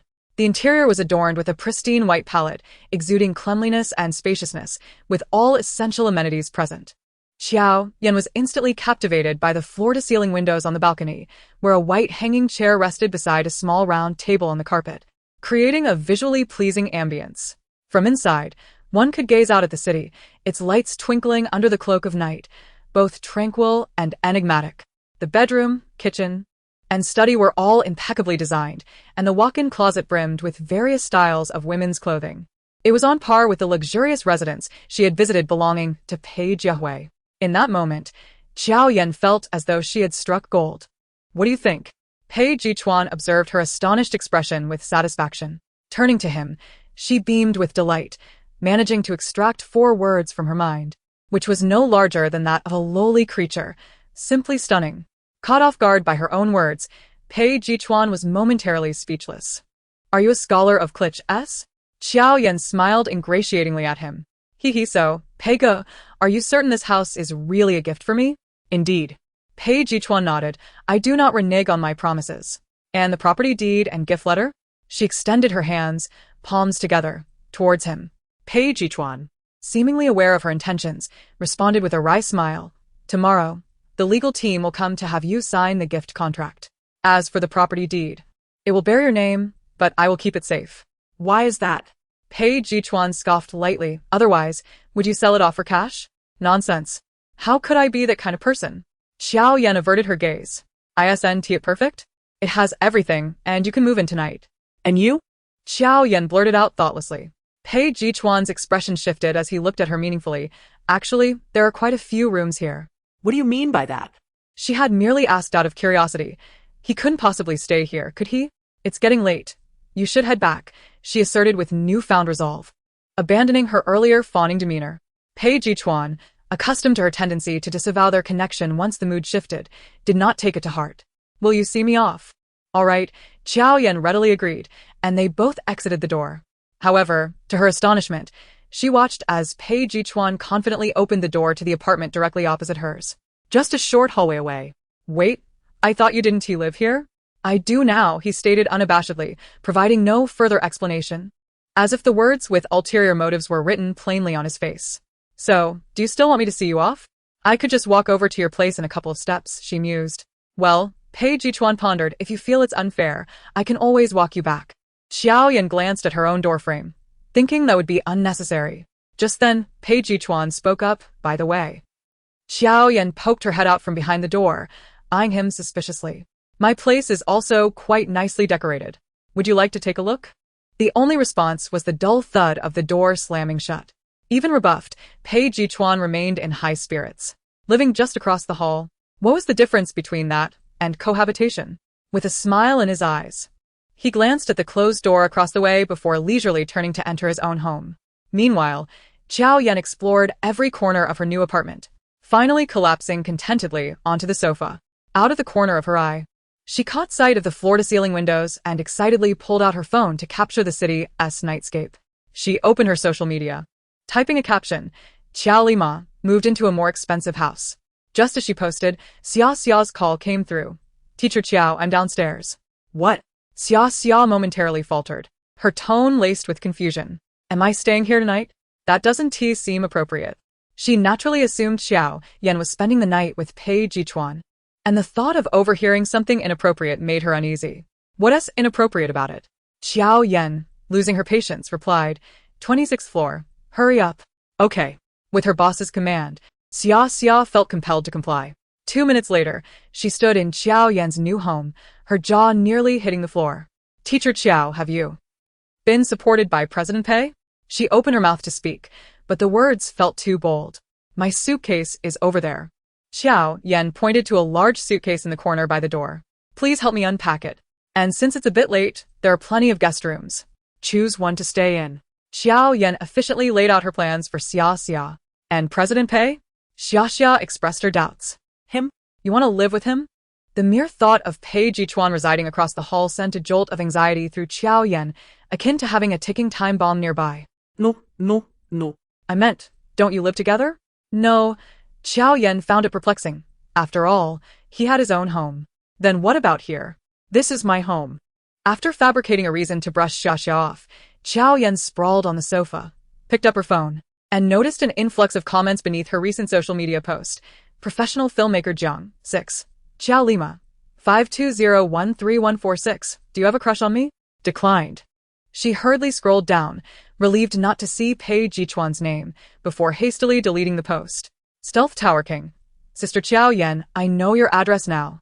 Jiao Lima, what's the big deal? I knew it long ago. One rotten cabbage. Did the landlord raise the rent again? Jiao Lima, it's not that exorbitant. As she continued scrolling, she stumbled upon a fresh comment from a minute ago. Peh. Actually, the night view here is quite nice. Oh. Jiao Yan acknowledged silently, then promptly disregarded the message. The next morning, Jiao Yan, who had finally found a moment of leisure, had hoped to sleep in, only to be roused by Xiaxia's incessant chatter shortly after 8. In that moment, she suddenly understood the empathy one could share with animals. She began to comprehend why chickens cackle at dawn. Sister Jiao. Xiaxia, recalling Jiao Yan's earlier instructions to change her address, stumbled over her words. Sister Jiao, wake up. She yanked the groggy Jiao Yan from her bed, her expression resembling that of a ghost. Jiao Yan, forcibly awakened, squinted with irritation. What's wrong? Seeing her finally respond, Xiaxia sighed in relief and lowered her voice conspiratorially, glancing outside. Guess who I saw? The previously drowsy Jiao Yan became alert upon hearing her words. Pulling Xiaxia closer and whispering, Pei Chuan is outside? Xiaxia nodded vigorously, her eyes wide. That morning, still in a haze, she had reluctantly answered the doorbell, only to be met with the stunning visage of Pei Chuan. Struck speechless, she stood frozen at the threshold, unsure of where to place her hands or feet. Hello, may I come in? Pei Chuan's tone was imbued with a cool detachment. Xiaxia couldn't shake the feeling that this man, whom she had only met once, appeared displeased with her. She dazedly stepped aside to let him enter. He effortlessly made his way in, discarding the breakfast he carried on the dining table, before settling into the living room sofa with an air of authority. Xiaxia ground her teeth in frustration, realizing why she had felt something was amiss when he visited yesterday. His presence added a certain balance. Perhaps her gaze was too overt, for Pei Chuan glanced her way, causing her to break into an awkward smile. I'll go fetch Sister Jiao. With that, she hastily exited. 10 minutes later, Jiao Yan, clad in loungewear, sat in a corner of the sofa, a stark contrast to Pei Chuan's polished appearance. Brother Pei, you're visiting so early? Jiao Yan attempted to fill the silence. Yes, he replied candidly. I brought you breakfast. Don't forget to eat. Jiao Yan's eyes brightened at the thought, feeling a tinge of embarrassment. Pei Chuan didn't respond, but stiffly redirected the conversation to Xiaxia. Did your assistant stay here last night? Jiao Yan nodded, finding nothing amiss in the situation. Yes. To her surprise, Pei Chuan displayed an expression of feigned hurt. Jiao Yan, you're heartless. I live next door. If you were scared alone, why didn't you come to me? I wasn't scared. Jiao Yan tried to defend herself. Alright, no need to say more. I understand. What do you understand? I'm an option, right? Alright, stop talking. Jiao Yan interjected sharply. If you say one more word, I'll move out immediately. What a dramatic morning. Is that your phrasing? Her threat proved effective, as Pei Chuan fell silent.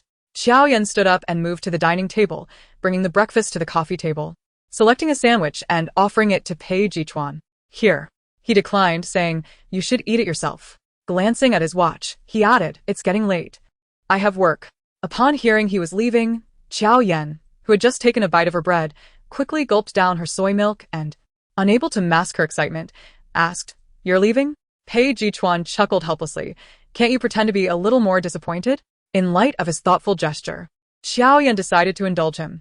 She pouted, furrowing her brow, and blinked with feigned innocence. What a pity. You're leaving so early?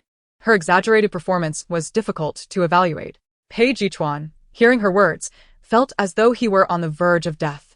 I intended to invite you for lunch, he lamented. Jiao Yan pretended to add, too bad. All right, Pei Chuan agreed. But I might not have time for lunch.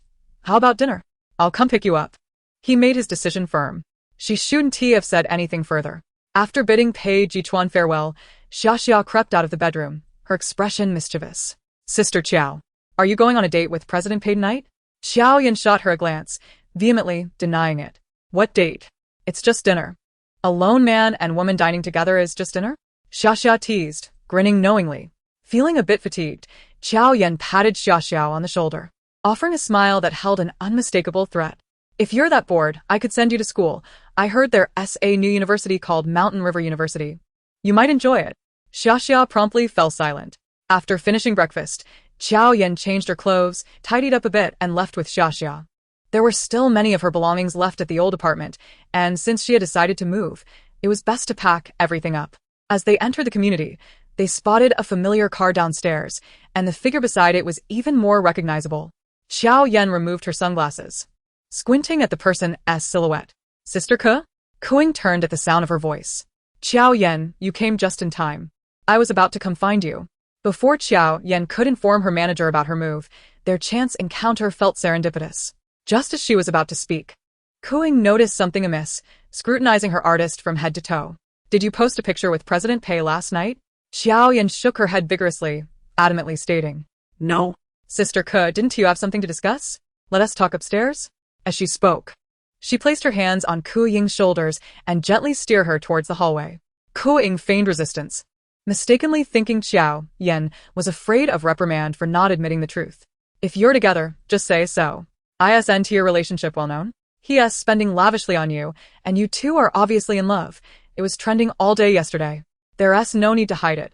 Just enjoy your normal romance, Kuing advised, sounding like a concerned mother. Jiao Yan scoffed quietly, choosing not to respond. The three of them entered the apartment together, where Jiao Yan sent Xia to her room to tidy up and then poured a glass of water for Kuing. Jia, what brings you to me? Kuing asked as she took a sip of water. Upon hearing Jiao Yan's inquiry, she immediately snapped back to reality, setting her cup down with a serious expression. Jiao Yan, you've been slandered. Jiao Yan was at a loss for how to respond to such shocking news. This is slander. Who spread such rumors? I will sue them. As a rising star in the entertainment industry, it seemed unfathomable that mere days after her ascent to fame, someone would tarnish her reputation. Her emotions were in turmoil. She felt a pressing need for justice. Kuing, caught up in her fervor, exclaimed, You're absolutely right. I will contact the PR team and confront them head-on. The entertainment industry has enough of your goddess-like presence. Yes. Jiao Yan emphatically nodded, then belatedly questioned, What do you mean by goddess-like presence? It was indeed her they were referring to. Kuing swiftly pulled out her phone and scrolled through it before showing it to her. Jiao Yan accepted the device, and on the screen appeared a video of a woman she vaguely recognized, presumably another celebrity, seemingly engaged in a live stream. What do you mean by your Weibo? The woman questioned. Why have you suddenly become this way? Why are you cursing? Mind your manners. Jiao Yan recognized the biting nature of the commentary.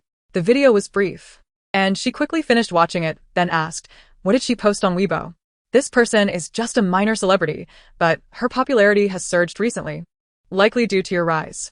She seems to be trying to emulate your success, but it appears she has overreached, and the netizens, particularly your fans, are not impressed.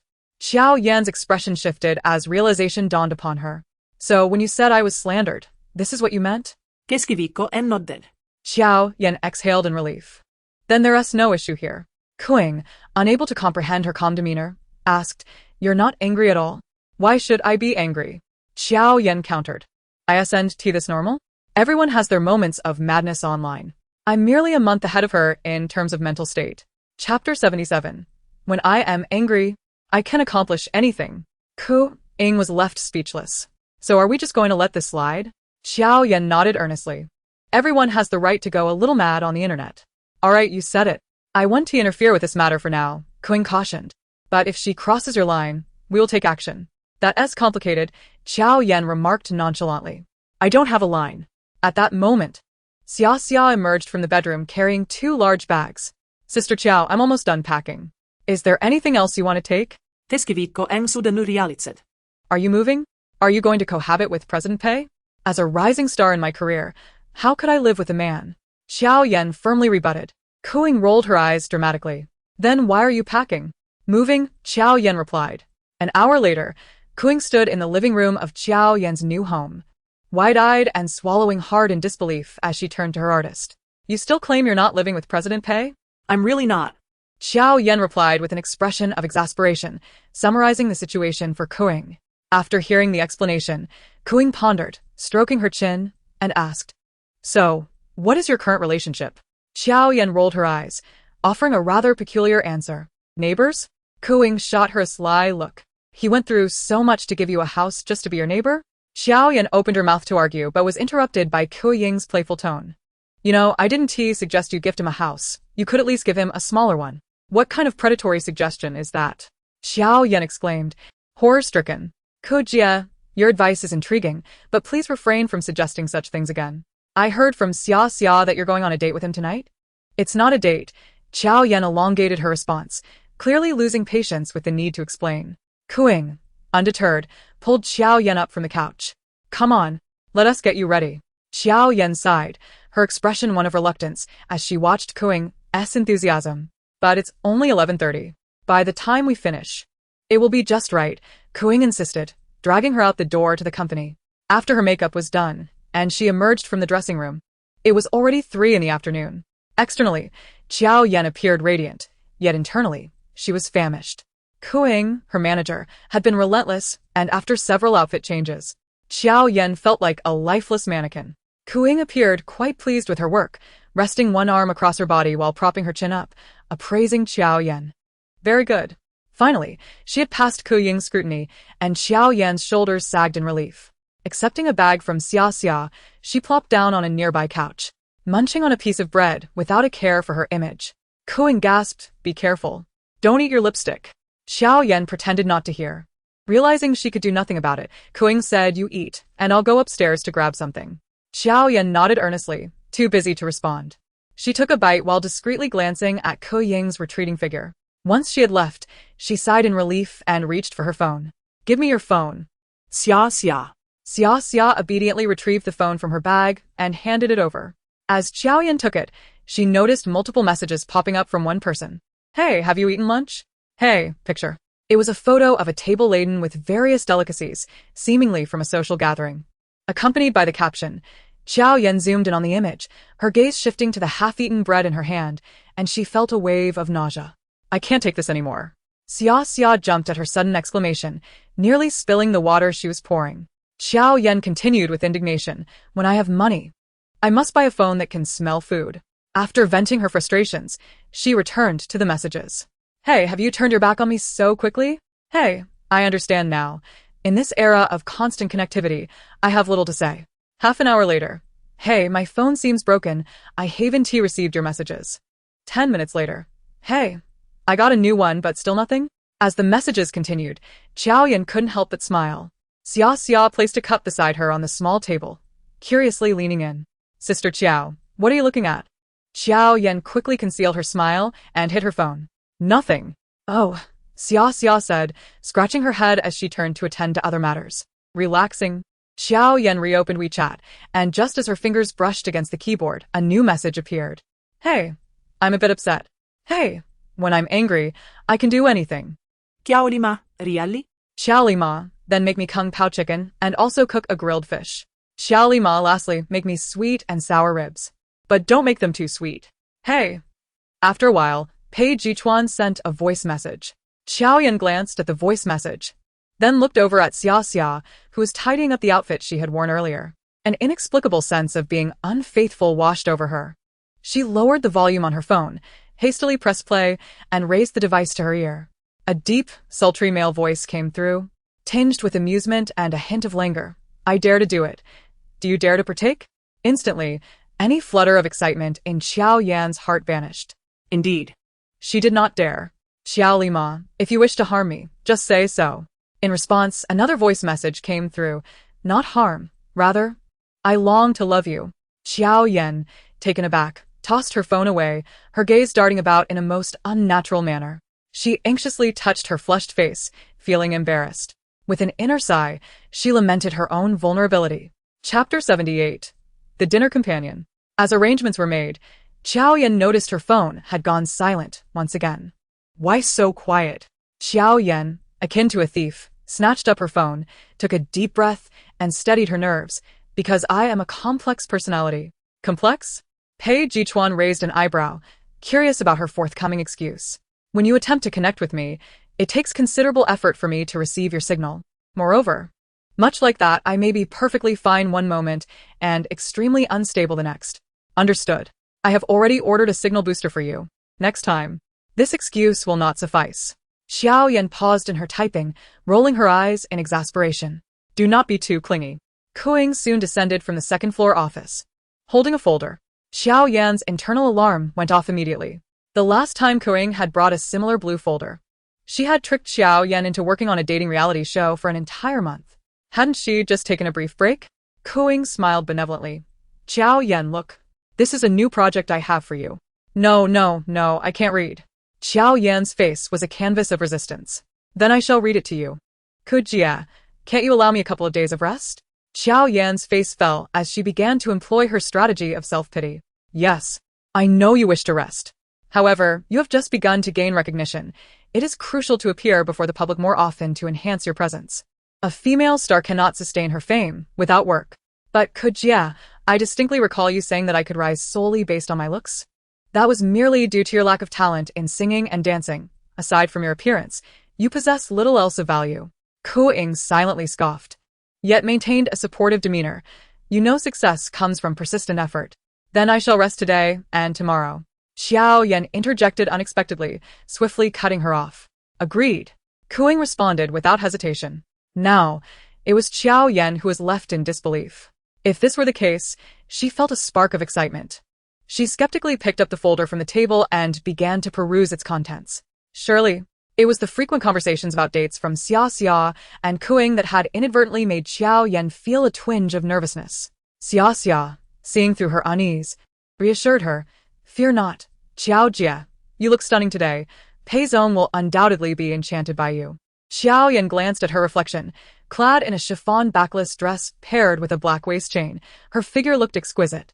The hem of the dress reached her thighs, revealing her elegantly proportioned legs. Her hair was styled in braids, creating a frame that accentuated her delicate features, with the rest cascading down her back. The ensemble exuded a playful charm while simultaneously imparting an unexpected sense of innocence. Taking a deep breath, just then her phone rang.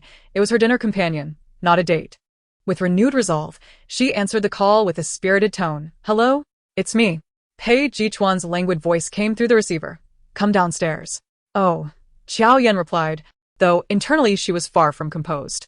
Was she truly about to go on a date with Pei Chuan? The thought made her cheeks flush. Xia, she declared to her reflection, adopting a determined expression as she handed over her bag. Xia retrieved a meticulously prepared pearl chain bag from the rack and passed it to her. Jiao Yan took it, solemnly patting Xia on the shoulder with a look of resolute bravery. I'm off. Xia mimicked her gesture, pursing her lips and nodding earnestly. Go for it. Yeah. After watching Jiao Yan exit, she seemed to remember something, raising her voice. Jia, I won't be staying here tonight.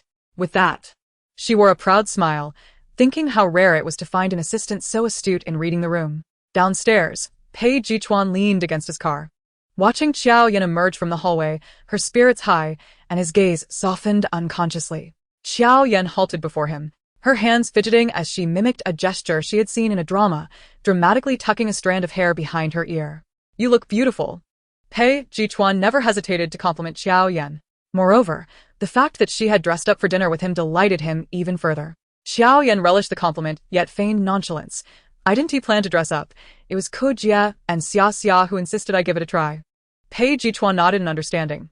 You look good no matter what. His straightforward praise embarrassed Jiao Yan, prompting her to quickly shift the topic. Where are we dining? Pei Chuan kindly opened the passenger door for her. First, get in the car. Jiao Yan was momentarily surprised, but her motion to enter did not falter. You're driving today? Yes. Pei Chuan offered no further explanation. Her residence was centrally located, close to the commercial district, and it wasn't long before they arrived at a restaurant. Jiao Yan had heard of this establishment while browsing online. It was one of the finest Chinese restaurants in Hong City. Let us go inside. The two entered the restaurant, where a waiter promptly approached to guide them. Pei Zong, your private room is on the second floor. Pei Chuan nodded, dismissing the waiter, then glanced down at Jiao Yan's high heels. The steps here are quite steep. Would you like me to assist you? He instinctively moved his arm closer to her. Jiao Yan looked at the grand spiral staircase that led to the second floor, feeling something was amiss. Was there truly no elevator in such a large restaurant? Pei Chuan maintained his position, a subtle smile playing on his lips as he observed her. Jiao Yan, sensing a hint of challenge in his gaze, felt invigorated. Without hesitation, her fair hand grasped his. The sly individual deliberately slowed their ascent, taking his time with the few steps that could have been traversed quickly. At that moment, Jiao Yan was certain he was doing it on purpose.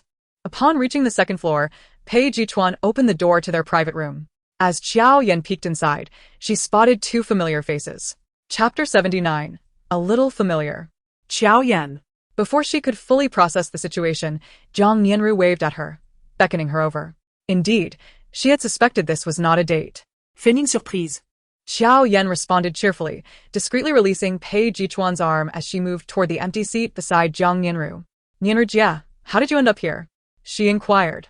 As Zhang Nianru spoke, she gestured for Pei Chuan to sit down, her tone laced with mild reproach. That Western restaurant was a hard-won reservation. You, of all people, just cancelled? Upon hearing this, Jiao Yan glanced at Pei Chuan, who merely nodded in a nonchalant manner. Yes. And offered no further explanation. When the dishes were finally served, Jiao Yan realized that each dish before her was something she had mentioned earlier in a playful conversation with Pei Chuan.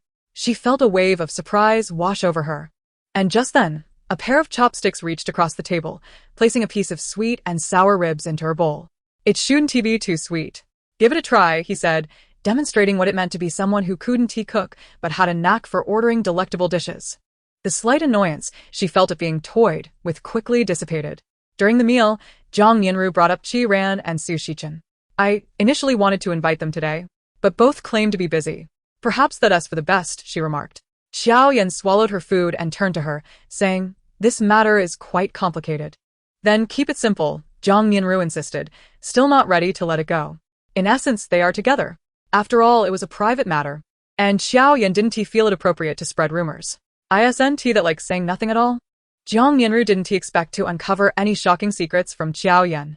She picked up a glass of red wine to change the subject. Care for a little? Jiao Yan's eyes lit up momentarily, but then she seemed to remember something, hastily waving her hands. Not a chance. Pei Chuan noticed her repeated glances at the bottle and couldn't help but smile, whispering to her, honestly, a little one hurt. Oh, you sly one. Trying to tempt me. She retorted firmly. No thanks. You know I'm allergic to alcohol. Seeing her strong willpower, Pei Chuan raised an eyebrow and chuckled, deciding not to press further. Unexpectedly, by the end of the meal, it was Pei Chuan who had indulged too much. Initially, he thought he could use driving as an excuse to avoid drinking, but then Qin Yu asked Jiao Yan if she could drive. Lacking confidence, she admitted, I can manage a bit. It had been ages since she obtained her driver's license and hadn't driven much since, so a bit wasn't an understatement. Pei Chuan felt a twinge of concern. However, Qin Yu seemed confident in her abilities, slapping his thigh and exclaiming, as long as you can drive, and proceeded to pour more wine into Pei Chuan's glass. After several rounds, both men were feeling the effects. Qin Yu, now flushed, draped an arm around Zhang Nianru while waving his glass around. Why aren't you drinking? Aren't I worth it? Zhang Nianru, visibly annoyed, removed his arm from her shoulder and rolled her eyes. If you keep this up, you'll be sleeping on the street tonight. Jiao Yan, enjoying the spectacle, watched with amusement. In contrast, Pei Chuan appeared more subdued, though his posture was less formal and his gaze lacked focus. Eventually, Zhang Nianru, thoroughly irritated by Qin Yu's antics, suggested they call it a night. Take care, Pei Chuan nodded, wanting to escort them out. Zhang Nianru struggled to support Qin Yu as they exited the private room. Jiao Yan nodded, a hint of concern in her voice. Are you all right? Pei Chuan stared at her, lost in thought, before finally murmuring, I feel a bit dizzy. Can you still walk? It seems not. Jiao Yan regarded him skeptically. You're not trying to trick me, are you? Pei Chuan fell silent, closing his eyes momentarily, furrowing his brows as he rubbed his temples, looking genuinely unwell. With a sigh, Jiao Yan relented. All right, I'll help you. She removed her pearl handbag from her shoulder and playfully draped it around Pei Chuan's neck, then struggled to assist him out of the restaurant. Once in the car, they switched seats. Jiao Yan took the driver's seat. Gripping the steering wheel with both hands, she inhaled deeply, mentally preparing herself. Pei Chuan, observing her anxious demeanor, regretted having drunk so much. Yuzhou had taken the day off, and all the other drivers had clocked out. After a moment's hesitation, he tentatively suggested, "Shouldn't we call a designated driver?" "No way." Jiao Yan, finally finding her footing, nearly lost her resolve. "Trust me, I passed my driving test on the first try," she reassured Pei Chuan, then took a deep breath and turned the ignition. The car soon rolled forward, and Jiao Yan's expression relaxed a bit as she focused intently on the road. Pei Chuan noticed a flicker of amusement in his eyes. But soon, he sensed something was off. "Didn't a bicycle just go by?" he inquired uncertainly. Jiao Yan, with a serious expression, replied, "I'm driving. Please don't talk to me." Pei Chuan thought, what a fine luxury car. And here's Jiao Yan driving it like a novice. Well, slow is better than unsafe. Before long, the very person who had just told him to remain silent spoke in a panicked tone. "Am I veering off course?" Pei Chuan squinted at the car's display, not wanting to distract her, and fibbed, "No, the road is crooked." A few minutes later, spotting a pedestrian less than 30 meters ahead, Jiao Yan's anxiety surged. "What do I do? There's someone ahead." "Well, just hit them," Pei Chuan replied nonchalantly. Jiao Yan, now visibly terrified, exclaimed, "That's illegal. I can't do that." "Then why aren't you hitting the brakes?" In the span of just a few minutes, Jiao Yan somehow managed to drive for over half an hour, and fortunately, they encountered no mishaps. The car came to a steady stop in the underground parking lot, and she was the first to exit. Perhaps the effects of the alcohol were kicking in as Pei Chuan unbuckled his seatbelt and sat in the passenger seat, taking a moment to recover. Suddenly, the passenger door swung open, and Jiao Yan stood outside, reaching out to him. "Welcome home, young master," she announced. Pei Chuan's furrowed brows instantly relaxed as he smiled faintly at her. His arm draped heavily over Jiao Yan's shoulder, with most of his weight leaning on her as she labored to help him into the elevator. When they emerged, they found themselves in the corridor of the 26th floor. Jiao Yan glanced at the closed door across the hall and, rather inexplicably, guided Pei Chuan into her home. She settled him onto the living room sofa and poured him a glass of water. "Sit tight. I'll see if I can find some honey to help with your hangover." To her surprise, Pei Chuan, seemingly more familiar with her home than she was, rummaged through her packed refrigerator and triumphantly produced a sealed jar of honey, presenting it to her. Jiao Yan tilted her head, incredulity etched on her face. "You even bought this?" The inebriated Pei Chuan nodded earnestly. "Yes, your tolerance is so low. I prepared in advance." Despite his drunken state, he couldn't resist throwing a light jab at her. "Your tolerance isn't great either." Jiao Yan huffed softly, taking the honey from him and retreating to the kitchen. Startled, she stepped back, leaning against the counter, and protested, "Didn't I tell you to stay in the living room?" Pei Chuan's dark eyes fixed on her, with a touch of confusion. "I'm afraid you'll run away." Jiao Yan rolled her eyes. "This is my home. Where would I go?" Pei Chuan shook his head in bewilderment. "I don't know." All right, just step outside for now." Jiao Yan gently ushered him out of the kitchen and hurriedly completed her task, returning with the warm honey water. Uncertain if it was the passage of time, she emerged to find Pei Chuan lounging on the sofa, his posture relaxed, neck slightly tilted back, eyes shut, seemingly in slumber. "Pei Chuan?" No response. Jiao Yan settled beside him and gently poked his arm. Still no reaction. Changing her position, she quietly knelt on the sofa, stretching her neck to admire her brother Pei's sleeping visage up close. He looked rather handsome, though his brows were furrowed. Was there something troubling him? Who would have guessed he could fall asleep so abruptly? Jiao Yan stiffened, inadvertently locking eyes with him, as if a stone had been cast into a still pond, creating ripples in the depths of his enigmatic gaze.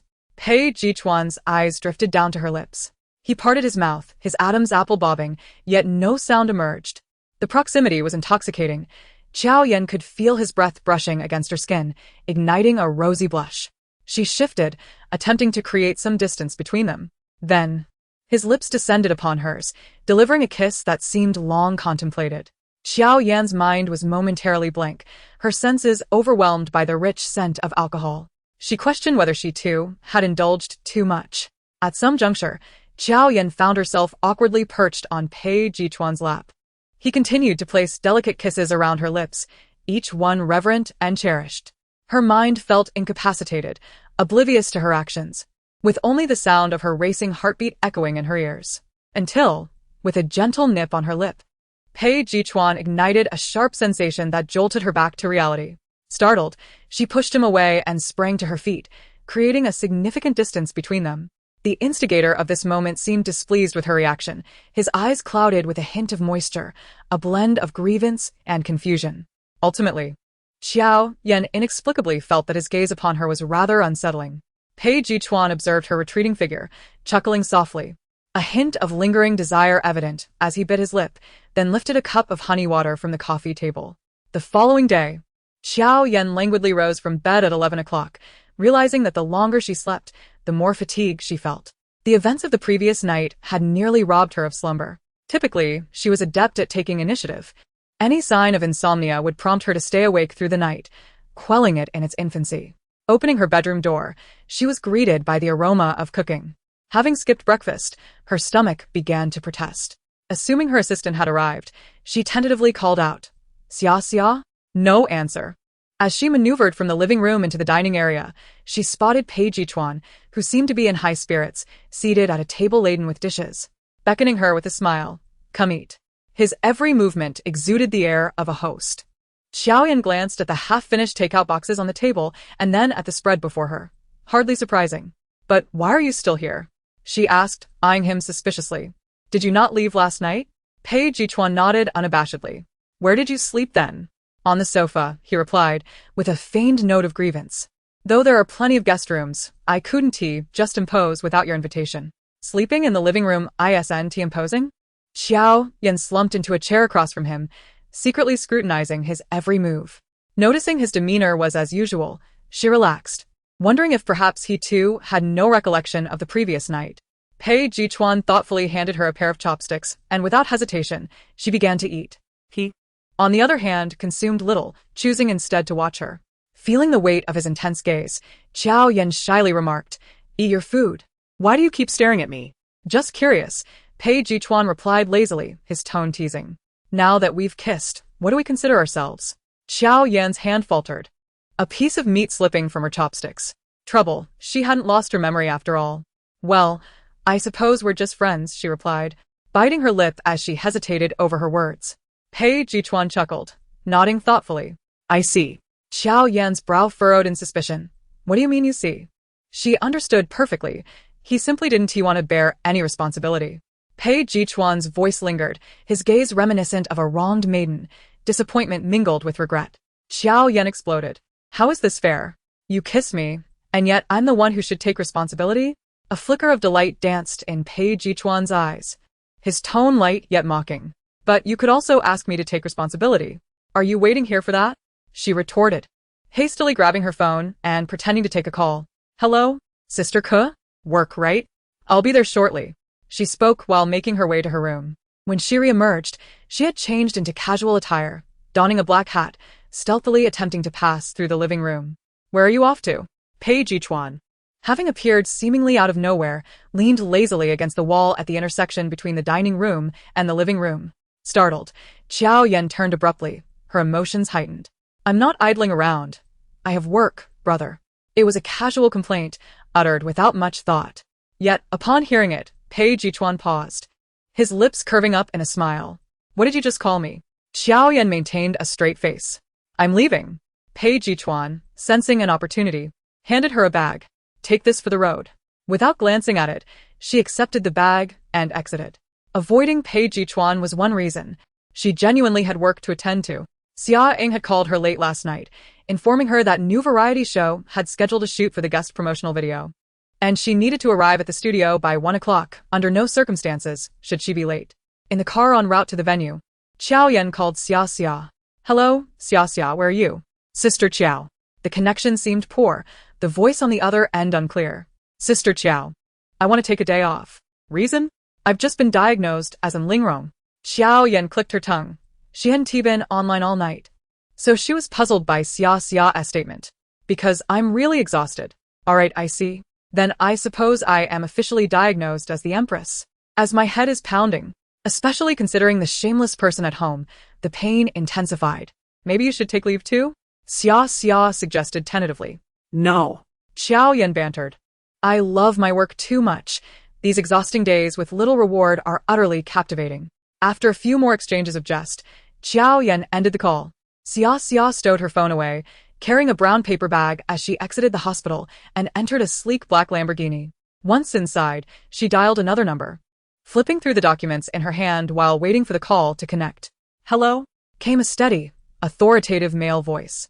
"Hello, Dad, I've got the results." As she spoke, she glanced at the report in her hand, noting a similarity rate of 99.9%. "That's fantastic." The voice from across the way no longer held the steady tone it had moments ago. It was now infused with a hint of excitement. As Jiao Yan stepped out of the car, Kuing was already waiting for her at the filming site. Upon learning that Xia had taken a leave of absence, she promptly set aside her ongoing work to personally head to the studio. The risks of letting Jiao Yan go alone were simply too great. "Could you?" Jiao Yan called out, waving from a distance. Kuing hurried over, noticing the pallor on her face, and took her hand with a hint of concern. "Did you stay up late again? Look at those dark circles under your eyes. Can't you have a bit of the awareness expected of a female star?" Seeing Kuing about to launch into yet another lecture, Jiao Yan quickly sidestepped, saying, "Could Jia, let us head inside first. We don't want to keep the makeup artist waiting." Kuing shook her head in resignation as she watched Jiao Yan's retreating figure. Jiao Yan's new variety show was aptly named 360 Professions, a title that immediately suggested a workplace theme. Upon receiving the initial planning notes, her first reaction was, this just making me work while I'm working? Am I to receive 2 salaries for this? Then, with a touch of cynicism, she added, "We will soon understand what it means to love and loathe one's profession." Once Jiao Yan finished her makeup and hair, she exited the dressing room, head bowed as she adjusted her clothes, only to collide unexpectedly with a girl wearing sunglasses. The girl, holding a cup of juice, was distractedly walking while staring at her phone. The collision caused her to lose her grip, and the cup tipped forward. Jiao Yan, quick on her feet, instinctively pushed the girl's hand away, resulting in the juice splattering against the wall beside them. "Ah!" the girl exclaimed in surprise. Jiao Yan fared better, with only a few droplets staining the hem of her pants. Unfortunately, the other girl was not so fortunate, as nearly half of her juice drenched her white top. "Are you all right?" Jiao Yan asked, a hint of guilt creeping in. The girl impatiently removed her sunglasses, and upon seeing Jiao Yan's face, her initial irritation dissipated. "I'm fine," she replied, pushing past Jiao Yan and continuing down the corridor. Jiao Yan turned to watch her retreating figure, feeling an odd sense of familiarity. Meanwhile, Kuing, having been delayed by a conversation with the crew, arrived at the scene to find a large puddle on the floor. "Sister, what have you done this time?" "I didn't do anything," Jiao Yan protested. "I just accidentally bumped into someone, and I spilled her juice. Are you okay?" Kuing immediately inquired. Jiao Yan shook her head, pondering aloud. "That girl got quite soaked, and I feel like I've seen her somewhere before." She then decided, forget it. "Could you?" "Could you see if she's still around later? I'd like to apologize." "Sure," Kuing sighed. "Thank goodness I came along. I knew you'd get into trouble." Jiao Yan chuckled, not bothering to refute her statement. Chapter 82. Jiao Yan. Workplace bullying. During Jiao Yan's filming, Kuing scurried around upstairs and downstairs, eventually discovering the identity of the girl who had been drenched. During a break, Kuing stealthily approached Jiao Yan to chat. As Jiao Yan accepted the bottle of water she offered, she quickly discerned the mischief in Kuing's eyes. "You found Lin Edom, didn't you?" "Qu'est-ce que vi ko en rasper?" "You knew?" Jiao Yan nodded, having finally remembered why the girl seemed familiar. "Isn't she the star you mentioned who's in a similar mental state as me? No wonder she ran off the moment she saw you. She probably feared you'd cause her more trouble," Kuing commented. "What trouble would I cause her? Have you apologized to her?" Jiao Yan asked. Kuing shook her head. "No, she's already left. I never expected you two would cross paths here." She sat down on the empty chair beside Jiao Yan, adding, "I've heard this girl has been receiving quite a bit of criticism lately." "Why?" Jiao Yan inquired, feigning indifference. "Because of you," Kuing replied. "How is that my fault?" Jiao Yan protested. "Your fans believe she's trying to imitate you, and they're not willing to accept it, so they've been attacking her online." "Those are not my fans." Jiao Yan immediately deflected. "I don't condone cyberbullying against anyone's fans. Such individuals should be expelled from the fandom." Kuing shrugged, choosing not to argue further. Just then, the crew signaled that it was time to get back to work. "Xiao Laosher." Someone called, from a distance. "I'm coming," Jiao Yan replied as she stood up, stretching before resuming her duties. By 5 o'clock, Jiao Yan emerged from the studio wearing a mask. As Kuing sought the driver, Jiao Yan stood at the entrance, engrossed in her phone. Just as she opened Weibo, an incoming call notification flashed on her screen. Unknown caller. Jiao Yan typically refrained from answering calls from unfamiliar numbers, so she promptly declined. To her surprise, the caller tried again. After several repetitions of this, her patience wore thin. She finally answered, "Hello? Yan, it's your father," came a deep, slightly excited voice on the other end. Given that Jiao Yan occasionally experienced lapses in her hearing, she replied, "I'm not your grandfather. Please don't call me again." Without hesitation, she hung up, puzzled by the notion that someone would refer to their grandfather as father. Meanwhile, at their villa in Kyoto, Jiao Huan, listening to the busy tone on the phone, grew displeased. "I told you to let me handle it, but you wouldn't listen. You scared the person away." Jiao Huan extended a large hand, allowing his wife, Wan Xiu, to chide him. Stop it, she exclaimed, smacking his arm, leaving a red mark. "If it doesn't work out, we have plenty of money," Jiao Huan retorted boldly. "Xia even mentioned she has a boyfriend in Hong City," Wan Xiu added. What? "That one do." Jiao Huan's tone turned sharp. "He's not worthy of our Yan. Do you even know who he is?" Wan Xiu rolled her eyes at him. "No one is worthy," he muttered, still sulking. The next moment, Wan Xiu leaned closer, suggesting, "Why don't we go to Hong City to find our daughter and keep an eye on her?"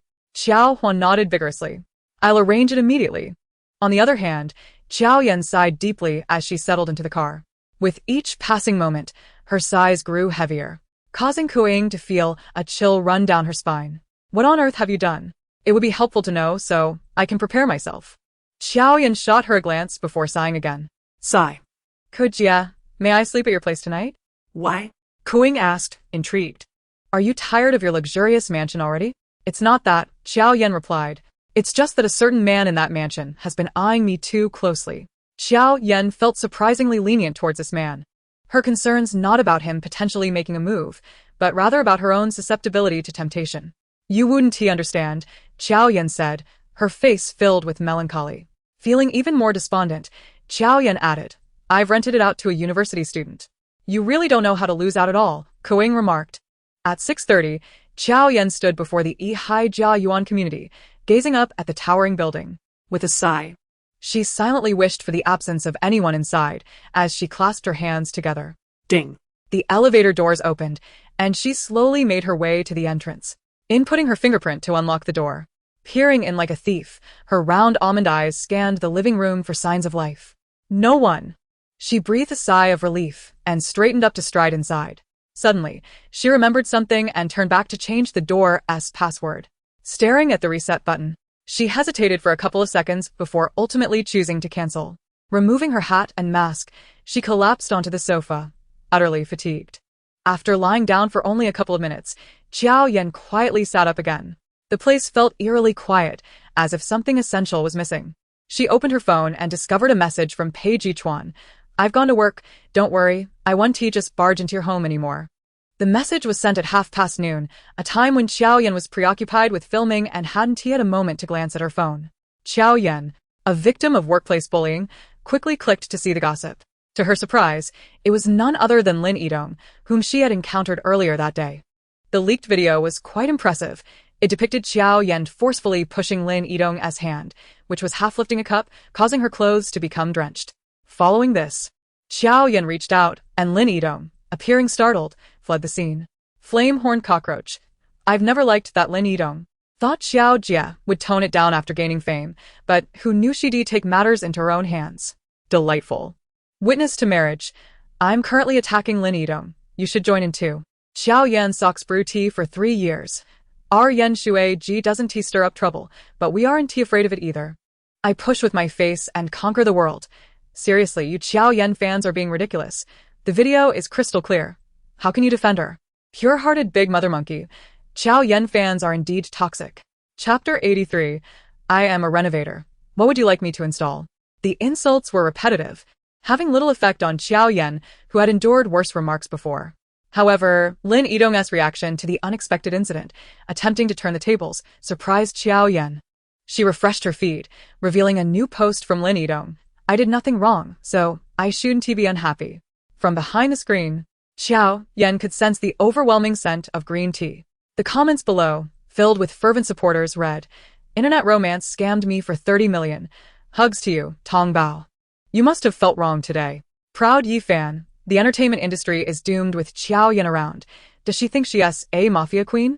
Who stole my black automatic umbrella? Feeling for Tong. What is so great about Jiao Yan? She only stands tall because of Pei Chuan's backing. Without him, would she even rise? Don't let it fall on your head. Let us keep our distance from her from now on. Being able to ship is a blessing. Just because a stinky loach touches some water doesn't tea make it seafood. Does she have a grandfather selling tea? Hence the green tea aroma? And who cares if she is happy or not? What a bag of garbage. So capable of holding so much. Not only the main character, but even the commenters criticizing Jiao Yan faced backlash from this user, who mercilessly attacked them all. If everyone were like your sister, the entertainment industry would be doomed. Go chase your withered butterfly, proud Yi fan. Jiao Yan is indeed remarkable. At least she is Pei Chuan backing her, unlike you, who has to announce losing a broken umbrella online, yet you don't complain about your miserable life to cheer me up. You all should keep your distance from her. You're just bad luck. Jiao Yan couldn't help but smile in surprise at the ferocity of this netizen's comments. The user's identity felt familiar, prompting her to like the comment directed at the bad luck individuals. The once audacious user fell silent, and just then, Kuing's call came through. Jiao Yan, unusually subdued, nodded instead of arguing. Yes, I understand. The video looks like it was taken by a bystander, and I recall there are cameras in the hallway. Please contact the staff in the studio to see if we can obtain the complete footage and upload it later. She clearly outlined the tasks for Kuing. Kuing was somewhat taken aback by her composed response, feeling a motherly pride as if her daughter had finally matured. Jiao Yan, you've grown up. I'm so pleased. No, came Jiao Yan's bright denial from the other end. Kuing sensed something was off. Wait, did you act again? Jiao Yan replied candidly. I can't let her walk all over me, can I? Kuing switched to speaker mode and quickly navigated to Jiao Yan's Weibo profile. Jiao Yan's latest post was from 3 minutes ago.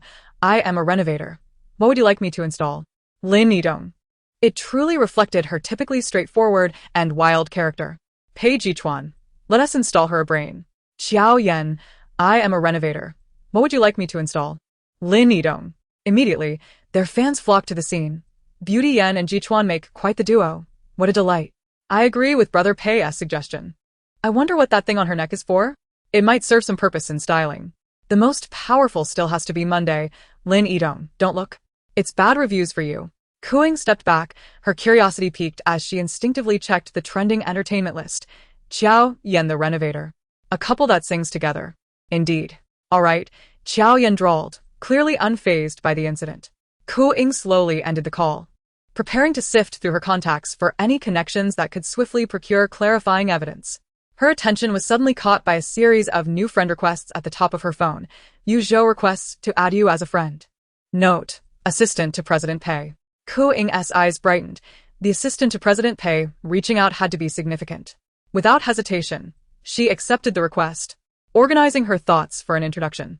Upon entering, she found a video detailing the entire Jiao Yan and Lin Yidong incident, clearly an accident to anyone with discerning eyes. Kuing promptly saved the video and sent a quick thank you to the sender before gathering the public relations team for a meeting. Those who had just labeled Jiao Yan's fanbase as toxic quickly fell silent, retreating with their tails between their legs as if nothing had occurred. The new video soon topped the trending list, while the rumors were drowned in the cacophony of the internet. Checking Lin Yidong's account, Kuing noted that the post insinuating Jiao Yan had already been deleted. She was pleased with the outcome, yet felt an inexplicable discomfort. After a moment's reflection, she sent Jiao Yan a voice message. You should post something else, like that person, to garner sympathy. Kuing. She browsed Jiao Yan's Weibo, and indeed, saw a new post from 1 minute ago. It's all good. I'm a bit tired. I'm the midnight sorrowful red rose. Kuing had intended for Jiao Yan to elicit sympathy to solidify her fanbase. But the comment section took an unexpected turn. Our teacher says humans can't mutate into plants. However, they can become vegetative. Teacher Jiao.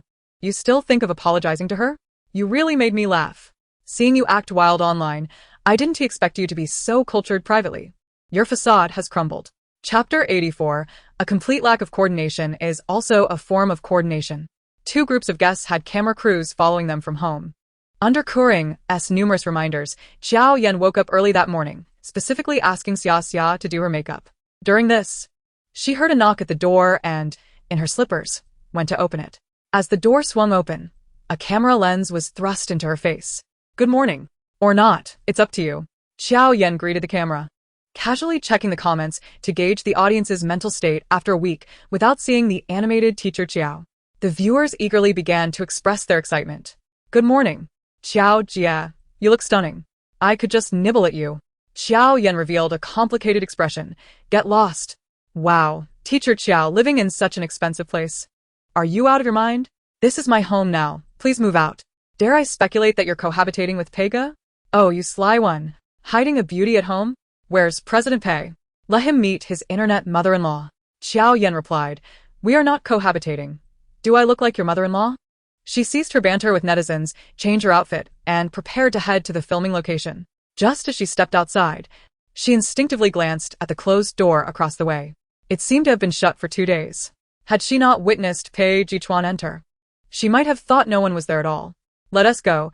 Jiao Yan collected her emotions and called to the cameraman as they departed. "Aren't you waiting for me?" The door across suddenly swung open, and a voice resonated from the live stream. "With me as your neighbor, you need not feel inferior." "Nonsense. I have some work to attend to." "All right then, I'll reluctantly wait for you." Jiao Yan felt a surge of excitement. The netizens in the live stream had already begun to express their enthusiasm. Who understands? When Peiga spoke just now, he truly resembled a peacock in full display. "Oh, what's so reluctant? I can't see any difficulty here. Seriously, you two living in such spacious homes is such a waste." Y declara, Pei. "You should join the Jiao family. I'll take a hit and stay at your place to guard it." The location was chosen at the Forest Park in Hong City. As Jiao Yan stepped out of the car, she saw Zhang Guozhou waving at them from afar. "Long time no see, teacher Jiao." As for Pei Chuan, well, they had just seen each other yesterday. Not far away, in a tent, sat Lu Yihui and Liang Yuning. "Teacher Jiao," Liang Yuning waved at Jiao Yan from a distance. Although they didn't get along privately, they still had to put on a fade in front of the camera. "Teacher Liang." Jiao Yan forced a smile and nodded at Liang Yuning, being as perfunctory as possible. "You two go ahead and do a duet interview." Zhang Guozhou directed them towards the makeshift studio. The two cooperated seamlessly. Pei Chuan took the microphone handed to him by the staff and held it out to Jiao Yan, gesturing for her to speak first. After a moment's thought, Jiao Yan replied earnestly, "Not much has changed, just that there's one more person in my life." He paused, his gaze shifting to Jiao Yan, the implication clear. "What could have changed? Just gained a girlfriend." The bullet comments echoed the sentiments of everyone present. "All right," the host declared. The time for a quick-fire challenge to test the couple's chemistry had arrived. Jiao Yan exchanged a glance with the person beside her, offering him a resolute look. In Pei Chuan's eyes, Jiao Yan seemed to convey, "Leave it to me, I will surely mess it up." The first question, cats or dogs? Cats. Dogs. Their voices chimed in unison. Variety shows or movies? Variety shows. Movies. Ideal age for marriage? 26, 55. At this, both turned to look at Jiao Yan. She felt no qualms and began to present her flawed reasoning.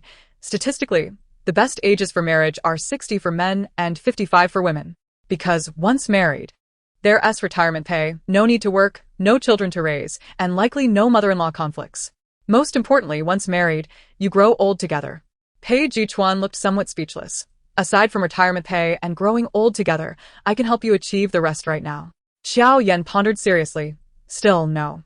I value the last point more. Sometimes, a complete lack of chemistry is a form of chemistry." The questions continued. Hug or kiss? Quiche. Quiche. Their voices echoed together again. Pei Chuan shot a surprised glance at Jiao Yan.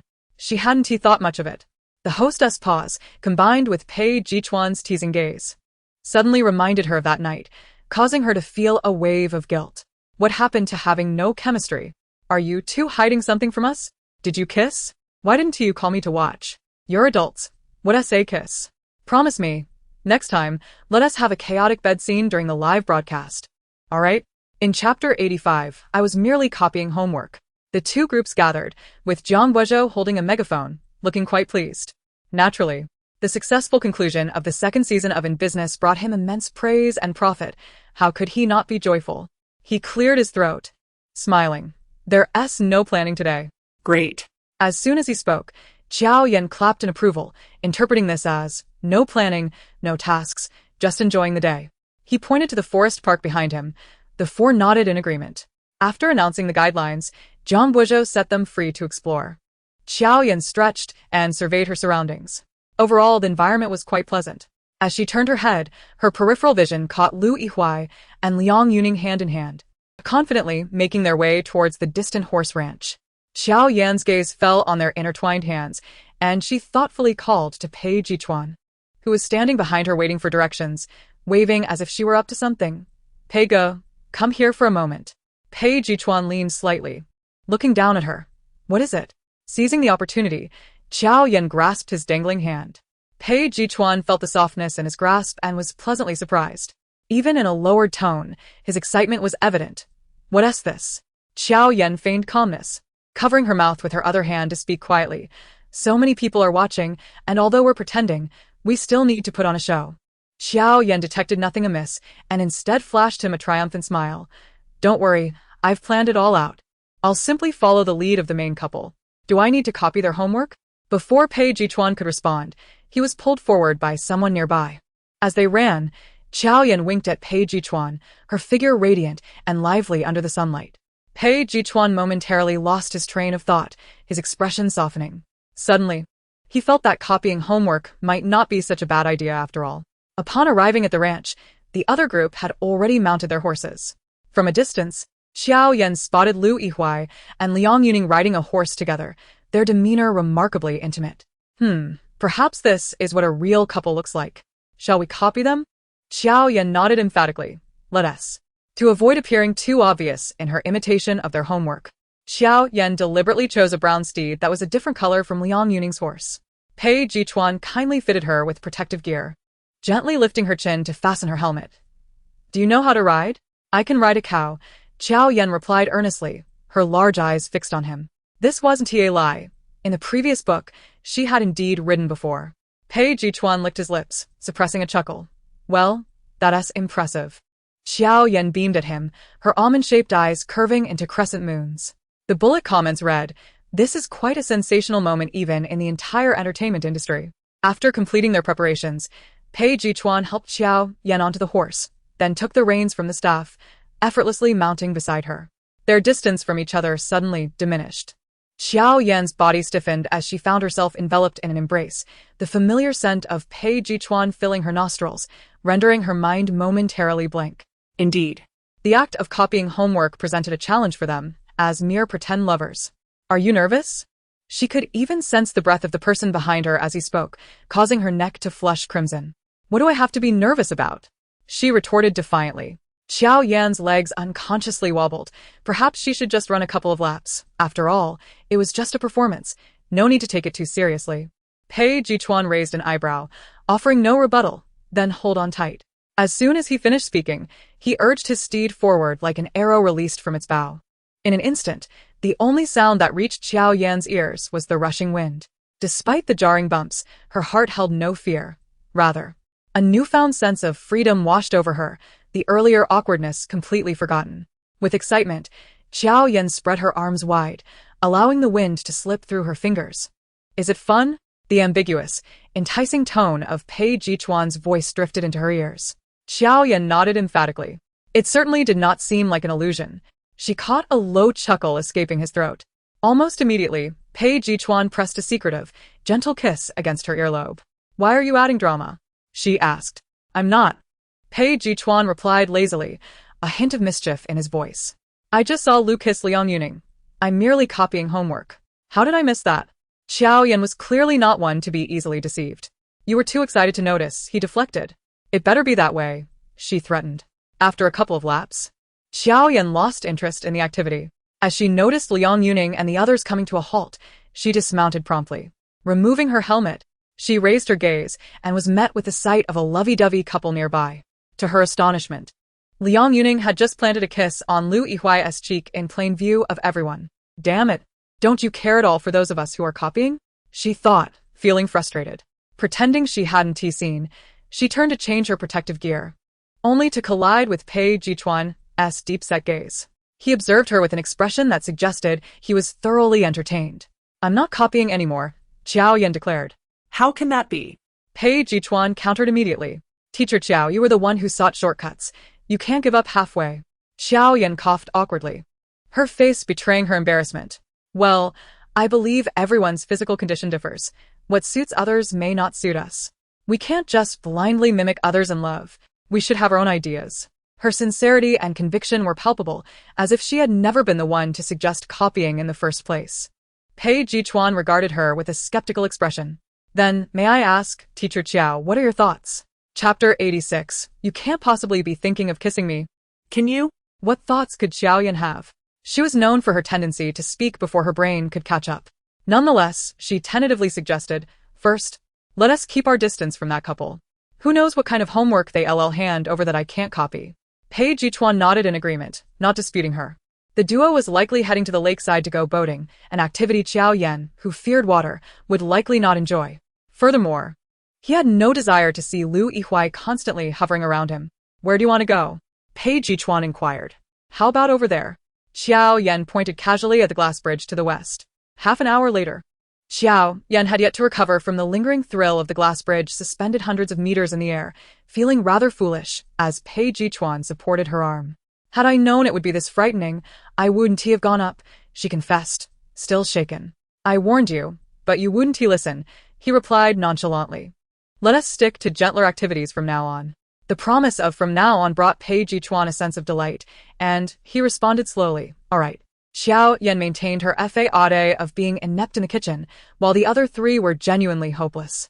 Fortunately, Pei Chuan possessed excellent grilling skills, producing food that could almost be deemed delicious. In stark contrast, Lu Yihui and Liang Yuning fared poorly, their grilled items either undercooked or charred, resulting in little that was edible after their efforts. Out of pride, they felt too embarrassed to seek help from Pei Chuan. However, Liang Yuning was willing to ask, until she caught a glimpse of Lu Yihui's suddenly sullen expression, which promptly quelled her initiative. The consequence of their stubborn pride was, of course, hunger, which led to both of their moods souring by the afternoon. Yet, aside from a few fans on the live stream, no one paid them any heed. The recording wrapped up around 6 in the evening. Once all the equipment was packed away, he boarded the vehicle, waving goodbye to Jiao Yan and Pei Chuan from the window. Until we meet again, he called out, winking at Pei Chuan. Pei Chuan understood the implication. As the only one left in the group, Jiao Yan gazed at the exhaust of the departing black car, then turned to survey the now empty lawn, bewildered. Did he forget us? Of course not, Pei Chuan replied, glancing at her. We have other matters to attend to. Jiao Yan looked at him in confusion. At this hour, what else could there be? Without answering, Pei Chuan led her to the Ferris wheel in the scenic area. At night, we're playing this? Jiao Yan suspected he must have some ulterior motive. Didn't you want to engage in gentler activities? Pei Chuan countered. Jiao Yan feigned insight. You're not thinking that once we're in the cabin, you'll take the opportunity to kiss me at the top, are you? Pei Chuan, taken aback, had not considered that angle. Don't be so conceited, he replied. However, if you had that thought, I would be willing to oblige. Not a chance. Jiao Yan quickly retorted, striding towards the cabin that awaited them. Amused by her feigned calmness, Pei Chuan followed her with long strides. As the cabin door closed, they sat opposite each other, the Ferris wheel ascending slowly. Pei Chuan's gaze, intense and unwavering, rested on Jiao Yan, compelling her to instinctively look away. The atmosphere in the confined space grew oddly tense. Jiao Yan suddenly regretted agreeing to this ride. It felt akin to enduring a torturous ordeal. Both harbored secret thoughts, neither willing to break the silence. Jiao Yan instinctively turned her head to gaze out the glass window at the sky. The night was like liquid, a graceful arc slicing through the horizon before bursting into vibrant colors above. Almost immediately, a chorus of colorful fireworks erupted in response, illuminating the sky. The dazzling hues reflected in Jiao Yan's eyes as she leaned against the glass, her gaze sparkling with wonder. Pei Chuan observed her reaction with satisfaction. Is it beautiful? Absolutely stunning, Jiao Yan nodded, marveling at the display. Just as she was about to savor the moment further, a mischievous thought crossed her mind. She turned to Pei Chuan. Master Pei, are you setting off fireworks in the scenic area? Pei Chuan sighed. You truly have a knack for ruining the mood. Don't worry. They were set off in an authorized area, so it's not illegal. That's a relief. Jiao Yan exhaled in relief. But why bring me to see the fireworks? She inquired further. Pei Chuan raised his hand, causing Jiao Yan to instinctively shrink back. His large hand gently patted the top of her head. Your questions are truly numerous. Jiao Yan, feeling indignant, retorts, I clearly have none. Happy birthday, a sudden blessing from Pei Chuan interrupts her. Birthday? What birthday? Is today my birthday? Jiao Yan is a bit bewildered. Indeed, you don't remember? Pei Chuan seems to have anticipated this, shoving a prepared gift box into her hands. A present. Jiao Yan glances down at the pink box. To be honest, she is quite unaware of when the birthday of this minor character she is portraying actually is.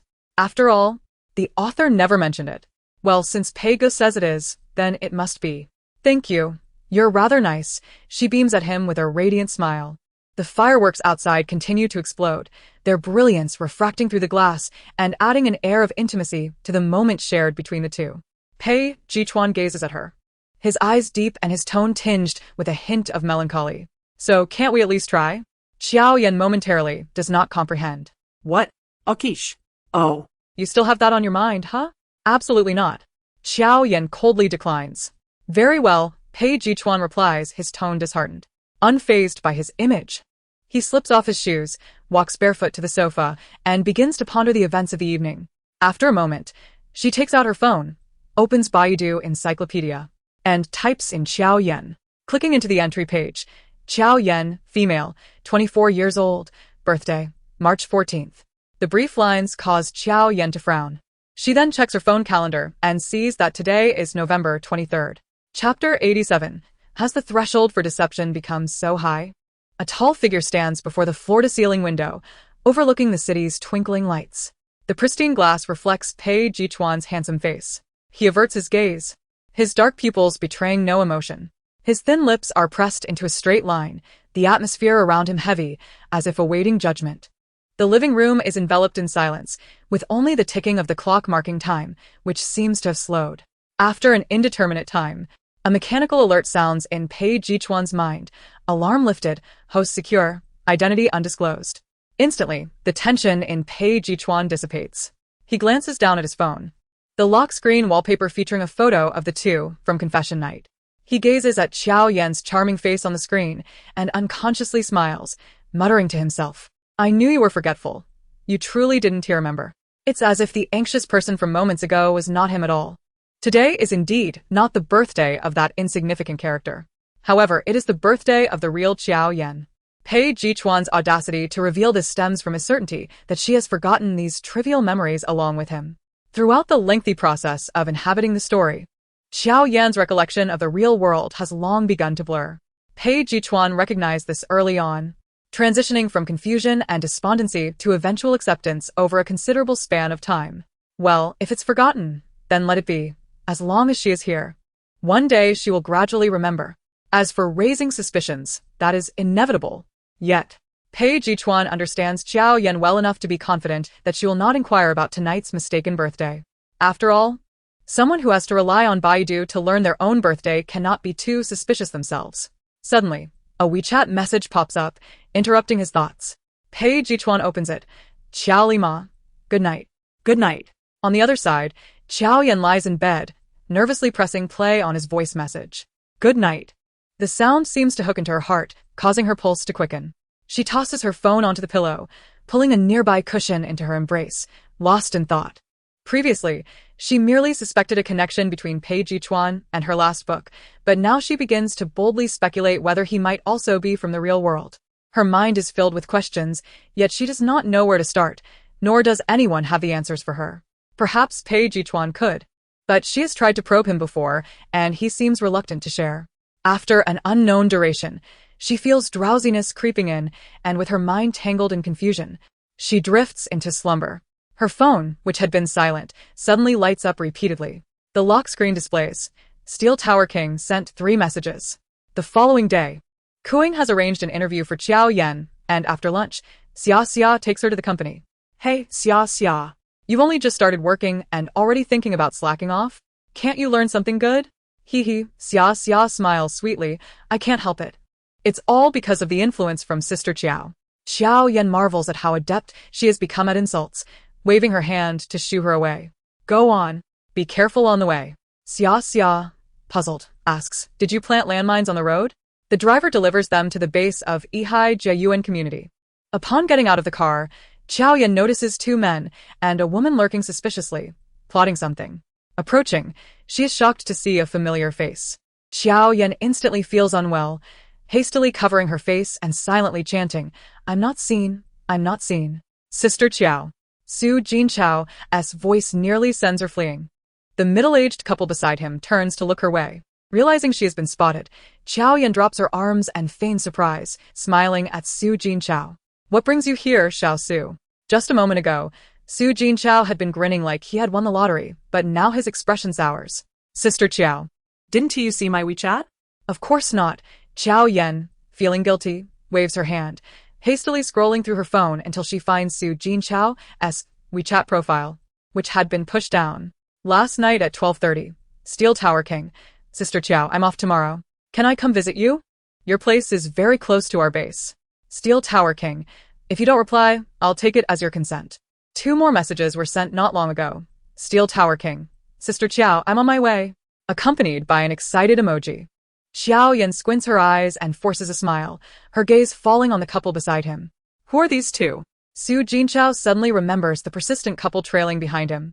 He positions himself protectively in front of Jiao Yan, indignantly glaring at them, and whispers to her, "Sister Chiao. These two are scammers." "You little brat, who are you calling a scammer?"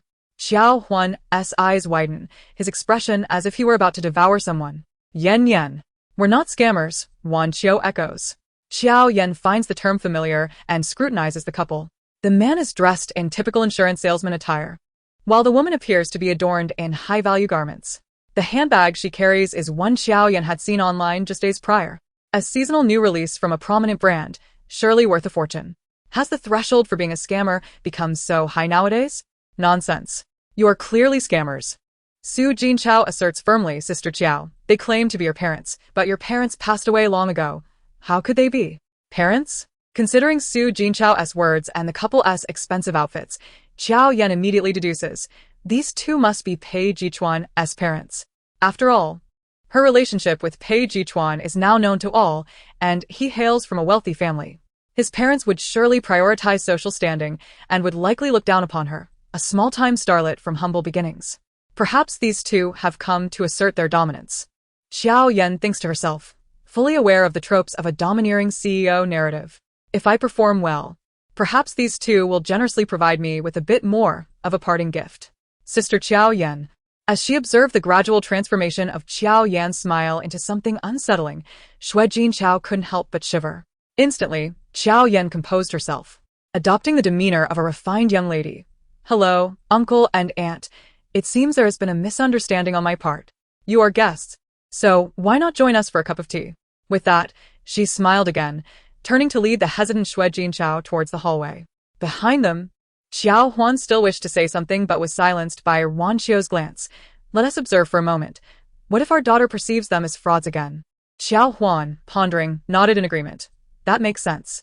Chapter 88. How much are you planning to give me? Seeing her daughter living quite well, Wan Qiu finally felt a sense of relief. However, while Jiao Yan was busy fetching water, Xiao Huan and Wan Qiu sat on the sofa, shaking their heads at the sight of Shui Jinchao, who clung to their daughter like a piece of chewing gum. Those appearing on television must have makeup on. They should be barefaced now, Wan Qiu explained. But why does his height seem different? He probably isn't wearing height-increasing insoles, Xiao Huan replied, nodding in vague understanding. I disapprove of this son-in-law. He lacks manners. They must be separated quickly. Wan Qiu gave him an approving glance. In the kitchen, Sister Jiao Yan. These two are indeed suspicious, Shui Jinchao warned, frowning stubbornly. Nonsense, Jiao Yan immediately countered. My fortune hinges on this moment. Do not ruin my good fortune. Trust me. Be polite to them. Oh. Jiao Yan placed 4 cups of brewed tea on a tray, directing Shui Jinchao to serve their elders outside. Uncle and aunt, please. Following Jiao Yan's warning, Shui Jinchao had no choice but to show them more respect. Jiao Huan shot Shui Jinchao a disdainful glance, thinking to himself, so now you want to curry favor with me? It's too late. Under the weight of that gaze, Shui Jinchao stammered, Yan, you needn't busy yourself. Please sit. Wan Qiu patted the empty spot beside her, inviting Jiao Yan to take a seat. Yan, we came to see how you've been, Jiao Huan said, unable to conceal his thoughts, glancing again at Shui Jinchao. I'll be blunt. I do not approve of this match. Jiao Yan appeared to have anticipated their statements, her smile growing even wider. How splendid! She finally encountered such an opportunity. Suppressing her excitement, she cleared her throat. Since uncle is so straightforward, I shall be direct as well. How much do you intend to give me? Upon hearing this, the remaining three in the room were momentarily stunned. Xiao Huan and his wife exchanged glances. When Wan Xiao looked back at Jiao Yan, her eyes brimmed with sorrow. This man must be treating her daughter poorly. Otherwise, why would she pose such a question? Yan, how much do you wish for? Her voice was soft and kind, like a gentle breeze caressing the sea's surface. Unfortunately, Jiao Yan failed to grasp any underlying meaning. With a mischievous smile, she casually crossed her legs. You all know how much I adore him. I am not the type who can be swayed by mere money. Just then, the doorbell rang unexpectedly, interrupting the conversation. Xiao Su, go open the door. Xiao Yan urged Xue Jinchao to fetch it. Complying, he approached the entrance, but as he reached for the doorknob, Xiao Yan exclaimed, Don't open it. Alas! She was a moment too late. Xue Jinchao had already turned the knob. Outside, Pei Chuan's expression fell upon seeing Xue Jinchao, his tone stiff. What are you doing here? Xue Jinchao felt as if he had neglected to consult the almanac before leaving his home today, wondering why he was being dismissed everywhere. Just as he was about to respond, Jiao Yan hurried over, urging him into the living room. Go keep uncle and aunt company. I need to speak with you privately. Brother Pei. Taking advantage of their distraction, Pei Chuan strode into the house, eager to decipher what those two were up to, only to find a middle-aged couple seated on the sofa. Jiao Yan quickly rose on her toes, blocking Pei Chuan's view. Brother Pei, why didn't you inform me of your arrival beforehand? It was quite sudden, and I wasn't prepared. Jiao Yan felt a wave of guilt wash over her. Pei Chuan cast her a meaningful glance. Are there guests at home? Not at all. Jiao Yan's pupils constricted as she hastily pulled Pei Chuan towards the kitchen. You must be tired, Brother Pei. Let me brew you a cup of tea. In the living room, Xue Jinchao sat awkwardly on a single sofa, cradling a glass, appearing as a well-behaved child visiting relatives. In contrast, the two adults beside him had not ceased whispering ever since Pei Chuan entered. Who was that person just now? He looked quite tall. Xiao Huan inquired of Wan Xiao. I didn't see clearly, but he seems somewhat familiar, Wan Xiao replied, lowering her voice. Could it be that Xia's information was incorrect? Is he also Yan's boyfriend? As a father, Jiao Huan seemed inherently sensitive to the term boyfriend, immediately narrowing his eyes. How many boyfriends does she have? His accusatory tone irked Wan Xiao. What's wrong with my beautiful daughter having several boyfriends? Xiao Huan suddenly recalled his wife's heroic tales from the past and promptly fell silent. Observing the young man beside him shifting restlessly as if sitting on a tack, Wan Xiao sought to cultivate a persona of an understanding aunt, kindly asking, You must be Xiao Su, right? Xue Jinchao hesitated before nodding. Yes, aunt. Have you eaten? Not yet, he replied, and Wan Xiao offered an awkward smile. He nervously fidgeted, and a light-bulb moment struck him. Aunt, how about I tell you a joke? Sure. Wan Xiao responded eagerly. Do you know why aunties never sweat? Huh. Wan Xiao did not catch on. Because aunties are afraid of leaving aunt sweat. As the words fell, the others remained silent, but Xue Jinchao burst into laughter. Wan Xiao. Xiao Huan. If it weren't for his current good temper. Had this been in his youth, Xue Jinchao would have likely been reduced to mere shreds. Xiao Yan eagerly handed a cup of tea to Pei Chuan. Brother Pei, please try this. I just acquired it from the company this afternoon. Pei Chuan accepted it with one hand, placing it on the counter without lifting his gaze. His tone flat. What is happening outside? Why is Xue Jinchao here? And those two? Suddenly, a cold, mechanical voice echoed in his mind, interrupting Pei Chuan mid-sentence. TSK. He silently expressed disdain. Such trivial matters were bothersome, entirely uncertain where the plot would lead next. While Jiao Yan continued to stammer her explanations, Pei Chuan simply patted her head. Enough, stop overthinking. I'll go greet them. Jiao Yan initially thought he had guessed the identities of the guests in the living room. Feeling deflated like a frostbitten eggplant, she slowly followed Pei Chuan until she heard his powerful greeting. Hello, uncle and aunt. Jiao Yan was instantly revitalized. Chapter 89. Didn't you say you loved me very much? Hello. Before Jiao Yan could say anything, Wan Xiao warmly stood to greet Pei Chuan. He appeared far more agreeable than the joke about Aunt Sweat. Please have a seat. Wan Xiao invited Pei Chuan to sit down. Jiao Yan suddenly began to doubt whose home this truly was. She took a seat beside Pei Chuan, gently tugging at his sleeve, whispering with difficulty, "Aren't they your parents?" What was she just doing? Pei Chuan, observing her inscrutable expression, instantly comprehended the performance she had just enacted. It was evidently about her parents. Of course, such a statement would raise suspicion, so he refrained from voicing it directly, merely regarding her with a half-smile. "Have you taken them for my parents? What were you discussing just now?" "It could indeed pertain to my parents." Jiao Yan barely grasped what he was saying afterward, her mind preoccupied with thoughts of where she could escape the city. "No, who exactly are you two?" She lamented, regretting not heeding Su Jinchao's warning.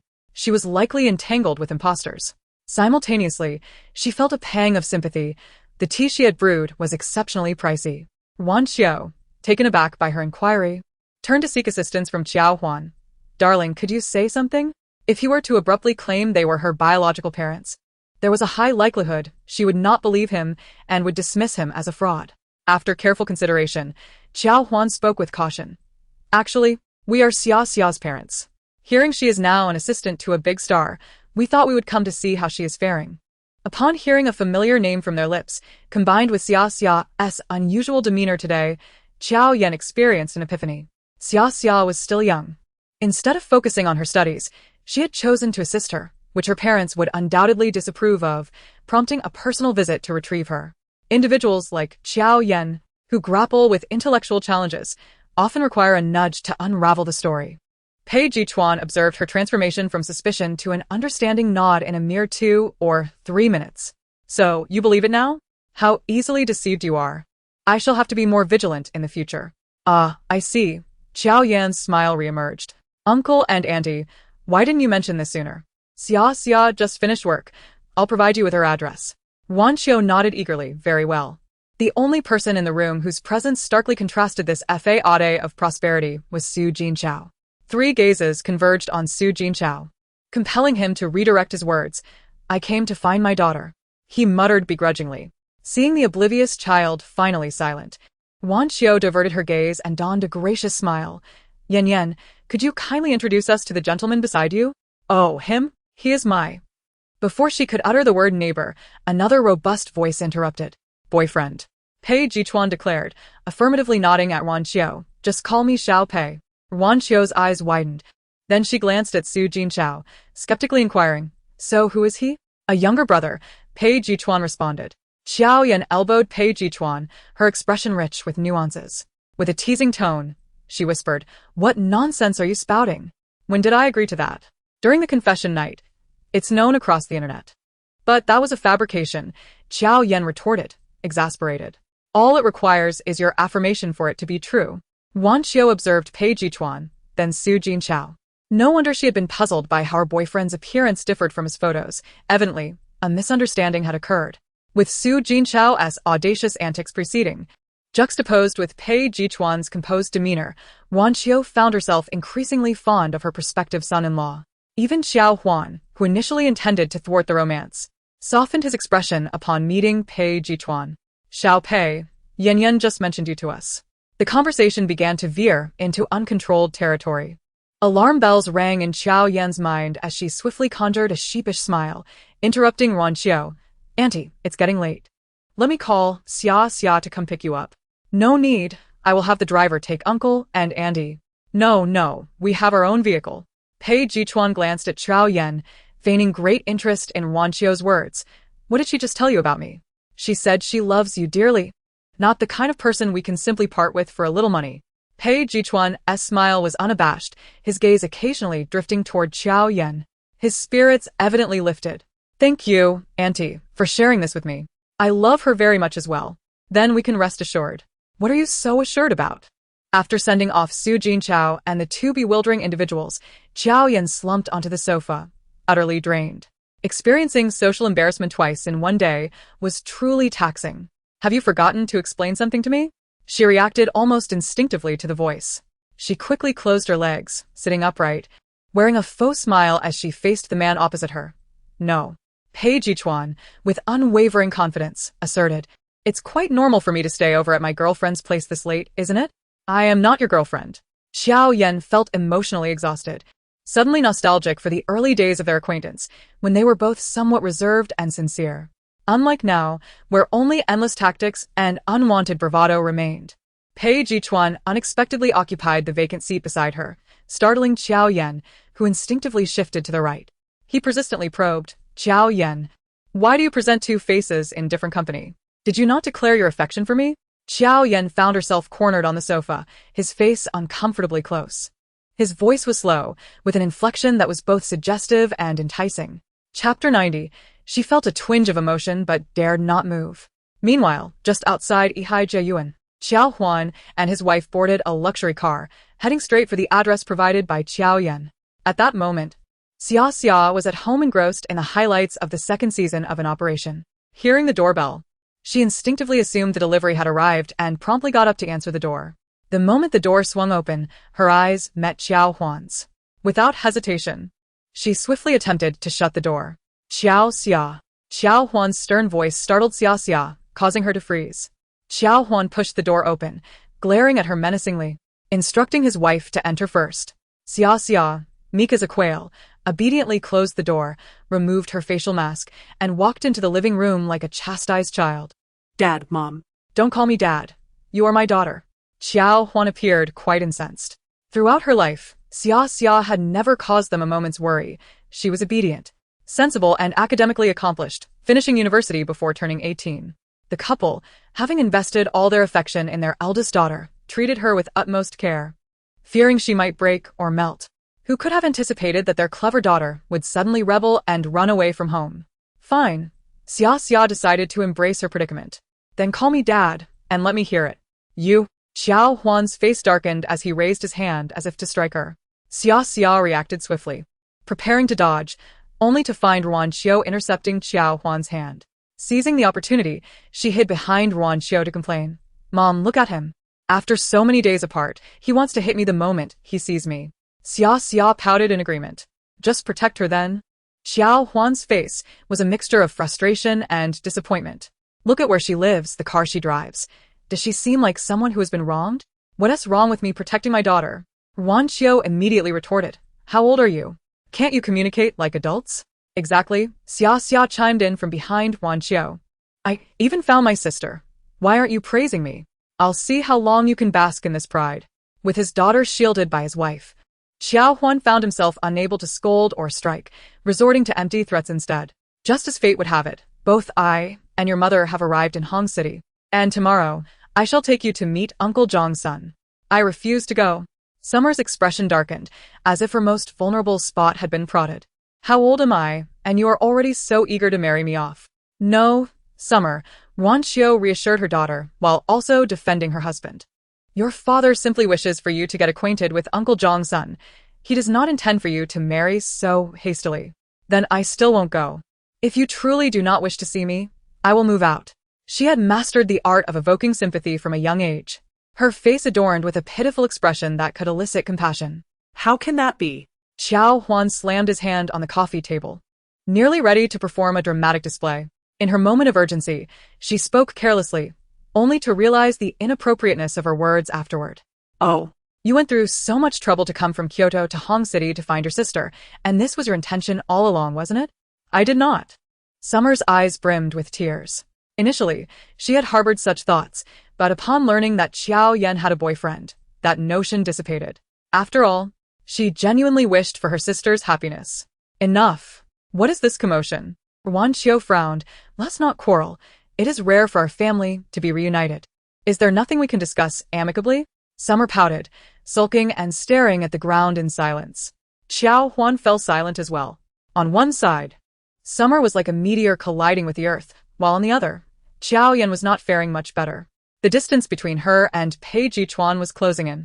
Jiao Yan held her breath, forcefully pushing him away before swiftly escaping the ominous sofa, her gaze wary. Pei Chuan, unfazed by being pushed aside, replied, "Oh, you have reminded me." Jiao Yan was bewildered. "What did I remind you of?" "That I am not someone who can be easily swayed by a mere sum of money." Jiao Yan swallowed hard, remaining silent. "I recall you previously considering them as my parents. So, you intended to extort me, did you?" Pei Chuan's eyes glimmered with amusement, yet Jiao Yan felt a chill run down her spine. I did not, she retorted, her defiance faltering. Pei Chuan nodded, his expression clearly stating disbelief. He slowly advanced, cornering Jiao Yan against the glass door of the balcony, with nowhere left to retreat. Now, tell me, how much were you originally planning to ask from them? Jiao Yan regarded Pei Chuan's defined jawline and tentatively suggested, 50 million? Pei Chuan chuckled softly. You are quite greedy. Jiao Yan bit her lip, remaining silent. Realizing that the figure was indeed excessive, she had intended to negotiate downwards if the opposition disagreed. Pei Chuan's hand brushed against her cheek, his thumb gently tracing her lips as he whispered, do not bite. Obediently, Jiao Yan released her grip, her lips slightly parted. Then, a soft sigh escaped him. Consider this a plea. I can earn you plenty of money, so please do not always think about casting me aside. Jiao Yan raised her gaze to meet his, her expression complex. To be honest, she felt somewhat touched, yet she dared not act. The space between them diminished, their foreheads nearly touching, their breaths intertwining, indistinguishable from one another. Jiao Yan instinctively licked her lips. Suddenly, Pei Chuan's phone rang, unexpectedly. Both of them, startled like startled birds, distanced themselves. Pei Chuan, unusually flustered, quickly retrieved his phone from his pocket. I need to take this call. Jiao Yan's face flushed crimson, and she nodded, casting her eyes elsewhere. Once he had departed, she exhaled in relief, resting her hand on the armrest of the sofa, realizing belatedly, it's over. I have been seduced again. Chapter 91. Almost there, still in pursuit. A black Maybach halted at the villa's entrance halfway up the mountain, the rear door swinging open to reveal a pair of long, well-formed legs clad in tailored trousers. Jiang Buizhou, who had been waiting at the door, eagerly approached, flanked by two attendants who remained close by. Brother Pei. Pei Chuan shot him a disdainful glance, scram. The sight of him irked him greatly. That unexpected phone call had been from Jiang Buizhou. Annoyed, he raised the phone to his ear. Pei Zong, Brother Pei. You must help me this time. As soon as the line connected, a wail echoed from the other end. Help your grandfather. Anger surged within Pei Chuan, and he uncharacteristically uttered an expletive. Perhaps his resentment was palpable, for Jiang Buizhou immediately sensed something was amiss. He tightened his grip on the phone, feeling apprehensive. Had he inadvertently jeopardized something significant? Pei Chuan, regaining his composure, noted Jiang Buizhou's silence, and his previously suppressed irritation resurfaced. If there's nothing to say, I'll hang up. There's something. Jiang Buizhou hurriedly interjected, Brother Pei, we've been brothers for so many years. I beg you for this one favor. Thus began Pei Chuan's visit to the Jiang family. Jiang Buizhou, seemingly oblivious to the ire in Pei Chuan's eyes, edged closer with a contrived smile. Brother Pei, my parents listen to you the most. You must help me. It depends on your actions, Pei Chuan replied, stepping over the threshold into the courtyard while inquiring. Has your little fiancé arrived? What nonsense are you spouting? I have no fiancé. If I did, it could only be your sister. Pei Chuan smirked, dream on. Mentioning this matter set Jiang Buizhou off on a tirade. The second season of In Business had just concluded, and he had treated himself to a month-long vacation. Jiang Buizhou felt a mix of surprise and resentment. He had been at odds with his family for years. The Jiang family had a long lineage in medicine. And yet Jiang Buizhou had rebelled by becoming a director. How could the antiquated minds of his family accept that? Jiang Buizhou was also a maverick. Immediately after the college entrance exams, he moved out of the Jiang household, vowing never to use another penny from them. Jiang Hongwen had been furious, threatening to sever their father-son relationship, but his mother, Shenyun, intervened. In his early college days, he often called Pei Chuan, venting his frustrations and seeking solace. Being abroad, Pei Chuan eventually grew tired of the persistent nuisance and decided to pass this troublesome individual on to his sister in the country. At that time, Jiang Buizhou was engulfed in a state of self-pity, believing that no one understood him. Pei Zhou's appearance was like a ray of light, illuminating his otherwise bleak existence. It is said that all sisters are like this. They find their own brothers bothersome while cherishing others. Pei Zhou was far more enthusiastic toward Jiang Buizhou than she was toward Pei Chuan. As an innocent young man, Jiang Buizhou's defenses crumbled under the forceful advances of the beautiful sister. Jiang Buizhou detected a distinct undertone of threat in her words. He was momentarily at a loss for words. Eventually, after graduating from university and navigating the entertainment industry for several years, he found a semblance of success after the first season of In Business aired. Over the past 2 years, He had gained a modicum of fame through this dating reality show. When Jiang Hongwen had called him yesterday, his tone had been unexpectedly gentle. Following that, he was confined in the family estate for 3 days, all to prepare for the meeting with his arranged fiancée, today. After listening to Jiang Buozhou's tearful recounting, Pei Chuan couldn't help but mock him. You can't escape. Jiang Buozhou shook his head. Have you ever seen a family that treats their own son like a thief, even employing 2 attendants to keep watch 24 hours a day? Pei Chuan nodded slowly, gesturing to the 2 attendants trailing behind. Your family. As they spoke, the 2 had already traversed the garden and entered the main door of the first-floor living room. The individuals within had long since spotted Pei Chuan. Jiang Hongwen and Xin Yun immediately rose to greet him, their smiles radiating warmth. Little Pei, it has been ages. You have grown so much. Their enthusiasm was such that one could almost believe Pei Chuan was their own flesh and blood, while the overlooked Jiang Buozhou rolled his eyes in exasperation. You, stop dawdling and pour a cup of tea for little Pei, Jiang Hongwen admonished his disappointing son with a disdainful glare. Jiang Buozhou muttered, I can't stand being here for another minute, yet still gestured for Pei Chuan to take a seat, initiating the customary small talk. Little Pei, how has your father been lately? Pei Chuan nodded, he is well. Xin Yun seized the conversation, and what about you? Do you have a girlfriend? Pei Chuan hesitated momentarily.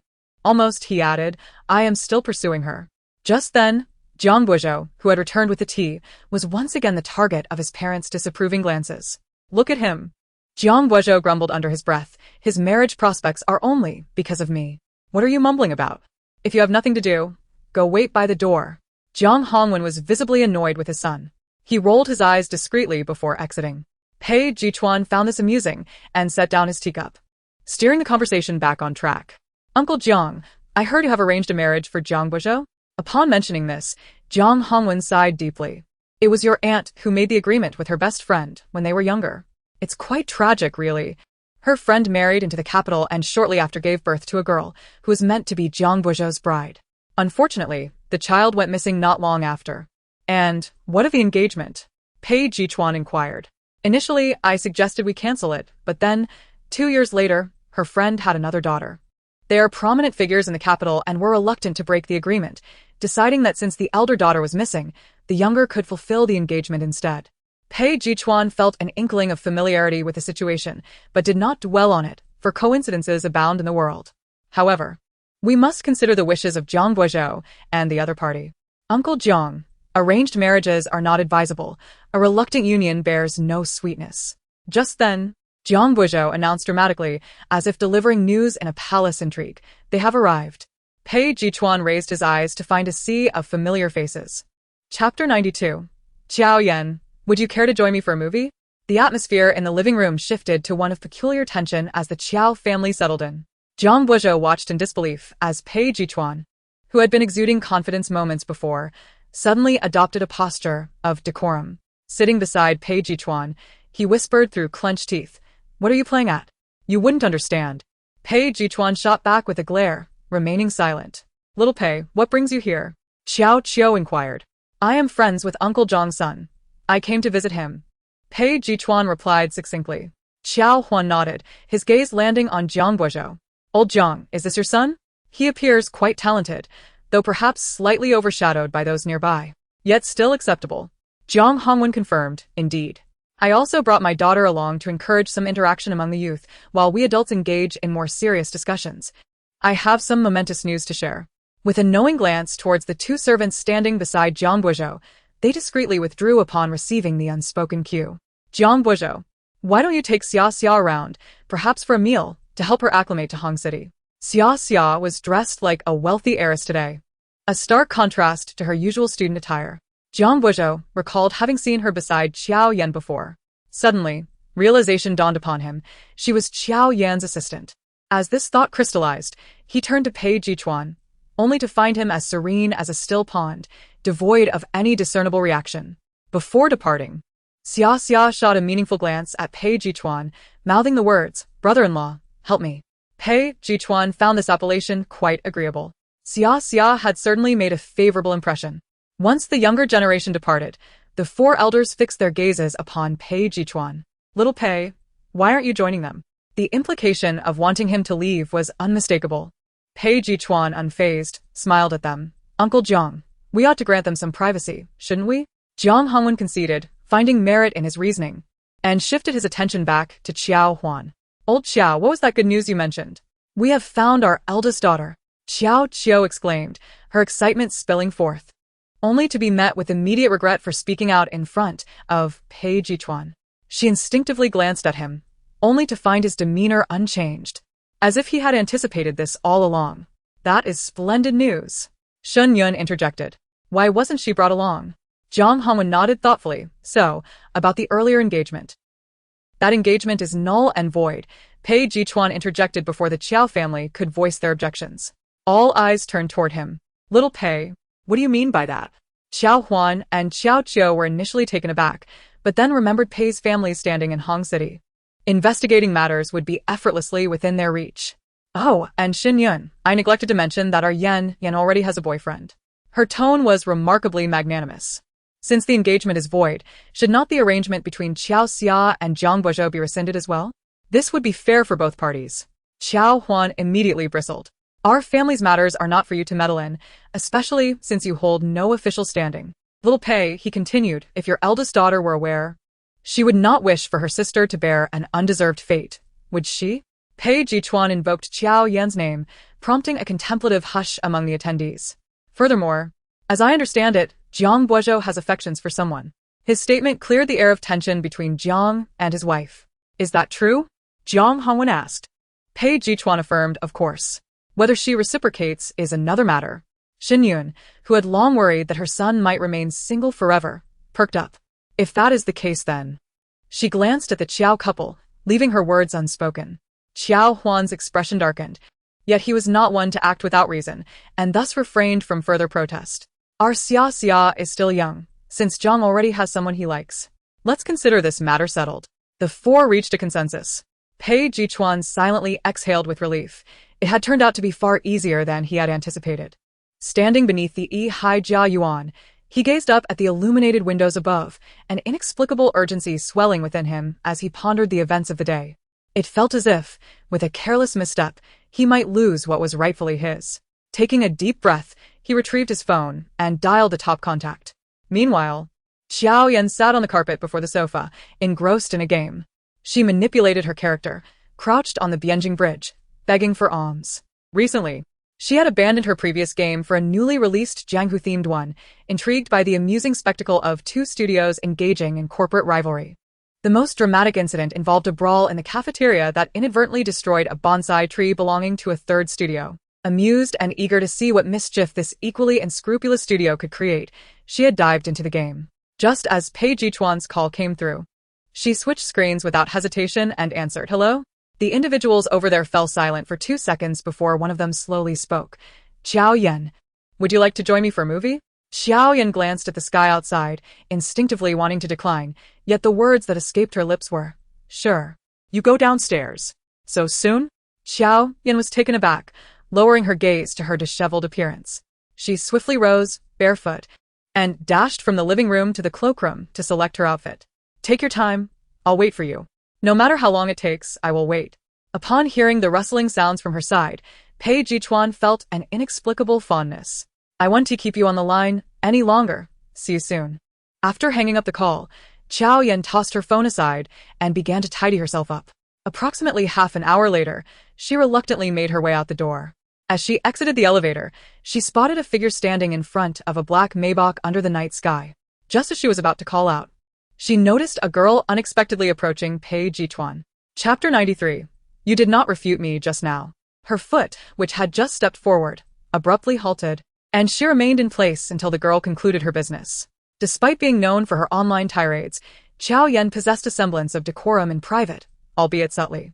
In situations like this, she understood the necessity of waiting her turn. Once the girl, visibly dejected, walked away with her phone in hand, Jiao Yan casually approached Pei Chuan. Pei Chuan, who had already noticed her, cast her a reproachful glance. Why didn't you come over earlier? I was afraid I would ruin your good fortune, she replied. Amused, Pei Chuan chuckled. Aren't you the least bit worried that I might have given her my contact information? Did you? Jiao Yan, for once, did not engage in their usual banter and seemed genuinely curious about the answer.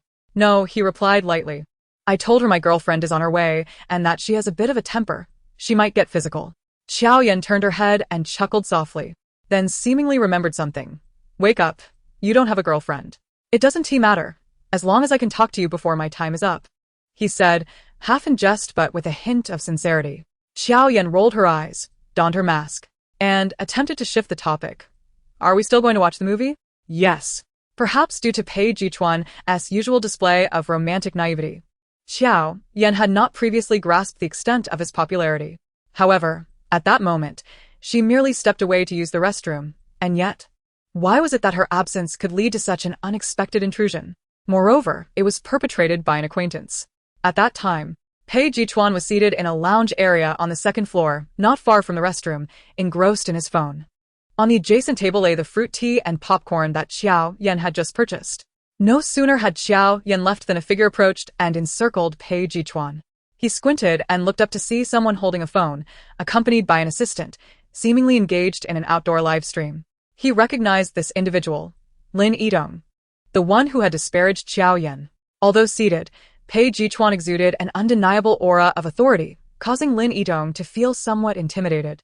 Yet, with the knowledge that numerous viewers were watching, she bit her lip and forced a smile. Mr. Pei, hello. I am Lin Yidong from Zhongyue Entertainment. I wonder if you remember me? No, he replied. Lin Yidong's smile faltered, and she internally lamented her situation. The fans in the live stream began to cheer her on, urging her to greet him. She contemplated using this opportunity to clear up their previous misunderstanding, and having Pei Chuan appear in her live stream would undoubtedly boost her popularity. After weighing her options, she decided to proceed.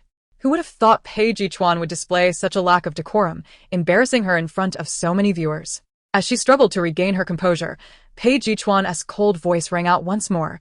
Don't point that thing at me. Reluctantly, Lin Yidong signaled to her assistant to redirect the camera, but the viewers were not pleased. I heard Mr. Pei is here. I click into the live stream. And this is what I see? Is this a ploy for attention? No, I think I really just heard Pei Chuan's voice. The viewership of Lin Yidong's live stream skyrocketed from tens of thousands to over 50,000, her fans still bewildered by the turn of events. Their comments quickly drowned out in the chat. Wait, family, I think my eyes are deceiving me. Doesn't that person look a bit like Jiao Yan? Where is Jiao Yan? Now that she has come over, is this the aura of the rightful partner? Wow, it really is her. Who has that shocked expression meme? The camera that had been redirected captured Jiao Yan, who was hastily heading towards Pei Chuan. She felt fortunate that she had made a slight effort to tidy herself before leaving. Otherwise, confronting Lin Yidong in a disheveled state would have diminished her presence. Lin Yidong, with her back to Jiao Yan, was about to be warned by her assistant when Jiao Yan's piercing gaze silenced him. Her assistant instinctively retreated to the side, wary of making any sudden moves. Pei Chuan noticed her as well, and his expression softened considerably. He remained seated, akin to an emperor observing the unfolding drama. Lin Yidong, seeing his demeanor relax, mistakenly assumed he had softened, and just as she was about to speak again, she felt a light tap on her shoulder. Hello. Please keep your distance from my boyfriend. He has a fear of crowded spaces and is wary of overly scheming individuals. Jiao Yan deliberately adopted an exaggerated tone, her face obscured by her mask, yet her smiling eyes remained strikingly vivid to Lin Yidong.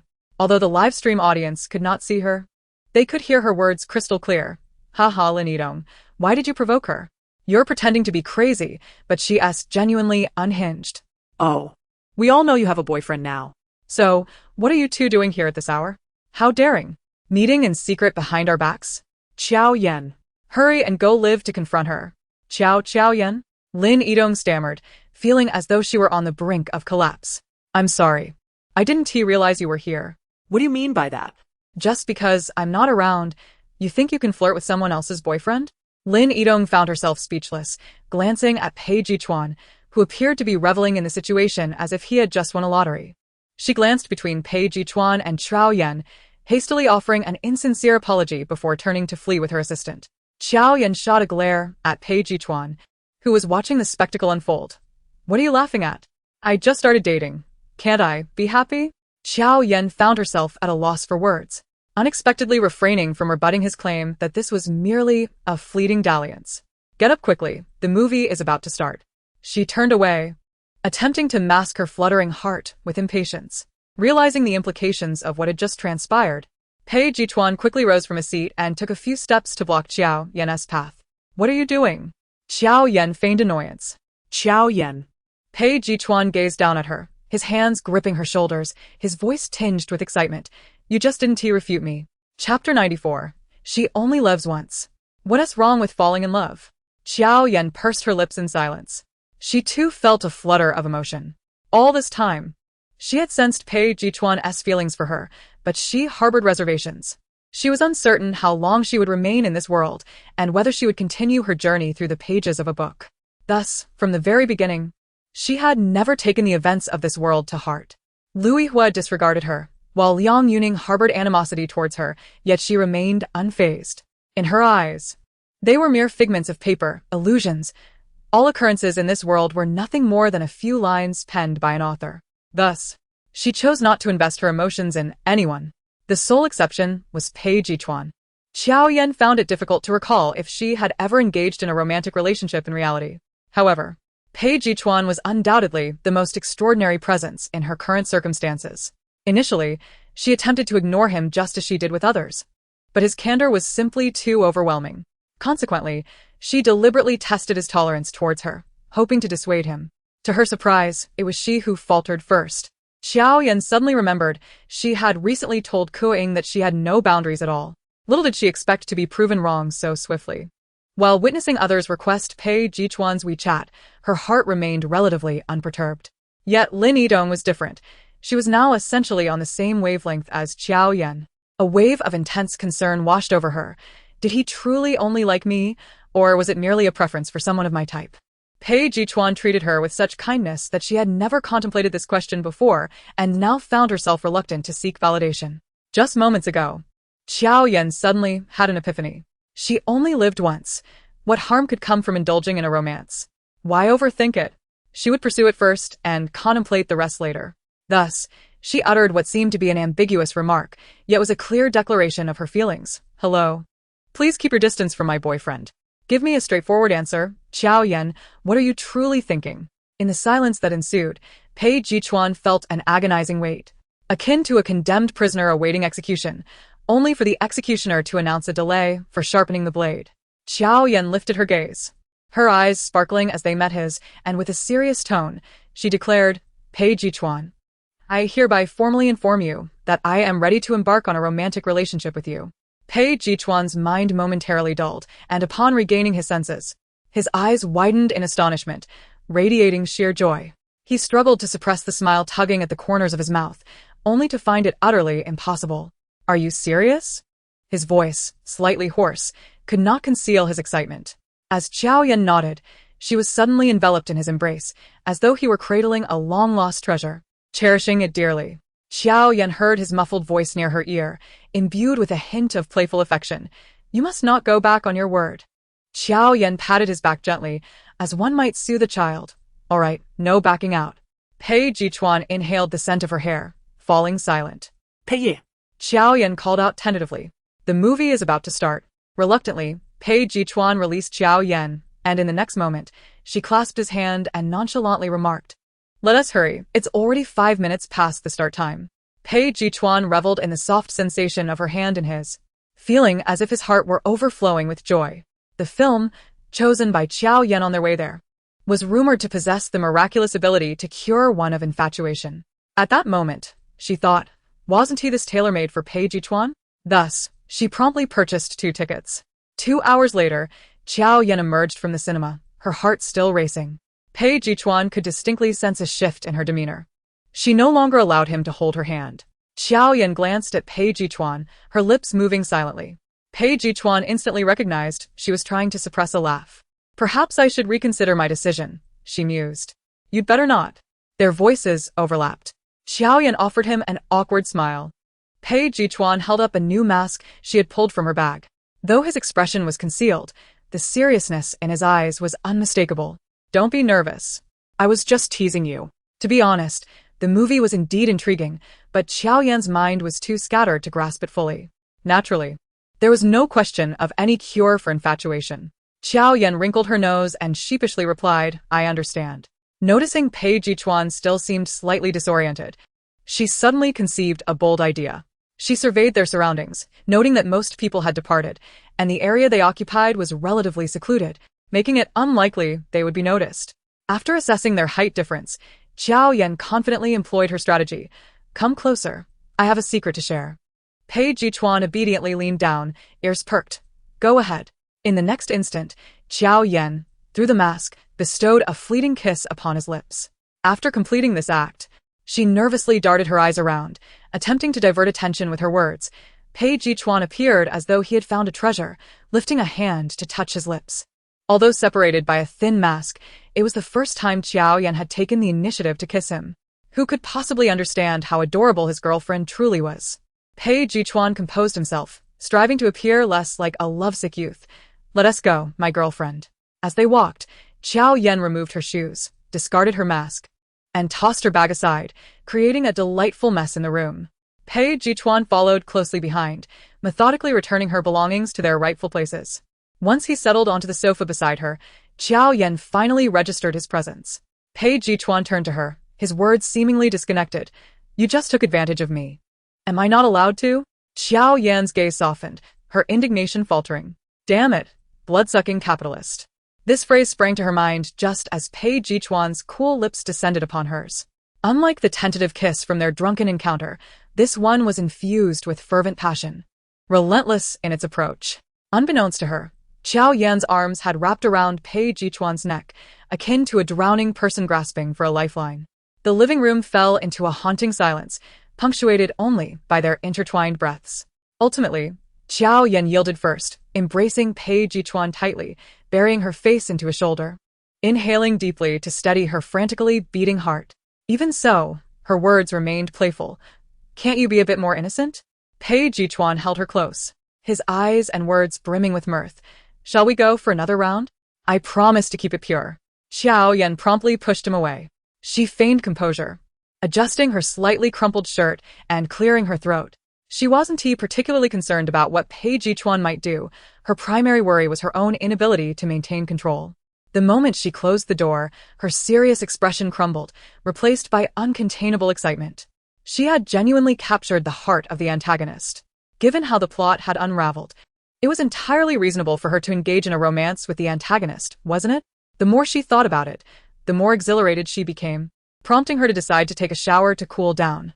Upon emerging from the bathroom, Jiao Yan towel-dried her damp hair with one hand while instinctively checking her phone with the other. Hey, are you asleep? Hey, I'm having a bit of trouble sleeping. Hey, I'm afraid to sleep. I might dream. Hey, why aren't you responding? Hey, it's been 10 minutes since you last acknowledged me. Hey, could it be that my boyfriend experience card has expired? After reading through the messages, Jiao Yan couldn't help but chuckle. Just as she was about to type a reply, she noticed a transfer notification from him, accompanied by the message. Hey, renewal. Quick on the draw. She accepted the transfer before her message could be sent. Hey, Qiao Lima, just a reflex, forgive me. Jiao Yan hurriedly typed a reply. Hey, I forgive you. Jiao Yan held her phone, a smile of delight illuminating her face as she gazed at Pei Chuan for a moment. After a moment of contemplation, she modified his contact name to male protagonist. Even the villain, often neglected by the author, was her own unique hero. After completing this task, Jiao Yan set her phone down, intending to dry her hair, when a message from the pitiful male protagonist arrived. I seem to be experiencing a bit of insomnia. Jiao Yan raised an eyebrow, a mischievous idea forming in her mind. She abandoned the hairdryer, which she had just plugged in, and began typing. Meanwhile, Pei Chuan received her message from across the hall. Qiao Lima, let us play a game. A smile involuntarily crept onto his lips. What game? Jiao Yan tilted her head to glance at her phone on the table, too lazy to type further, and instead sent a voice message. Close your eyes. Upon hearing her familiar voice, Pei Chuan instinctively complied, obediently shutting his eyes. 2 minutes later, he sensed something was amiss and suddenly opened his eyes. What now? Realization dawned on Pei Chuan, and he found it amusing, but mostly he thought her adorable. He chuckled and shook his head, showing no trace of anger at being tricked. Good night. Setting his phone down, his smile gradually faded as he withdrew into his thoughts. The moment Jiao Yan agreed to be with him, a voice echoed in his mind, reminding him, progress bar increased by 1%, total progress, 100%. At that time, his mind was clouded with joy over Jiao Yan finally agreeing to be with him, and he paid no heed to that voice. Now, as he collected himself, he began to sense something was amiss. This journey marked the 7th book he had traversed with Jiao Yan. The previous 6 included a variety of genres, such as ancient romance, survival in a post-apocalyptic world, dual male protagonists in esports, fantasy, and farming narratives. In the most absurd instance, he and Jiao Yan didn't even meet before he was forcibly transported to the next world. Never had he succeeded even once. In each book, Jiao Yan played the role of a supporting character destined for misfortune, repeatedly falling victim to schemes, while he attempted to intervene, only to be thwarted by the rules of the narrative. Ultimately, he could only watch helplessly as she met a tragic end, then swiftly transition to the next story, reliving someone else's dismal life. In the last farming tale, Pei Chuan arrived late to find Jiao Yan's lifeless body by the river and made a deal with the system. As long as they remained within the narrative, they would be bound by its various rules, making it impossible for them to be together. Thus, Pei Chuan devised a new plan. He requested the system to alter Jiao Yan's next intended destination to any unfinished book. Only then could he operate outside the constraints of the narrative and pursue what he truly wished. The system acquiesced to his request. However, as a cost, should he fail again, the system would erase him in an instant, and Jiao Yan would be condemned to endlessly repeat her existence across countless narratives until a miracle occurred. Or else she would never awaken again. This opportunity, won through sheer desperation, proved successful. During the initial kidnapping scene, shortly after the villain in the story forced Jiao Yan out of the vehicle, Pei Chuan arrived. He then meticulously crafted opportunities to spend time with Jiao Yan, using sponsorship to entice Zhang Guozhou to assist him, forcefully inserting himself into her life. Even if she had long forgotten him, he was determined to carve out a new possibility for them. Fortunately, this time he succeeded. Not only did he succeed, but he also uncovered a flaw in the system. This version of Jiao Yan retained memories from the previous book. Yet at that moment, Pei Chuan questioned the mechanical voice in his mind. The response was devoid of any emotion. The text is incomplete. The character's fate remains uncertain, temporarily unable to forcibly conclude the narrative. A heavy weight settled in Pei Chuan's heart. Perhaps this was the consequence he had to bear for altering the system's will. How long must we remain here? Until the main storyline is fully restored. Chapter 96. This is what she deserves. As dawn broke, Jiao Yan's voice message arrived just as Pei Chuan was preparing to message her. Upon receiving his girlfriend's message, he squinted, unable to conceal the joy on his face. Peh, you're awake. I'm coming to find you. Xiao Lima, no need. Xiao Lima, I'm no longer at home. Peh. Another voice message arrived. I'm not idle. I have work to do, brother. She deliberately elongated her final syllable, her tone laced with laughter. Oblivious to the fact that she had him wrapped around her finger, Jiao Yan playfully teased him over WeChat. Pei Chuan, having just begun a long-distance relationship, initially felt a twinge of discontent, but her sudden voice message dissipated any annoyance, leaving him with nothing but resignation. He rose and kicked open his bedroom door, dialing Jiao Yan's number as he made his way to the living room. Jiao Yan's eyes widened in surprise. She hadn't expected him to call so suddenly and hurriedly pressed the answer button. Hello? Pei Chuan's deep voice resonated through the receiver, prompting her to glance at the script resting on her lap. She was merely a guest on the new variety show 360 Professions for a couple of episodes, so it shouldn't take too long. A long sigh came from the other end. It's been a while. Fortunately, it will be over soon, Jiao Yan reassured him. But I've already started missing you. Summer, sitting in the front seat, caught sight of Jiao Yan's flushed ears in the rearview mirror. A sense of curiosity piquing her interest. What did her brother-in-law say to make even the bold Jiao Yan blush? Suddenly, Jiao Yan raised her head, glancing nervously at the driver and Summer in the front seat. Summer quickly averted her gaze, pretending to be focused on the road ahead. Sensing that no one was paying attention, Jiao Yan sighed in relief, covering her mouth in mock reproach. Don't you know how to be shy? This is a perfectly normal expression of emotion. Pei Chuan dismissed her words. Jiao teacher, would you feel shy just because I said I miss you? What if I were to say something else? What else do you want to say? Jiao Yan's tone grew urgent, laced with an unexplainable expectation. For instance, I really want to kiss you right now. Beep beep beep. The call ended abruptly. It was impossible. She couldn't keep up with him. Damn. She was quickly becoming love-struck, infected by Pei Chuan's charm. The recording location for 360 Professions was in Yusher. Upon landing, Jiao Yan noticed throngs of people surrounding the airport, some even holding banners in support. Jiao Yan, undaunted and unwavering. Jiao teacher, I am your loyal dog. Jiao Yan, you are wonderful. I may forget the middle and the end, but my banner will surely be the longest. How shameless these people are. Well, it makes sense. They are the social butterflies, while the embarrassment rests with Jiao Yan. She concealed her face behind Summer, trying to go unnoticed. But her efforts proved futile as the crowd's keen eyes were all too perceptive. Fans quickly surrounded her, leaving Jiao Yan with no choice but to step out from behind Summer and greet them with a wave. Please disperse.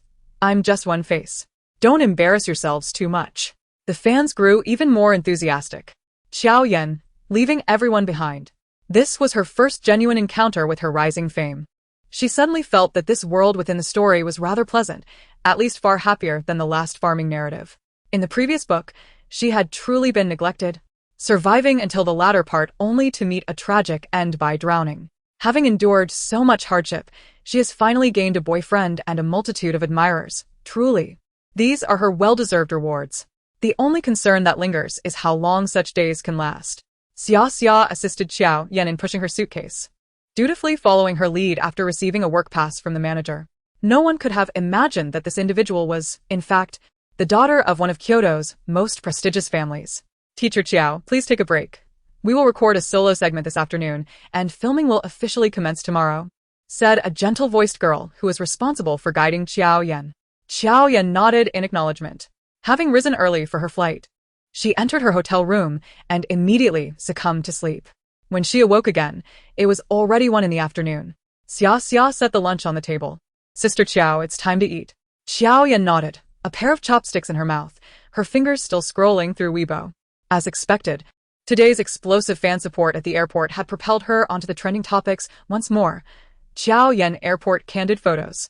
She casually clicked into the first topic, hoping to glean some fan-taken images for her own use. To her surprise, as she scrolled down, she stumbled upon a familiar name. Finding joy in support. Jiao Yan squinted, recalling this individual vividly. Before she had been with Pei Chuan, this person had been analyzing and searching for sweet moments online. They were indeed the backbone of the beauty and charm surrounding her. However, given his level of enthusiasm, Jiao Yan could hardly dismiss the notion that he might be someone she knew. No way. She silently dismissed the name that had suddenly popped into her mind. This was simply too absurd. It had to be a coincidence. Affirming her thoughts, she unburdened herself and saved 2 images from this blogger's self-edited collection. Then, she composed a post. Jiao Yan, some suggest I rely on my looks, but I refuse. I will rely on my voice instead. Image. The first comment was from her own account. Jiao Yan, finding joy in support. After a brief moment of hesitation, she decided to follow the account of the individual she had just mentioned. At the Pei Group in Hong City, Pei Chuan had just exited a meeting room. His brow furrowed as he sat down in his office chair, pinching the bridge of his nose. To be honest, he was less inclined to attend this meeting than Jiao Yan was. Suddenly, his phone erupted with notifications, ringing incessantly. His first instinct was to check if Jiao Yan had messaged him. Upon opening his phone, he realized it was a Weibo notification instead. This shouldn't be happening. Although his secondary account had gained a modest following, it had never been this lively. He opened his personal page and glanced at the rapidly increasing number of followers. A sense of foreboding creeping over him. Messages flooded in. Teacher, you're in luck. Jiao Yan has followed you. This was bad. A vein throbbed at his temple. He was in trouble. Feigning calm, Pei Chuan switched to his main account and accessed Jiao Yan's page, promptly retweeting her post with the caption, Pei Chuan beautiful. Love it. Watching it daily.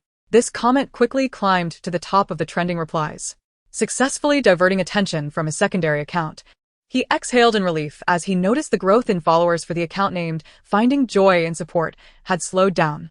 If Jiao Yan were to discover that he had donned the guise of a fan online, engaging in behavior utterly inconsistent with his public persona, she would likely ridicule him for a month.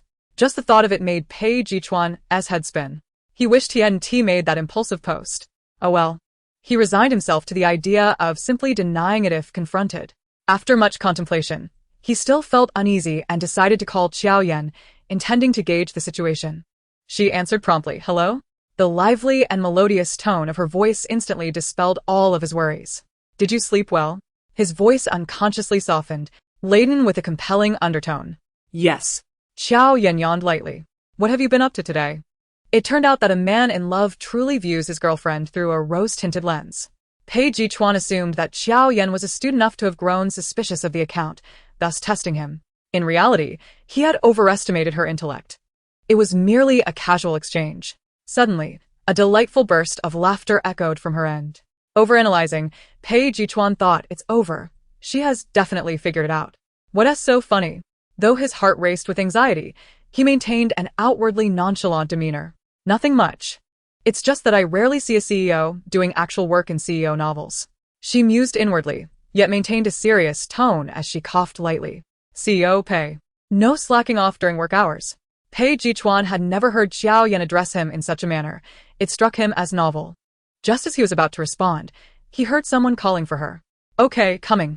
Jiao Yan stretched her neck to reply, and then turned back to him. "I have to hang up now." "All right then." Pei Chuan's voice carried a hint of regret as he concluded the call in a very formal manner. "Hope the filming goes smoothly." For some reason, upon hearing his words, Jiao Yan instinctively felt that the filming would not proceed as planned. That afternoon, Jiao Yan arrived punctually at the indoor studio for 360 Industries to conduct her solo interview. The interviewer outside the camera posed a question. "I hear young people today are keen on reforming the workplace. Is that true?" Jiao Yan maintained her composure. "Everyone is here to work. Reforming comes at a different price." The interviewer momentarily faltered, forgetting the prepared script. Before hastily flipping through it to continue, "If you weren't a star, what career would interest you the most?" "A full-time daughter." The disconnect was palpable. The staff member overseeing Jiao Yan felt they had never conducted such an exasperating interview in their lives. After half an hour, the interview concluded, and Jiao Yan was whisked away by the styling team to try on several outfits for the shoot before finally being released. The location was set in a bustling food street near the university city of Yushu. Besides a few unfamiliar faces, Jiao Yan encountered a familiar one in Lin Yitong among the 5 permanent guests. Director Wu certainly has a devious agenda, she thought to herself. Aware that her discord with Lin Yitong was common knowledge across the internet, Director Wu and Jiang Buizhou were indeed a formidable duo in the directing realm. As each guest made their entrance, the camera suddenly panned to a silhouette. Jiao Yan feigned nonchalance while greeting the 5 individuals in front of her. "Hello everyone. Let us welcome our guest of this episode, Teacher Jiao Yan." The 5, including Lin Yitong, enthusiastically applauded. "Thank you all." Jiao Yan scanned the remaining guests. Having prepared in advance with Xia, she could now associate names with faces. There was one person beside her whose name eluded her, an obscure character. In the middle stood Ji Xiangyuan, an actor of some repute. Following him was Wan Qian, a well-known host from the Fruit Channel. Xia had mentioned that this female host was a good friend of Lin Yitong, explaining the sour expression she had worn upon Jiao Yan's arrival. Then came Lin Yitong. After the greetings, Jiao Yan instinctively found a place to stand. Director Wu raised his loudspeaker, sourced from Yiwu Wholesale, and began announcing the profession everyone would experience this episode. This week, we find ourselves in the renowned culinary capital of Yushu. It is said that among the myriad of delicacies in the world, Yushu accounts for half. The culinary industry in Yushu has always thrived remarkably. Today, we embark on an experience within the culinary industry. The clues to our restaurant signature dish are hidden along the street, and you must swiftly uncover them and prepare delectable cuisine according to the recipes to attract customers and successfully manage the establishment. Each of you is tasked with achieving a revenue of 10,000 yuan within 3 days to consider the mission accomplished. Jiao Yan pondered the challenge at hand. Realizing it possessed a certain degree of difficulty, perhaps an alternative approach might yield quicker results. Little did she know, Director Wu seemed to have already perceived her thoughts. Raising a megaphone to emphasize, Jiao Yan looked up in surprise at Director Wu. How could he possibly know that she had just contemplated selling the store? Did the fishing monster know her true identity? The questioner still couldn't recall. Of course, it was far clearer than business. The guests nodded thoughtfully.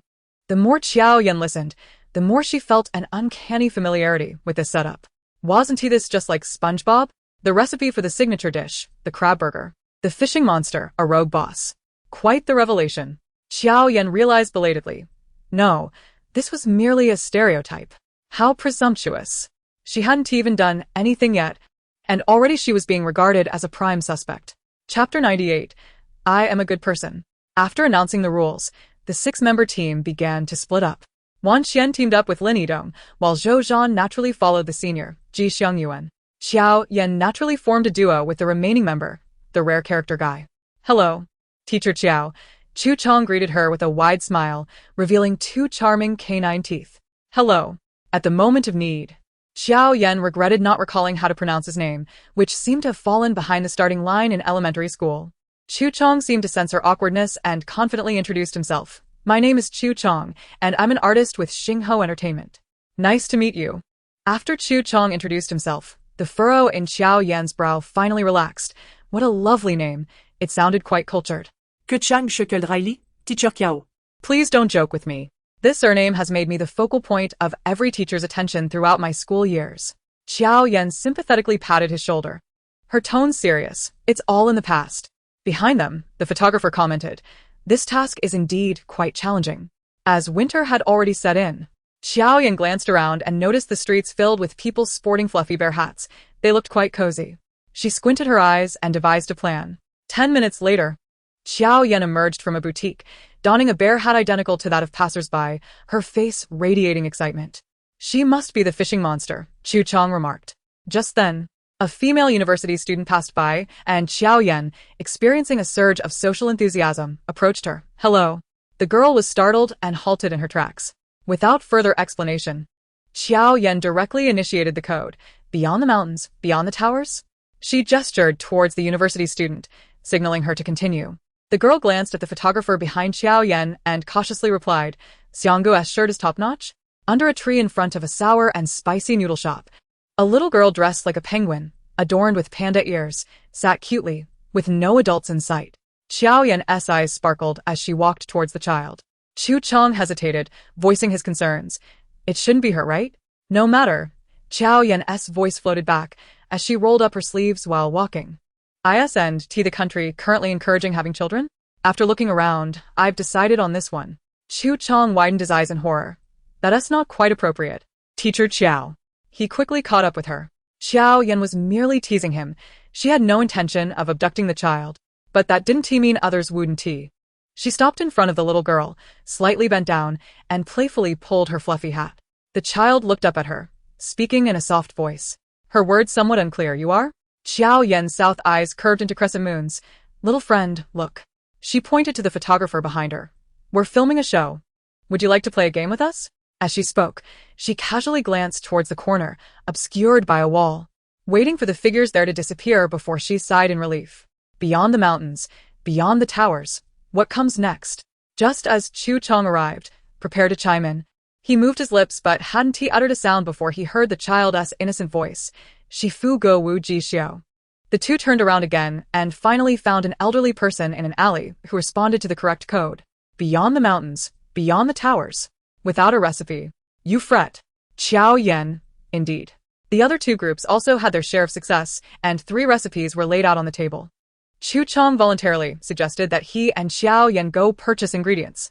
Everyone present had seen in business to some extent, and they had a basic understanding of Jiao Yan. Her culinary skills were not sufficient to support a whole establishment, which was why Chu Chong made this suggestion. However, he was met with Jiao Yan's vehement refusal. My culinary skills are quite good. I want to be the head chef. The 5 resident guests exclaimed in unison. We don't believe you. She genuinely wished to help. Little did she know, this action only made her appear more suspicious in everyone's eyes. Teacher Chiao, we actually know a little about you, Chu Chong diplomatically stated, showcasing his high emotional intelligence. Under the unanimous opposition, Jiao Yan was reluctantly forced to head to the purchasing department with a face resembling a bitter melon. Lin Yidong and her close friend stayed behind to handle logistical work at the store, while the remaining group was responsible for distributing opening flyers. Isolated from the kitchen group, Jiao Yan could only sit at the front desk in boredom. This was not her choice. They had forced her into this position. Wan Xian and Lin Yidong prepared a dish according to the recipe for everyone to sample. As Jiao Yan picked up her chopsticks to taste, she caught a glimpse of Wan Xian rolling her eyes at her. Jiao Yan chose to overlook this lack of decorum. The others also sampled the dish. Ji Xiangyuan set his chopsticks down. It's quite tasty, though a bit bland. After his reminder, Lin Yidong seemed to recall something and exclaimed, I forgot to add salt. Is this really suitable for serving guests tomorrow? Jiao Yan asked uncertainly. How about I give it a try? Jiao Yan, undeterred, suggested. No need. 5 voices echoed in unison. Jiao Yan, feeling so isolated, is quite helpless. At 5 in the afternoon, everyone clocked out on time to recharge for the first day of opening.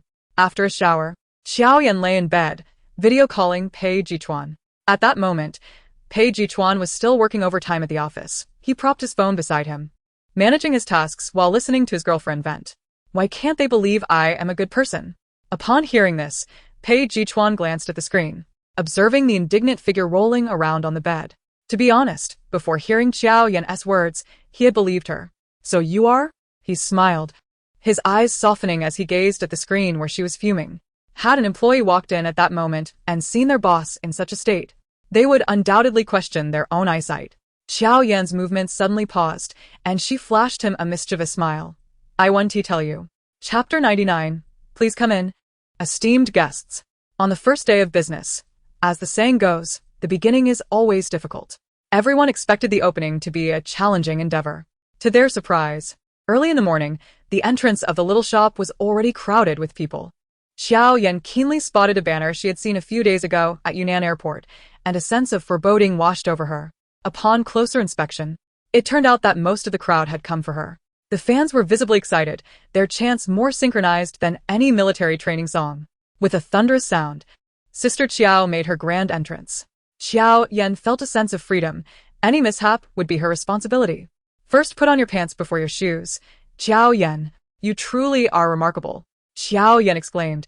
Who on earth let them out? She snatched the megaphone from Director Wu and shouted into it. I advised against the doctors allowing you to be discharged. Hurry up and leave. Do not disturb me while I prepare for work. The last word was swallowed down hard. Suddenly, a girl emerged from the crowd, holding a stack of red Mao Zedong-themed merchandise, her face alight with wild glee. Teacher Chiao, we are here to make purchases today. Welcome, esteemed guests, please come in. Jiao Yan instantly donned a charming demeanor. After all, she was merely a devoted admirer of Mao Zedong. What fault was hers? This entire scene left the 5 regular guests behind her utterly astonished. How could such a fine restaurant be portrayed in such a sordid manner? It was Ji Xiangyuan who first reacted, opening the door to let a throng of Jiao Yan's fans inside. The modest space was immediately filled to capacity. 3 young men promptly began serving tea and water, diligently playing the role of waiters. Lin Yidong took her friends to the kitchen, while Jiao Yan presented the menu they had prepared together the previous day to the golden patroness. Hello, what would you like to eat? The girl waved her hand grandly, without glancing at it. I'll have it all. Very well. Jiao Yan's eyes sparkled at the prospect of profit, her delight unmistakable. However, I have one condition. The golden patroness teased, holding back suspense. Perhaps we should just forget it. Her friend hesitated, tugging at her sleeve. Are you out of your mind? Can you eat what she makes? Jiao Yan squinted, deducing the patron's request from their conversation, her excitement growing. Please state your demands, and I assure you, they will be met. She smiled like a villain, causing even the golden patroness to feel a twinge of trepidation. I want you to personally take charge of the kitchen. Absolutely, no problem, Jiao Yan replied, eagerly anticipating this declaration. But I wish to know why you're so stubborn? At this, the golden patroness grew irritated, snorting coldly, without replying. Her friend, however, was considerate enough to explain. A few days ago, while helping you counter those who slander you on Weibo, she made a bet with your detractors, claiming that what you cook wouldn't kill anyone. The critics said he didn't believe it and challenged her to a taste test, so here she is. Jiao Yan clicked her tongue, momentarily at a loss for words. I could cry. The golden patroness offered a weak smile in return. Teacher Chiao, please take it easy. Jiao Yan was profoundly moved, nodding earnestly. Leave it to me. After declaring this, she confidently strode into the kitchen. Just as she reached the corner, she overheard some inappropriate remarks. Jiao Yan's fans are just as crazy as she is, a girl said with disdain. Enough of that, came Lin Yidong's voice, appearing less acerbic than previously seen online. Did I say something wrong?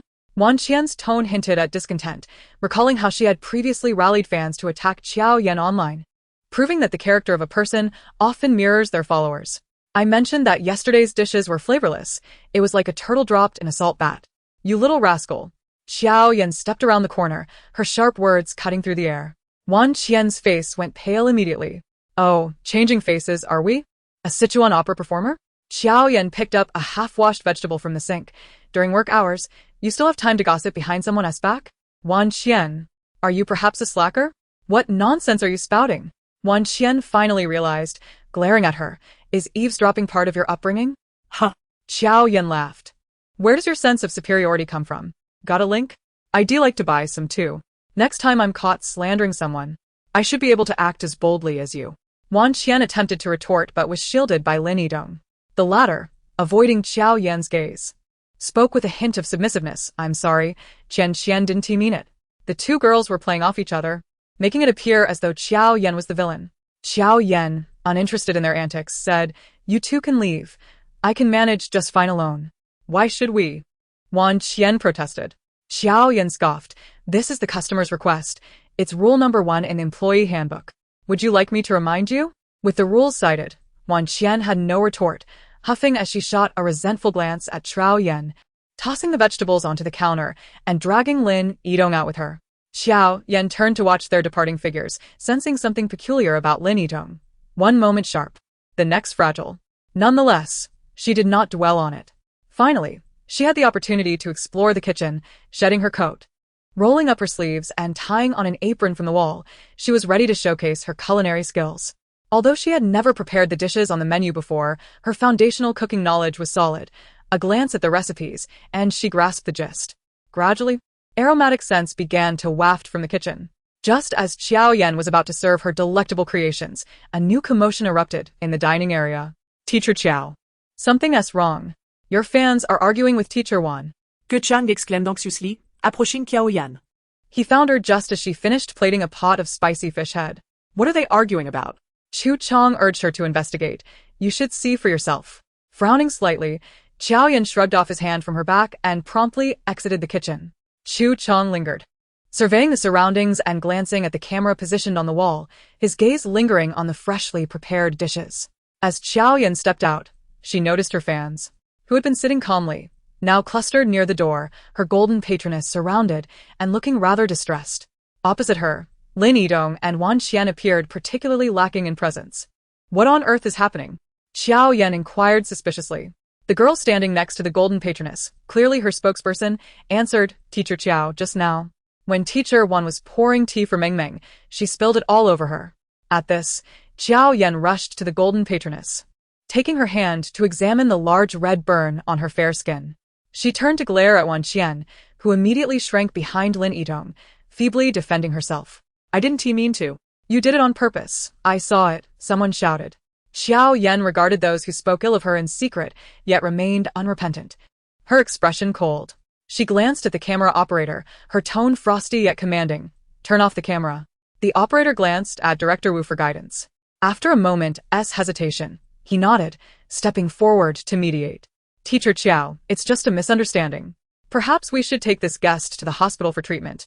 It's not a misunderstanding, Jiao Yan retorted fiercely. Wan Qian, do you really think you're something special? Wan Qian glared defiantly. I said I didn't mean it. I don't care whether you meant it or not. Apologize to my fan. Otherwise. She cast a fleeting glance at the kettle, the instrument of the crime, resting on the adjacent table, and swiftly approached to grasp it. Would you care to experience the sensation of scalding water? Teacher Jiao, this seems unnecessary.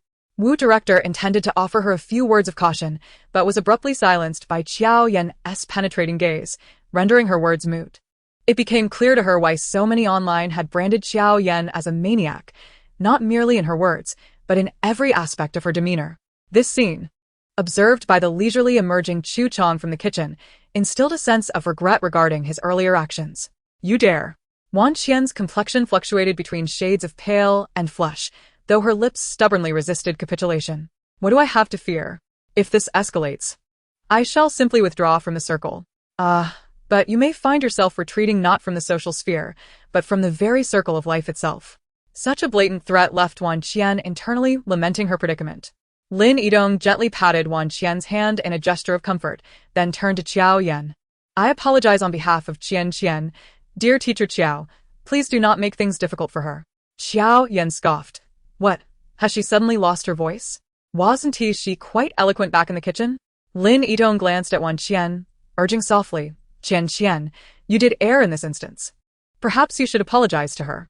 Indeed, Indeed, Wan teacher, a simple apology would foster goodwill and prosperity, chimed in Jiao Yan, the acting store manager, equally bewildered by the unfolding chaos on the inaugural day of operations.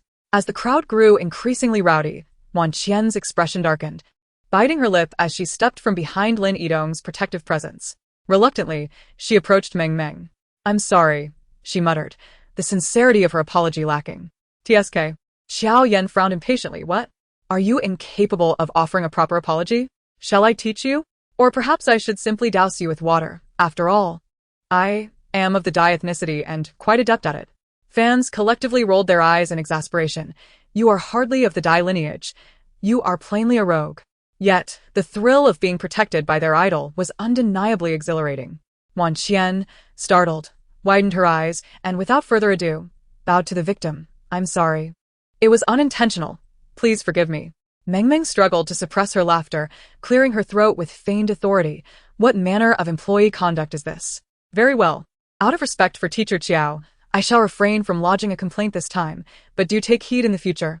"Thank you," Wan Qian gritted through clenched teeth. Thus, the farcical episode concluded abruptly. Jiao Yan set down the kettle she had been holding and took Meng Meng by the hand. "Let me escort you to the hospital for treatment." "No need, Teacher Jiao." Meng Meng chuckled lightly. "This minor injury is inconsequential." Jiao Yan, puzzled, examined her reddened hand. "Are you certain?" "Honestly, if the water had been any hotter, your hand would resemble a cooked pig's trotter. Rest assured, I have already tended to it. It merely looks alarming," Meng Meng reassured her. "I haven't eaten all morning. I'm quite famished. Shall I arrange for your meal?" The carefree demeanor of Meng Meng instilled an unexpected uncertainty in Jiao Yan. "Very well," Meng Meng nodded. As Jiao Yan's figure disappeared from view, Meng Meng quickly whispered to her companion, "Be ready to contact the hospital. Should I suffer food poisoning, at least we will be prepared, and it would be prudent to check on my burn as well."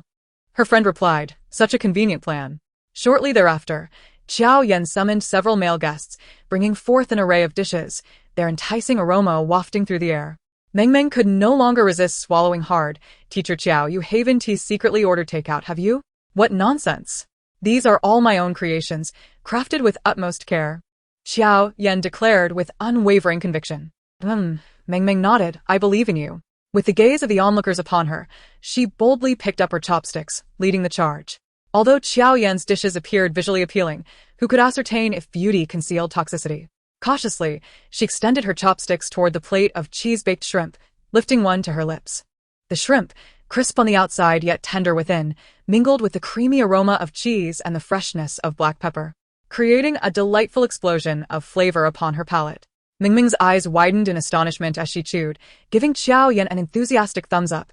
"This is absolutely delicious." "Is that true?" "Meng Meng, you aren't merely a shill for Jiao, are you? Taste for yourselves," Meng Meng boldly challenged, presenting the dish to the group. Jiao Yan beamed with pride. "Is my culinary prowess not commendable?" After sampling the food, the crowd nodded vigorously in agreement. "Teacher Jiao, have you secretly taken culinary courses at New Oriental?" The previously somber Meng Meng now radiated joy. "Not at all. Must you be so surprised?" Jiao Yan, buoyed by the praise, continued, "Besides my culinary skills, I possess numerous other virtues. With an idol like me, you should rejoice. Such as? For instance, I am proficient in singing, playing instruments, and engaging in conversation." She stated nonchalantly. "You mean boasting, gossiping, fluffing cotton, and singing counterpoints?" Jiao Yan retorted, "Kindly maintain your distance from the life of an idol." Chapter 101. It's not fatal. Some individuals are easily swept away by their own delusions, such as Pei Chuan. Assuming Jiao Yan was oblivious to the existence of his alternate account, he recklessly logged in to that profile. As he awaited updates, he switched to Weibo, hoping to catch wind of any filming revelations regarding Jiao Yan. To his surprise, a flurry of messages bombarded him as he scrolled through. Furrowing his brow, Pei Chuan realized he had unwittingly joined a chaotic Weibo group chat. Upon entering, he recalled that a self-proclaimed major fan of Jiao Yan had previously messaged him and added him to the chat. The recent barrage of messages had all originated from that fan group leader. "Who stole my rich second-generation life? Images, images, images. Who stole my rich second-generation life? Those sisters who didn't come today are in trouble. My teacher Qiao's culinary skills have reached an entirely new level. Who stole my rich second-generation life? I've never tasted such exquisite dishes in my life." Her remarks prompted a flurry of lurking fans to surface, playing Genshin Impact. I don't believe rumors, I don't spread them. Sashimi is also dead fish. Bah, sour, rotten, bitter, and foul. What's there to brag about? I'm not envious in the slightest. Good news, my quality has vanished. Bragging in my mouth, I am envious. I am envious. Who stole my rich second-generation life? You have no idea how incredible Teacher Jiao was today. Who stole my rich second-generation life? Today. Lin Yidong and that hostess, Wan Qian from Fruit Station, were also present. That girl had the audacity to scald me with boiling water. Who stole my rich second-generation life? Fortunately, I am not afraid of scalding water. Who stole my rich second-generation life? What wrong have I committed? I merely wish to savor Teacher Chiao's cooking. Kinship is a blessing. And then, a sudden message disrupted the flow of thought for the fan. She blinked in surprise. Who stole my rich second-generation life? Wow, teacher, you actually dared to speak in the group. I thought you were just a marketing account from some company. Kinship is a blessing. Get to the point. Who stole my rich second-generation life? The point is... The message abruptly cut off. Sashimi is also dead fish. Only half the story. Playing Genshin Impact. Arsenic with rice. Kinship is a blessing.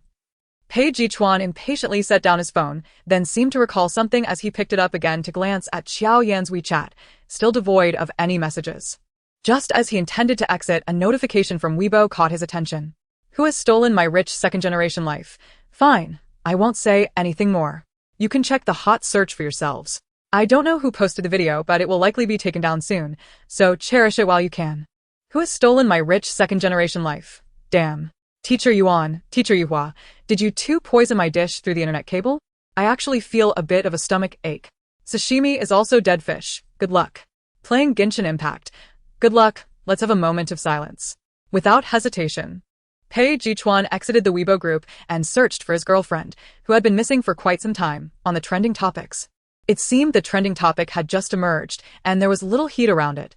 He scrolled through the entertainment list for a long while before finally spotting two entries. Jiao Yan fiercely protecting her fans. Jiao Yan, if I retire from the entertainment circle, you should retire from the biological circle. Without any hesitation, he immediately clicked on the entry. What was trending was a video posted by a small account. The video was somewhat blurry, with an awkward angle. From the perspective of the shooter, only the tops of a crowd's heads and Jiao Yan's seemingly blurred profile could be seen. She stood in the midst of the throng, clutching a sizable water bottle. Her delicate face etched with seriousness. The scene was quite noisy, but Pei Chuan could easily discern Jiao Yan's voice. You think you're really something because I give you face? Apologize to my fans or I'll pour this on you. It was too loud in the middle and he missed a few details, but from those few words, he could already sense Jiao Yan's anger. Truth be told, having known her for so long, Pei Chuan had rarely seen Jiao Yan genuinely angry with anyone. Most of the time, she would just jest or exchange a few sharp words before moving on.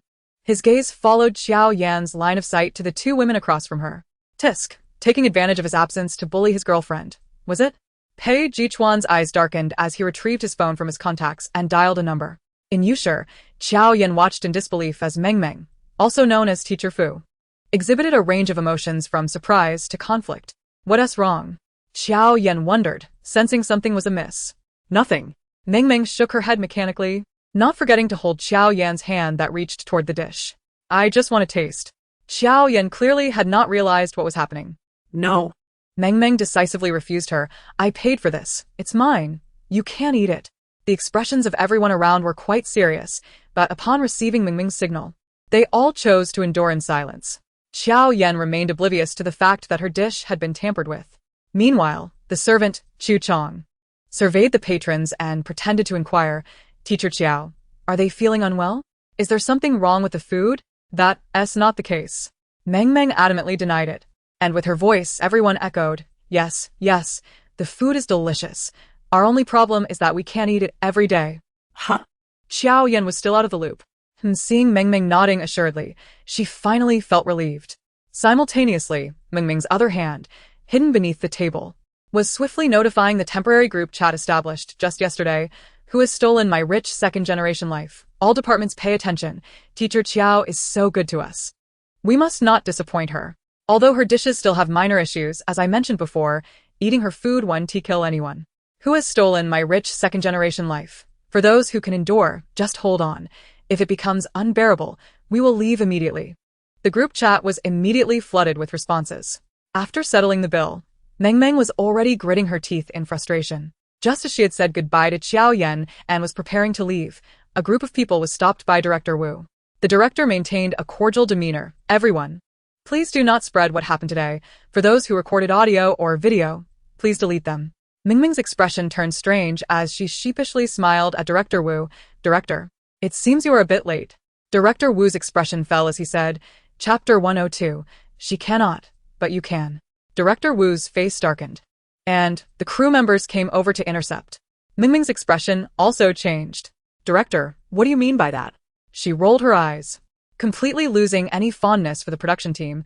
Director, please clarify the situation first. That video was not posted by us, nor did we film anything. She retorted. Exactly, echoed someone behind her, enduring their discomfort. The assistant director beside Wu glanced at the trending video with its rising popularity and suddenly sensed something was off. Director Wu. From this angle, it seems the shooter was not on the ground, he hesitantly remarked. Upon hearing this, Director Wu disregarded his argument with Meng, snatching the assistant director's phone to scrutinize it closely.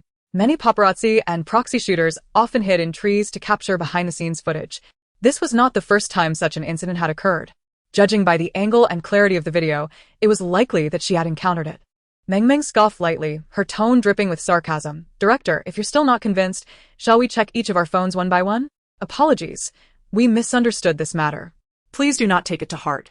What are you still doing here? As she spoke, she glanced at Director Wu and the crew members blocking her path. Director Wu felt a chill run down his spine and hastily waved for the crew to let them pass, while also offering Jiao Yan a conciliatory smile. It's all a misunderstanding. Everything is fine now. Teacher Jiao, you all continue your conversation. Leaving that statement, she slipped away first. Being a director at this level was indeed quite embarrassing. But who could blame her when the person opposite was Jiao Yan, even if she disregarded Jiao Yan's feelings? Behind her stood Pei Chuan, a person one simply could not offend. Jiao Yan paid no mind to her, turning to Meng, you all should leave. It's getting late. Meng looked up at the brightening sky, biting her lip as she nodded emphatically. Teacher Jiao, take care. Jiao Yan earnestly patted her shoulder. Promise me. Next time don't make such a scene. I can't afford to lose face. Her fans had directly brought in 3,000 in revenue for the small restaurant. The afternoon business was not as bustling as the morning. Most of the diners were young couples from the nearby university town enjoying their break. Jiao Yan did not return to the kitchen, standing at the front as a hostess and cashier. As soon as the clock struck 7, she hurriedly began packing her things, ready to leave. However, Jiao Yan had to clock out at the scheduled time. Seeing her eagerness, the others did not linger either, gathering their belongings to depart.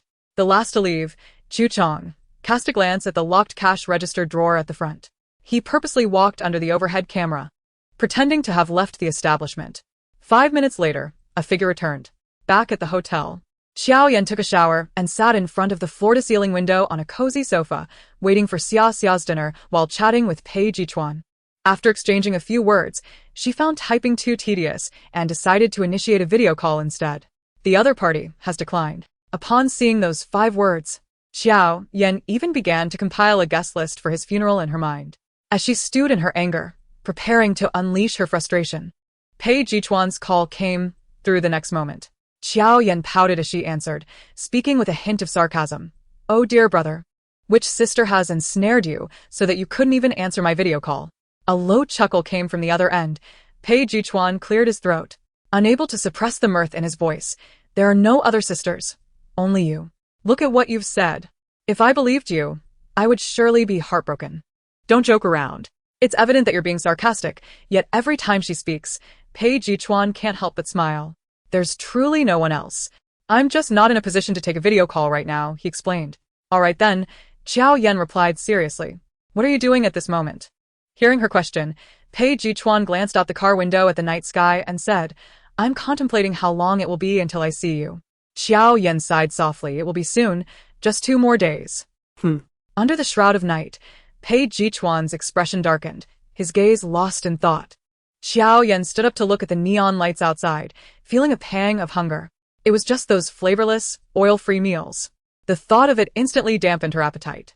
Why are you silent? Jiao Yan sighed again, her tone heavy yet laced with anticipation. If a girl has gained a little weight recently but she is still beautiful and strong, can she have hot pot tonight? Pei Chuan, holding his phone, touched his nose to suppress a smile. He could easily imagine the conflicted yet adorable expression on Jiao Yan's face as she said this. He replied slowly, she cannot. Humph. Jiao Yan was not convinced, and was about to retort when a leisurely voice drifted from across the line. She cannot, but you can. Jiao Yan's eyes instantly brightened. I'll call Xia right now. Perhaps you should refrain. The black BMW stopped in front of a towering hotel, and Pei Chuan looked up at the countless lights above, feeling his heart race uncharacteristically. Would you do me the honor of joining me for hot pot? The words left Jiao Yan momentarily stunned. Huh? What do you mean? Come downstairs. Only two terse words responded to her. In fact, the moment Jiao Yan heard his invitation, she had already dashed out of her room to wait for the elevator. Pei Chuan, don't play the role of a domineering CEO with his little wife with me. I'm really susceptible to that. She tried to suppress her excitement. The elevator doors opened, and without hesitation, she rushed inside. After pressing the button for the first floor, she took a deep breath, looked at her reflection in the elevator mirror, and ran her fingers through her slightly tousled hair. No, Pei Chuan stated plainly. I just miss you very much. As soon as he finished speaking, a bright figure entered his line of sight. Chapter 103. Well, I'll just charge a bit for transportation. Jiao Yan had no time to change her shoes, casually throwing on a jacket over her thick coral fleece pajamas, and unexpectedly leaped into Pei Chuan's embrace. He caught her effortlessly, tightening his arms around her, inhaling the fragrance of her hair. Like a rare treasure, he whispered sweetly in her ear, expressing his longing after several days apart. I miss you so much. Jiao Yan, like a playful child, patted his back. Pei Chuan. It's only been 2 days, don't be too clingy. Pei Chuan released her, unabashedly revealing the affection in his gaze, even tinged with a hint of grievance. Don't you miss me? Of course I do. Jiao Yan, not particularly adept at expressing such straightforward emotions, feigned impatience to appear composed. Upon hearing the answer he longed for, Pei Chuan visibly brightened, raising his hand to ruffle her hair. Where shall we dine? Norus. Pei Chuan appraised her outfit, suggesting, why not change into something else first? Only then did Jiao Yan realize she was still in her pajamas. All right then, as she agreed. He took her hand and led her toward the elevator at the back of the hotel lobby. They ascended to the 8th floor, and Jiao Yan pushed Pei Chuan into her room, shutting the door behind them. The distance between them abruptly diminished. Jiao Yan felt her heart race, as if it were in her throat. It wasn't their first day of dating. She scolded herself internally, watching as Pei Chuan drew nearer, instinctively closing her eyes. The anticipated kiss did not come. Instead, the man's teasing voice reached her ears first. Teacher Chiao, what are you thinking? Embarrassed? Jiao Yan opened her eyes, shooting him a fierce glare, her words sharp. Pei Chuan, are you incapable? As soon as she finished speaking, she wrapped her arms around his neck, not giving him a chance to respond, and stood on her toes to kiss him. Pei Chuan froze for 2 seconds, surprise evident in his eyes. This kiss, filled with intense longing and possessiveness, seemed to merge her with him entirely. The air in the room suddenly turned intimate. Half an hour later, Jiao Yan emerged from her room dressed, cautiously walking to the living room sofa. She kicked the leg of the coffee table to catch Pei Chuan's attention. I'm ready. Let us go. Pei Chuan looked at her lips, slightly too red, and felt quite pleased with the result. He stood up, taking her seemingly restless hand and naturally placing it in the pocket of his coat before contentedly saying, let us go. Outside, as they approached the car, Pei Chuan opened the passenger door for her, and Jiao Yan was momentarily taken aback. I recall you driving a different car before. Didn't you say you liked people who care for little animals? Pei Chuan gave her a meaningful look. I did not lie. The ones you like, I happen to care for.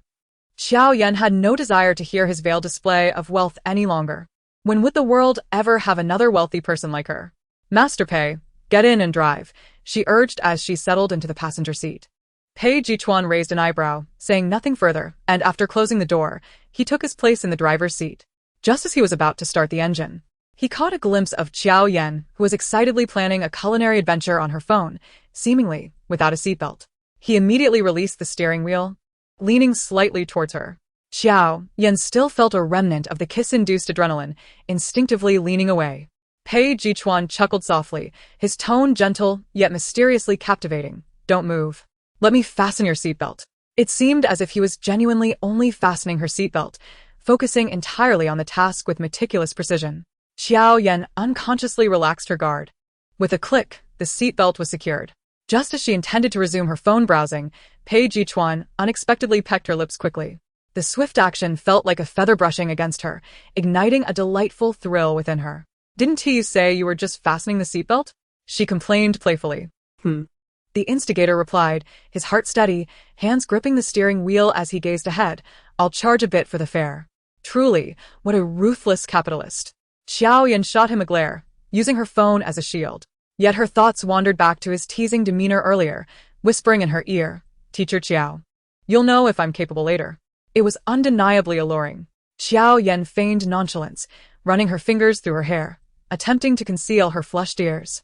The silence in the car lasted for less than 10 minutes before she suddenly remembered something and turned to ask, "Didn't you say the company was very busy?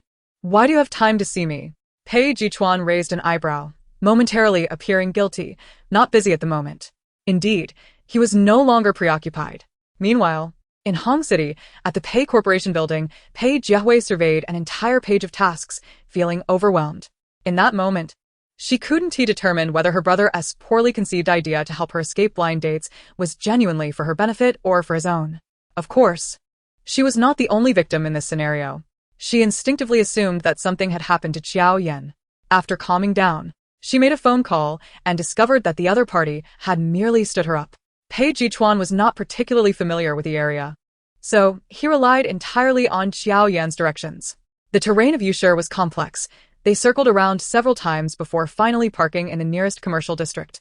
Jiao Yan compared the images on her phone with the storefront in front of her and concluded, "It should be this one. Let's go in." Pei Chuan took her hand with one of his and opened the glass door for her with the other. The establishment appeared modest in size but was well decorated, clean, and tidy. They found a quiet corner to sit down. It was mealtime, and the place was bustling with diners, so not many people paid attention to them. While waiting for their food, Pei Chuan inquired about the events of the day. "Oh, you mean that?" Jiao Yan seemed to have half forgotten about it. "I've already resolved it." "Did they bully you?" Pei Chuan asked. "No. Usually it's me who bullies others," Jiao Yan replied proudly, grinning at him. "What do you think of yourself? You're so self-sufficient. Is that why you came to find me?" "That's partially the reason," Pei Chuan replied in a low voice, sounding somewhat displeased. "Jiao Yan," he looked at her seriously, "if I hadn't asked, would you have intended to tell me?" "Huh. No." Jiao Yan was momentarily taken aback by his question. "I didn't mean to keep anything from you. It just didn't come up. Besides, it's not a big deal. I can handle it." "I do not doubt your capabilities," Pei Chuan patiently explained. "I feel that you have yet to adjust to the shift in our relationship. I am not merely your dining companion or a friend to share life with. You can try to confide in me." As if fearing she would not understand, he candidly continued, "I hope you can learn to rely on me." Jiao Yan remained silent. After all, the concept of relying on others did not exist in her self-reliant lexicon. "I'm sorry, it's my own issue." He instinctively felt the need to apologize upon seeing her silence. Jiao Yan bit her lip and regarded him earnestly. "Pei Chuan, were you abandoned by a woman in the past? Why are you being so cautious in this relationship? It seems rather pitiable." "Yes, I was abandoned by you," he thought to himself, but outwardly he revealed no cracks in his composure. "There are no other women. I only like you, always will." Jiao Yan's face flushed, her gaze darting away as she could not bear to meet Pei Chuan's eyes. "All right, enough of that. I understand. I'll tell you everything in the future." She felt an inkling of unease, sensing that she had entangled herself with someone formidable. Pei Chuan's straightforward affection often left her feeling overwhelmed, even leading her to wonder if she had done something particularly wrong to him in a past life. With his point made, Pei Chuan's lips, which had been a straight line, finally curved into a smile. Just then, Jiao Yan's agent called, but after a couple of exchanges, the line went silent. When she checked her phone, she realized it had run out of battery. She naturally asked Pei Chuan for his phone, preparing to call back and update her agent on the day's developments. Taking advantage of the moment, Pei Chuan excused himself to the restroom. As he passed a table of female patrons, they all stared wide-eyed. Was that Pei Chuan? Dream, who had not yet left Yusher, was out with her friends for a team-building event. Couldn't he be? He's in Hong City, right? It must be my mistake. Their gaze fell upon Jiao Yan, who was talking on the phone by the window. Her idol's lips were suspiciously red and slightly swollen. Could it be from spicy hot pot? Dream rested her chin on her hand, pondering the situation, when she saw the tall figure return. Wow. It really is Pei Chuan. If that were the case, she would definitely have something to gossip about. She hastily put down her chopsticks and entered her fan group on Weibo. Who stole my rich second-generation life? All members. Come out for the gossip. Playing Genshin Impact. Ears. Good news. My dignity has vanished. Ears. Jiao Yan socks soaked in tea for 3 years. Ears. Seeing that everyone who had been lurking was now participating, Dream took her time typing. Who stole my rich second-generation life? Guess who I just saw in Yusher? Jiao Yan socks soaked in tea for 3 years. Jiao Yan. Playing Genshin Impact. Hurry up, don't delay my game. Dream rolled her eyes and continued typing. Who stole my rich second-generation life? I saw Jiao Yan dining with President Pei, and her lips are swollen. Definitely his doing. Good news. My dignity has vanished. Just a couple's antics. Playing Genshin Impact. Why only kissing? They've been dating for so long. Is there something more going on? Jiao Yan's socks soaked in tea for 3 years. Being able to ship them is a blessing. Come out to ship, teacher Jiao. Jiao Yan exchanged a few brief words with Kuing before hanging up. The incessant ringing of Pei Chuan's phone made it difficult for her to organize her thoughts. Jiao Yan's socks soaked in tea for 3 years. Someone is shipping teacher Jiao. Come out to ship. She initially thought the frequent ringing indicated some urgent work matter, but it turned out to be a Weibo gossip group chat. Did Pei Chuan really participate in such groups? Curiosity piqued, she accidentally clicked into Weibo. Seeing Pei Chuan's profile adorned with the yellow verification of being a host for Jiao Yan's super topic, she could no longer maintain her composure. So it was you, teacher Jiao. How could he not be an actor? The Weibo notification sound from her phone made his heart skip a beat. Oh no. He had forgotten to switch accounts. President Pei, I never imagined you were like this in private, Jiao Yan said, a teasing tone evident in her voice. He had indeed been discovered. A flicker of panic crossed Pei Chuan's eyes, and he felt a flush of embarrassment. He wanted to explain but found himself at a loss for words. After all, it was his account, his posts, and the phone she held was also his. There was no denying it. Jiao Yan struggled to suppress her laughter. What are you, shipping yourself? He briefly regretted impulsively coming to Yusher today and resignedly admitted. I was wrong. Jiao Yan's smile remained undiminished as she shook her head. No, she said. Pei Chuan, you're rather adorable. The usually smooth-talking Pei Chuan turned red for the first time. It seemed Jiao Yan had no intention of letting him off the hook. She deliberately scrolled through the account's posts in front of him. Pei Chuan fought the urge to snatch the phone from her hand, sulking, stop looking, there's nothing interesting. Seeing his face redden, Jiao Yan finally decided to relent, locking the phone and returning it to Pei Chuan. Now, be honest. When did this begin? When the dating show first started. To her surprise, Jiao Yan's expression shifted. So you were thinking about me that early? You've hidden it rather well. A mischievous smile flickered in her eyes, as if she had uncovered something monumental. Pei Chuan, could it be that you fell for me at first sight? Pei Chuan bit his lip, captivated by her smiling eyes, his deep-set pupils reflecting her exquisite features. He had indeed liked Jiao Yan for a long time, but he couldn't quite recall when it had begun. It seems that the memories of that time have become so distant, akin to events from a past life. On that day, he encountered the Jiang couple and the Qiao couple at Jiang Guozhou's residence, and for a fleeting moment, he was engulfed in a haze, almost mistaking them for the Pei and Qiao families from another realm. In truth, he and Jiao Yan were the quintessential childhood companions. Their families had been friends since high school, and even after graduation, their bond remained unbroken, leading their parents to establish a shared residence. Pei Chuan was 3 years older than Jiao Yan. On the day of her birth, Pei Chuan was taken by his parents to the hospital to meet the newborn Jiao Yan. At that time, she was still a fragile infant, unable to open her eyes. Appearing soft and delicate like a kitten, Pei Chuan gazed at her from a distance, hesitant to approach, yet his eyes never wavered. Their parents teased him in jest. Little Pei, this will be your little sister. You must protect her. Pei Chuan nodded, taking this as a solemn promise to keep in his heart. By the time Jiao Yan turned 3, Pei Chuan had already begun elementary school. Yet, she still delighted in trailing behind him. At that age, Pei Chuan had begun to develop an awareness of gender differences. Other children would mock him for having a little shadow following him around. Your brother comes to play after school. 3-year-old Jiao Yan would blink her clear, bright eyes and obediently nod. However, Jiao Yan would not remain 3 forever, nor would she always be so compliant. As she grew, she learned to tease others, hiding behind Pei Chuan when she made a mistake, and would charm him into helping her with homework she couldn't manage. One particularly memorable incident occurred when Pei Chuan was tutoring her at her home, and she accidentally shattered a valuable vase. Upon hearing the commotion, Jiao Yan's mother rushed in, brandishing a feather duster in anger. In a moment of mischief, Jiao Yan shifted the blame, declaring, "It was Pei Chuan who broke it. It's not my fault."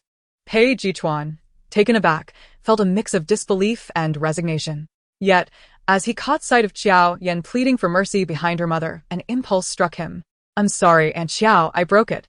I'll buy you a new one." Jiao Yan's mother immediately lowered the feather duster, relieved, while Jiao Yan exhaled in relief. Later, when Pei Chuan's father learned of this incident, he gave Pei Chuan a stern reprimand, and not a word of defense escaped his lips. That summer, upon graduating high school, Pei Chuan began packing for his university journey away from home. Meanwhile, Jiao Yan, having just completed her middle school entrance exams, sat idly in his room, gazing at the rows of trophies in his cabinet. As she toyed with one of the trophies, her tone appeared casual, yet her words were meticulously chosen. "You've become quite presumptuous." It seemed that, for some time now, Jiao Yan had stopped calling him brother. Pei Chuan mused that this was rather pleasant. After all, didn't he truly wish to be her brother forever? As he spoke, his gaze unintentionally settled on her long, graceful legs. The summer heat enveloped them, and Jiao Yan wore a little tank top paired with loose shorts, unconcerned about her appearance, as she casually crossed her legs atop his desk. Pei Chuan averted his gaze, grabbing a blanket from his bed and tossing it over her. "From now on, while I'm away, try to avoid getting into trouble. There will be no one to take the blame for you." Jiao Yan stuck out her tongue at him, feigning defiance, yet she responded obediently. "Got it." She waved her hand in front of him. He boldly tucked her hand into the pocket of his coat for warmth and remarked earnestly, "You may think that way." Jiao Yan paused, then realized a flaw in her argument. "Wait. When we first met, I sprained my ankle, and you wouldn't even help me." Pei Chuan replied, "Your memory is quite sharp now," but he couldn't tell her that he was not yet himself back then. Indeed, men's words can be deceiving. Noticing Pei Chuan's prolonged silence, she playfully placed the cooked meat into his bowl, awkwardly saying, "I was just joking, I never doubted your feelings." Pei Chuan gazed at her, unable to suppress a soft chuckle. "I truly like you." Feigning impatience, Jiao Yan clicked her tongue and glanced around. "Pei Chuan, be mindful of the occasion." Pei Chuan interpreted her bashfulness as shyness and chose not to press further. He quietly prepared fish balls for her, his movements fluid as if he had done it countless times before. After a few minutes, he heard a low, muffled voice from Jiao Yan, tinged with awkwardness. "I like you too." Pei Chuan's smile radiated brightly. That was sufficient for him. Originally, he intended to rent a new apartment next to Jiao Yan, but unexpectedly, she was the first to decline the idea. After careful consideration, she thought being adults sharing a bed was quite normal, right? She couldn't always appear as if Pei Chuan held the upper hand. It would diminish her stature. Thus, when she composed herself to discuss the matter with him, Pei Chuan was momentarily taken aback, his eyes sparkling with surprise and joy. In that instant, he even caught a glimpse of his own unremarkable reflection in her lovely almond-shaped eyes. "Really?" he asked, barely concealing his exhilaration. "Really?" Jiao Yan affirmed with determination, attempting to mask her racing heart with playful banter. "My bed is quite large. I feel a bit scared sleeping alone." Pei Chuan saw through her fade and decided to tease her further. "Can I ask you a question?" "What?" "Are we sleeping together in a traditional or modern manner?" Jiao Yan regretted her words instantly.